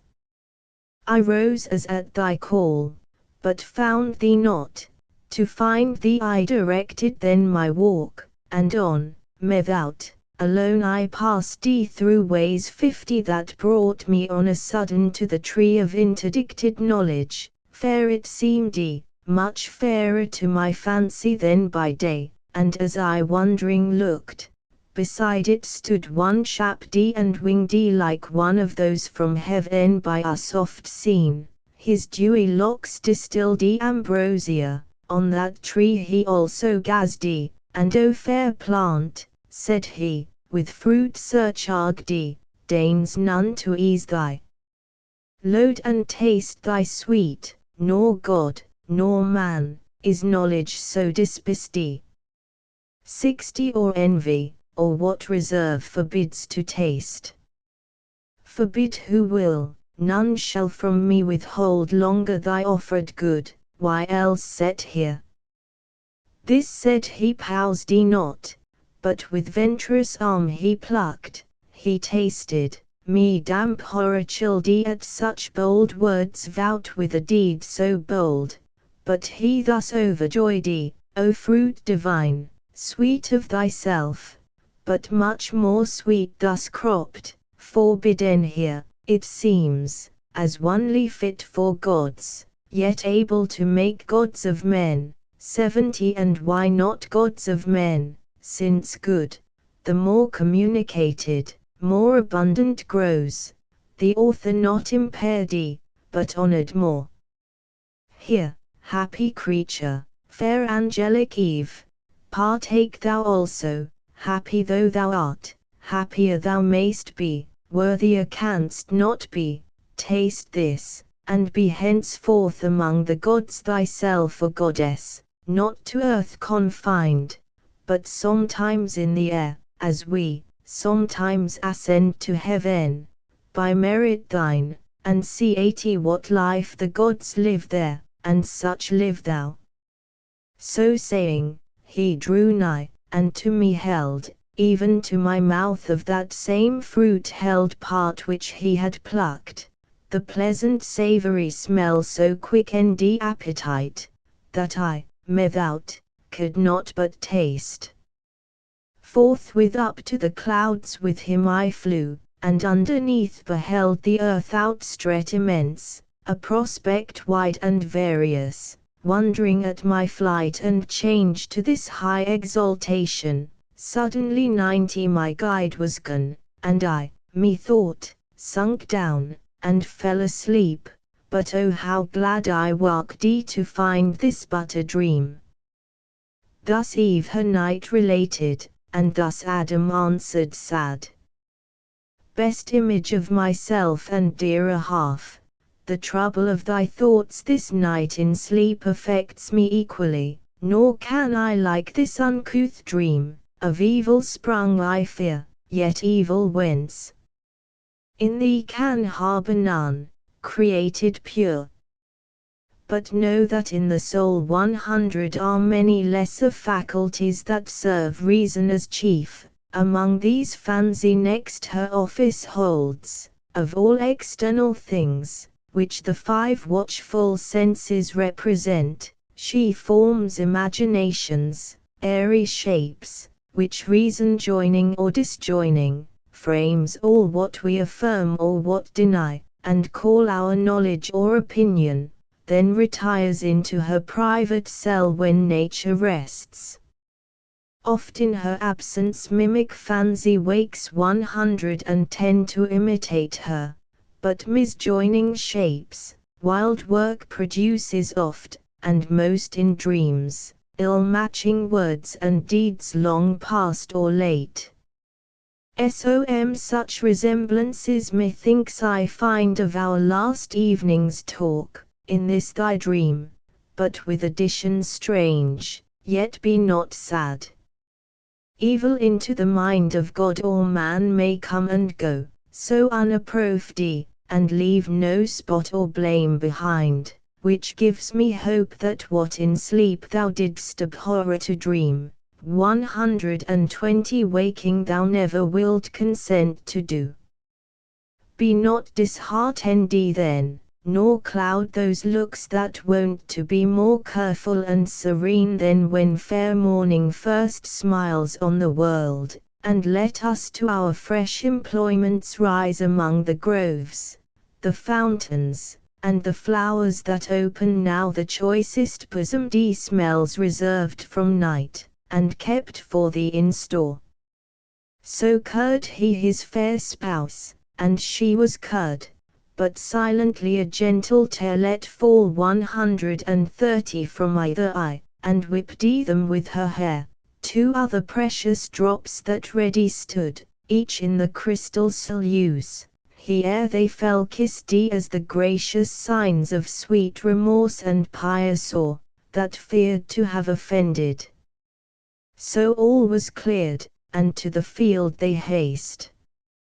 But first from under shady arborous roof, soon as they forth were come to open sight of dayspring, and the sun, who scarce uprisen with wheels yet hovering awry the ocean brim, 140 shot parallel to the earth his dewy ray, discovering in wide landskip all the east of paradise and Eden's happy plains, lowly they bowed adoring, and began the orisons, each morning duly paid in various style, for neither various style nor holy rapture wanted they to praise the Maker, in fit strains pronounced he, or sung unmeditated, such prompt eloquence flowed from the lips, in prose or numerous verse, 150 more tunable than needed lute or harp to add more sweetness, and they thus began. These are thy glorious works, Parent of good, Almighty, thine this universal frame, thus wondrous fair, thyself how wondrous then. Unspeakable, who sitst above these heavens to us invisible or dimly seen in these thy lowest works, yet these declare thy goodness beyond thought, and power divine. Speak ye who best can tell, ye sons of light, 160 angels, for ye behold him, and with songs and choral symphonies, day without night, circle his throne rejoicing. Ye in heaven, on earth join all ye creatures to extol him first, him last, him midst, and without end. Fairest of stars, last in the train of night, if better thou belong not to the dawn, sure pledge of day, that crown'st the smiling morn with thy bright circlet, praise him in thy sphere while day arises, that sweet hour of prime. 170 Thou Son, of this great world both eye and soul, acknowledge him thy greater, sound his praise in thy eternal course, both when thou climbest, and when high noonest gained, and when thou fall'st. Moon, that now meet'st the orient sun, now fleest with the fixed stars, fixed in the orb that flies, and ye 5 other wandering fires that move in mystic dance not without song, resound his praise, who out of darkness called ye up light. Air, and ye elements the eldest birth 180 of nature's womb, that in quaternion run perpetual circle, multiform, and mix and nourish all things. Let your seasons change vary to our great Maker still new praise. Ye mists and exhalations that now rise from hill or steaming lake, dusky or grey, till the sun paint your fleecy skirts with gold, in honor to the world's great author rise, whether to deck with clouds the uncolored sky, or wet the thirsty earth with falling showers. 190 rising or falling still advance his praise. His praise ye winds, that from 4 quarters blow, breath soft or loud, and wave your tops, ye pines, with every plant, in sign of worship wave. Fountains and ye, that warble, as ye flow, melodious murmurs, warbling tune his praise. Join voices all ye living souls, ye birds, that singing up to heaven gate ascend, bear on your wings and in your notes his praise, ye that in waters glide, and ye that walk 200 the earth, and stately tread, or lowly creep, witness if I be silent, morn or even, to hill, or valley, fountain, or fresh shade made vocal by my song, and taught his praise. Hail universal Lord, be bounteous still to give us onely good, and if the night have gathered aught of evil or concealed, disperse it, as now light dispels the dark.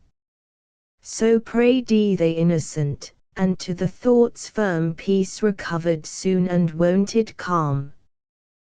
210 On to the morning's rural work they haste among sweet dews and flowers, where any row of fruit trees over waddy reached too far the pampered boughs, and needed hands to check fruitless embraces, or they led the vine to wed her elm, she spasty about him twines her marriageable arms, and with her brings her dowry adopted clusters, to adorn his barren leaves.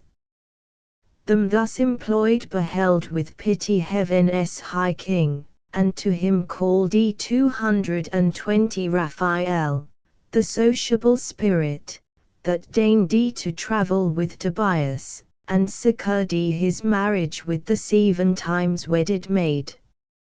Raphael, said he, thou hearest what stir on earth Satan from hell scapt through the darksome gulf thrased in paradise, and how disturbed this night the human pair, how he designs in them at once to ruin all mankind.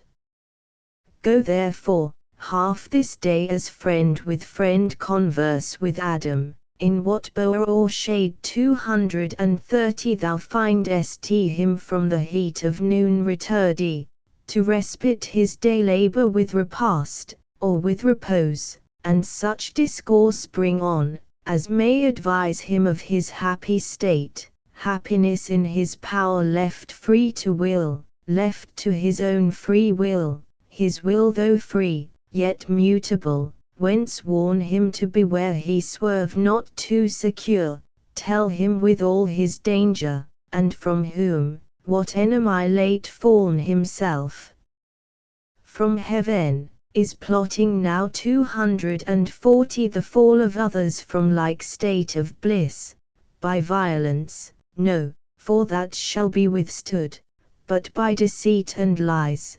This let him know, lest wilfully transgressing he pretend surprisal, unadmonished, unforewarned. So spake Eternal Father, and fulfilled all justice, nor delayed the winged saint after his charge received, but from among 1,000 celestial ardors, where he stood veiled with his gorgeous wings, upspringing light 250 flew through the midst of heaven, angelic choirs on each hand parting, to his speed gave way through all empire road, till at the gate of heaven arrived the gate self opened wide on golden hinges turning, as by work divine the sovereign architect had framed. From hence, no cloud, or, to obstruct his sight, star interposed, however small he sees, not unconform to other shining globes, earth and the garden of God, with cedars crowned 260 above all hills. As when by night the glass of Galileo, Lesser observes imagined lands and regions in the moon, or pilot from amidst the Cyclades Delos or Samos first appearing kens a cloudy spot. Downly the prone in flight he speeds, and through the vast ethereal sky sails between worlds and worlds, with steady wing now on the polar winds, then with quick fan winnows the buxom air, till within soar 270 of towering eagles. To all the fowls he seems a phoenix, gazed by all, as that sole bird when to enshrine his relics in the sun's bright temple, to Egyptian Thebes he flies. At once on eastern cliff of paradise he lights, and to his proper shape returns a seraph winged, 6 wings he wore, to shade his lineaments divine. The pair that clad each shoulder broad, came mantling his breast with regal ornament, the middle pair 280 girt like a starry zone his waist, and round skirted his loins and thighs with downy gold and colours dipped in heaven, the third his feet shadowed from either heel with fet-herd male sky tinctured grain. Like Maya's son he stood, and shook his plumes, that heavenly fragrance filled the circuit wide. Straight knew him all the bands of angels under watch, and to his state, and to his message high in honor rise, for on som message high they guessed him bound. 290 the glittering tents he passed, and now is come into the blissful field, through groves of myrrh, and flowering odors, cassia, nard, and balm, a wilderness of sweets, for nature here wantoned as in her prime, and plaid at will her virgin fancies, pouring forth more sweet, wild above rule or art, enormous bliss.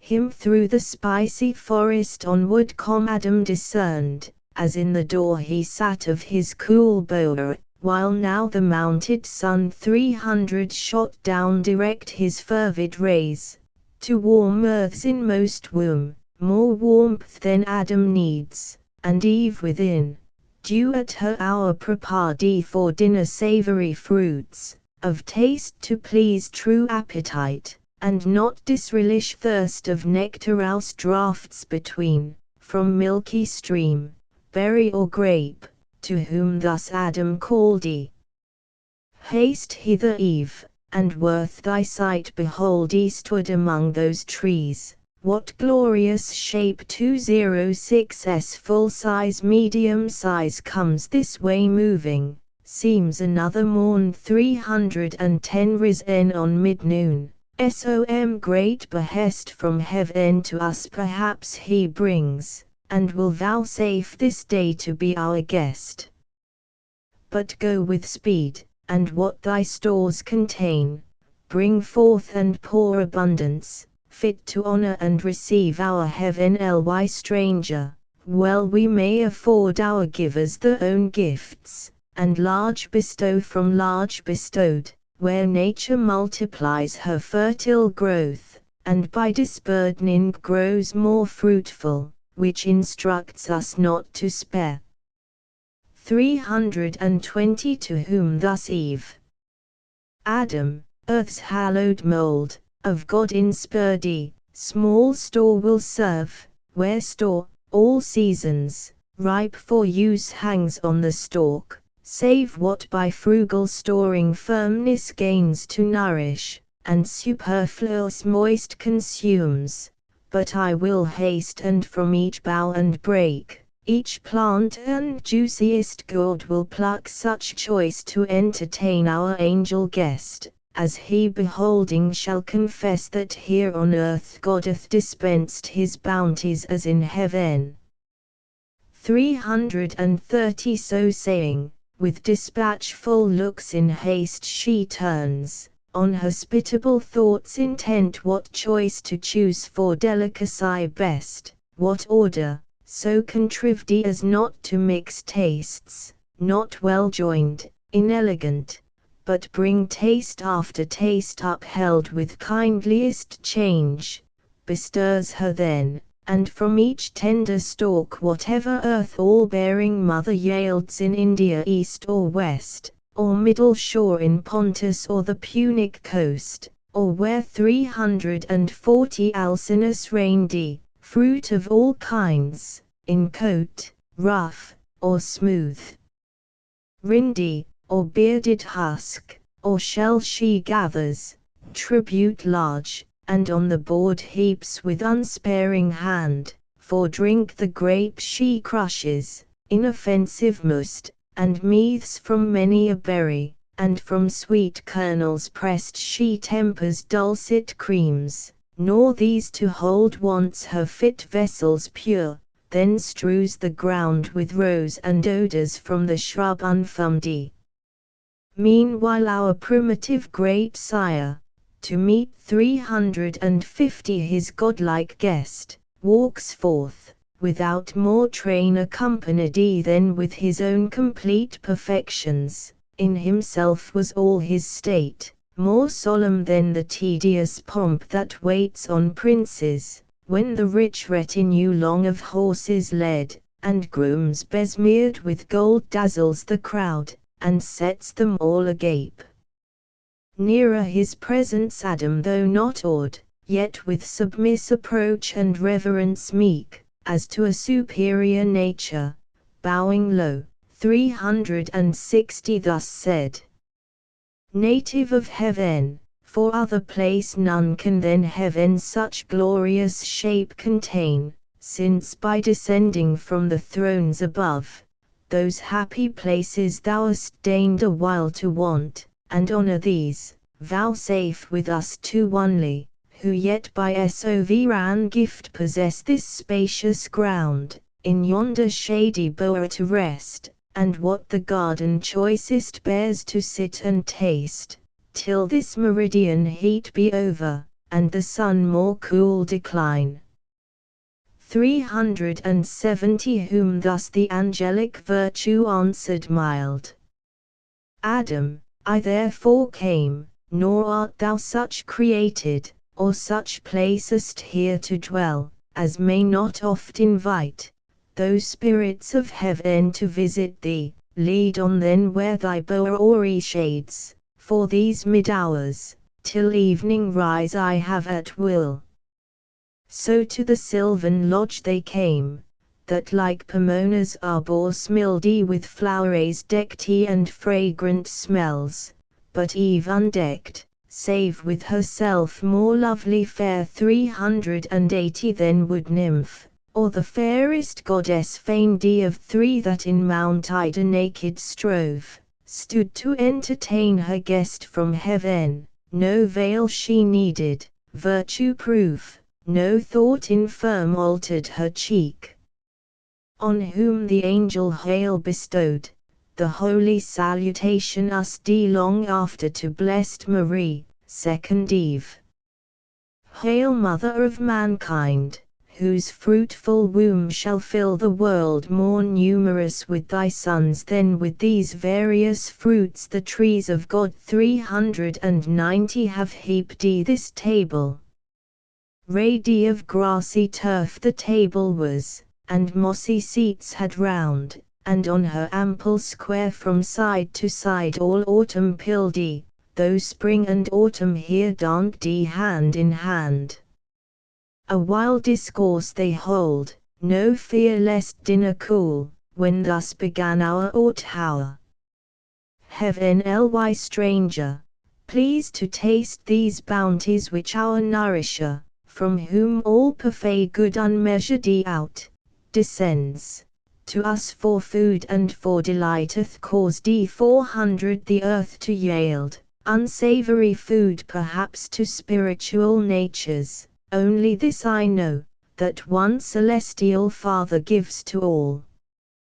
To whom the angel, therefore what he gives, whose praise be ever sung, to man in part spiritual, may of purest spirits be found no ingrateful food, and food alike those pure intelligential substances require as doth your rational, and both contain within them every lower faculty 410 of sense, whereby they hear, see, smell, touch, taste, tasting concoct, digest, assimilate, and corporeal to incorporeal turn. For no, whatever was created, needs to be sustained and fed, of elements the grosser feeds the purer, earth the sea, earth and the sea feed air, the air those fires ethereal, and as lowest first the moon, whence in her visage round those spots, unpurged vapours not yet into her substance turned. 420 Nor doth the moon no nourishment exhale from her moist continent to higher orbs. The sun that light imparts to all, receives from all his elemental recompense in humid exhalations, and at even sups with the ocean, though in heaven the trees of life ambrosial fruitage bear, and vines yield nectar, though from off the boughs each morn we brush mellifluous dews, and find the ground covered with pearly grain. Yet God doth here 430 varied his bounty so with new delights, as may compare with heaven, and to taste think not I shall be nice. So down they sat, and to the viands fell, nor seemingly the angel, nor in mist, the common gloss of theologians, but with keen dispatch of real hunger, and concoctive heat to transubstantiate. What redounds, transpires through spirits with ease, nor wonder, if by fire of sooty coal the empiric alchemist 440 can turn, or holds it possible to turn metals of drossiest or to parfait gold as from the mine. Meanwhile at table Eve ministered naked, and the flowing cups with pleasant liquors crowned thee, O innocence deserving paradise. If ever, then had the sons of God excuse to have been enamored at that sight, but in those hearts love unlibidinous reigned, nor jealous was understood, the injured lovers hell. 450 Thus when with meats and drinks they had sufficed, not burdened nature, sudden mind arose in Adam, not to let occasion pass given him by this great conference to know of things above his world, and of the being who dwell in heaven, whose excellence he saw transcend his own so far, whose radiant forms divine effulgence, whose high power so far exceeded human, and his wary speech thus to empire minister he framed.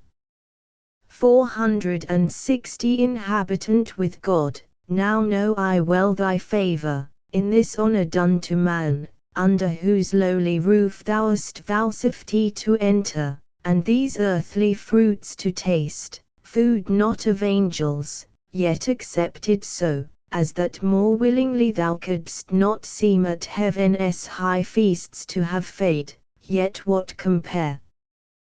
To whom the winged hierarch replied, 217's full size medium size O Adam, one Almighty is, from whom all things proceed, and up to him return, 470 If not depraved from good, created all such to perfection, one first matter all, endued with various forms, various degrees of substance, and in things that live, of life, but more refined, more spirituous, and pure, as nearer to him placked or nearer tending each in the several active spheres assigned, till body up to spirit work, in bounds proportioned to each kind.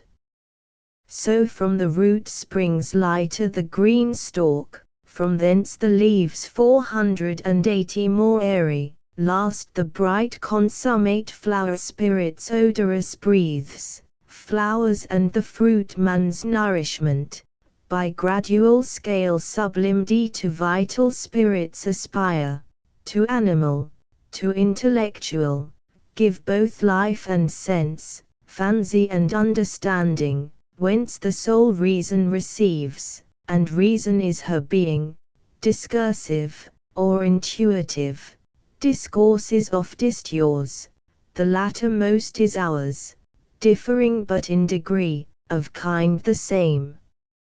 490 Wonder not then, what God for you saw good if I refuse not, but convert, as you, to proper substance, time may come when men with angels may participate, and find no inconvenient diet, nor too light fare, and from these corporal nutriments perhaps your bodies may at last turn all to spirit improved by tract of time, and winged ascend ethereal, as we, or may at choice here or in heaven ly paradises dwell. 500 If ye be found obedient, and retain unalterably firm his love entire whose progeny you are. Meanwhile enjoy your fill what happiness this happy state can comprehend, incapable of more. To whom the patriarch of mankind replied, O favourable spirit, propitious guest, well hast thou taught the way that might direct our knowledge, and the scale of nature set from centre to circumference, whereon 510 in contemplation of created things by steps we may ascend to God. But say, what meant that caution joined, if ye be found obedient? Can we want obedience then to him, or possibly his love desert who formed us from the dust, and plagued us here full to the utmost measure of what bliss human desires can seek or apprehend. To whom the angel, Son of heaven and earth, attend, that thou art happy, O to God, 520 that thou continuest such, O to thyself, that is, to thy obedience, therein stand. This was that caution given thee, be advised. God made thee perfect, not immutable, and good he made thee, but to persevere he left it in thy power, ordained thy will by nature free, not overruled by fate inextricable, or strict necessity. Our voluntary service he requires, not our necessitated. Such with him 530 finds no acceptance, nor can find, for how can hearts, not free, be tried whether they serve willing or no, who will but what they must by destiny, and can no other choose. Myself and all angelic host that stand in sight of God enthroned, our happy state hold, as you yours, while our obedience holds, on other surety none, freely we serve. Because we freely love, as in our will to love or not, in this we stand or fall. 540 and som are fallen, to disobedience fallen, and so from heaven to deepest hell, O fall from what high state of bliss into what woe. To whom our great progenitor, thy words attentive, and with more delighted rear divine instructor, I have heard, then when cherubic songs by night from neighboring hills aerial music send, nor knew I not to be both will and deed created free, yet that we never shall forget to love 550 our Maker, and obey him whose command single, is yet so just, my constant thoughts as adee me and still assure, though what thou tell'st hath passed in heaven, som doubt within me move, but more desire to hear, if thou consent, the full relation. Which must needs be strange, worthy of sacred silence to be heard, and we have yet large day, for scarce the sun hath finished half his journey, and scarce begins his other half in the great zone of heaven. 560 Thus Adam made request, and Raphael after short pause assenting, thus began. High matter thou enjoinedst me, O prime of men, sad task and hard, for how shall I relate to human sense invisible exploits of warring spirits, how without remorse the ruin of so many glorious once and perfect while they stood, how last unfound the secrets of another world, perhaps not lawful to reveal. Yet for thy good 570 this is dispensed, and what surmounts the reach of human sense, I shall delineate so, by likening spiritual to corporal forms, as may express them best, though what if earth be but the shadow of heaven, and things therein each to other like, more than on earth is thought. As yet this world was not, and chaos wild reigned where these heavens now rule, where earth now rests upon her centre poised, when on a day, for time, though in eternity, applied 580 to motion, measures all things durable by present, past, and future, on such day as heaven's great year brings forth.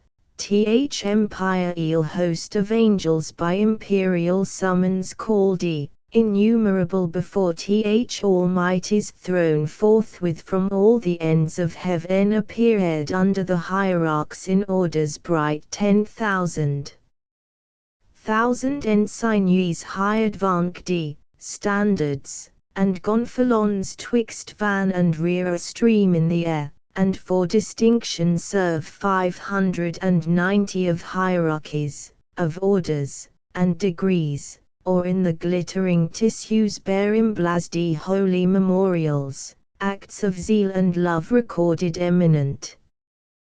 Thus when in orbs of circuit inexpressible they stood, orb within orb, the Father infinite, by whom in bliss embosomed sat the Son, amidst as from a flaming mount, whose top brightness had made invisible, thus spake. Hear all ye angels, progeny of light, 600 thrones, dominations, princedoms, virtues, powers, hear my decree, which unrevoked shall stand. This day I have begot whom I declare my only Son, and on this holy hill him have anointed, whom ye now behold at my right hand, your head I him appoint, and by myself have sworn to him shall bow all knees in heaven, and shall confess him Lord, under his great vicegerent reign abide united as one individual soul 610 forever happy. Him who disobeys me disobeys, breaks union, and that day cast out from God and blessed vision, falls into utter darkness, deep engulfed, his place ordained. Without redemption, without end. So spake Th omnipotent, and with his words all seemed well pleased, all seemed, but were not all. That day, as other solemn days, they spent in song and dance about the sacred hill, mystical dance, which yonder starry sphere 620 of planets and of fixed in all her wheels resembles nearest, mazes intricate, eccentric, intervolved, yet regular than most, when most irregular they seem, and in the motion's harmony divine so smooths her charming tones, that God's own ear listens delighted. Evening approached, for we have also our evening and our morn, we ours for change delectable, not need. Forthwith from dance to sweet repast they turn 630 desirous, all in circles as they stood, tables are set, and on a sudden pilled with angels' food, and rubid nectar flows, in pearl, in diamond, and massy gold, fruit of delicious vines, the growth of heaven.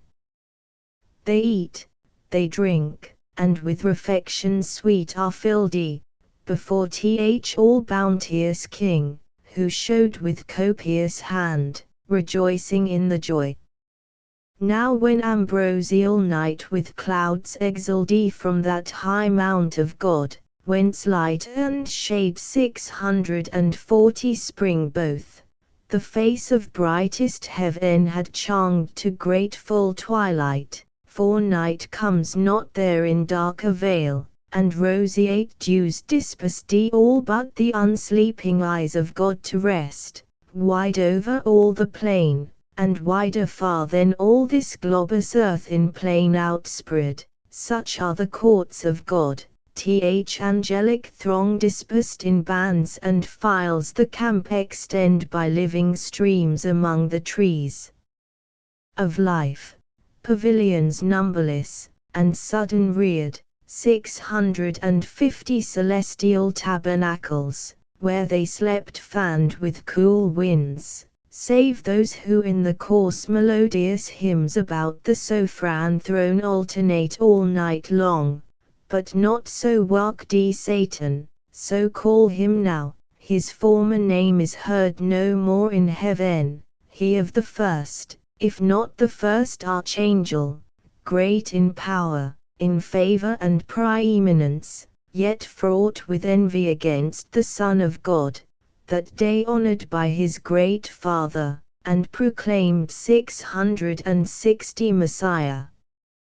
King anointed, could not bear through pride that sight, and thought himself impaired.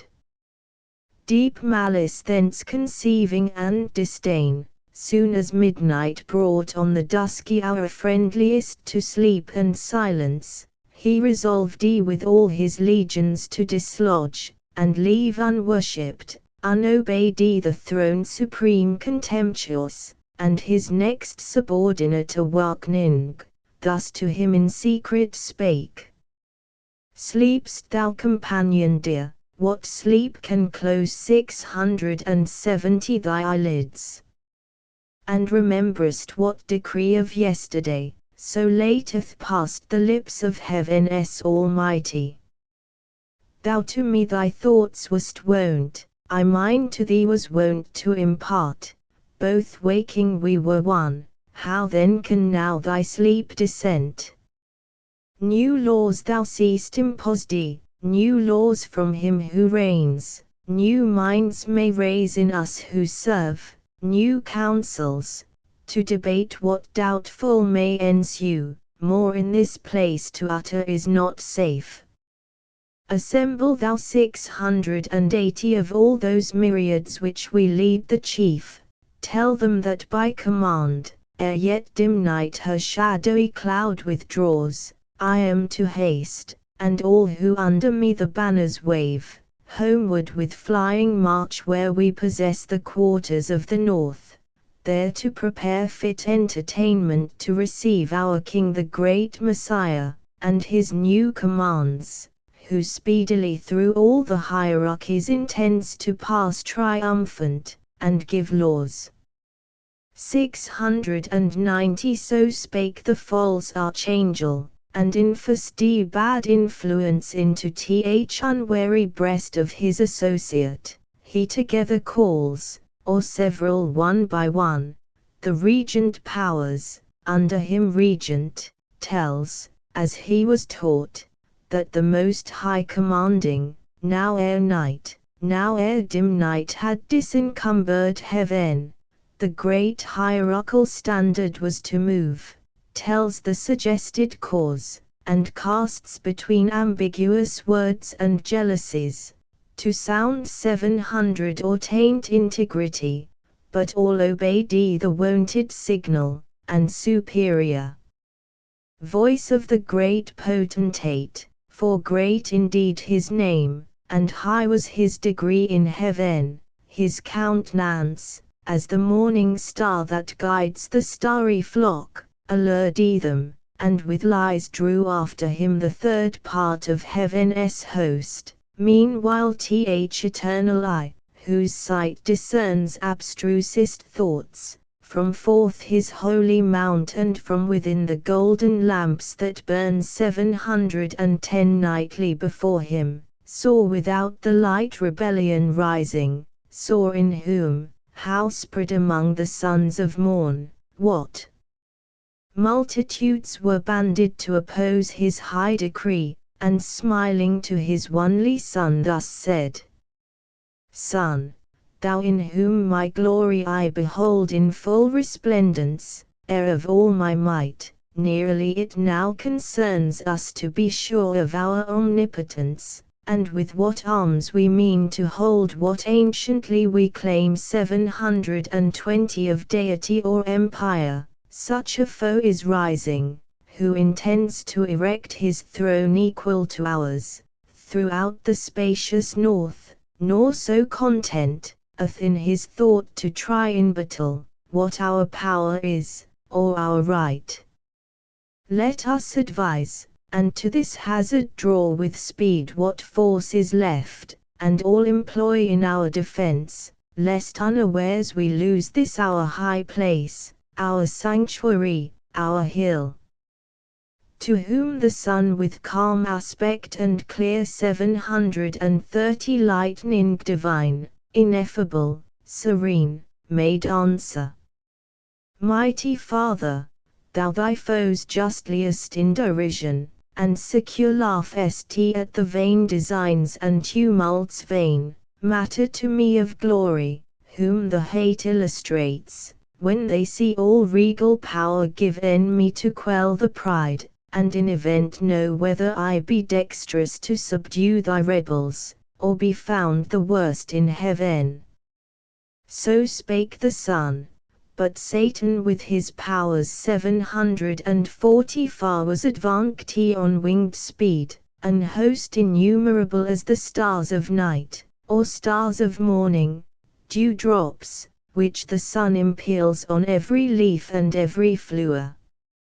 Regions they passed the mighty regencies of seraphim and potentates and thrones in the triple degrees, regions to which all thy dominion, Adam, is no more than what this garden is to all the earth, and all the sea, from one entire globo 750 stret into longitude, which having passed at length into the limits of the north they came, and Satan to his royal seat high on a hill, far blazing, as a Mount Radi on a mount, with pyramids and toes from diamond quarries hewn, and rocks of gold. The palace of great Lucifer, so called that structure in the dialect of men interpreted, which not long after, he affecting all equality with God, 760 in imitation of that mount whereon Messiah was declared in sight of heaven, the mountain of the congregation called for thither he assembled all his train, pretending so commanded to consult about the great reception of the king, thither to come, and with calumnious art of counterfeited truth thus held the ears. Thrones, dominations, princedoms, virtues, powers, if these magnific titles yet remain 770 not merely titular, since by decree another knoweth to himself engrossed all power, and us eclipsed under the name of King Anointed, for whom all this haste of midnight march, and hurried meeting here, this only to consult how we may best with what may be Davis of honors new receive him coming to receive from us ne tribute yet unpaid, prostration vile, too much to one, but double how endured 780. To one and to his image now proclaimed. But what if better counsels might erect our minds and teach us to cast off this yoke? Will ye submit your necks, and choose to bend the supple knee?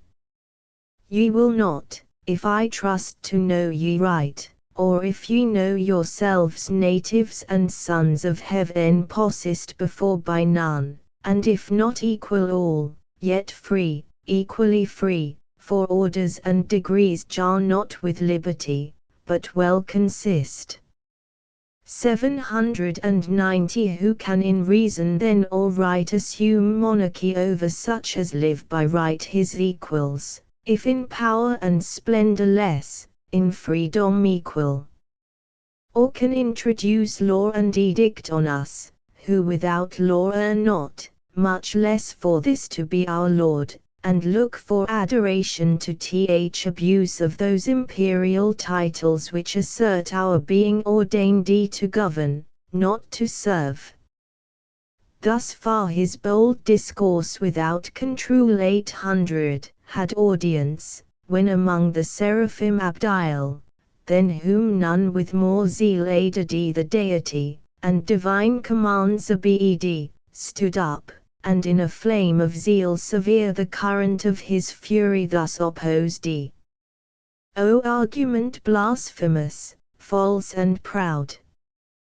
Words which no ear ever to hear in heaven expected, least of all from thee, ingrate in place thyself so high above thy peers. Canst thou with impious obloquy condemn 810 the just decree of God, pronounced and sworn, that to his only Son by right endued with regal scepter, every soul in heaven shall bend the knee, and in that honor due confess him rightful King? Unjust thou seest flatly unjust, to bind with laws the free, and equal over equals to let reign, one over all with unsucceeded power. Shalt thou give law to God? shalt thou dispute with him the points of liberty, who made 820 thee what thou art, and formed the powers of heaven such as he pleased, and circumscribed either being. Yet by experience taught we know how good, and of our good, and of our dignity how provident he is, how far from thought to make us less, bent rather to exalt our happy state under one head more near united. But to grant it the unjust, that equal over equals monarch reign, thyself though great and glorious dost thou count, 830 or all angelic nature joined in one, equal to him begotten Son, by whom as by his word the mighty Father made all things, even thee, and all the spirits of heaven by him created in the bright degrees, crowned them with glory, and to the glory named thrones, dominations, princedoms, virtues, powers essential powers, nor by his reign obscurity, but more illustrious made, since he, the head one of our number thus reducti becomes, 840 his laws our laws, all honor to him done returns our own. Cease then this impious rage, and tempt not these, but ostend to appease th incensed Father, and th incensed Son, while pardon may be found in time besought. So spake the fervent angel, but his zeal none seconded, as out of season jugdi, or singular and rash, whereat rejoiced th apostate, and more haughty thus replied, that we were formed then seest thou. And the work 850 of secondary hands, by task transferred from Father to his Son. Strange point and new doctrine which we would know whence learnt, who saw when this creation was. Rememberest thou thy making, while the Maker gave thee being? We know no time when we were not as now, no none before us, self-bego, self-ready by our own quickening power, when fatal course had circled his full orb, the birth mature of this our native heaven, ethereal sons.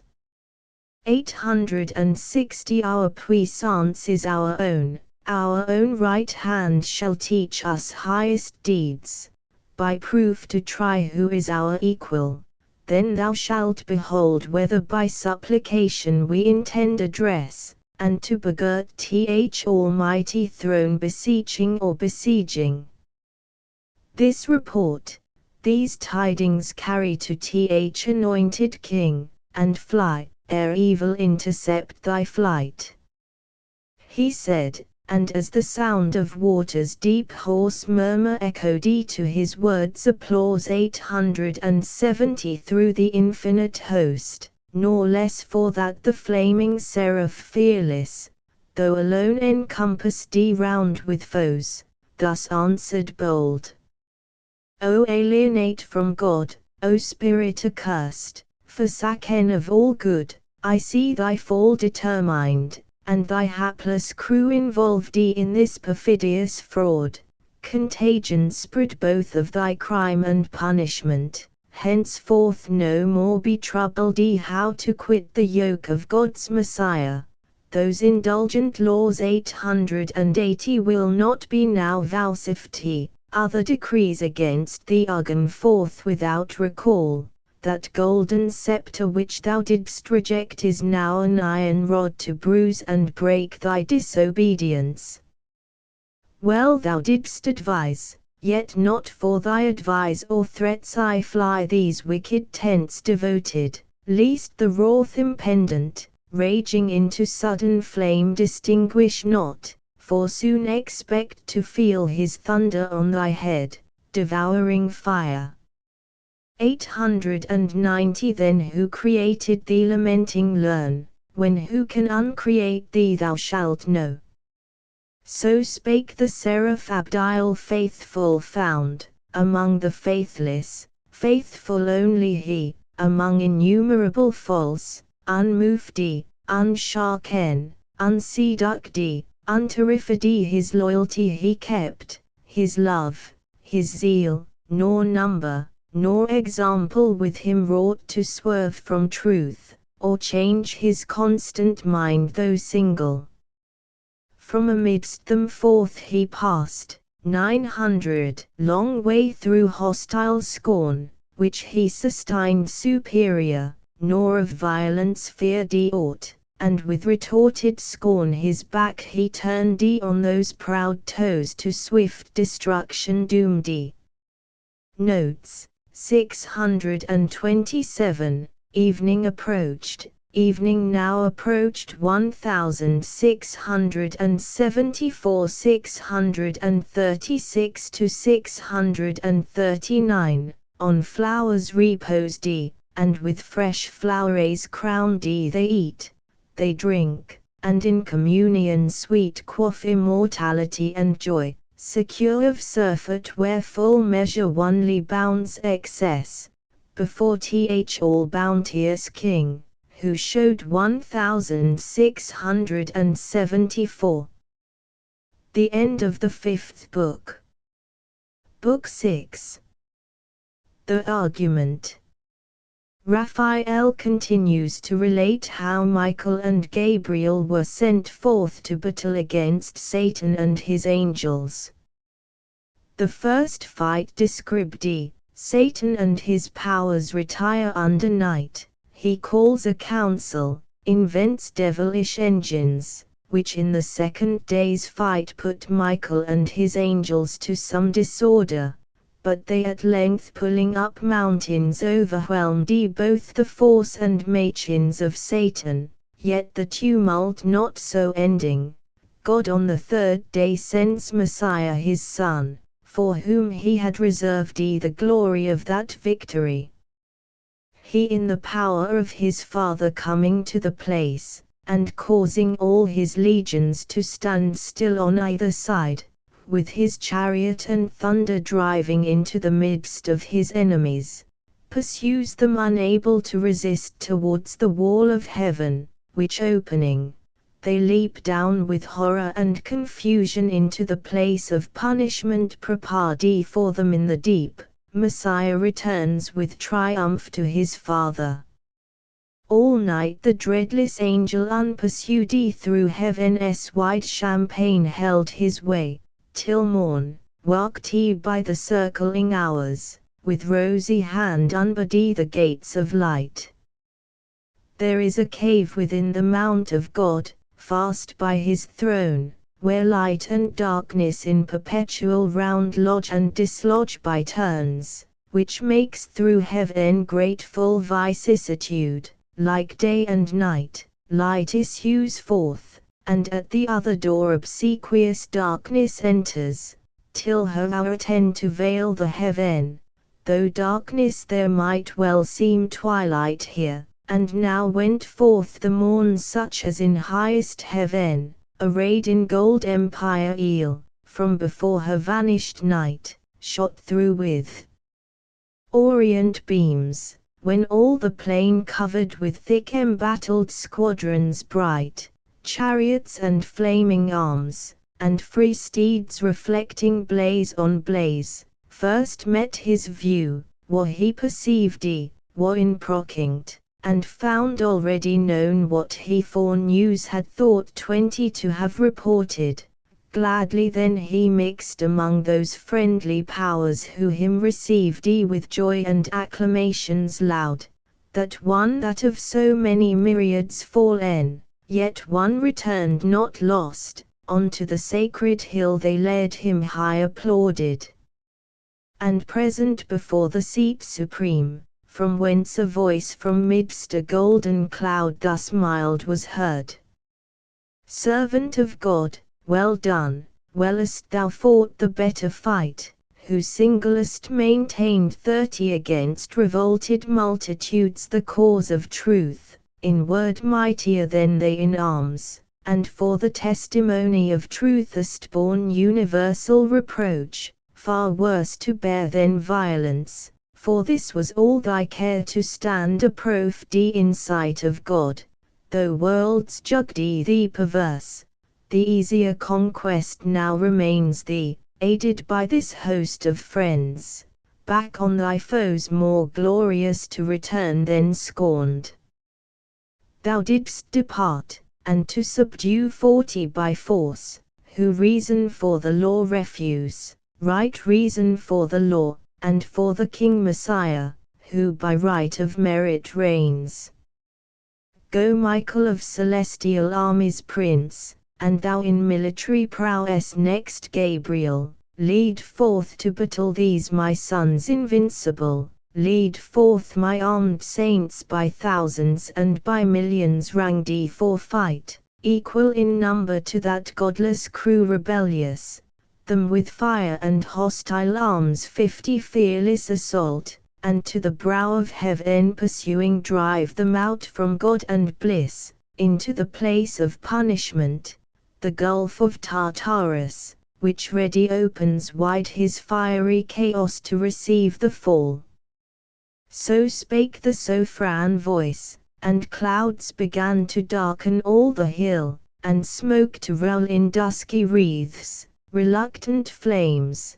The scener of wrath awoke he, nor with less dread the loud ethereal trumpet from on high gan blow, 60 at which command the powers militant, that stood for heaven, in mighty quadrate joined of union irresistible, moved on in silence the bright legions, to the sound of instrumental harmony that breathed heroic ardor to adventurous deeds under the godlike leaders, in the cause of God and his Messiah. On they move indissolubly firm, nor obvious hill, nor straitening vale, nor wood, nor stream divides 70 the parfait ranks, for high above the ground the march was, and the passive air upbore the nimble tread, as when the total kind of birds in orderly array on wing came summoned over Eden to receive the names of thee, so over many a tract of heaven they marched and many a province wide tenfold the length of this terrain, at last far in horizon to the north appeared from skirt to skirt a free region, stretched in battailous aspect, and nearer view bristled with upright beams innumerable of rigid spears, and helmets thronged, and shields various, with boastful argument portrayed, the banded powers of Satan hasting on with furious expedition, for they weed that self same day by fight, or by surprise to win the mount of God, and on his throne to set the envier of his state, the proud aspirer. But the thoughts proved fond and vain 90 in the midway, though strange to us it seemed at first, that angel should with angel war, and in fierce hosting meet, who wont to meet so oft in festivals of joy and love unanimous, as sons of one great sire hymning eternal Father. But the shout of battle now began, and rushing sound of onset ended soon each milder thought. High in the midst exalted as a god apostate in his sun-bright chariot sate 100 idol of majesty divine, enclosed with flaming cherubim, and golden shields, then lighted from his gorgeous throne, for now twixt host and host but narrow space was left, a dreadful interval, and front to front presented stood in terrible array of hideous length, before the cloudy van, on the rough edge of battle ere it joined Satan with vast and haughty strides advanced he, came towering, armed in adamant and gold. 110 Abdiel that sight endured he not, where he stood among the mightiest, bent on highest deeds, and thus his own undaunted heart explores. O heaven! That such resemblance of the highest should yet remain, where faith and reality remain not, wherefore should not strength and might there fail where virtue fails, or weakest prove where boldest, though to sight unconquerable. His puissance, trusting in Almighty's aid, I mean to try, whose reason I have tried 120 unsound and false, nor is it aught but just, that he who in debate of trutheth won, should win in arms, in both disputes alike victor, though brutish that contest and foul, when reasoneth to deal with force, yet so most reason is that reason overcome. So pondering, and from his armed peers forth stepping opposite, halfway he met his daring foe, at this prevention more incensed he, and thus securely him defied he. 130 Proud, art thou met. Thy hope was to have reached the height of thy aspiring unopposed the throne of God unguarded, and his side abandoned at the terror of thy power or potent tongue, fool, not to think how vain against omnipotent to rise in arms, who out of smallest things could without end have raised incessant armies to defeat thy folly, or with solitary hand reaching beyond all limit, at one blow 140 unaided could have finished thee, and whelmed thy legions under darkness, but thou seest all are not of thy train. There be who faith prefer, and piety to God, though then to thee not visible, when I alone seemed in thy world erroneous to dissent from all, my sect thou seest, now learn too late how few sometimes may know, when thousands are whom the grand foe with scornful eye askance thus answered. Ill for thee, but in wished hour 150 of my revenge, first sought for thou return'st from flight, seditious angel, to receive thy merited reward, the first assay of this right hand provoked he, since first that tongue inspurred with contradiction durst oppose a third part of the gods, in synod met the deities to assert, who while they feel vigor divine within them, can allow omnipotence to none. But well thou canst before thy fellows, ambitious to win 160 from me som plume, that thy success may show destruction to the rest. This pause between, unanswered least thou boast, to let thee know, at first I thought that liberty and heaven to heaven ly souls had been all one, but now I see that most through sloth had rather serve, ministering spirits, trained up in feast and song, such as thou armed, the minstrelsy of heaven, servility with freedom to contend, as both the deeds compared this day shall prove.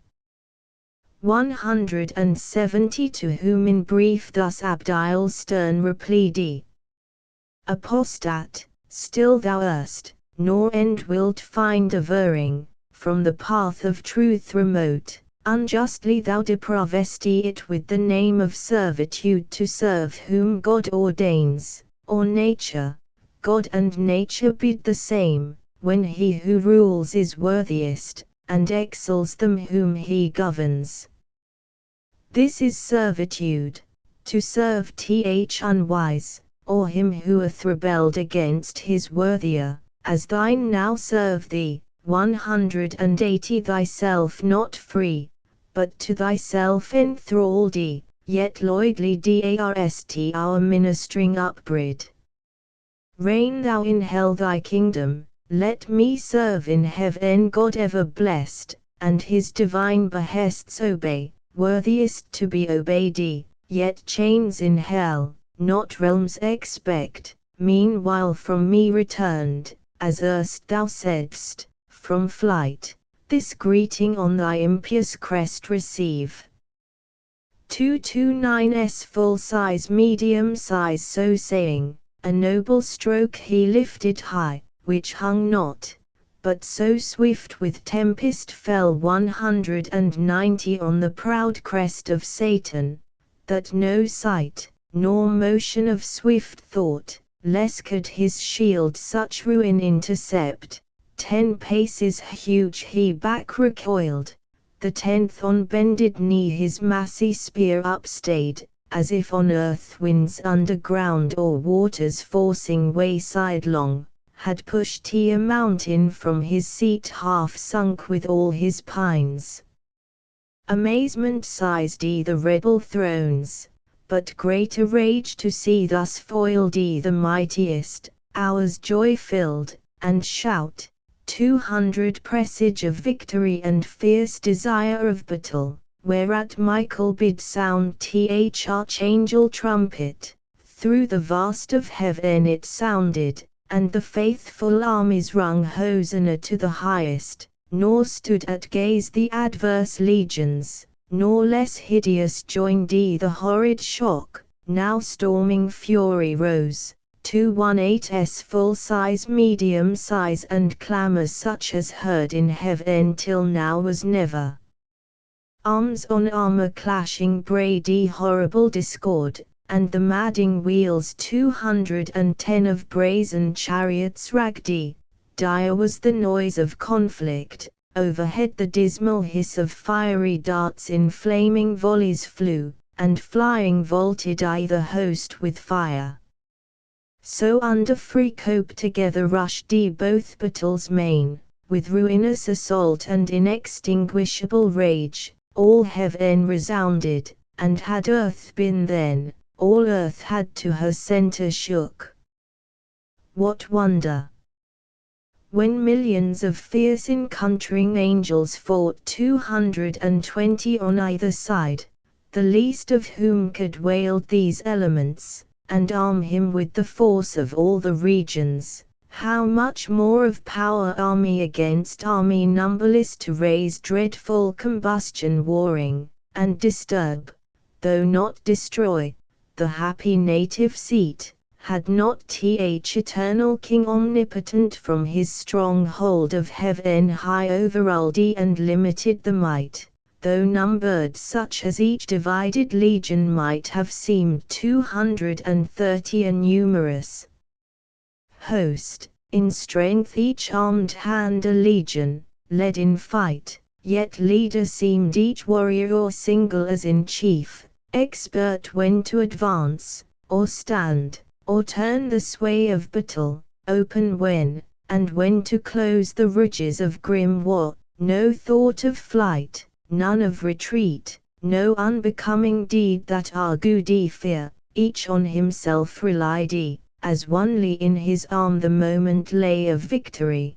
Deeds of eternal fame 240 were done, but infinite, for wide was spread that war and various, sometimes on firm ground a standing fight, then soaring on main wing tormented all the air. All air seemed then conflicting fire, long time in even scale the battle hung, till Satan, who that day prodigious power had shewn, and met in arms no equal, ranging through the dire attack of fighting seraphim confessed, at length saw where the sword of Michael smote, and felled 250 squadrons at once. With huge two-handed sway brandished aloft the horrid edge came down wide wasting, such destruction to withstand he haste, and opposed the rocky orb of tenfold adamant, his ample shield of vast circumference. At his approach the great archangel from his warlike toil surceased, and glad as hoping here to end intestine war in heaven, the arch-foe subdued or captive dragged in chains, with hostile frown 260 and visage all enflammed first thus began. Author of evil, unknown till thy revolt, unnamed in heaven, now plenteous, as thou seest these acts of hateful strife, hateful to all, though heaviest by just measure on thyself and thy adherents, how hast thou disturbed heaven's blessed peace, and into nature brought misery, uncreated till the crime of thy rebellion? How hast thou instilled thy malice into thousands, once upright 270 and faithful, now proved false? But think not here to trouble holy rest, heaven casts thee out from all her confines. Heaven the seat of bliss brooks not the works of violence and war. Hence then, and evil go with thee along thy offspring, to the place of evil, hell, thou and thy wicked crew, there mingle broils, ere this avenging sword begin thy doom, or some more sudden vengeance wing thee from God precipitate thee with augmented pain. 280 So spake the Prince of Angels, to whom thus the adversary. Nor think thou with wind of airy threats to or whom yet with deeds thou canst not.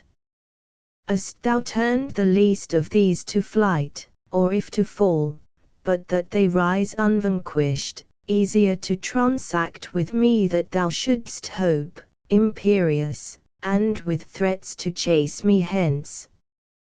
Not that so shall end the strife which thou callest evil, but we style the strife of glory, which we mean to win. 290 Or turn this heaven itself into the hell thou fablest, here however to dwell free, if not to reign, meanwhile thy utmost force, and join him Namdi Almighty to thy aid. I fly not, but have sought thee far and nigh. They ended parle, and both addressed forfight unspeakable, for who, though with the tongue of angels, can relate, or to what things liken on earth conspicuous, that may lift human imagination to such height 300 of godlike power, for likest gods they seemed, stood they or moved in stature, motion, arms fit to decide the empire of great heaven. Now waved the free swords, and in the air made horrid circles, two broad suns the shields blazed opposite, while expectation stood in horror, from each hand with speed returred where erst was thickest fight, angelic throng, and left large field, unsafe within the wind of such commotion, such as to set forth 310 great things by small, if nature's concord broke, among the constellations war were sprung, two planets rushing from aspect malign of fiercest opposition in mid-sky, should combat, and the jarring spheres confound. Together both with next to almighty arm, uplifted imminent one stroke they aimed that might determine, and not need repeat, as not of power, at once, nor odds appeared in might or swift prevention, but the sword 320 of Michael from the armory of God was given him tempered so, that neither keen nor solid might resist that edge. It met the sword of Satan with steep force to smite descending, and in half cut share, nor stayed, but with swift wheel reverse, deep entering shard all his right side. Then Satan first knew pain, 251's full size medium size and writhed him to and fro convolved so saw the gritting sword with discontinuous wound pass through him, but ethereal substance closed 330 not long divisible, and from the gash a stream of nectarous humour issuing flowed sanguine, such as celestial spirits may bleed, and all his armour stained erewhile so bright. Forthwith on all sides to his aid was run by angels many and strong, who interposed defense, while others bore him on the shields back to his chariot, where it stood returdy from off the files of war. There they him laid gnashing for anguish and despite and shame 340 to find himself not matchless, and his pride humbled by such rebuke, so far beneath his confidence to equal God in power. Yet soon he healed for spirits that live throughout vital in every part, not as frail man in entrails, heart or head, liver or reins, cannot but by annihilating die, nor in the liquid texture mortal wound receive, no more than can the fluid air. All heart they live, all head, all eye, all rear, 350 all intellect, all sense, and as they please, they limn themselves, and colour, shape or size assume, as likes them best, condense or rare. Meanwhile in other parts like deeds deserved memorial, where the might of Gabriel fought, and with fierce ensignes pierced the deep array of Moloch furious king, who him defied and at his chariot wheels to drag him bound threatened nor from the Holy One of Heaven refrained his tongue blasphemous, but anon 360 down clove into the waist, with shattered arms and uncouth pain fled bellowing. On each wing Uriel and Raphael his vaunting foe, though huge, and in a rock of diamond armed, vanquished Adramelech, and as made two potent thrones, that to be less than gods disdained but meaner thoughts learned in the flight, mangled with ghastly wounds through plate and mail.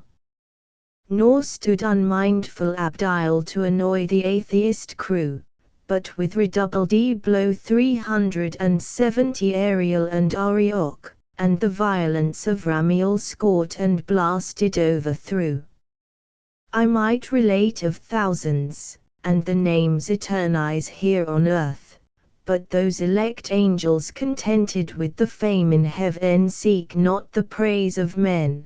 The other sought in might though wondrous and in acts of war, nor of renown less eager, yet by doom cancelled from heaven and sacred memory, nameless in dark oblivion let them dwell. 384 Strength from truth divided and from just, illaudable, naught merits but dispraise and ignominy, yet to glory aspires vainglorious, and through infamy seeks fame, the for eternal silence be the doom. And now the mightiest quelled, the battle swerved with many an inroad gored deformed rout entered and foul disorder, all the ground with shivered armour strown, and on a heap chariot and charioteer lay overturned 390 and free foaming steeds, what stood, recoiled or wearied, through the faint satanic host defensive scarce, or with pale fear suppressed, then first with fear suppressed and sense of pain fled ignominious, to such evil brought by sin of disobedience, till that hour not liable to fear or flight or pain.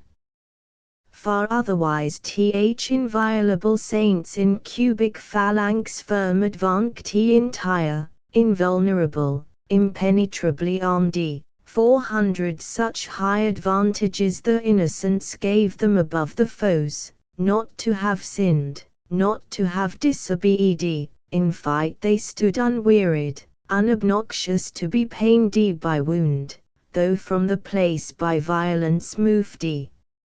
Now night her course began, and over heaven inducing darkness, great full truce imposed. 261's full size, medium size, and silence on the odious din of war. Under her cloudy covert both returred, victor and vanquished. On the foughten field 410 Michael and his angels prevalent encamping, Plaque D in guard the watches round. 262s full-size medium-sized cherubic waving fires, on th other part Satan with his rebellious disappeared, far in the dark dislodged, and void of rest, his potentates to council called by night, and in the midst thus undismayed began. O now in danger triddy, now known in arms not to be overpowered, companions dear, found worthy not of liberty alone, 422 mean pretense, but what we more affect, honor, dominion, glory, and renown, who have sustained one day in doubtful fight, and if one day, why not eternal days? What heaven's Lord had powerfulest to send against us from about his throne, and jugged sufficient to subdue us to his will, but proves not so, then fallible, it seems, of future we may deem him, though till now omniscient thought. True is, less firmly armed, 430 some disadvantage we endured and pain, till now not known, but known as soon contemned, since now we find this our empire ill form incapable of mortal injury imperishable, and though perked with wound, soon closing, and by native vigor healed.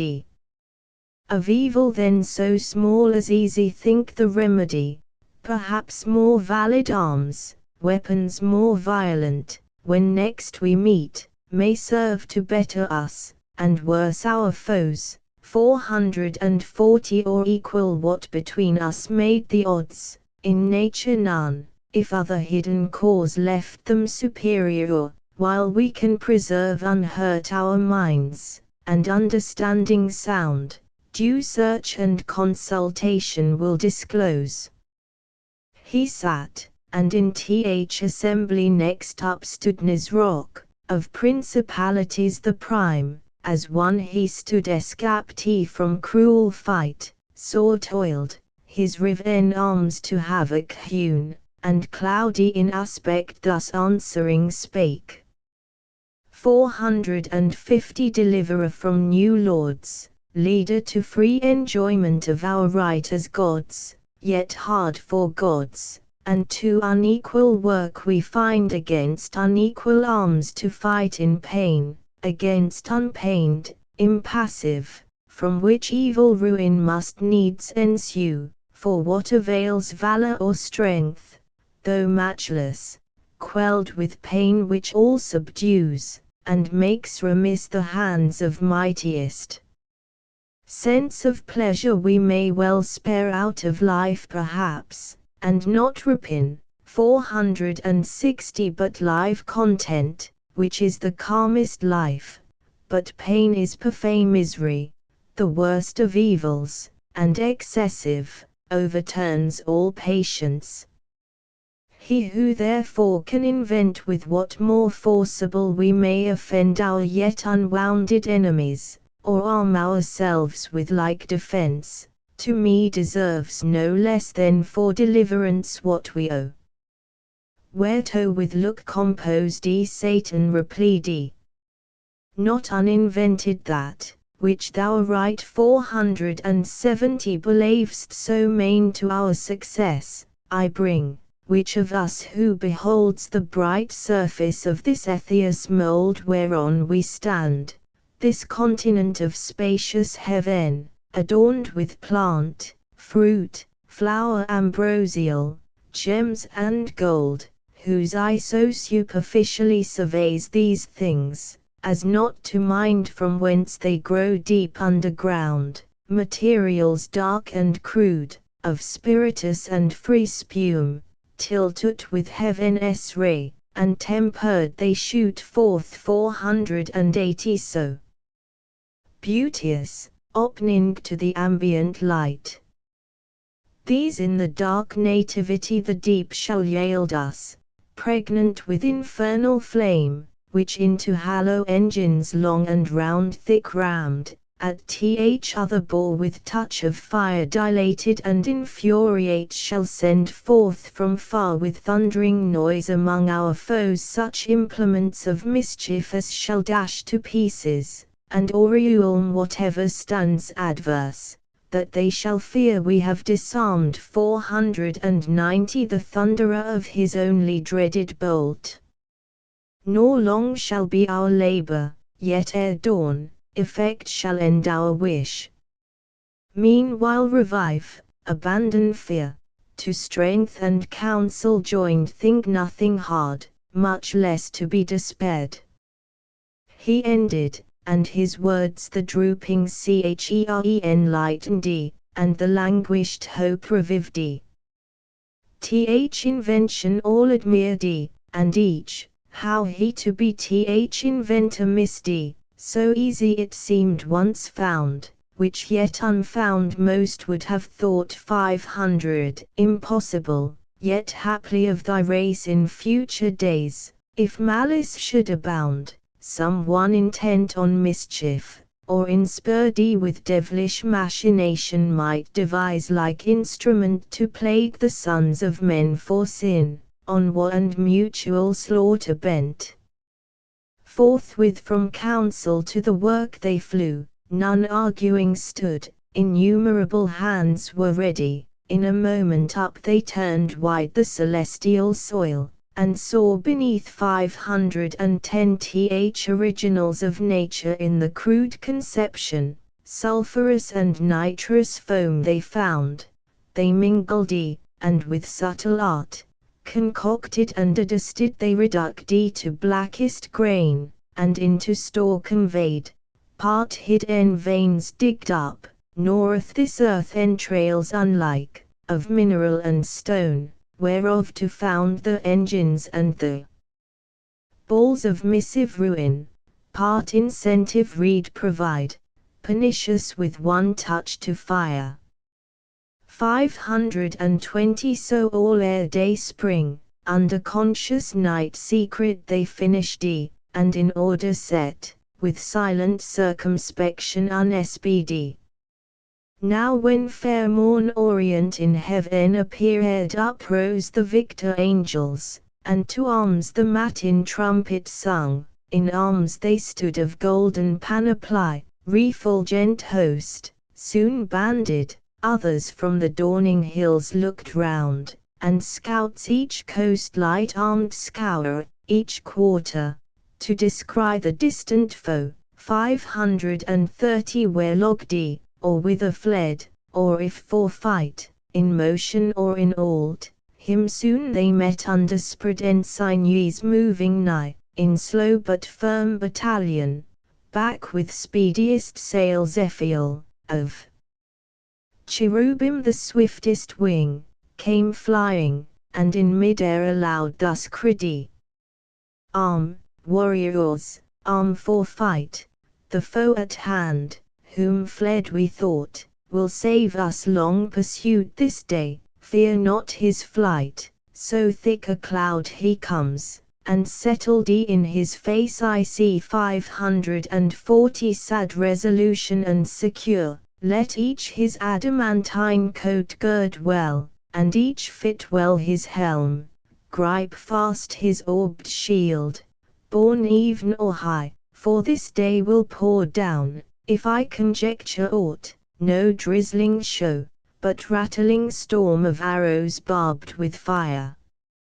So warned he them aware themselves, and soon in order, quit of all impediment, instant without disturb they took alum, and onward move embattled, when behold 550 not distant far with heavy pace the foe approaching gross and huge, in hollow cube training his devilish enginery, impelled on every side with shadowing squadrons deep, to hide the fraud.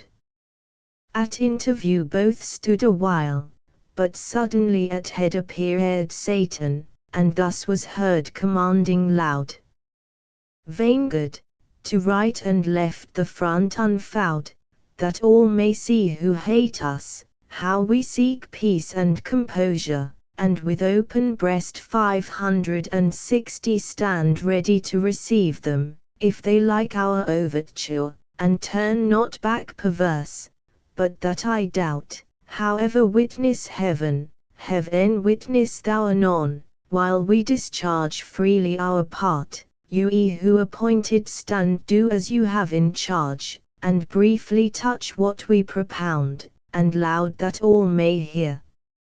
So scoffing in ambiguous words, he scarce had ended, when to right and left the front divided, and to either flank returned 570, which to our eyes discovered new and strange, a triple mounted row of pillars laid on wheels, for like to pillars most they seemed or hollowed bodies made of oak or fir with branches lopped, in wood or mountain felled brass, iron, stony mould, had not the mouths with hideous orifice gapped on us wide, portending hollow truce. At each behind a seraph stood, and in his hand a reed stood waving tipped with fire, while we suspense, 580 collected stood within our thoughts a misty, not long, for sudden all at once the reeds put forth, and to a narrow vent applied with nicest touch. Immediate in a flame, but soon obscured with smoke, all heaven appeared, from those deep-throated engines belt, whose roar ember with outrageous noise the air, and all her entrails tore, disgorging foul the devilish glut, chained thunderbolts and hail of iron globes, which on the victor host 590 levelled, with such impetuous fury smote, that whom they hit, none on the feet might stand, though standing else as rocks, but down they fell by thousands, angel on archangel rolled, the sooner. For the arms, unarmed they might have easily as spirits evaded swift by quick contraction or remove, but now foul dissipation followed and forked rout, nor served it to relax the serried files. What should they do? If on they rushed, repulse 600 repeated, and indecent overthrow doubled, would render them yet more dispised, and to the foes a laughter, for in view stood ranked of seraphim another row in posture to displode the second tire of thunder, back defeated to return they were abhorred. Satan beheld the plight, and to his mates thus in derision called, O friends, why come not on these victors proud? Erewhile they fierce were coming, and when we, 610 to entertain them fair with open front and breast, what could we more? Propounded terms of composition, straight they charmed the minds, flew off, and into strange vagaries fell, as they would dance, yet for a dance they seemed somewhat extravagant and wild, perhaps for joy of offered peace, but I suppose if our proposals once again were heard we should compel them to a quick result. To whom thus Belial in like games mood. 620 leader, the terms we sent were terms of weight, of hard contents, and full of force urged home, such as we might perceive must them all, and stumbled many, who receives them right, had need from head to foot well understand, not understood.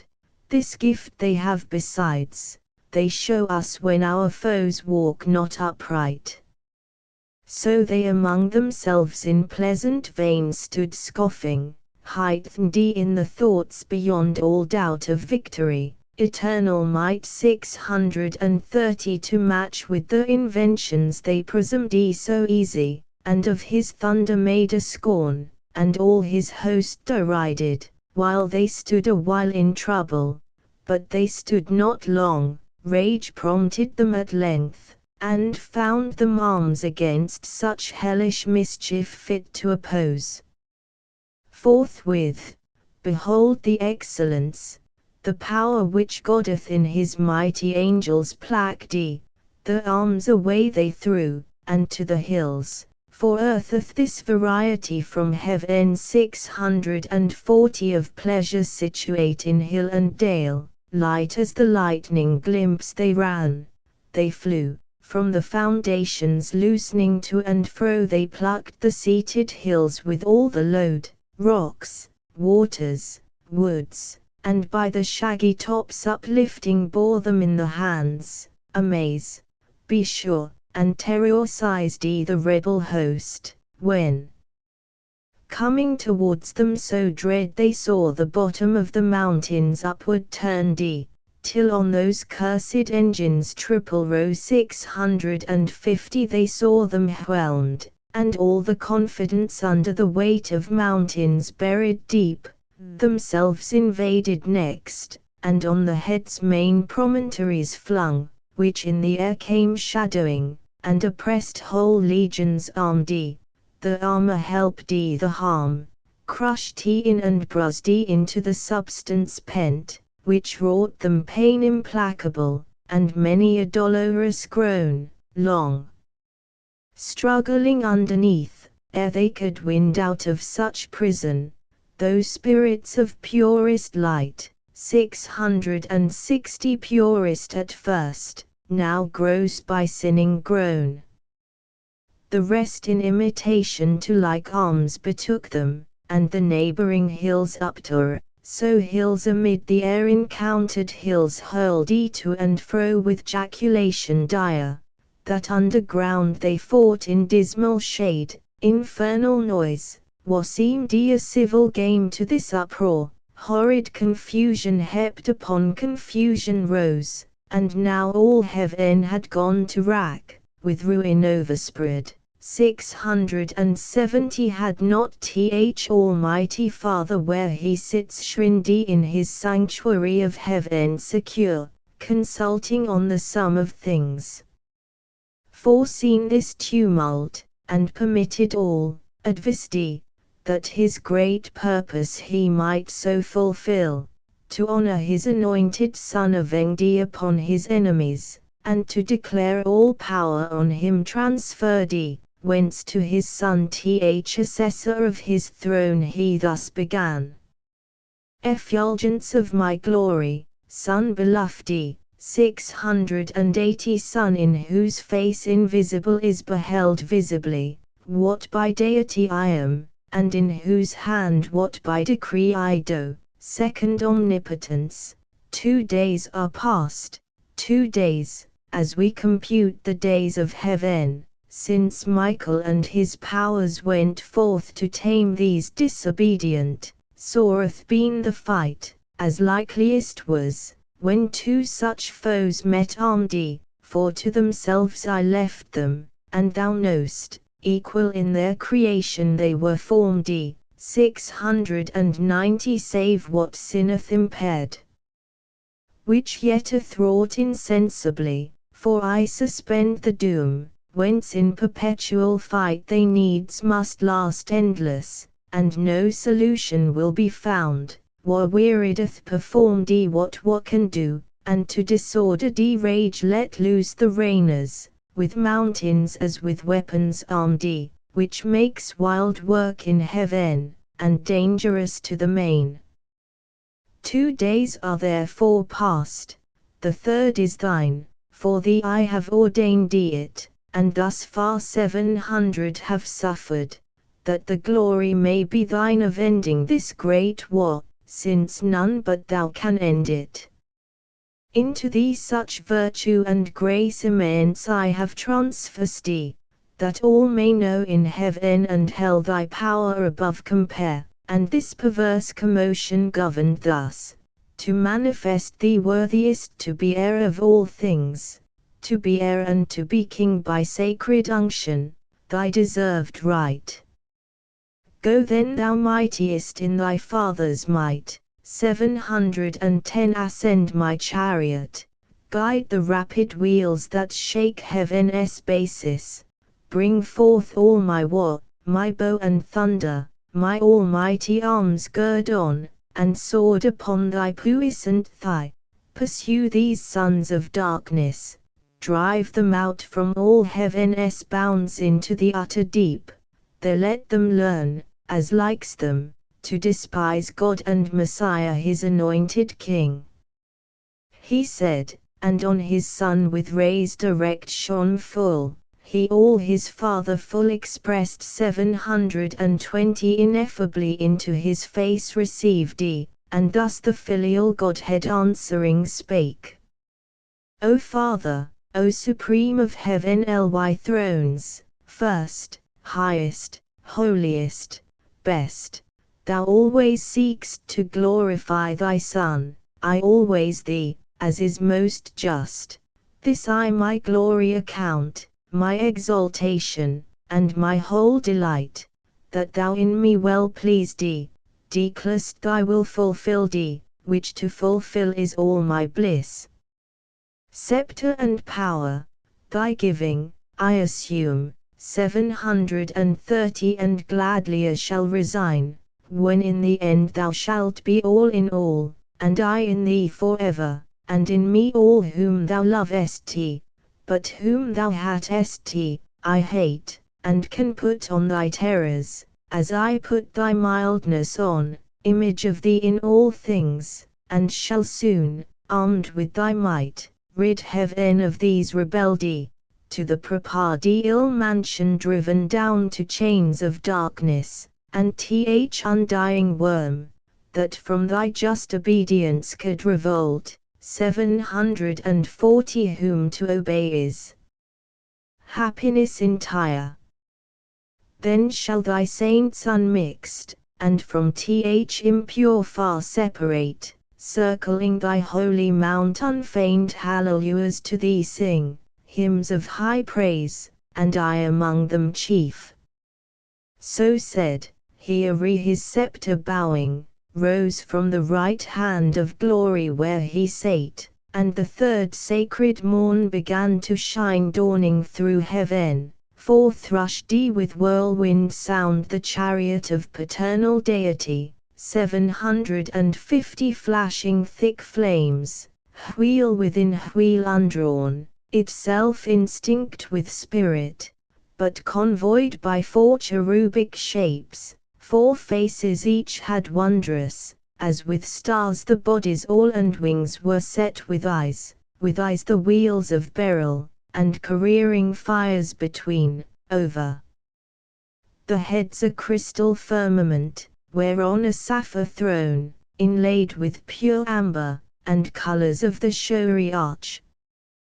He in celestial panoply all armed 760 of radiant Urim, work divinely wrought, ascended, at his right hand victory sate eagle-winged, beside him hung his bow and quiver with 3 bolted thunder steered, and from about him fierce effusion rout of smoke and bickering flame, and sparkles dire, attended with 10,000 saints, he onward came, far off his coming shone, and 20,000, I the number heard, chariots of God, half on each hand were seen, 770 he on the wings of cherub rode sublime on the crystalline skie, in sapphire throned, illustrious far and wide, but by his own first seen, them unexpected joy surprised, when the great ensign of Messiah blazed aloft by angels borne, his sign in heaven, under whose conduct Michael soon reduced his army, circumfused on either wing, under the head embodied all in one. Before him power divine his way prepared, 780 at his command the uprooted hills returned each to his place, they heard his voice and went obsequious, heaven his wonted face renewed, and with fresh flowers hill and valley smiled. This saw his hapless foes, but stood obdurred, and to rebellious fight rallied the powers insensate, hope conceiving from despair. In heaven ly spirits could such perverseness dwell. But to convince the proud what signs avail, or wonders move th obdurate to relent. 790 They hard more by what might most reclaim, grieving to see his glory, at the sight took envy, and aspiring to his height, stood re-embattled fierce, by force or fraud weening to prosper, and at length prevail against God and Messiah, or to fall in universal ruin last, and now to final battle drew, disdaining flight, or faint retreat, when the great Son of God to all his host on either hand thus spake. 800 Stand still in bright array ye saints, here stand ye angels armed, this day from battle rest, faithful hath been your warfare, and of God accepted, fearless in his righteous cause, and as ye have received, so have ye done invincibly. But of this cursed crew the punishment to other hand belongs, vengeance is his, or whose he sole appoints, number to this day's work is not ordained nor multitude. Stand onely and behold 810 God's indignation on these godless poured by me, not you but me they have despised, yet envied, against me is all the rage, because the Father, to whom in heaven supreme kingdom and power and glory appertains, hath honored me according to his will. Therefore to me the doom he hath assigned, that they may have the wish, to try with me in battle which the stronger proves, they all, or I alone against them, since by strength 820 they measure all, of other excellence not emulous, nor care who them excels, nor other strife with them do I vouchsafe. So spake the Son, and into terror changed his countenance too severe to be beheld and full of wrath bent on his enemies. At once the force spread out the starry wings with dreadful shade contiguous, and the orbs of his fierce chariot rout, as with the sound of torrent floods, or of a numerous host. 830 He on his impious foes right onward drove, gloomy as night, under his burning wheels the steadfast empire e'en shook throughout, all but the throne itself of God. Full soon among them he arrived, in his right hand grasping 10,000 thunders, which he sent before him, such as in the souls infixed plagues. They astonished, all resistance lost, all courage, down the idle weapons dropped, array shields and helmed heads he rode 840 of thrones and mighty seraphim prostrate, that wished the mountains now might be again thrown on them as a shelter from his ire. Nor less on either side tempestuous fell his arrows, from the fourfold-visaged four, distinct with eyes, and from the living wheels, distinct alike with multitude of eyes, one spirit in them rolled, and every eye glad lightning, and shot forth pernicious fire among th accursed, that withered all the strength, 850 and of the wonted vigor left them drained, exhausted, spiritless, afflicted, fallen. Yet half his strength he put not forth, but checked his thunder in mid-volley, for he meant not to destroy, but root them out of heaven. The overthrown he rade, and as a herd of goats or timorous flock together thronged drove them before him thunderstruck, pursued with terrors and with furies to the bounds and crystal wall of heaven, which opening wide, 860 rowed inward, and a spacious gap disclosed into the wasteful deep. The monstrous sight struck them with horror backward, but far worse. Urged them behind, headlong themselves they threw down from the verge of heaven, eternal wrath burnt after them to the bottomless pit. Hell heard unsufferable noise, hell saw heaven ruining from heaven and would have fled affrighted, but strict fate had cast too deep her dark foundations, and too fast had bound. 879 days they fell, confounded chaos roared, 239's full size medium size and felt tenfold confusion in the fall through his wild anarchy, so huge a rout encumbered him with ruin, hell at last yawning received them whole, and on them closed 240's full-size medium-size hell the fit habitation fraught with fire unquenchable, the house of woe and pain. Disburdened heaven rejoiced, and soon repaired her mural breach, returning whence it wrought.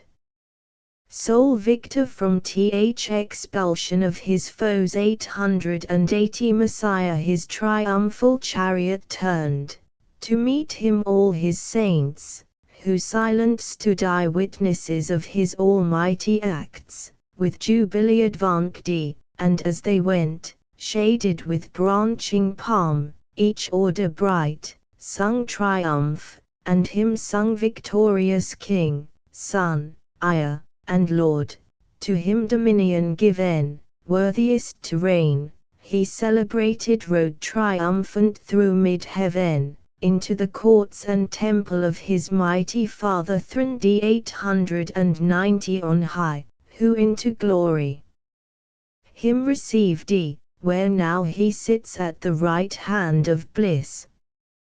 Thus measuring things in heaven by things on earth at thy request, and that thou mayst beware by what is past, to thee I have revealed what might have else to human race been hid, the discord which befell, and war in heaven among angelic powers, and the deep fall of those too high aspiring, who rebelled with Satan, he who envies now thy state, 900, who now is plotting how he may seduce thee also from obedience, that with him bereaved of happiness thou mayst partake his punishment, eternal misery, which would be all his solace and revenge, as a despite done against the Most High, thee once to gain companion of his woe.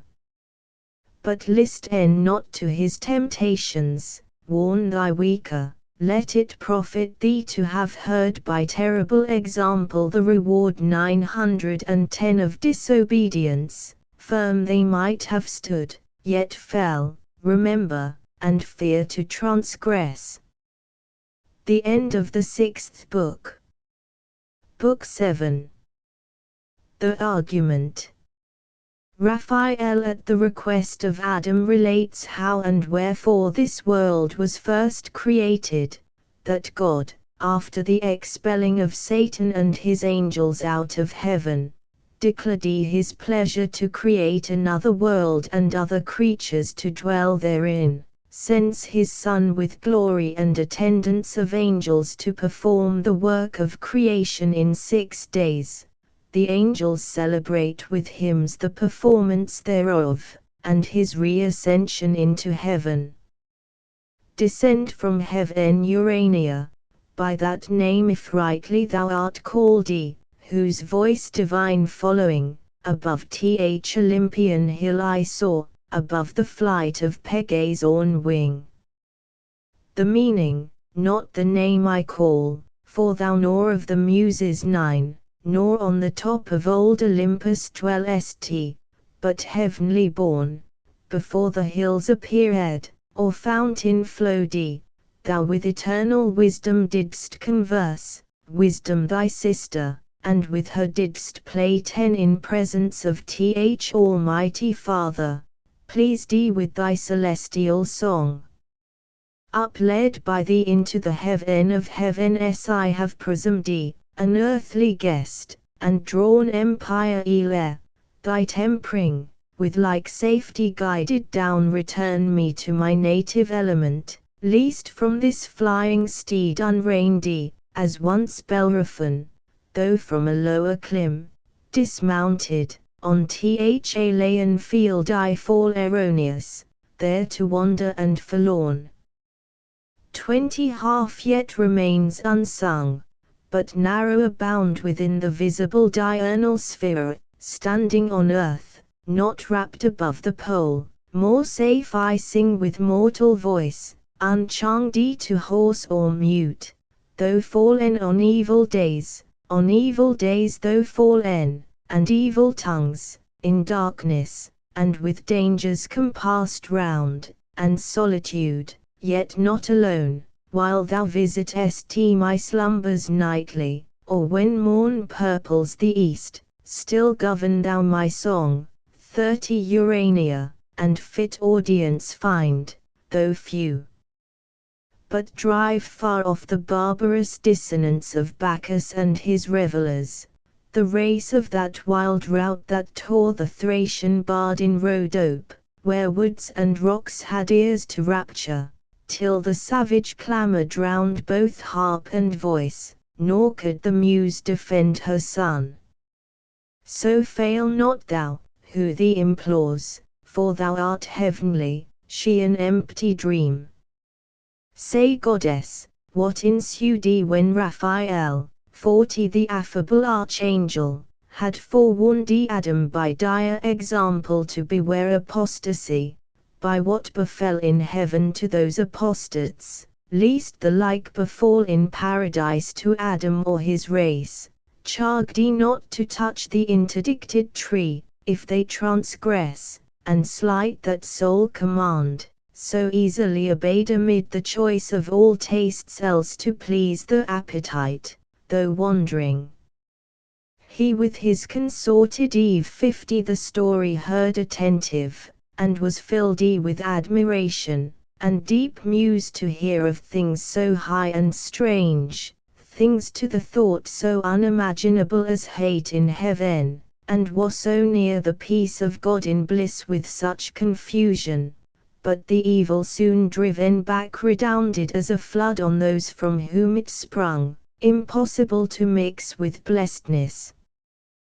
Whence Adam soon repealed the doubts that in his heart arose, and now 60 led on, yet sinless, with desire to know what nearer might concern him, how this world of heaven and earth conspicuous first began, when, and whereof created, for what cause, what within Eden or without was done before his memory, as one whose drouth yet scarce allayed still eyes the current stream, whose liquid murmur heard new thirst excites, proceeded thus to ask his heavenly guest.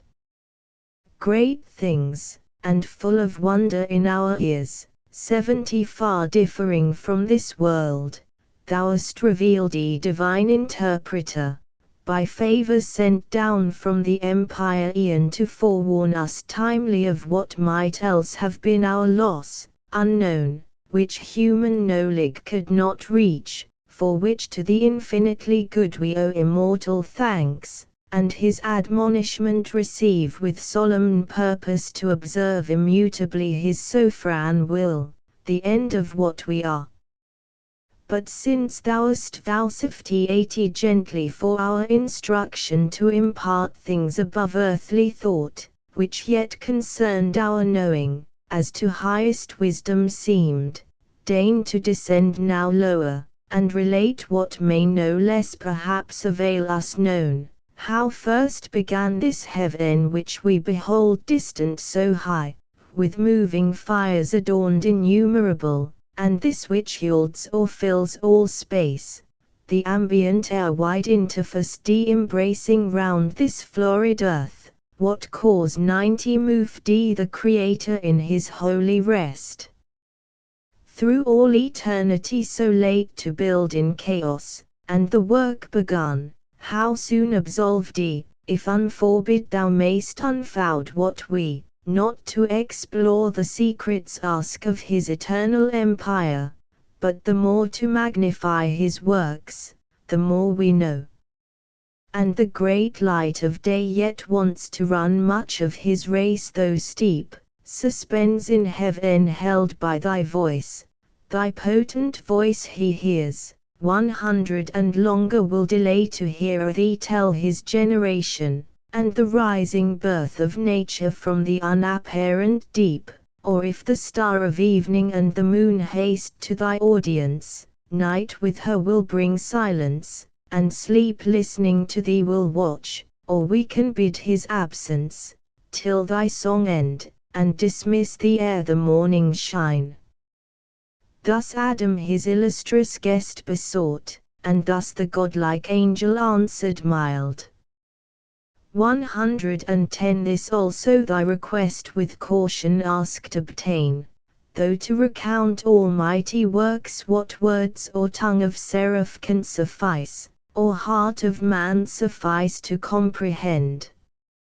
Yet what thou canst attain, which best may serve to glorify the Maker, and infer thee also happier, shall not be withheld thy hearing. Such commission from above I have received to answer thy desire of knowledge within bounds, beyond abstain 120 to ask, nor let thine own inventions hope things not revealed which th invisible King, onely omniscient, hath suppressed in night, to none communicable in earth or heaven, aina is left besides to search and know.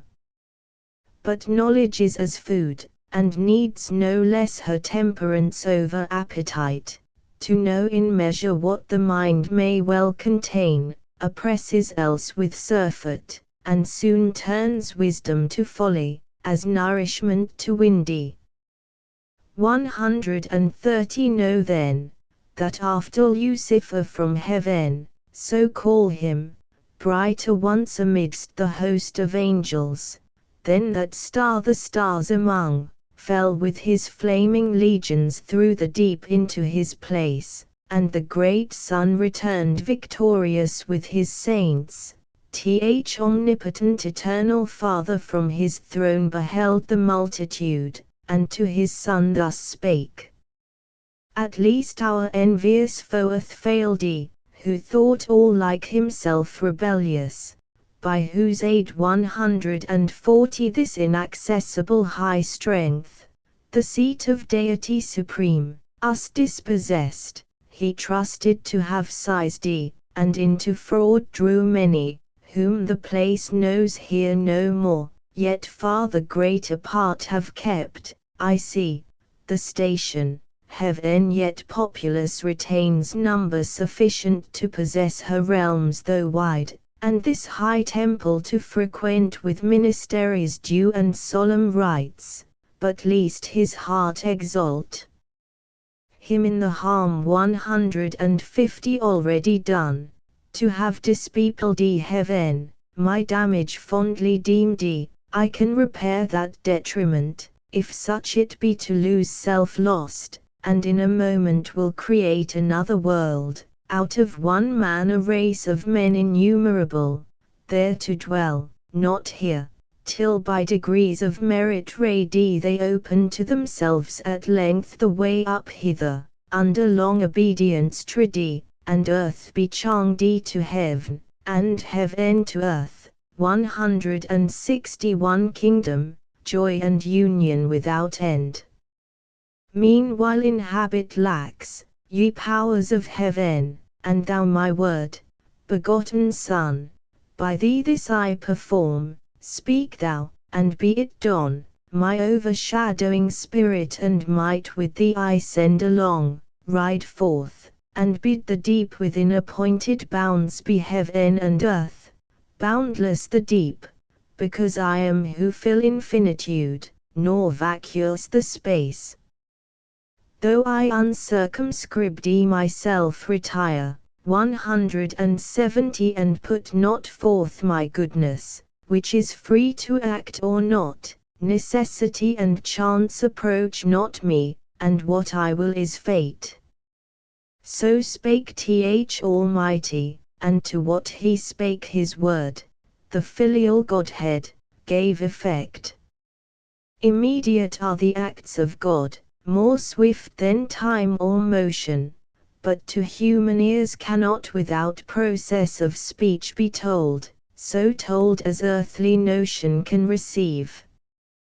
Great triumph and rejoicing was in heaven 180 when such was heard declared the Almighty's will, glory they sung to the Most High, goodwill to future men, and in the dwellings peace, glory to him whose just avenging ire had driven out ungodly from his sight and habitations of the just, to him glory and praise, whose wisdom had ordained good out of evil to create, instead of spirits malign a better race to bring into the vacant room, and thence diffuse 190 his good to worlds and ages infinite. So sang the hierarchies. Meanwhile the sun on his great expedition now appeared, girt with omnipotence, with radiance crowned of majesty divine, sapience and love immense, and all his Father in him shone.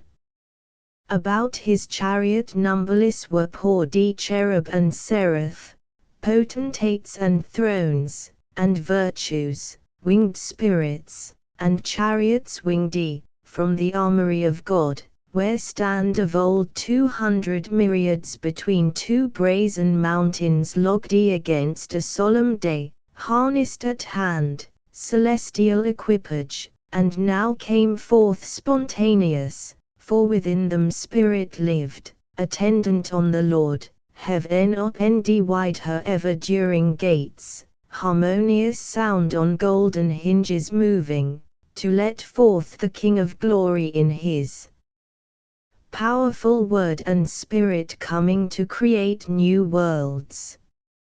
On heavenly ground they stood, and from the shore 210 they viewed the vast immeasurable abyss outrageous as a sea, dark, wasteful, wild, up from the bottom turned by furious winds and surging waves, as mountains to assault heaven's height, and with the center mix the pole. Silence, ye troubled waves, and thou deep, peace, said then omnific word, your discord end, nor stayed, but on the wings of cherubim uplifted, in paternal glory rode far into chaos, and the world unborn, 224 chaos heard his voice. Him all his train followed in bright procession to behold creation, and the wonders of his might. Then stayed the fervid wheels, and in his hand he took the golden compasses, prepared in God's eternal store, to circumscribe this universe, and all created things. One foot he centered, and the other turned round through the vast profundity obscure, and said, thus far extend, thus far thy bounds, 230 this be thy just circumference, O world. Thus God the heaven created, thus the earth, matter unformed and void, darkness profound covered th abyss, but on the watery calm his brooding wings the Spirit of God outspread, and vital virtue infused, and vital warmth throughout the fluid mass, but downward purged the black Tartareous cold infernal dregs adverse to life, then founded, then conglobed like things to like, the rest to several place 240 disparted, and between spun out the air, and earth self-balanced on her center hung. Let there be light, said God, and forthwith light ethereal, first of things, quintessence pure sprung from the deep, and from her native east to journey through the airy gloom began, Sphidi in a radiant cloud, for yet the sun was not, she in a cloudy tabernacle sojourned the while. God saw the light was good, and light from darkness by the hemisphere 250 divided, light the day, and darkness night he named. Thus was the first day even and morn, nor passed uncelebrated, nor unsung by the celestial choirs, when orient light exhaling first from darkness they beheld, birthday of heaven and earth, with joy and shout the hollow universal orb they filled, and touched the golden harps, and hymning praised God and his works, Creator him they sung, both when first evening was, and when first morn.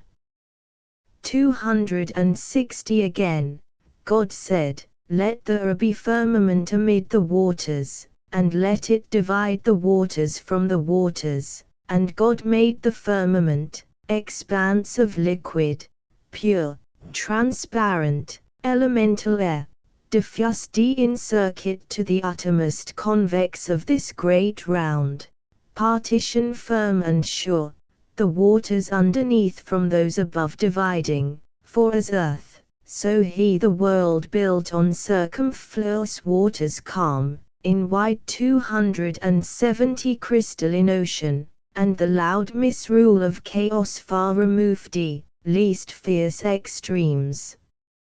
Contiguous might distemper the whole frame, and heaven he named the firmament, so even and morning chorus sung the second day.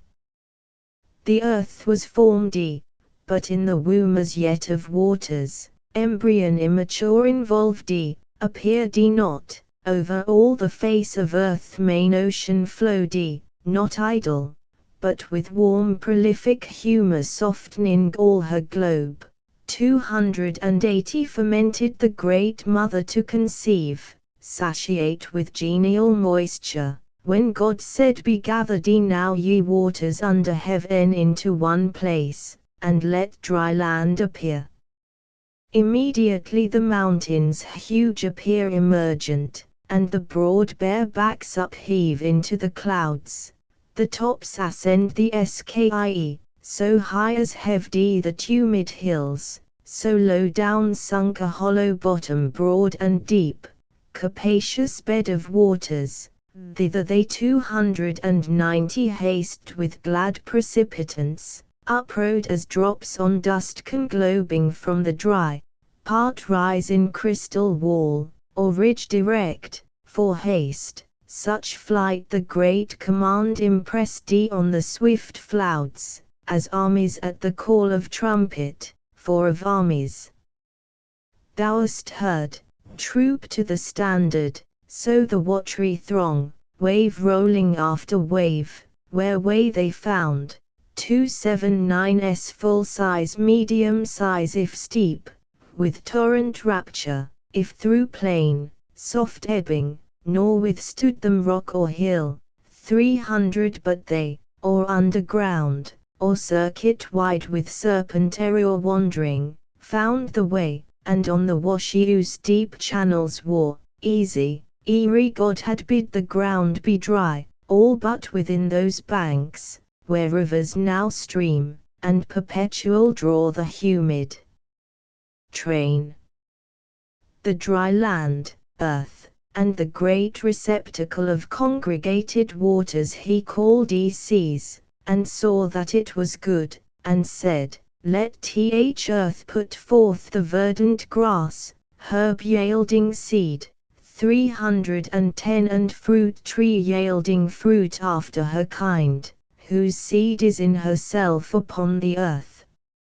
He scarce had said, when the bare earth, till then desert and bare, unsightly, unadorned, brought forth the tender grass, whose verdure clad her universal face with pleasant green, then herbs of every leaf, that sudden flowered opening the various colors, and made gay her bosom smelling sweet, and these scarce blown, forth flourished thick the clustering vine, Forth crept 320 the smelling gourd, up stood the corny reed embattled in her field, add the humble shrub, and bush with frisdy hair.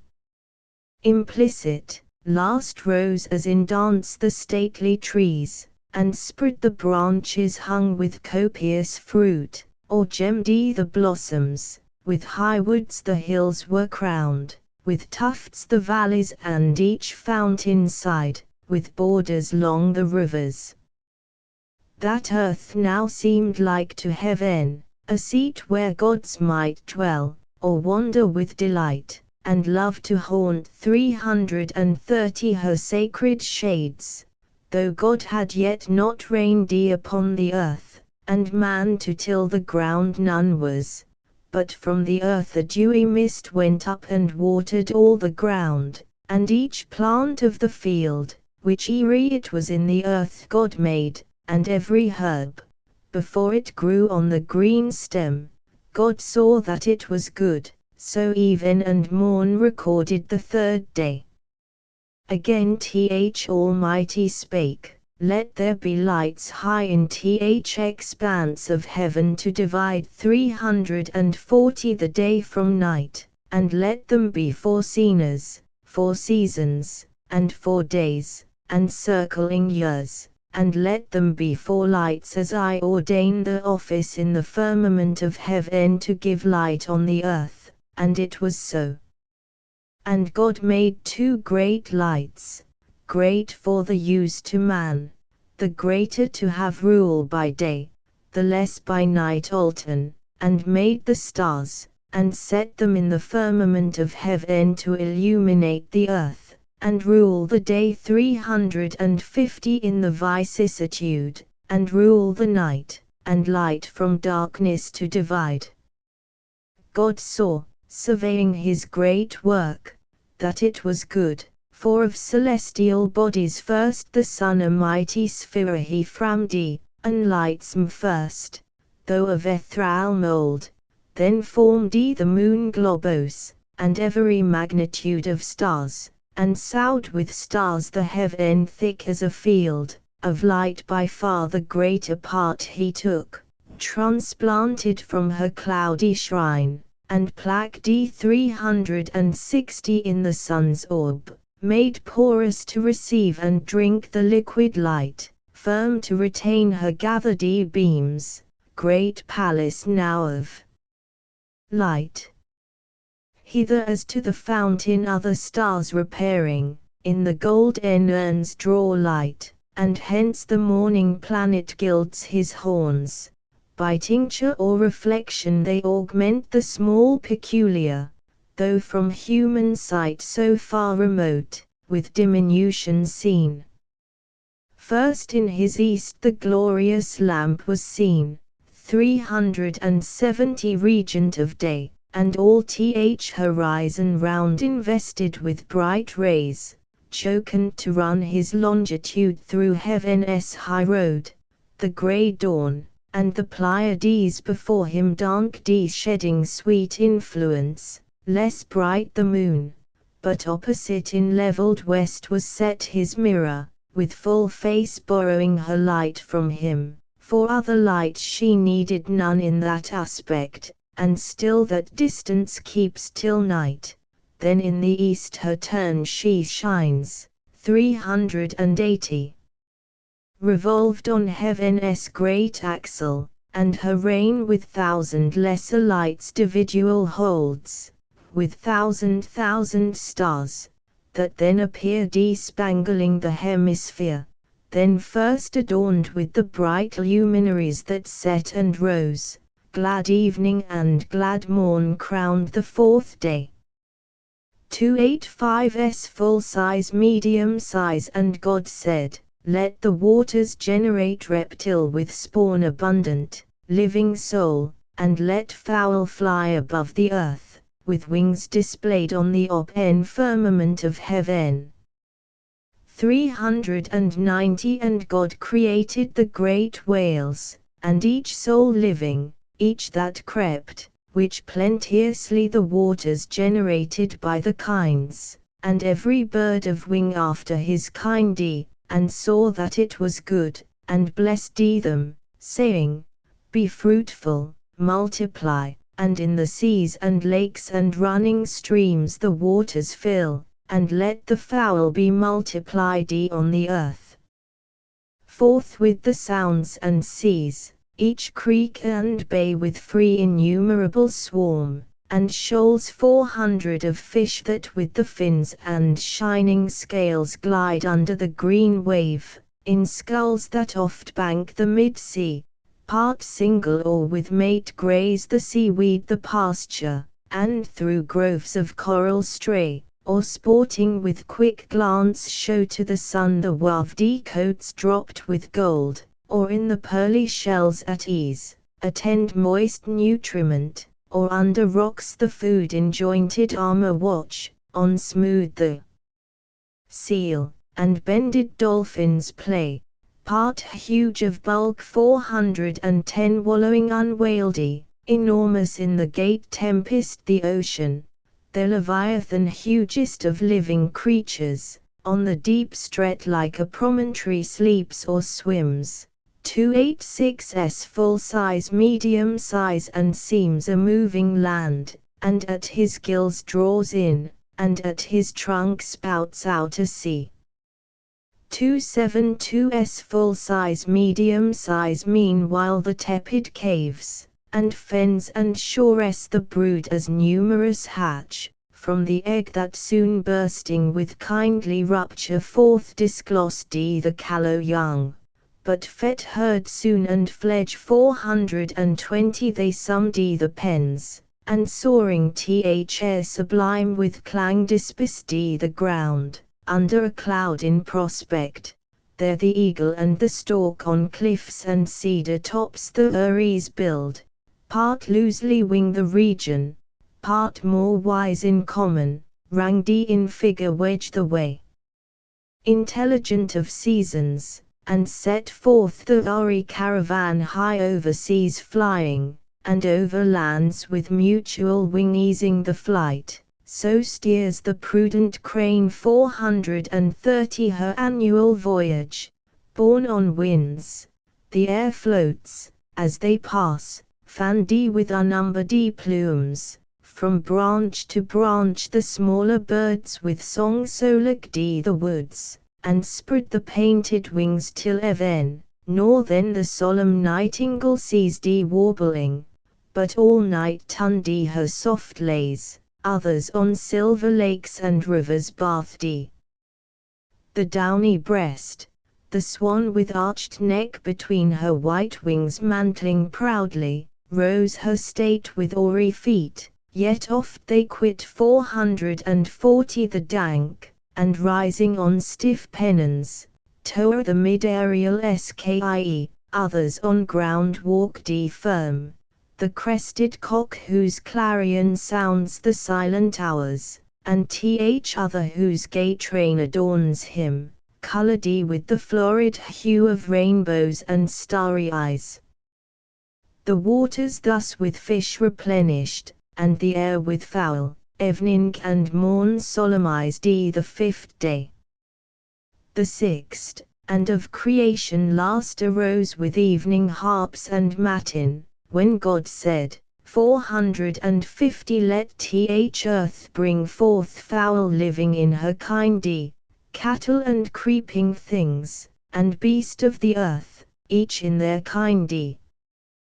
The earth obeyed, and straight open in her fertile womb teemed at a birth innumerous living creatures, perfect forms, limbed and full grown, out of the ground uprose as from his lair the wild beast where he once in forest wild, in thicket, brake, or den, among the trees in pairs they rose, they walked, the cattle in the fields and meadows green, 460 those rare and solitary, these in flocks pasturing at once, and in broad herds upsprung, the grassy clods now calved, now half appeared the tawny lion, pawing to get free his hinder parts, then springs as broke from bonds, and rampant shakes his brinded mane, the ounce, the libard, and the tidger,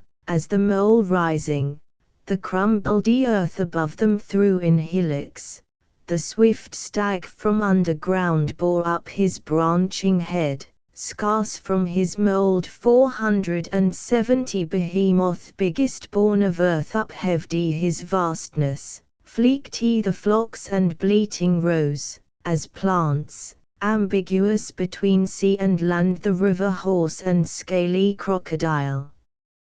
At once came forth whatever creeps the ground, insect or worm, those waved the limber fans for wings, and smallest lineaments exact in all the liveries decked of summer's pride with spots of gold and purple, azure and green, these as a line the long dimension drew, 480 streaking the ground with sinuous trace, not all minims of nature, some of serpent kind wondrous in length and corpulence involved the snaky fouts, and added wings.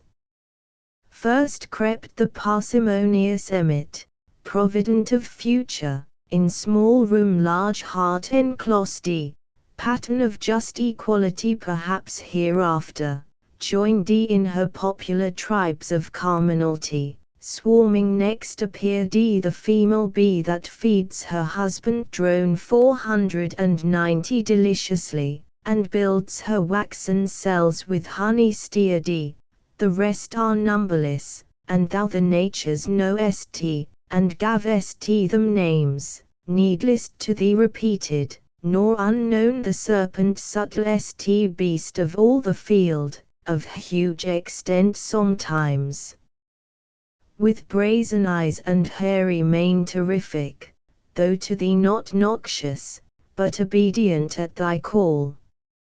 Now heaven in all her glory shone, and wrought her motions, as the great first mover's hand 500 first wheeled the course, earth in her rich attire consummate lovely smiled air, water, earth, by fowl, fish, beast, was flown, was swum, was walked frequent, and of the sixth day yet remained there wanted yet the master work, the end of all yet dawn, a creature who not prone and brute as other creatures, but endued with sanctity of reason, might erect his stature, and upright with front serene govern the rest, self-knowing, and from thence 510 magnanimous to correspond with heaven, but grateful to acknowledge whence his good descends, thither with heart and voice and eyes directed in devotion, to adore and worship God supreme, who made him chief of all his works, therefore the omnipotent eternal Father, for where is not he present, thus to his Son audibly spake. Let us make now man in our image, man in our similitude, and let them rule 520 over the fish and fowl of sea and air, beast of the field, and over all the earth, and every creeping thing that creeps the ground. This said, he formed thee, Adam, thee O man dust of the ground, and in thy nostrils breathed the breath of life. In his own image he created thee, in the image of God express, and thou becamest a living soul. Male he created thee, but thy consort female for race. Then blessed mankind and said, 530 be fruitful, multiply, and fill the earth, subdue it, and throughout dominion hold over fish of the sea, and fowl of the air, and every living thing that moves on the earth. Wherever thus created, for no place is yet distinct by name, thence, as thou knowest, he brought thee into this delicious grove, this garden, planted with the trees of God, delectable both to behold and taste, and freely all the pleasant fruit for food 540 gave thee. All sorts are here that all earth yields, variety without end. But of the tree which tasted works knowledge of good and evil, thou mayest not, in the day thou eatest, thou dist. Death is the penalty imposed. Beware, and govern well thy appetite, lest sin surprise thee, and her black attendant death.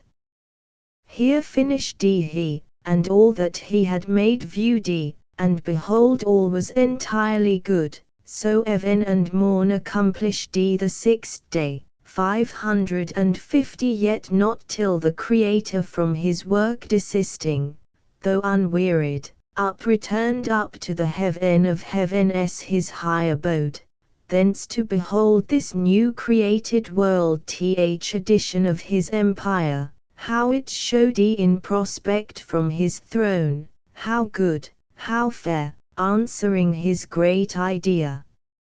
Up he rode followed with acclamation and the sound symphonious of 10,000 harps that tuned angelic harmonies.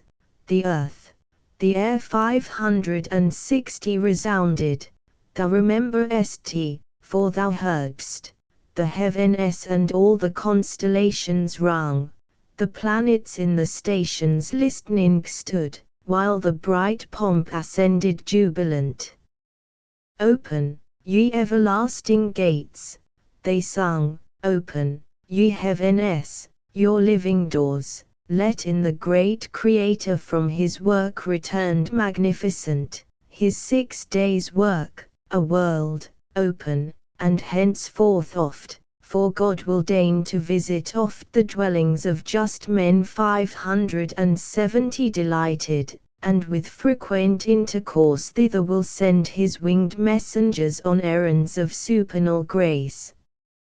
So sung the glorious train ascending, he through heaven, that opened wide her blazing portals, led to God's eternal house direct the way, a broad and ample road, whose dust is gold and pavement stars, as stars to thee appear, seen in the galaxy, that Milky Way which nightly as a circling zone thou seest 580 powdered with stars.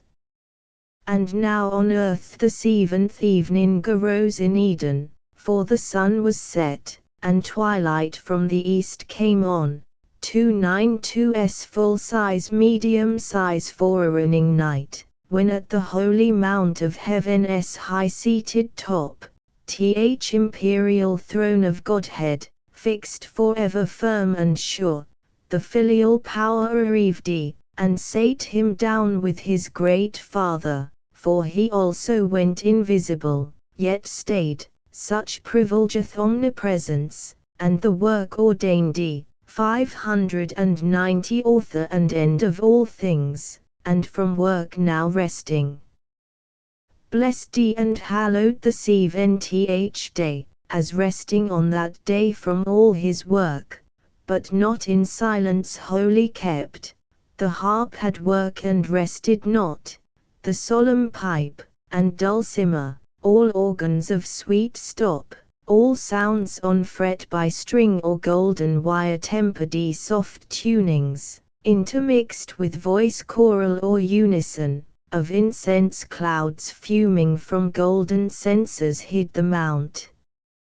600 creation and the 6 days acts they sung, great are thy works, Jehovah, infinite thy power, what thought can measure thee or tongue relate thee? Greater now in thy return than from the giant angels, thee that day thy thunders magnified, but to create is greater than created to destroy. Who can impair thee, mighty King, or bound thy empire? Easily the proud attempt of spirits apostate and the council's vain 610 thou hast repelled, while impiously they thought thee to diminish, and from thee withdraw the number of thy worshippers. Who seeks to lessen thee, against his purpose serves to manifest the more thy might, his evil thou usest, and from thence createst more good.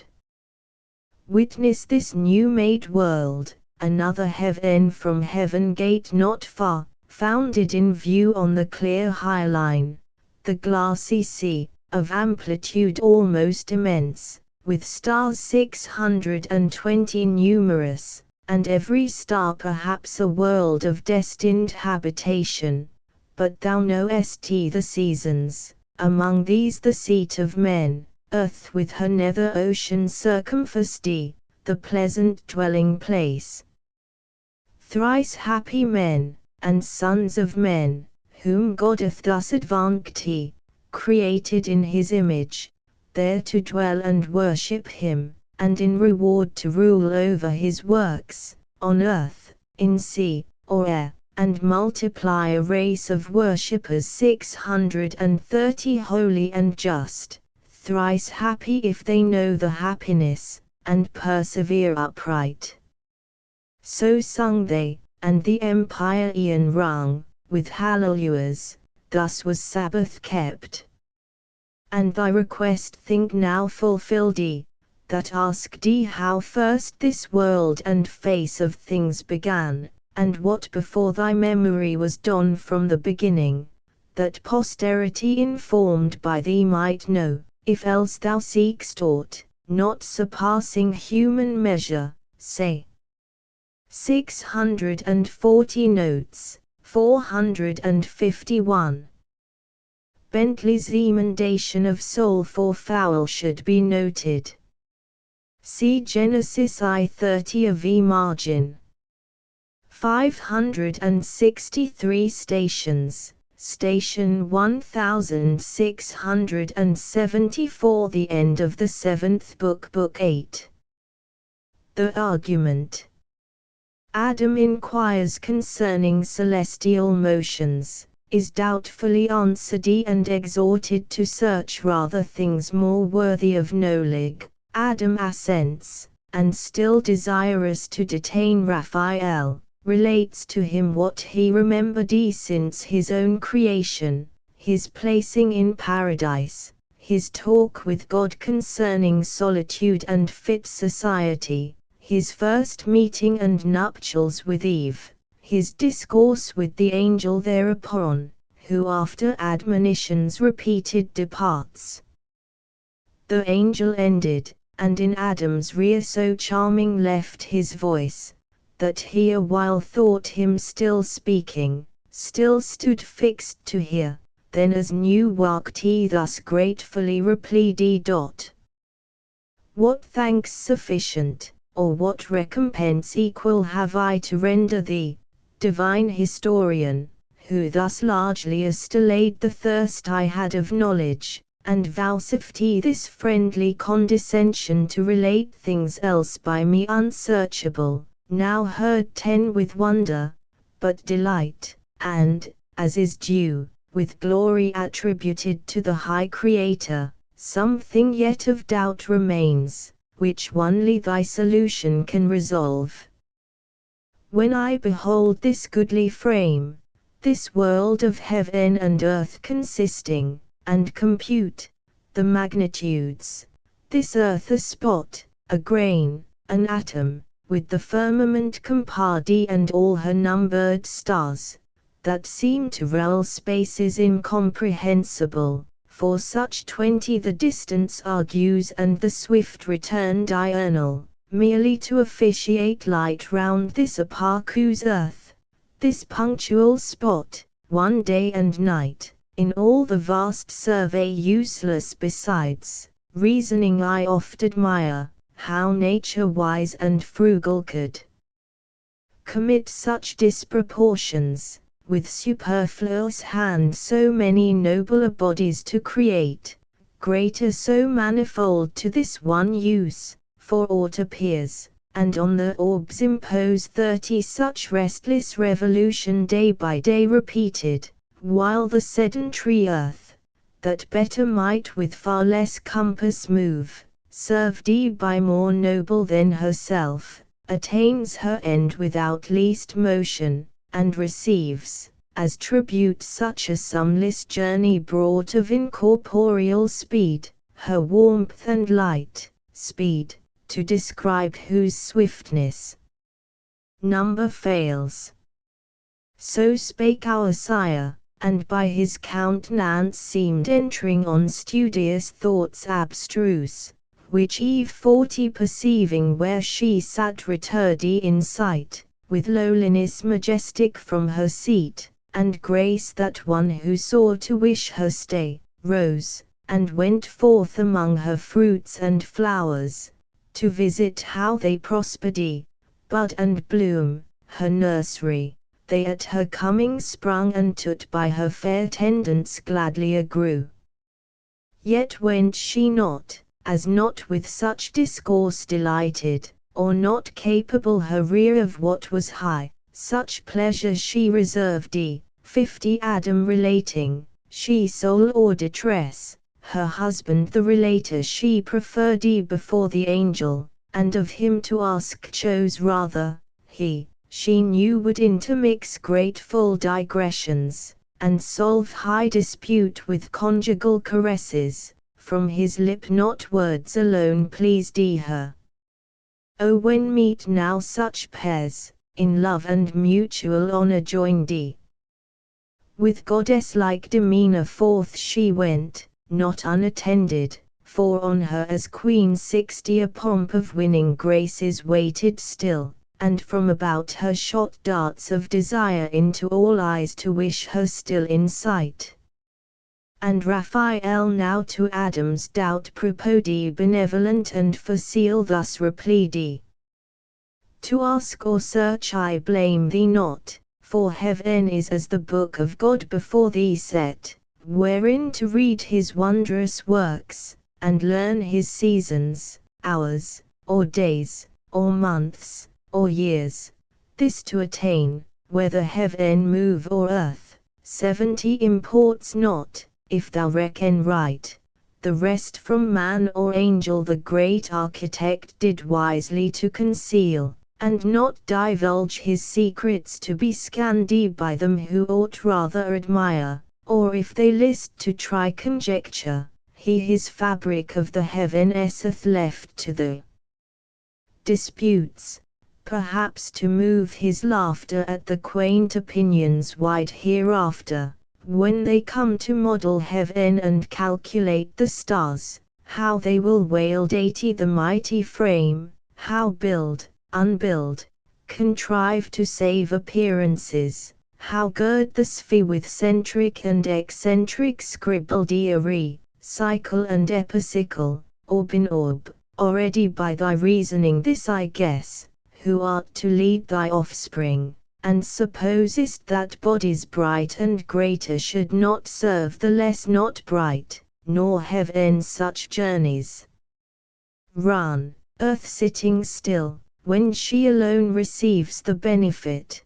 Consider first, that great 90 or bright infers not excellence, the earth though, in comparison of heaven, so small, nor glistering, may of solid good contain more plenty than the sun that barren shines, whose virtue on itself works no effect, but in the fruitful earth, there first received his beams, unactive else, the vigour find. Yet not to earth are those bright luminaries officious, but to the earth's habitant. And for the heaven's wide circuit, let it speak 100 the Maker's high magnificence, who built so spacious, and his lines stretch out so far, that man may know he dwells not in his own, an edifice too large for him to fill, logged in a small partition, and the rest ordained for uses to his Lord best known. The swiftness of those circles attribute, though numberless, to his omnipotence, that to corporeal substances could add speed almost spiritual, me thou think'st not slow, 110 Who since the morning hours set out from heaven where God resides, and ere midday arrived in Eden, distance inexpressible by numbers that have name. But this I urge, admitting motion in the heavens, to show invalid that which thee to doubt it moved thee, not that I so affirm, though so it seem to thee who hast thy dwelling here on earth.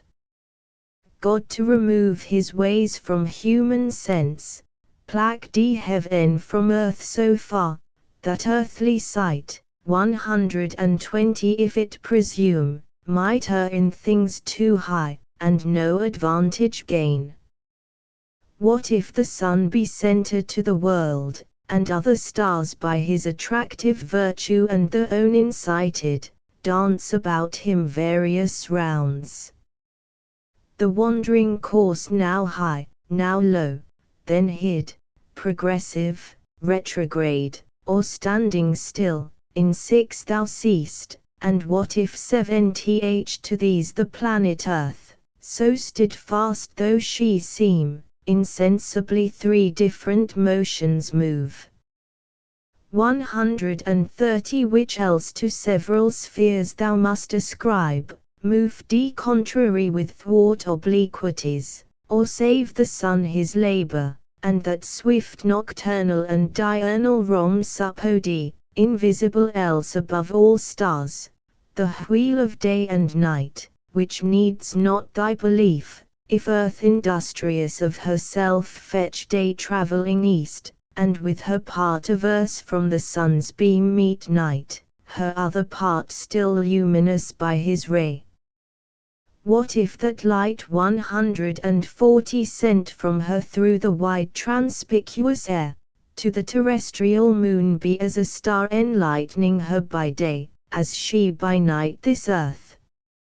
Reciprocal, if land be there, fields and inhabitants, her spots thou seest as clouds, and clouds may rain, and rain produce fruits in her soft endy soil, for some to eat allotted there, and other suns perhaps with their attendant moons thou wilt descry communicating male and female light, 150 Which two great sexes animate the world, steered in each orb perhaps with some that live.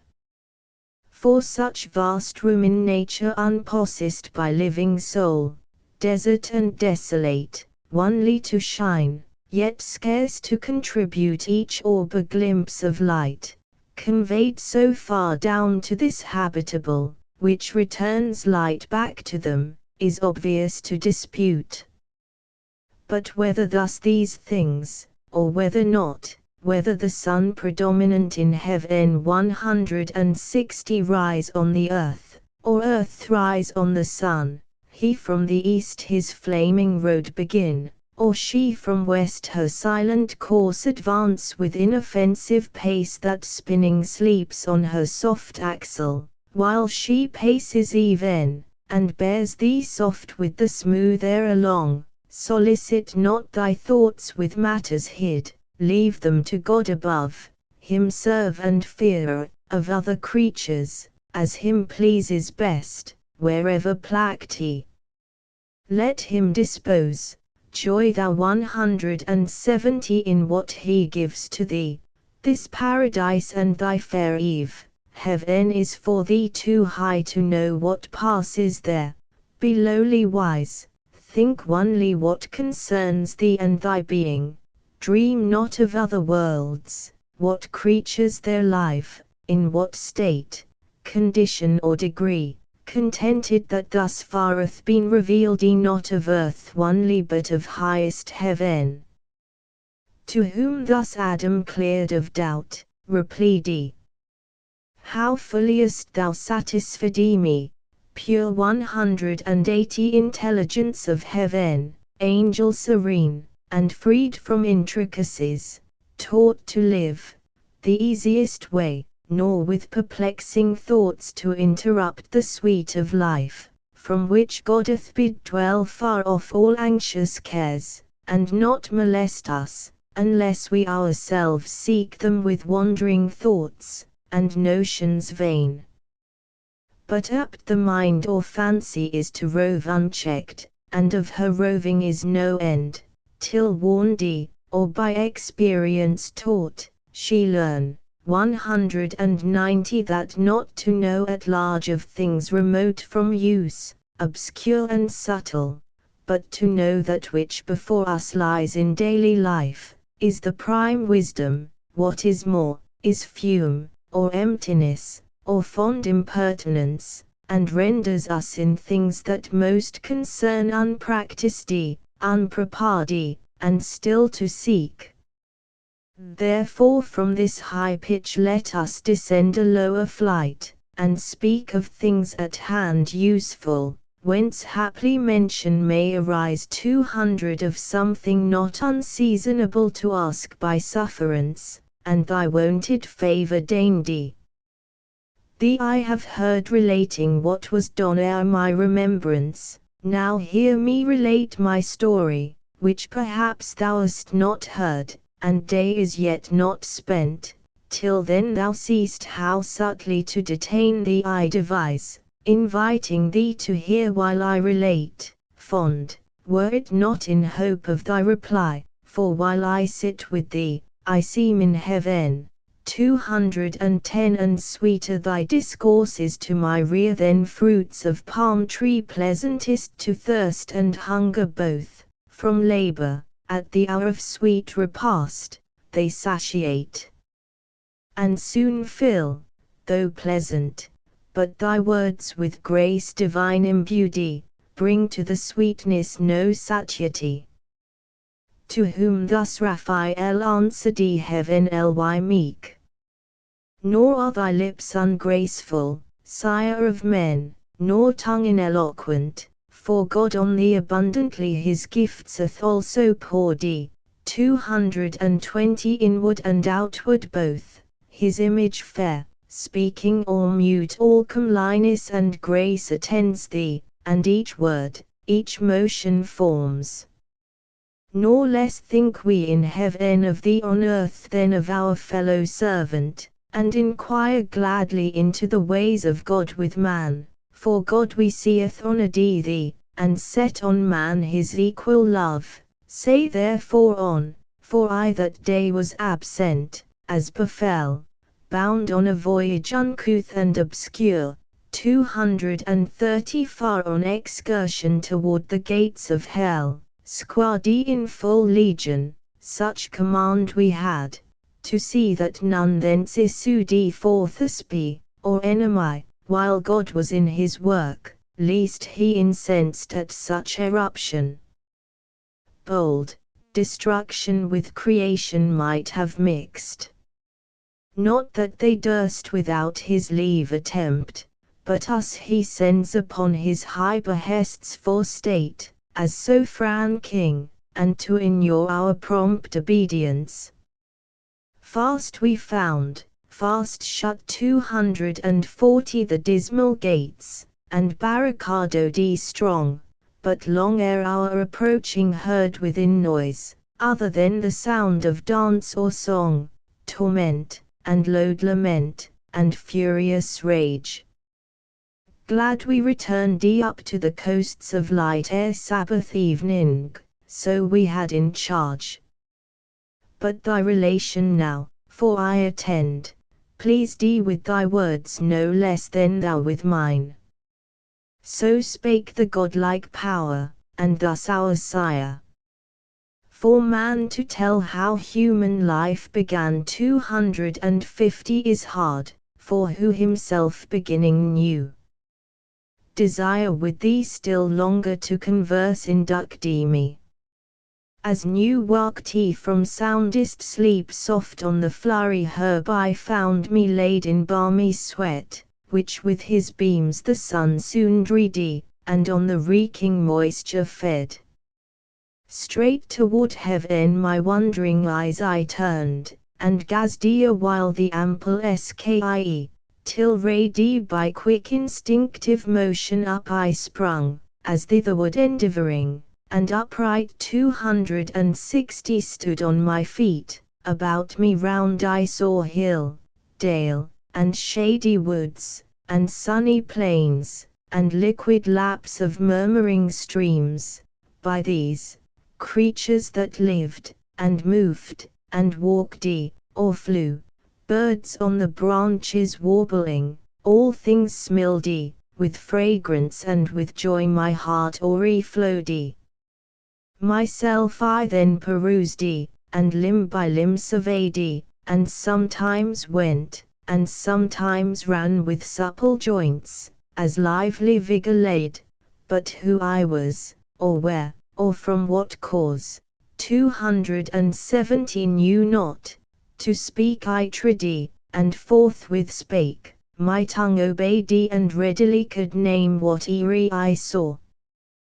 Thou sun, said I, fair light, and thou enlightened earth, so fresh and gay, ye hills and dales, ye rivers, woods, and plains, and ye that live and move, fair creatures, tell, if ye saw, how came I thus, how here? Not of myself, by some great Maker then, in goodness and in power preeminent, tell me, how may I know him, how adore, 280 from whom I have that thus I move and live, and feel that I am happier than I know. While thus I called and strayed I knew not whither, from where I first drew air, and first beheld this happy light, when answer none returned on a green shady bank profuse of flowers pensive I sate me down, their gentle sleep first found me, and with soft oppression sized my drowsed sense, untroubled though I thought I then was passing to my former state 290 insensible, and forthwith to dissolve, when suddenly stood at my head a dream, whose inward apparition gently moved my fancy to believe I yet had being, and lived. One came, without, of shape divine, and said, Thy mansion wants thee, Adam, rise, first man, of men innumerable ordained first father, called by thee I come thy guide to the garden of bliss, thy seat prepared. So saying, by the hand he took me rade 300 and over fields and waters, as in air smooth sliding without step, last led me up a woody mountain, whose high top was plain, a circuit wide, enclosed with goodliest trees planted, with walks, and bowers, that what I saw of earth before scarce pleasant seemed. Each tree loaden with fairest fruit, that hung to the eye tempting, stirred in me sudden appetite to pluck and eat, whereat I walked and found before mine eyes all real, as the dream 310